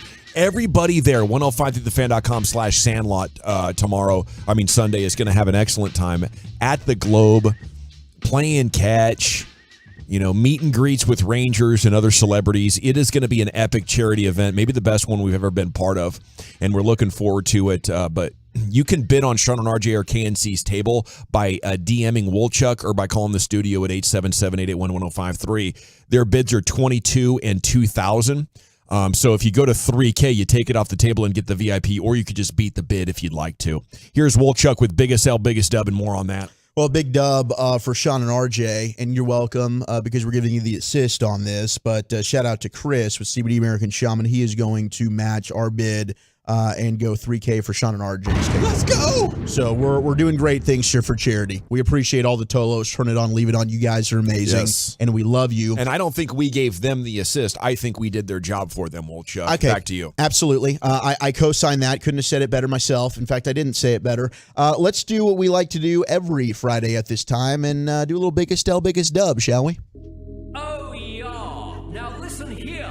It's time to toss things over to that silly twit, Zach Wolchuk, to give us this week's L takers and dub makers. On and off the field, no one is safe from this imbecile's tongue. It's Biggest L, Biggest Dub. Yes. When's the last time you saw British Ian? Oh, it's been probably over a year. Really? Oh, for real? Yeah. I went downstairs. I guess I went upstairs and was meeting with Purdy. And he's there, and he's hanging out. Yeah, I know he's in the building, and we've texted he's back doing and a great forth. job. He's crushing it, He man. is totally crushing. What a great guy. He is. He was a lot of fun. We love you, British Ian. Yeah. You're the best, and we miss you. But his career is blossoming. He is. It is booming. Yeah, no it doubt. really, really is. 877. Those alternative rock listeners love a good Brit. Man, they do. He does. His segues with the accent, it just sounds better. Just having conversations with him is cool. He's the best. 877-881-1053. We're even taking some personal victories. We're even taking some L's along the way. 469 Big Dub for me, getting the job I've been wanting for the last 2 months. I start on December 11th. Gavin, can I get a shoot ya, boy? Shoot ya, boy. That's our guy Daniel in Forney who's toloing. 817 biggest dub, Dak Prescott proving everyone that he is the man and continually growing that MVP case, biggest L. Overall media, who's going to continue to move the goalpost for Dak? I don't know. Spicy take. There's some people who probably come around on this. Hope so. Yeah. Big dub, fellas. This is a personal victory for me.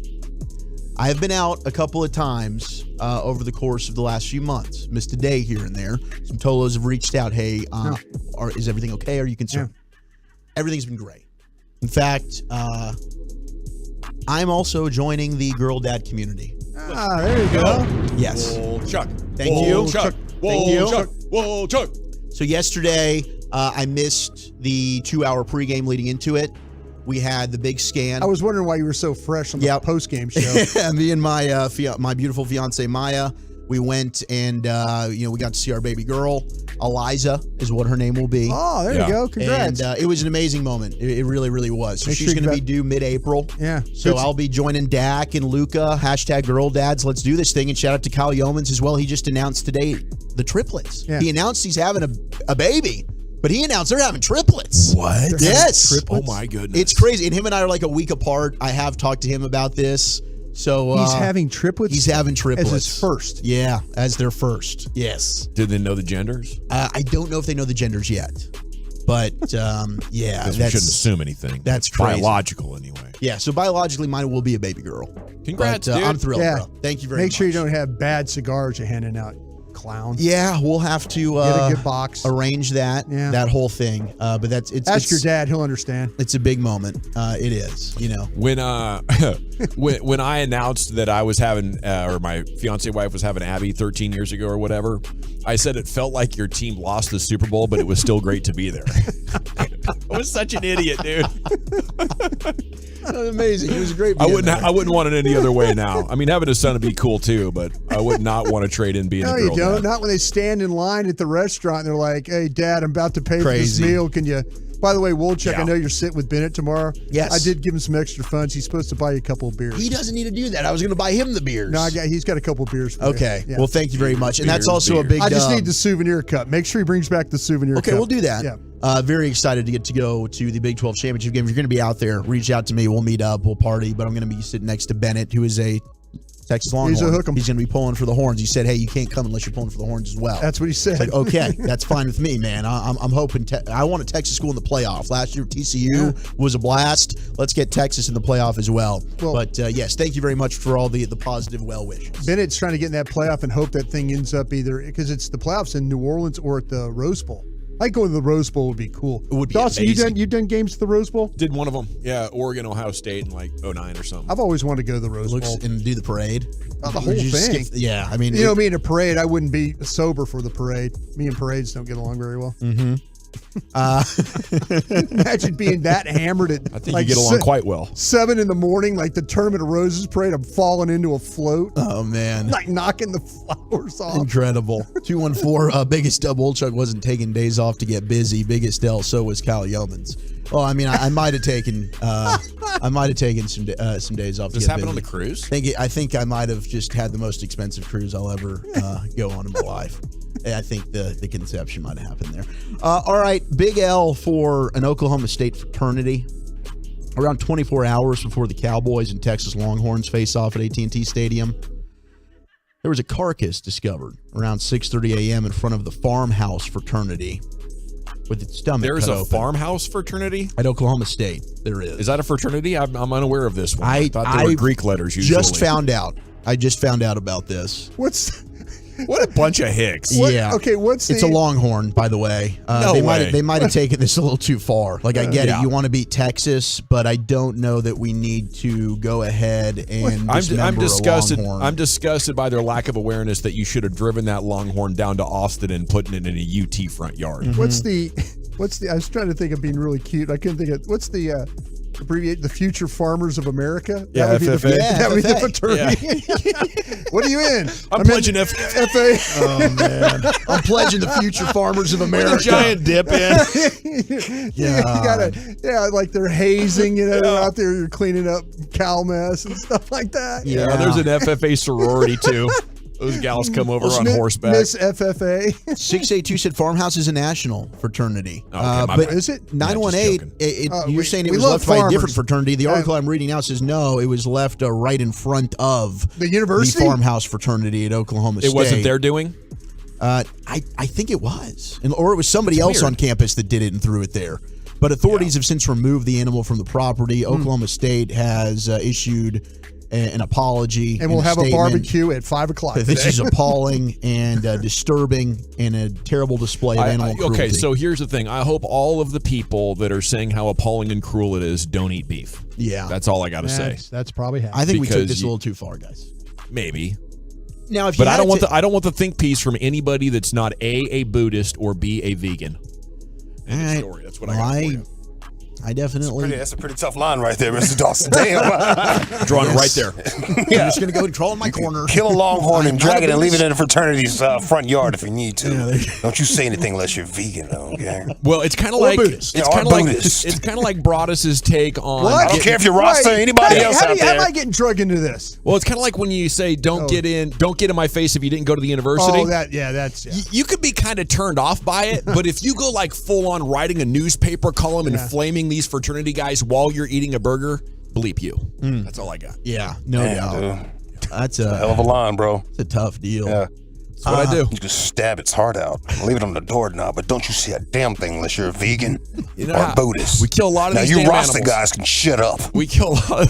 I like the Rasta guys. There might, I there wish might I be was a some. There Rasta might be guy. some other like religious people that would object to that as well. There's a lot of people that reject that. Yeah, but go off. Please. But if you are, here's take the mic. No, Yeah, go off. If you are participating, biggest L. If you are indirectly participating in beef slaughter, then you're just a hypocrite. I hear you. Offside. I mean, just leaving it there in the front yard so the maggots can get on it. You know, you're not curating the beef or anything. We're just killing an animal for our kicks and leaving it there. That was stupid. Yeah, that was stupid. Man. My man Dawson is wild, bro. I love it. You gonna get you a take from Dawson, bro. I might get canceled too. You gonna get you a take, man. But I'll I fight got you back, bro. I'll fight Pete after I visit with HR. I guarantee you. We know you will. For charity. After For charity. I visit. Yeah. Man, big L for this Japanese college football powerhouse. I'm not even going to try and pronounce their name. Please do. I will. Talk about getting canceled. Go ahead, give it a shot. Yomiuri Shibuya. Okay, it's close. I think that's terrible. Yeah. Shibuya? But they have decided to abolish their entire program after rampant use of marijuana among the players. Wow. They're just figuring it out, man. It's a hard game. That's without, why. It's hard without marijuana. It's a hard game. smoking to Joe Burrow. It's hard playing They're this cutting game. the program because the players like to smoke weed? Yeah. It's just a hard game to play without. They've won man. 21 It helps with national healing. championships. Marijuana helps with brain healing. This is, I mean, I think they're going to regret this decision. Found that shocking, but yeah, in Japan, they're not having this. The boys cannot stop. No. You know, they were told a few times. We can't stop, bro. What are they going to do about it, huh? Well, guess what? Now your team's gone. We're just Good trying to be luck playing. Americans playing football and smoking weed all the time, man. bro. What's your Cool. problem? Today, all the transfers in the transfer portal from the Japanese team. Yes. Every Enter the player portal. just enters the portal. They're all, they're entering the portal. Someone will be playing at Texas A&M next year. Dion will have them all at Colorado. Yeah. All the big offensive linemen, bring them over. Yeah, it's sumo dudes. Big dub if you want to go to the Cheez-It Bowl this year. You can go ahead and enter to win That's the in Orlando, opportunity right? to watch the game from a literal hot tub on the sideline. It's just one of the latest gimmicks that the Cheez-It Bowl is doing. It's a unique NIL deal. I would. 4 lucky members get to wake up feeling the cheesiest Let's go over to Lucius. and watch the game in a Cheez-It-filled hot tub. My man's got his robe out there. Moet in my hand. It'd kind of be an awesome way to watch a game. I'll do it, dog. I would do it. $1,500 Give me my sunglasses tequila. on. Yeah. Yeah, A blast. big old bottle of tequila would be Yeah. right there, no question. And then Jordan Spieth, I'm not sure if this is a biggest L or a biggest dub. Michael Geller is his caddy? So Michael Geller is his regular okay, caddy. yeah. He opted to skip the Hero World Challenge to take care of his newborn child. So many newborns, guys, and this is amazing. Happy days. But Jordan Spieth had recruited his high school getting buddy. through the days, you know what I mean? I'm sorry. Yeah, whoops. Some people use it to cope. He recruited his high school buddy Eric to man the bag for him over the weekend. Oh, another Jesuit guy. So the two men had already planned to watch the Seahawks-Cowboys face off last night during the opening round, and it was wrapping up. And before Spieth tees off, his friend Eric promised to drink 1 beer for every birdie he posted and 3 beers for every eagle. And that got jotted down on the scorecard. So based on the scorecard, technically, Eric, his buddy, is obligated to drink 12 beers over the course of the contest. But then Spieth chatted to the media afterwards, and he said, I'm more than happy to let you go ahead and pass on this because we're in such good position. I'd rather you be ready to rock for today's tournament. So you can go ahead and skip out on this bet for right now. I mean, 12 beers is not a lot. At that age, you could definitely put those down. I feel like he could have hammered this out. Yeah, he could have doubled it. I think this is a little weak, and I hope Eric did this. I hope he paid this This off. is sponsors going like, oh, be wholesome, boys. Don't talk about binge drinking, even though that's all you do. You're hanging out with Ricky Fowler and slaughter a lawnmower and throw it on the farmhouse fraternity. Yeah, they have some, the way they go play golf in Cabo, no shirts, just short, no shoes. They play some legendary rounds in Cabo, drinking that way. Yeah. There you go. His biggest dub. Who do you guys have tonight, Oregon and Washington? Who you think's going to win that game? I'll take the Huskies. I'll take the Ducks. Right on. We'll take Nick Harris, DallasCowboys.com coming up next right here. Get his thoughts on last night's big winning, where the Cowboys go next right here in the nation. Always a welcome sign for this clubhouse. Featuring breaking sports news.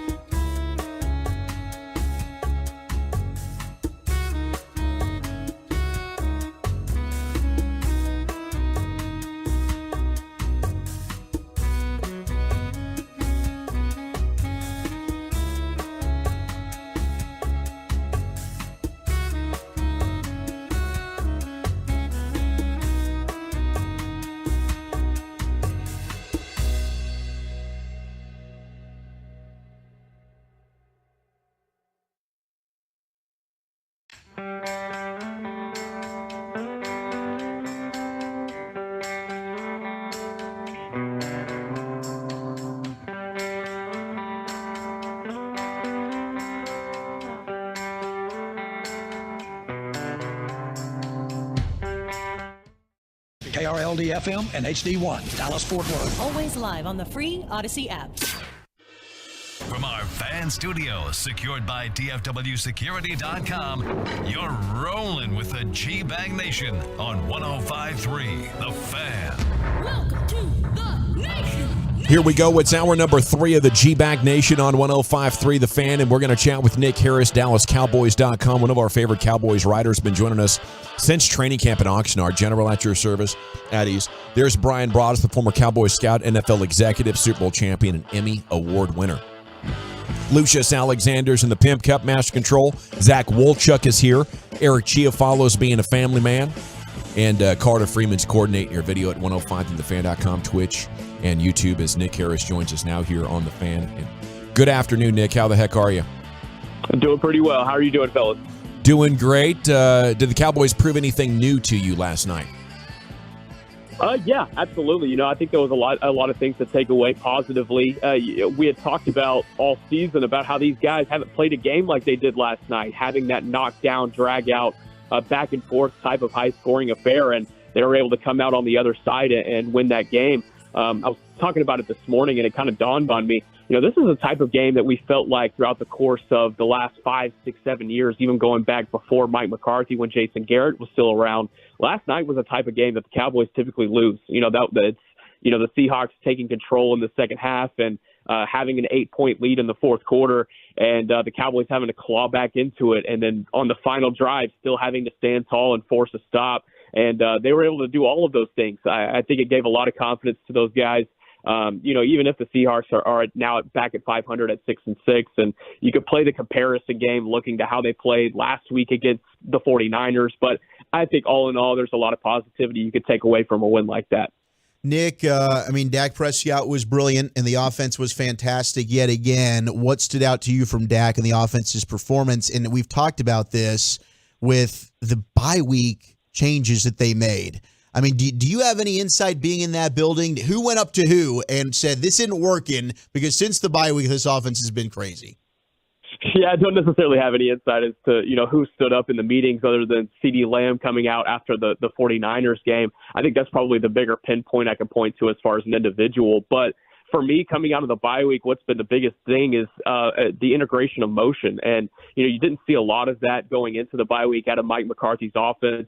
I believe at that time they were using motion at a bottom 5 pace in the entire league. And last night used it on 72.9% of plays. I mean, it's unreal how often that they're getting guys moving before the snap. And what does that do? It allows the offense to identify coverages pre-snap, and especially with the heavy zone scheme that Seattle runs, and how efficient they've been able to play with that scheme throughout the course of the last couple of years with their really young and physical pieces. It really helped Dak Prescott succeed last night. And, typically he's not as efficient as he was last night against those heavy zone schemes. And it allowed him to be able to work a little bit more freely. And I think the thing, though, that's impressed me the most over the course of the last 6 weeks has been Dak's mobility. And not only him using his legs and picking up yardage and, fighting and being physical in that way, but being mobile and getting outside of the pocket, extending plays, allowing his receivers to be able to extend plays with him as well. There's a lot of chemistry being built on that side of the ball. I think it's going to be really interesting to run it back against Philadelphia here in 10 days and see the improvements in that area and how it's helped this offense overall. Nick, I got a 2-part question for you here. The first part of the question is about the secondary last night and how that went for them. In the way of, were you surprised, or were you expecting Seattle with that wide receiver package they have to get a little traction maybe in that game? And my second part of the question is, what's the vacation place you always push that we need to go to? I hear you doing commercials for this vacation place, and you do it quite well. What's the place that we need to go to in the vacation area? What's that place? Yeah, I'll start with the second one. It's Port Aransas. There you go. Get down to the PA. They got to get to the PA. I appreciate you pushing the PA, and then tell me about the Cowboys secondary. And I'll tell you about PA. It's one of the better spots on the Texas coast. So if Mike McCarthy wants to learn something about the Texas coast, it's not a bad spot to go to. But there we go. As far as your first question, it's a little bit of both, in my opinion, at least coming out of it. I was surprised that the Cowboys secondary had an outing like they had last night, but also at the same time, it makes sense when you look at the guys that are on the other side of the ball. You look at DK Metcalf, Tyler Lockett. the rookie and Jackson Smith and Jigba being able to come home to Dallas, he was playing with a little bit more fire. You could see it from the very first drive. So when you take all that into account, it's not necessarily surprising that it was that group that did it. It was just more so in the fashion that it happened. And DaRon Bland really getting picked on, having easily his worst game of the season. You can make the case his worst game of his career, but still ended up with an interception at the end of the day and had a great play to be able to break on that ball on that out route to Tyler Lockett.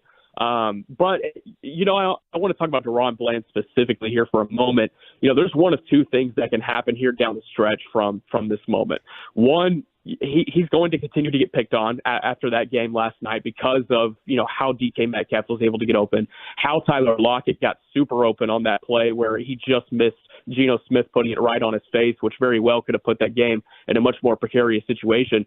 One of two things can happen. He can bounce back from this, and teams will continue to be able to throw at him, and he's going to end up with some gaudy interception numbers on the other side. Or, maybe he won't be able to correct those things off film, and they continue to throw at him, and maybe it's more of like a situation where we saw when Trayvon Diggs back in 2021 when he had those 11 picks, but he was still giving up big plays at the end of the day. You hope it's not the latter, and there's still advantages to the latter, but if he's able to correct those things, then that's going to be a really impressive stretch here for DaRon Bland coming up. After the pick against Carolina and then the one that he took away last night, I think I'd be terrified if I didn't have perfect ball placement as a quarterback. I would try to go other spots. I'm willing to go to Bland if we can't get anything else going as far as attacking him. But if you're an opposing OC, how would you look at it right now if you're coming into the next game against DaRon Bland? Yeah, it's a really good point. I'm looking at his ball skills for sure, and I'm treating him like a receiver. So I'm trying to put the ball in a place where he can't even put a fingernail on it because he's shown that he can extend out there, make even a somersault like he did against Carolina and bring it in. And even the pick last night, he just broke on it on the perfect placement, perfect timing, and he was able to get it. It wasn't necessarily a bad throw from Geno Smith. Could have been put a little bit further out, absolutely, but that's just a really good play by DaRon Bland. If I'm an OC, I'm making sure my receivers are understanding that you have to be physical with him as soon as the ball is snapped. You got to put a hand on him and get him away from you, because the more separation that you have on Bland, the better opportunities that you're going to have to be able to haul in a reception. And I think that's what we were able to see from DK Metcalf. Well, obviously one of the more physical receivers in the entire NFL. He was putting hands on him as soon as the ball was snapped off his release. And then as the route was happening, there was a lot of hands going on. You can look at the penalties and see that, but he was putting hands on him, and he was creating that little bit of separation that you need against the DB that has the ball skills like him. Staying with the secondary, Nick Harris, DallasCowboys.com with us here in the G-Bag Nation. What do you think's going on with the safeties right now? That was such a position group we were excited about.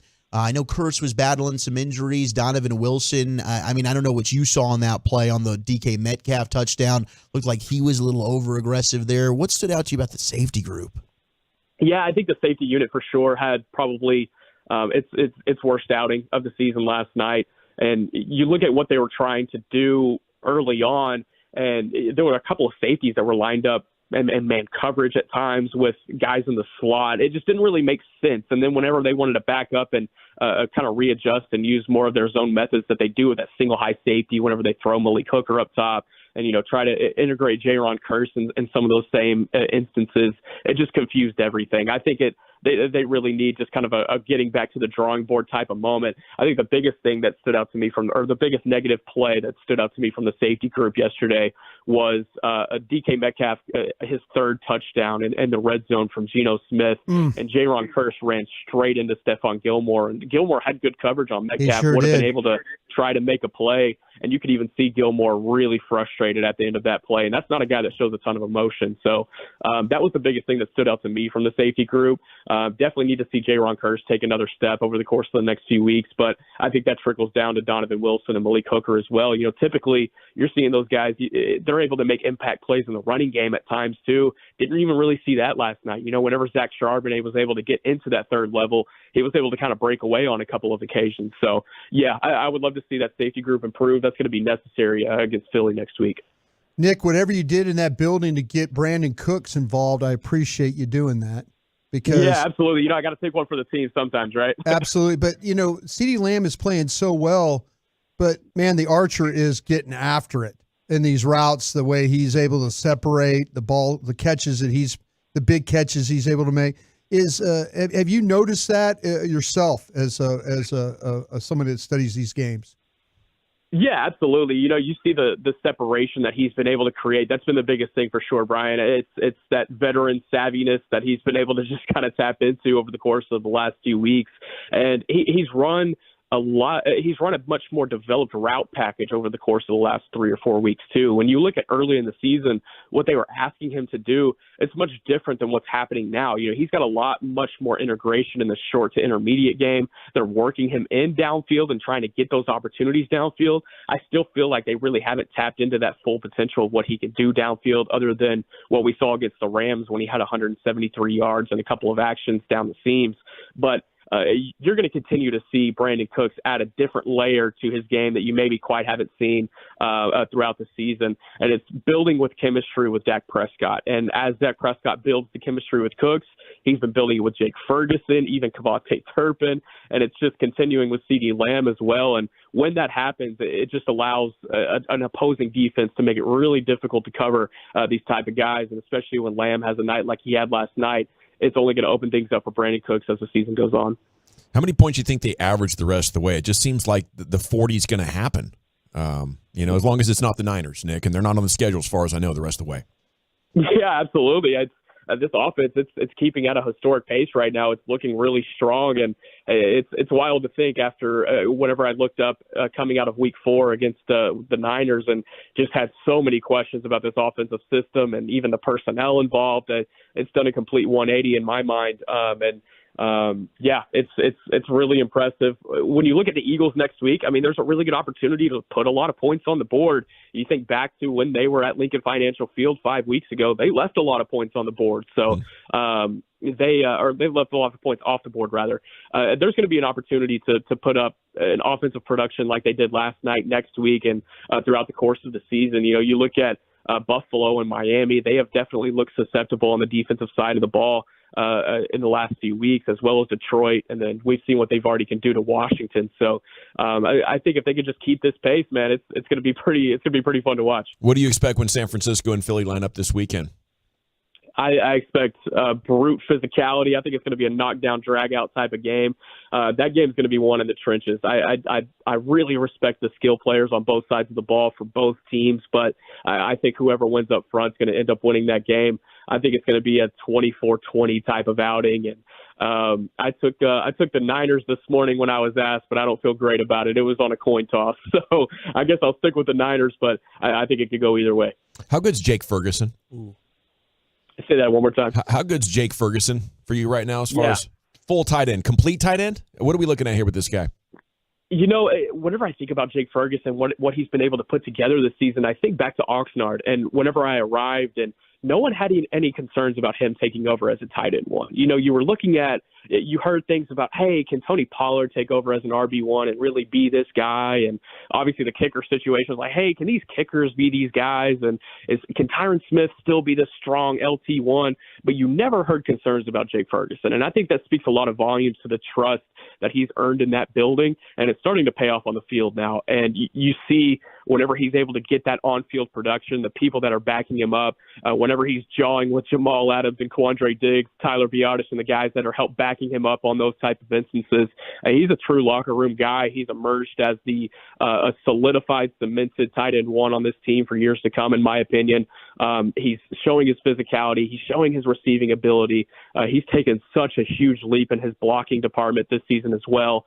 He's really put it together. If I had to pick one guy that's taken that second-year leap on the offensive side of the ball that I love every time I see, it's Jake Ferguson. It's tough to say maybe the best second-year leap because Tyler Smith has been phenomenal as well, but that 2022 draft class, we're going to look back on that one here in a couple of years. They get out of this thing healthy again? I'm going to go ahead and say yes, so hopefully so. As far as we know, everything is looking good. There are no major injury concerns, and that's actually something I was thinking about this morning. They're going to have to figure out some room for Peyton Hendershot, and I think whenever they opened up his practice window 21 days ago, they were expecting maybe to have an injury slot open to be able to fit in a guy to put on the 53, but it's not the case, and that's a great problem to have. Nick, I know Brian and I were talking about this in the postgame show, but what did you think of some of the coaching decisions from Mike McCarthy. You know, the decision there to pass to CeeDee Lamb instead of just running the ball, keep it going. I mean, clearly, look, you won, it paid off, and Coach has been aggressive all year, so he's maintaining that consistency. But I wonder what your thoughts on some of those gambles were. Yeah, if the Seahawks go down the field and score a touchdown on that final drive, that's exactly what we're talking about today ad nauseum. You had an opportunity to take 40 seconds off the clock right there with 1:43 to go, I believe it was. You run the ball there. I understand that Dak and CeeDee had such a great day, and you had an opportunity to put the dagger in it, but you put trust in Tony Pollard there to be able to at least pick up a few yards, if not all four, and go ahead and get you the first down. And if he doesn't, then you take 40 seconds off the clock. You're able to run it down, take a timeout. Seahawks had 0 timeouts at that point. It was one of the worst decisions I've seen this season, honestly. But as you said, it didn't hurt them in the end. They ended up pulling out with a victory. I've seen a couple of moments, I think, late game management this season that I've just kind of questioned Mike McCarthy on, but it hasn't been him too bad just yet. But I think that's something to keep in mind whenever these late game situations arise down the stretch. Nick Harris, DallasCowboys.com. Great interview as always. I enjoyed it, but Clete Blakeman is telling me you had a personal foul back there about 4 minutes ago. What happened? I don't know. I'm pretty sure he's making it up. Oh, I got you. I was thinking in my head, like, Clete Blackman, that name sounds really familiar. Why? It's because I heard him talk for 45 minutes last night. No doubt, dude. I'll meet him down in Port Aransas for the mini buy. There you go. And we can talk about it. Dude, have a great time. Have an amazing weekend. We'll catch up with you soon. Have a good one, fellas. There he goes. Nick Harris, DallasCowboys.com. Here with you on 105.3 The Fan. We're heading for the top 10 at 420 here, Wolchuk. Before we get there, a gentleman texted in for the KMC Masterpiece and said he had the high bid but wants to push it to $3,000 for the VIP so he does not get outbid. I believe that means we got a full house of $3,000 bids now. Does the bidding keep going? Jared has said yes. Oh, it can? The bidding can go as high as we can get it. Are these guys locked into VIP? So yes. I mean, I believe they're locked into VIP, but if you would like to outbid the current bidders, you will then become VIP. As well? We will reach out to those people that currently have those bids to allow them a chance to match. Okay. So we've got. There's no additional tables we can roll in. All right. Okay. And Jared will come on at 5, so he can clarify everything for us. Jared Sandler's coming up at 41 minutes here. Swinging for a Cause is Sunday. And I'll tell you what, we've had some amazing charity events over the years, including Dirk's celebrity softball game, or baseball game, which was just incredible. And the buzz around that event was special, but same with this, because the Rangers just won the World Series. We're partying at the Globe for 4 hours. You can throw heat in the bullpen. You can do a wiffle ball home run derby. You can play catch on the field with your family. Bring your friends at 877-881-1053 if you'd like to bid. Go to 105throughthefan.com/sandlot. To buy individual tickets for this event. And we're back with the Wooly Bullies Top 10. Zachary, where are you taking us? It's National Pie Day. It's the best way to kick off the month of November. I've got the top 10 most popular pies in the U.S. of A. What's your go-to pie? That's next. They poke fun out of mutual love and then get into fisticuffs behind the scenes. But that's an HR issue. G-Bag Nation's...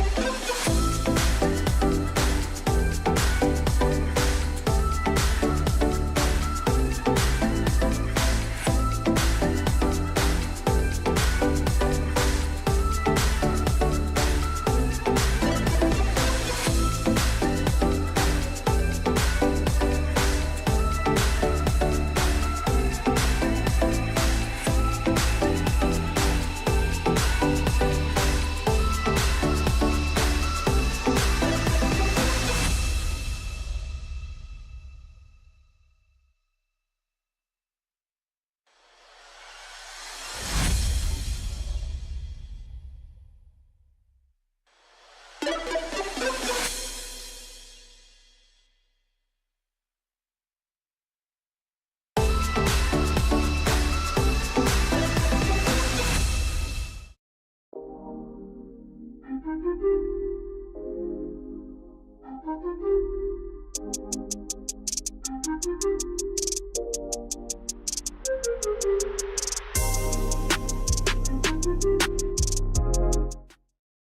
Fan Football Friday on 105.3 The Fan. Sponsored by Blue Nail Roofing and the Diamond Factory. Welcome back, G-Bag Nation. Hope you're having a great day. Dawson and Broadus, can you agree Dak breaking away from that sacks play of the game? That was crotch first, Tolo Jojo. That was amazing. Definitely deserves it. There are a lot of great candidates for play of the game. I believe Wolchuk's going to take a listen to some of them coming up at 4:40. We'll have a little Two Guys, One Booth abbreviated edition right now. It is time for the Top 10 at 4:20. Segments brought to you by the Frankels. Life's unpredictable. Accidents happen. Frankel & Frankel, the go-to attorneys for car and truck wrecks in DFW. If you or a loved one's been in an accident, contact Frankel & Frankel, 214 or 817-333-3333. Go to truckwreck.com. Here's Zach with an H. The Wooly Bully. Thank you very much. I've got the top 10 most popular pies in the United States of America as they have gone through each state and given the favorite pie, and we'll see who made the top 10 here. What's your favorite pie? 877-881-1053. Motorboating that hair pie by a mile, boys, from the 940. And I love you for that. That's an old nosebleed seats reference right there. That's a loyal Tolo. Turn it on, leave it on out there. Before we get to that, it's a family type of day as we had Luca announce the birth of his baby girl.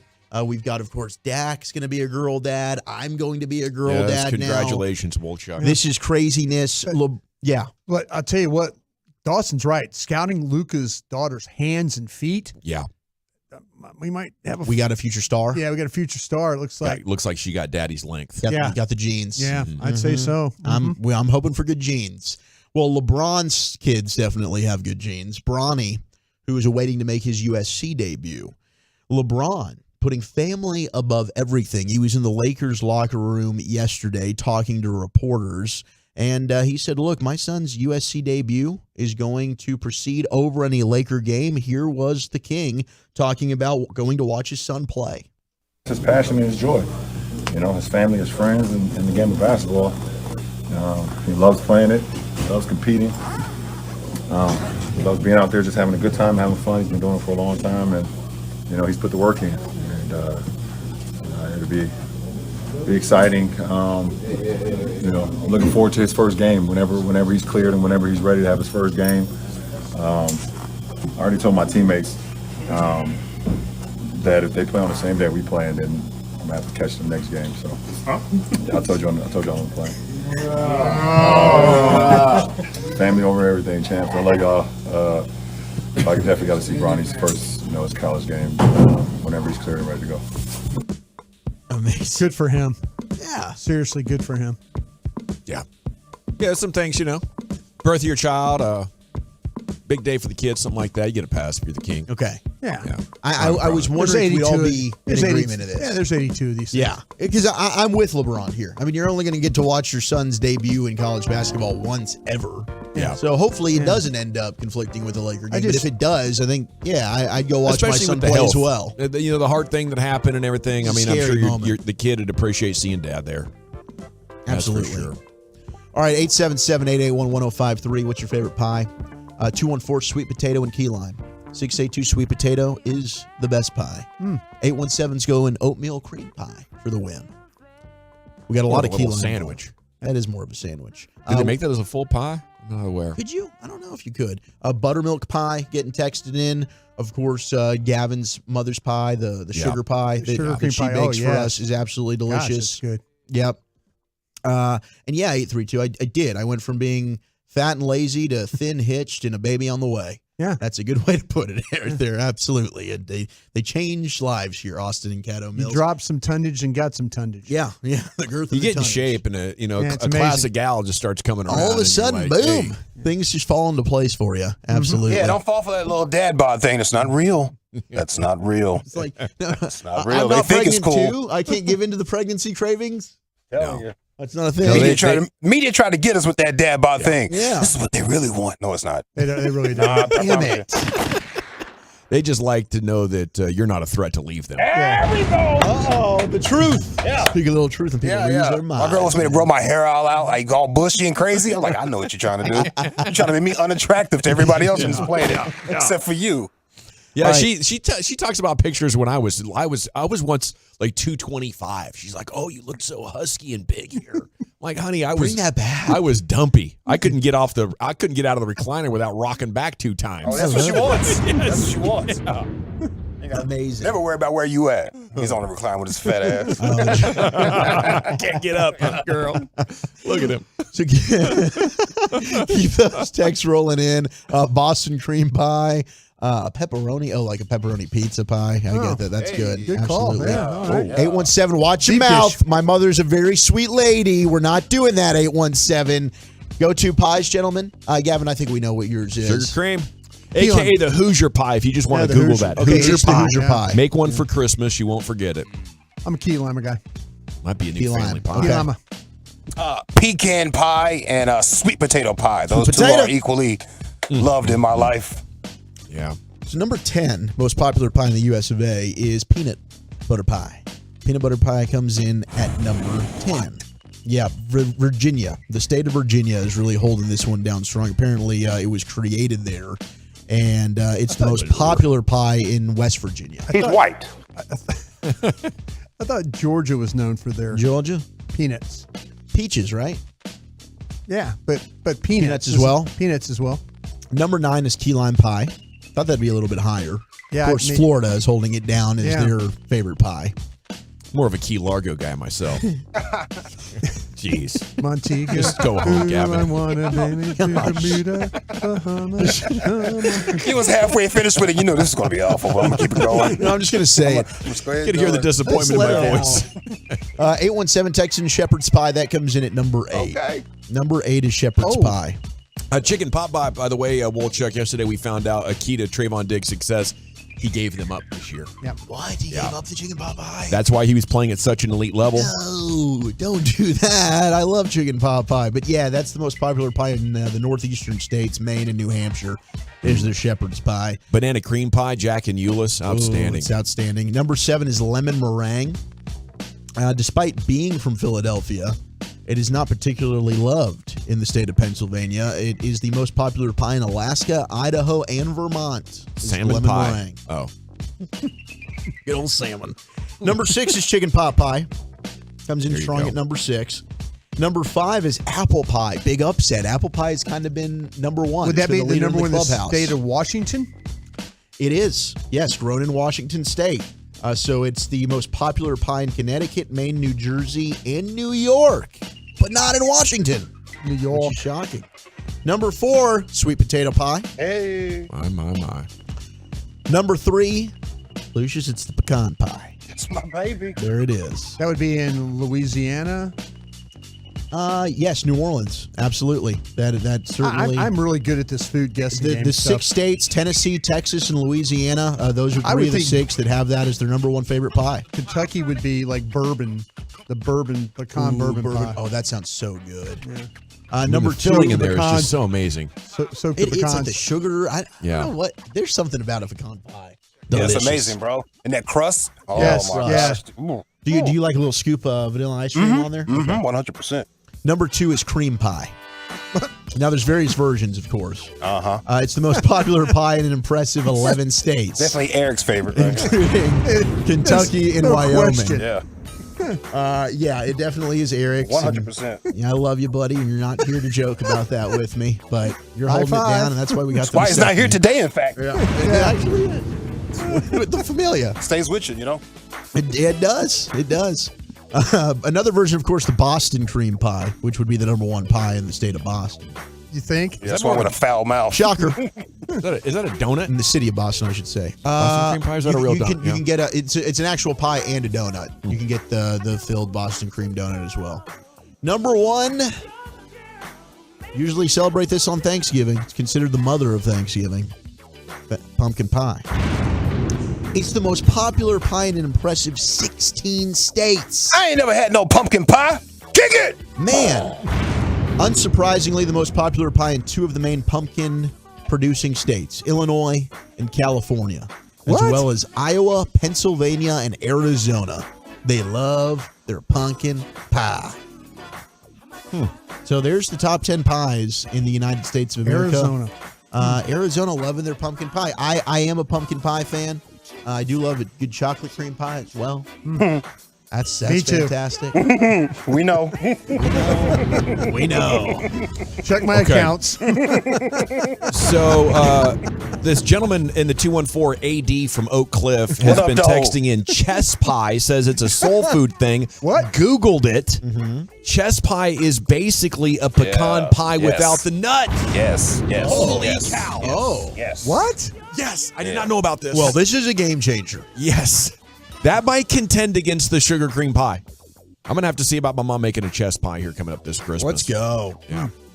Thank you, Chuck. Top 10 at 420 every afternoon at 420 here in the G-Bag Nation on 105.3 The Fan.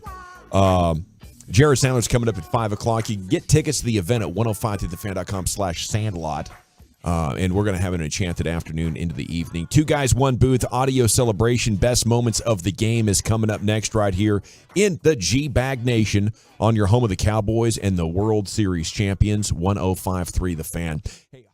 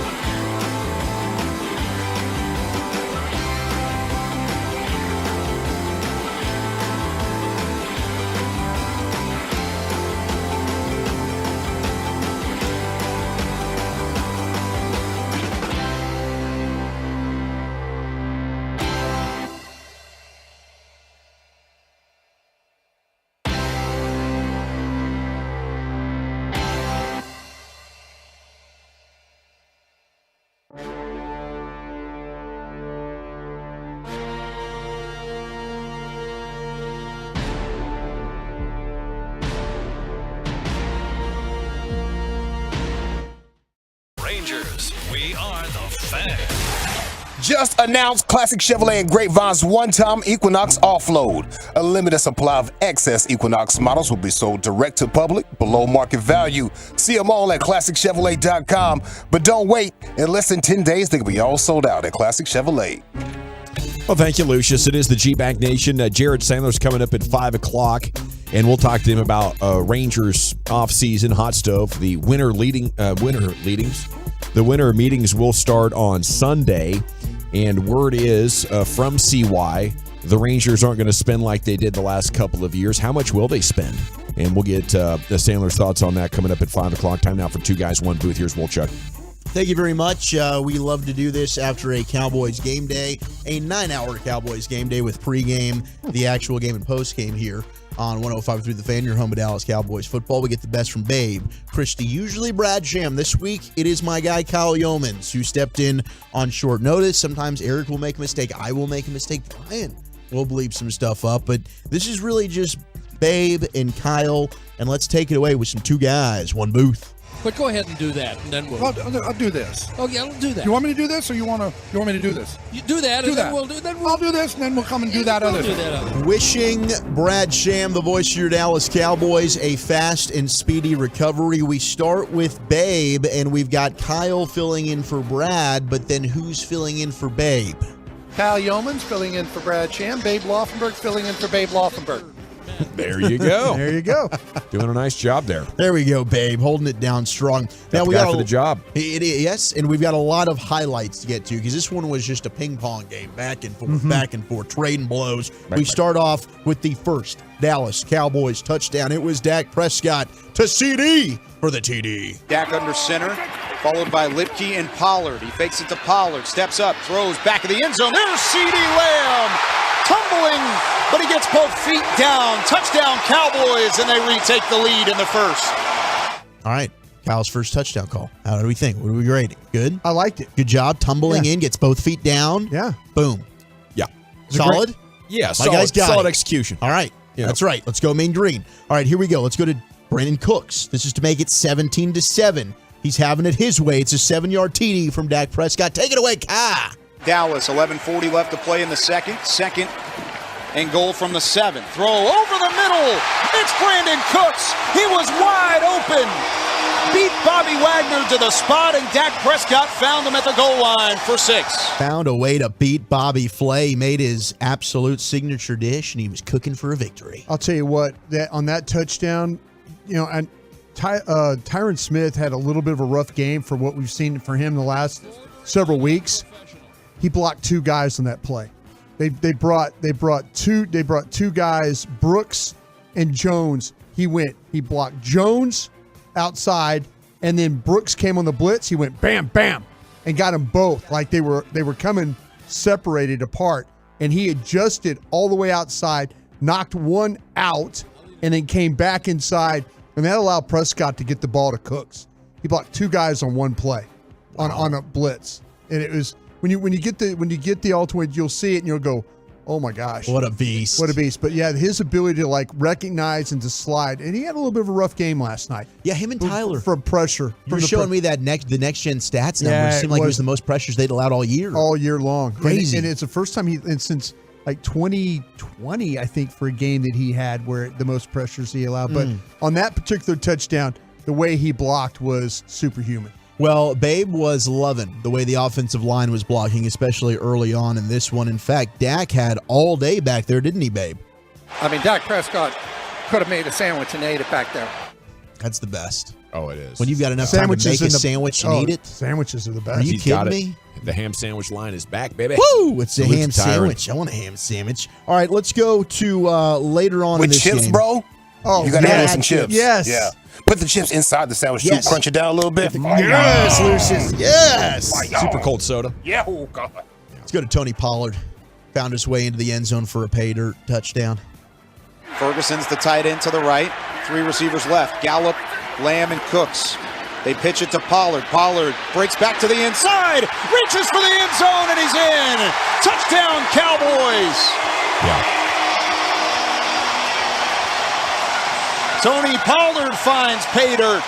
He's getting loose. He's getting energized now. Yeah. Now Kyle's into the game. He found out he was going on 45 minutes before kickoff. So the first one maybe wasn't to the upper levels of excitement, but the only thing I'd have for him now is maybe some cigars and whiskey just to age the voice a little. He's a young man, very talented broadcaster, like Buck was when he took over. You know, Joe Buck was like 27 years old doing the World Series. Yeomans is the same way. Whole world in front of you. Yeah, just my dude right there. So that made it 28-27. Then we had Babe dropping, as he likes to do every game, a movie reference. Oh, Tony Pollard had that ball securely in both hands. No one was going to get it. It is a... What was it? Meet the Parents, right? Yes. With Ben Stiller. You'll have to take this out of my lifeless hand, the clutches of my lifeless hands. That was Tony. Nobody is getting this. Would have been better if he did a little milk me reference there. You can milk anything with nipples, Greg. Yeah. That's the truth. We found out that is factual. That is not just a movie quote. That is true. You really can. All right, let's go to Geno Smith. And Geno was fantastic. He had a really good game, and they were picking on Deron Bland, and it's 2 weeks in a row. And you've been defending our guy, Brian, and I appreciate it because you got that scout side. And you're like, look, Bland gave up some plays, but he was in position to make a lot. Watch where this quarterback threw the ball. When Geno was on fire. Wasn't it like the most yards by any corner in the NFL in any half? It was not good. It was bad. But it was 184. It was the safety's fault. 73 was on one play. And I'm going to put that on Dono. That's what he said, too. Wasn't me. All right. I'll tell you what, Gilmore. Why didn't I have any safety help over the top? Come on, baby. Gilmore had enough of Curse knocking him off because he's gonna Gilly was ticked. He was going to track. He's got Metcalf tracked, and like he turned around and I'm sure there was a couple of F-bombs going Curse's way. Like, what the F are you doing? Well, Cowboy fans were thrilled because Deron Bland, short-term memory, you have to have it as a corner. But he circled the wagons, and he found a way to get his 8th interception of the season. He's a Buffalo Bill? Third down and 7 from the 28. Two receivers to both sides for Smith. Blitz comes. Throw right side. Deron Bland with another interception. No way for the NFC Defensive Player of the Month. Number 8 on the campaign. That was a huge turning point. I don't think you win that game if that play didn't happen right there. Absolutely. But that was the series, though. Uh-oh. Well, they didn't end up getting points. They got no points. But still, that's I mean, Seattle needed that. Lamb should have caught that ball on 4th and 2. He will tell you that. He absolutely should have. That was a good play design. It was a good play call. It was, and CeeDee Lamb just didn't execute it right there, and he wants that one back. Yeah. The Cowboys should have converted to move the sticks. Here was one. I don't know how in the world Dak Prescott got out of this sack, but he finds a way to fight out of it and finds Jalen Tolbert. And if indeed Dak goes on this miracle run that we're all hoping and praying for, this will be the play. Slays Jalen Hurts, this is your MVP moment, sir, that will be played when he gets the award. Here's Dak and Kyle Yeomans with the call. From the Seattle 34, play action. Prescott could not get away. Yes, he did. He shook off a sack. Rolling to the right, throws it downfield, and he's got Jalen Tolbert on the far sideline inside the red zone. Dak Prescott was dead in the water for a sack, and he broke out of it and found a wide receiver. That's his version of the Romo spin. It was unreal. All the receivers stopped on the route. Every one of them stopped, thinking that he was sacked. And then it's like, whoa, he's running. And then they all broke. Let's keep going. They're like, and then CD Tolbert just stands there. CD, Tolbert, all of them just stopped like they're going back to the huddle. Like, uh-oh. I think the official was about an 18th of a second away from blowing that dead. Yeah. He just barely. Congrats, you probably could have. And I don't think a lot of people would have complained, but he let him fight out of it. Yeah. Dak makes the play. Let's go to cut 39 here. This is the game-winning touchdown drive. Dak finding Fergalicious. We now will call him Big Biscuit from here on out. Yeah. He coined himself Big Biscuit last night. Yeah, he's the Big in Biscuit. his interview with three-time Hall of Famer Chris Arnold, the Big Biscuit with the game winner. Belt tie snap. Prescott with plenty of time. Lofts it. End zone. Jake Ferguson. Covered by Jamal Adams, but it doesn't matter. Fergie into the end zone, and Dallas takes the lead in the 4th. It doesn't matter. He pulled a rabbit out of his head. Fantastic call there from Kyle Yeomans and Big Biscuit coming through. Cowboys needed one more stop. Game on the line. Geno's got the football, and what's going to happen? Here's the ball game for Seattle. 41-35 Dallas, 1:11 to play. 4th down and 2 from the 50. 3 receivers right, all 3 of their targets to the right. Smith rushed by Parsons. He couldn't get it away. It was at the foot of DJ Dallas, and the Micah Parsons pressure forces an incomplete pass, and Dallas will hold on to win it at home. We're celebrating. We're popping bottles in the Miller Lite Club.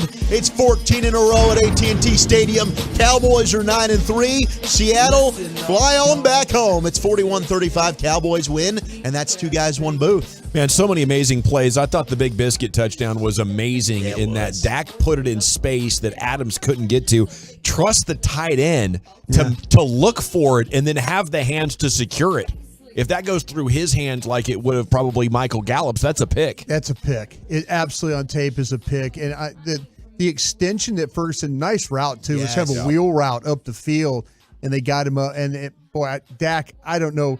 To me, that was that a misthrow, you think? I thought it was intercepted. When I first saw it leave his hands, this is intercepted. And then Fergie somehow reaches inside. He just reaches inside. And you can see Adams is kind of adjusting like he thinks the ball is going to get to him. He did it on the 2-point conversion as well, where he's throwing behind and away from the defender. He sure did. And it's a lot of trust to make sure the receiver's going to turn their head. Yeah, the 2-point play to Cooks, he threw in the back shoulder because of where he thought the defender was going to be. Some of the ball placement, it certainly is, hey, I'm going to put the ball where only my guy can get it, and hopefully it's just incomplete I like it. instead of intercepted. Yeah. Okay, 2 to go here in the G-Bag Nation. Jared Sandler's going to join you to tell you how you can get involved in the Rangers off-season event of the year. Happens to be his charity Swinging for a Cause, which is Sunday afternoon. You can get individual tickets at 105thethefan.com/sandlot. And we're back with Jared mostly to talk winter meetings and what the Rangers financial news means here in the G-Bag Nation. I want to chat Frankles before we do that, though.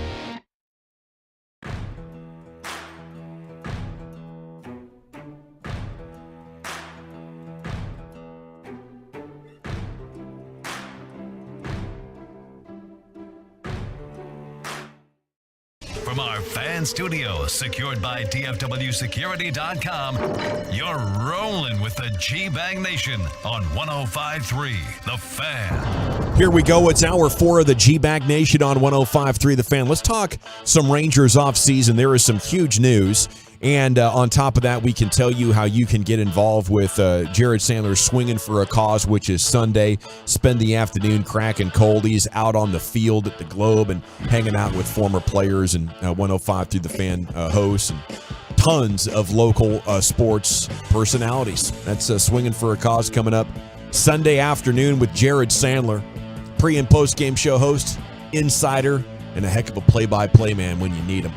Jared, good evening to you. How the heck are you? Hey, what's up, guys? I'm doing great. Thank you guys so much for all of your help and support over the course of the last several years, but specifically the last week, getting everyone excited and ready for Sunday. Yes, we're excited about it, and it's not over. We continue to engage these Tolos and G-Bag Nationals, and I just think this is an amazing event. I just want to make sure they're aware of how much fun they can have, and we'll do that. Does this story about the money being less, put it in context, is Shohei out for sure? What do you say? Yeah, I guess I would leave that like 1%, or maybe 1%, I'm just throwing out a random number. I'd leave the small chance that, hey, maybe the market isn't materializing the way that he wants, and I don't know what he wants. We've thrown out $500 million. Maybe he wants $600. I'm not sure what the asks are. I told you guys on Monday, and I think it applies to this as well. He's just, everything about this is so mysterious. And honestly, I wouldn't be surprised if the three teams, like if you told me when all is said and done that the three teams who are reportedly now out are the three teams most in, I don't know, but I would guess, I've gotten the sense over the last several days that the Rangers really are not serious contenders for Shohei Ohtani at this point. I remember go ahead. No, I remember hearing something similar last year before DeGrom, like, we probably can't spend like we did last year. That was crazy. And then what changed? Yeah, and I would tell you what changed is that I don't know that was ever really the truth, right? I think that was maybe speculation or bad information from people. But yeah, I know you're right. A lot of these deals, very rarely, for every signing or even trade acquisition where for a month or months out, we're like, yes, this team is going to get this guy. And, you almost feel like it's a done deal. Very rarely does it end up working out that way, right? We all thought we knew where Bryce Harper was going. We all thought we knew where, that Mike Trout was going to get traded. We all thought, and pick the sport, pick the situation. How many times have we thought that the Mavs, a decade ago, were going to sign guys and they didn't, and all that stuff. So I always think you got to leave room for misdirection. I do get the sense that the Rangers are probably going to turn their attention elsewhere. And I'll be honest, guys, I think I don't know where that report came from right when the offseason started that the Rangers were on Ohtani's short list. Maybe they were, but we never really heard that from him, and we never really heard that verified from anyone. Yes, I did speak to Shohei Ohtani's camp or something. It was just kind of thrown out there. So I don't really know how in the Rangers really ever were. It just always was something that made sense because there aren't many teams who have the spending capacity to sign Shohei Ohtani, and the Rangers are one of them. So just that in and of itself that makes the Rangers a contender for him. I just don't know if it ever really got beyond that. Is it fair to speculate or say at all that the Rangers owner is satisfied and not willing to push for the next World Series like he was the first one? I don't get that sense at all. I think also they realize, if you're on the side, hey, Ray Davis is just a businessman and you were upset because they weren't spending. Listen, you make money when you win a World Series, So I think from a business standpoint, you get your return on investment when you invest in players and win. And then I think that there are people who maybe see the competitive side of Ray Davis and the way that things have played out the last couple of years. I don't think that they're done. And let's not forget that this ownership group has ties to Houston, right? Neil Liebman, who's the COO, I think, lives in Houston, and they don't like the Astros very much. And so, we can sit here and say asterisk this or whatever, but the reality is the Astros have 2 World Series, and they've won the division however many times in a row. The Rangers want that. The Rangers want to outdo that. I don't think, and Chris Young as well, right? I don't think I don't think Chris Young would be in this position if he didn't get the sense that they were going to match his aggression and competitiveness. So I don't get the sense there's any complacency. I would say this: I don't know how much the TV situation is impacting teams like the Rangers, and I think that it's understandable if teams, just from a business standpoint, don't want to put themselves in a really a compromised position without having better information. But I don't get the sense that the Rangers are done trying to win or trying to compete, even if they don't spend $250 million or $500 million this offseason. Jared, I want to ask you about two pitchers that I saw in Jeff Passan's article, one of which is a former Ranger, Emmanuel Clase. And we've talked about him before, but he was reporting that the Guardians are now open to dealing Clase. We know about the Rangers and wanting to improve the bullpen. How likely could that be a trade target for the Rangers? And the other one, a name that we talked about during the deadline that I saw the Athletic say that would be a dream fit, is Dylan Cease. Yeah, well, let's start with Clase. So, the Guardians, and I hate this about them. When I went on my rant, about how, people criticizing the Rangers for buying a World Series. I mean, you should be celebrating teams like that. There's no reason why the Cleveland Guardians have to be an organization that is reluctant to spend beyond extending Jose Ramirez. Like the fact that Francisco Lindor was out the door, for 2 years running, I hate that. I hate that for that franchise. And, with Emmanuel Clase, he's still got a couple years left of their control, but and they did sign him to a free agent deal, albeit an incredibly team friendly one given his production. But yeah, I mean, it seems like they want to try and get what they can for him. And if that's the case, I think the Rangers would absolutely be in on him. I think any of these bullpen options, and I love that you're asking about two trade candidates, because they're tougher to kind of pinpoint in the off season, right? And in season when we're approaching the deadline, even though there always are some surprises, there's 5 to 10 names who are talked about because there's a pretty good chance those guys are going to get traded. And Dylan Cease likely to get traded. Corbin Burns, good chance to get traded. But there's also a bunch of guys we just don't even think about who end up getting moved. And I think the Rangers have a chance to be really aggressive in the trade market. I think they will absolutely be in on a guy like Dylan Cease. It does seem like, from everything I've heard, and I know it's been reported as well, the Dodgers seem to be pretty strong after Dylan Cease. But I think the Rangers are absolutely having conversations. They did like him a few months ago, and there's no reason why they don't like him now. And I would imagine the price hasn't necessarily gone up significantly. Corbin Burns is another name, I mentioned, and then, we talked on Monday about Tyler Glass now. I mean, those are just some of the names who I think would be interesting pursuits for the Rangers. But yeah, Dylan Cease is a big one. And just like Shohei Ohtani might be setting the market to some degree, even maybe not saying the market is waiting to explode once he signs. If he does sign in the next week, I think you'll see a lot of moves made. I think there are a lot of teams who are prioritizing Dylan Cease. And so once Dylan Cease gets traded, then teams will realize, okay, hey, we missed out on Cease. Now let's start fishing for our other targets. So Cease is, I don't know if he's the biggest fish. I think that's, you can make a case that there are other better options out there, but he is certainly a really big fish, and the big dogs are going after him. And I think that's what dictates it too. It's not just how good you are, it's the team's interested. And so when the Dodgers are interested, when the Yankees are interested, when you get teams like that interested, then the world seems to stop and allow those teams to navigate the waters, and then everyone else reacts. Jared, do you get better offers in the offseason than you would do at the trade deadline? Is that kind of how these things will work in baseball?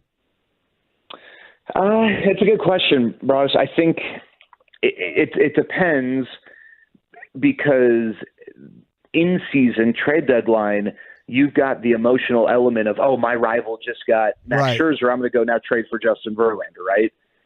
Or maybe there's desperation because you just, you got a great team and this is going to be your year. And then a week before the deadline, you deal with a major injury, and now, this is your last opportunity to make amends for it.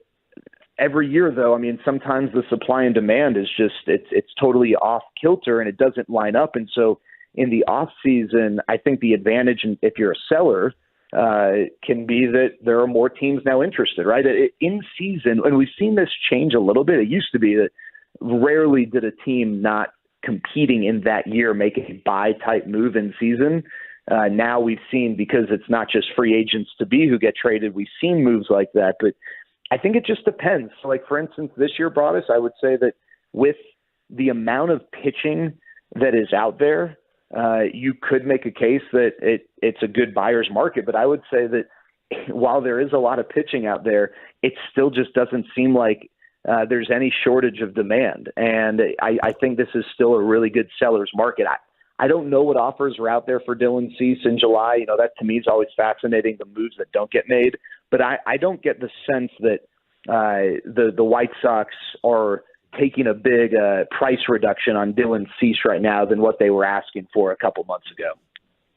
Jared, speaking of rants, how's that Sean Payton take looking these days for you? So not great. That's good. I'm glad you brought that up. I'm all about the receipts, right? So I need to own up to that. I need to own up to. I said earlier this year that Dak was not playing like a top 10 quarterback, and Dak is absolutely playing like a top 10 quarterback. So I'll raise my hand on that. The only thing I'd say with the Sean Payton deal is he's supposed to be an offensive genius, right? And they're winning games, and so credit to him.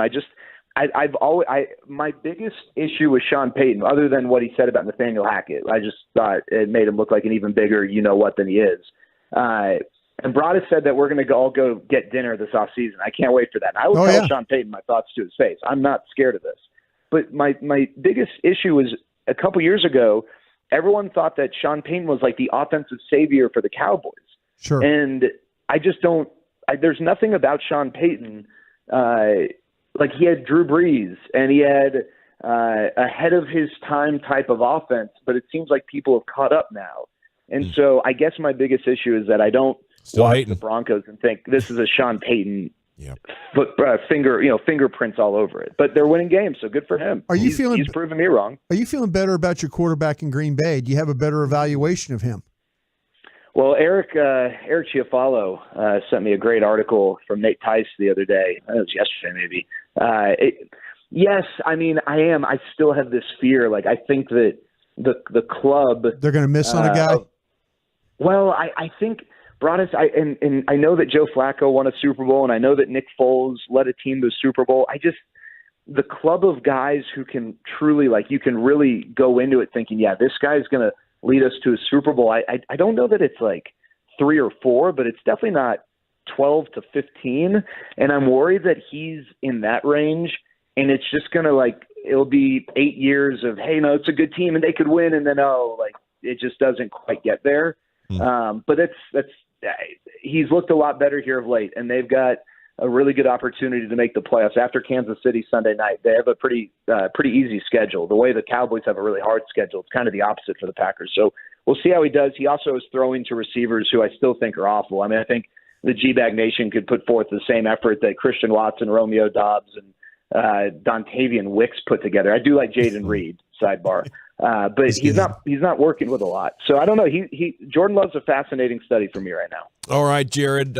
We cannot wait to get there Sunday. It's just such an amazing event and perfect timing coming off the World Series. What would you like to tell us now with under 48 hours to go till Swinging for a Cause? Yeah, well, I'll say this. There are people out there, I understand, they might not be in the running to bid for the table. There's still individual tickets you can get. You just go 1053thefan.com/sandlot. There are a few links, and one of the links will allow you to get individual tickets. The auction is going until 7:30 on Sunday. A lot of great opportunities there with the auction. Maybe, again, you want to hang out with you fellows or any of the other shows, and the table biddings out of your price range. The dinners, I think, right now are going to be a little bit underneath that, so you can go have great meals and hang out with you guys. I think that's always a really fun experience. If I may, though, Dawson, because this is the last time I'm going to be on air this week, I just want to say this. I appreciate all the support for the charity. I really do. And obviously, any charity, you got to push your cause. I hope that anyone listening, though, I feel best saying this. Whether you are supporting Sandlot or not, I hope that you find something, a charity, a cause that means something to you, and you support it either financially or maybe with your time, volunteering. It doesn't have to be financial. We all know that everyone's got their own situation. I'm appreciative of the attention that Sandlot's gotten.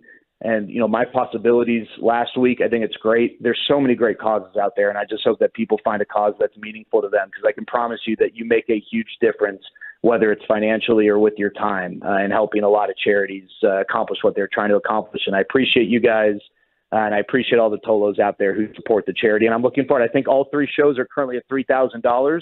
Nice. And so we got a race to the finish. Who's going to come out on top? Who's going to place that last bid? Which show's going to end up winning? I'm looking forward to seeing who crosses the finish line first. Well, I just admire and respect so much of your work you do here in the charity world and in Major League Baseball, Jared. And I'm so happy for that because your football takes are horrible. Thanks, Gavin. I appreciate it, man. You got it. We love you, buddy. Take care. See you guys. The great Jared Sandler here with you on 105.3 The Fan. A legend. He is, man. As a pre- and post-game show guy, to build into being a hell of a play-by-play guy, an insider, and then being able to get so involved in network in the community is a special set of skills. I could not do what Jared does. Neither. You know, and I don't know if any of his jobs I could do even half as well as he does. So I always bust his balls. Like 214 wants to know, does Dawson hate Jared? No, I freaking love Jared. He's amazing for the station and an incredible professional. So I always salute him whenever we get a chance. And he'll be back with you before too long as we continue to build here towards the 2024 season on your home of the World Series champion Texas Rangers. It is a Friday night. The phone lines are open at 877-881-1053. What you drinking? And what you thinking is next here on 105.3 The Fan.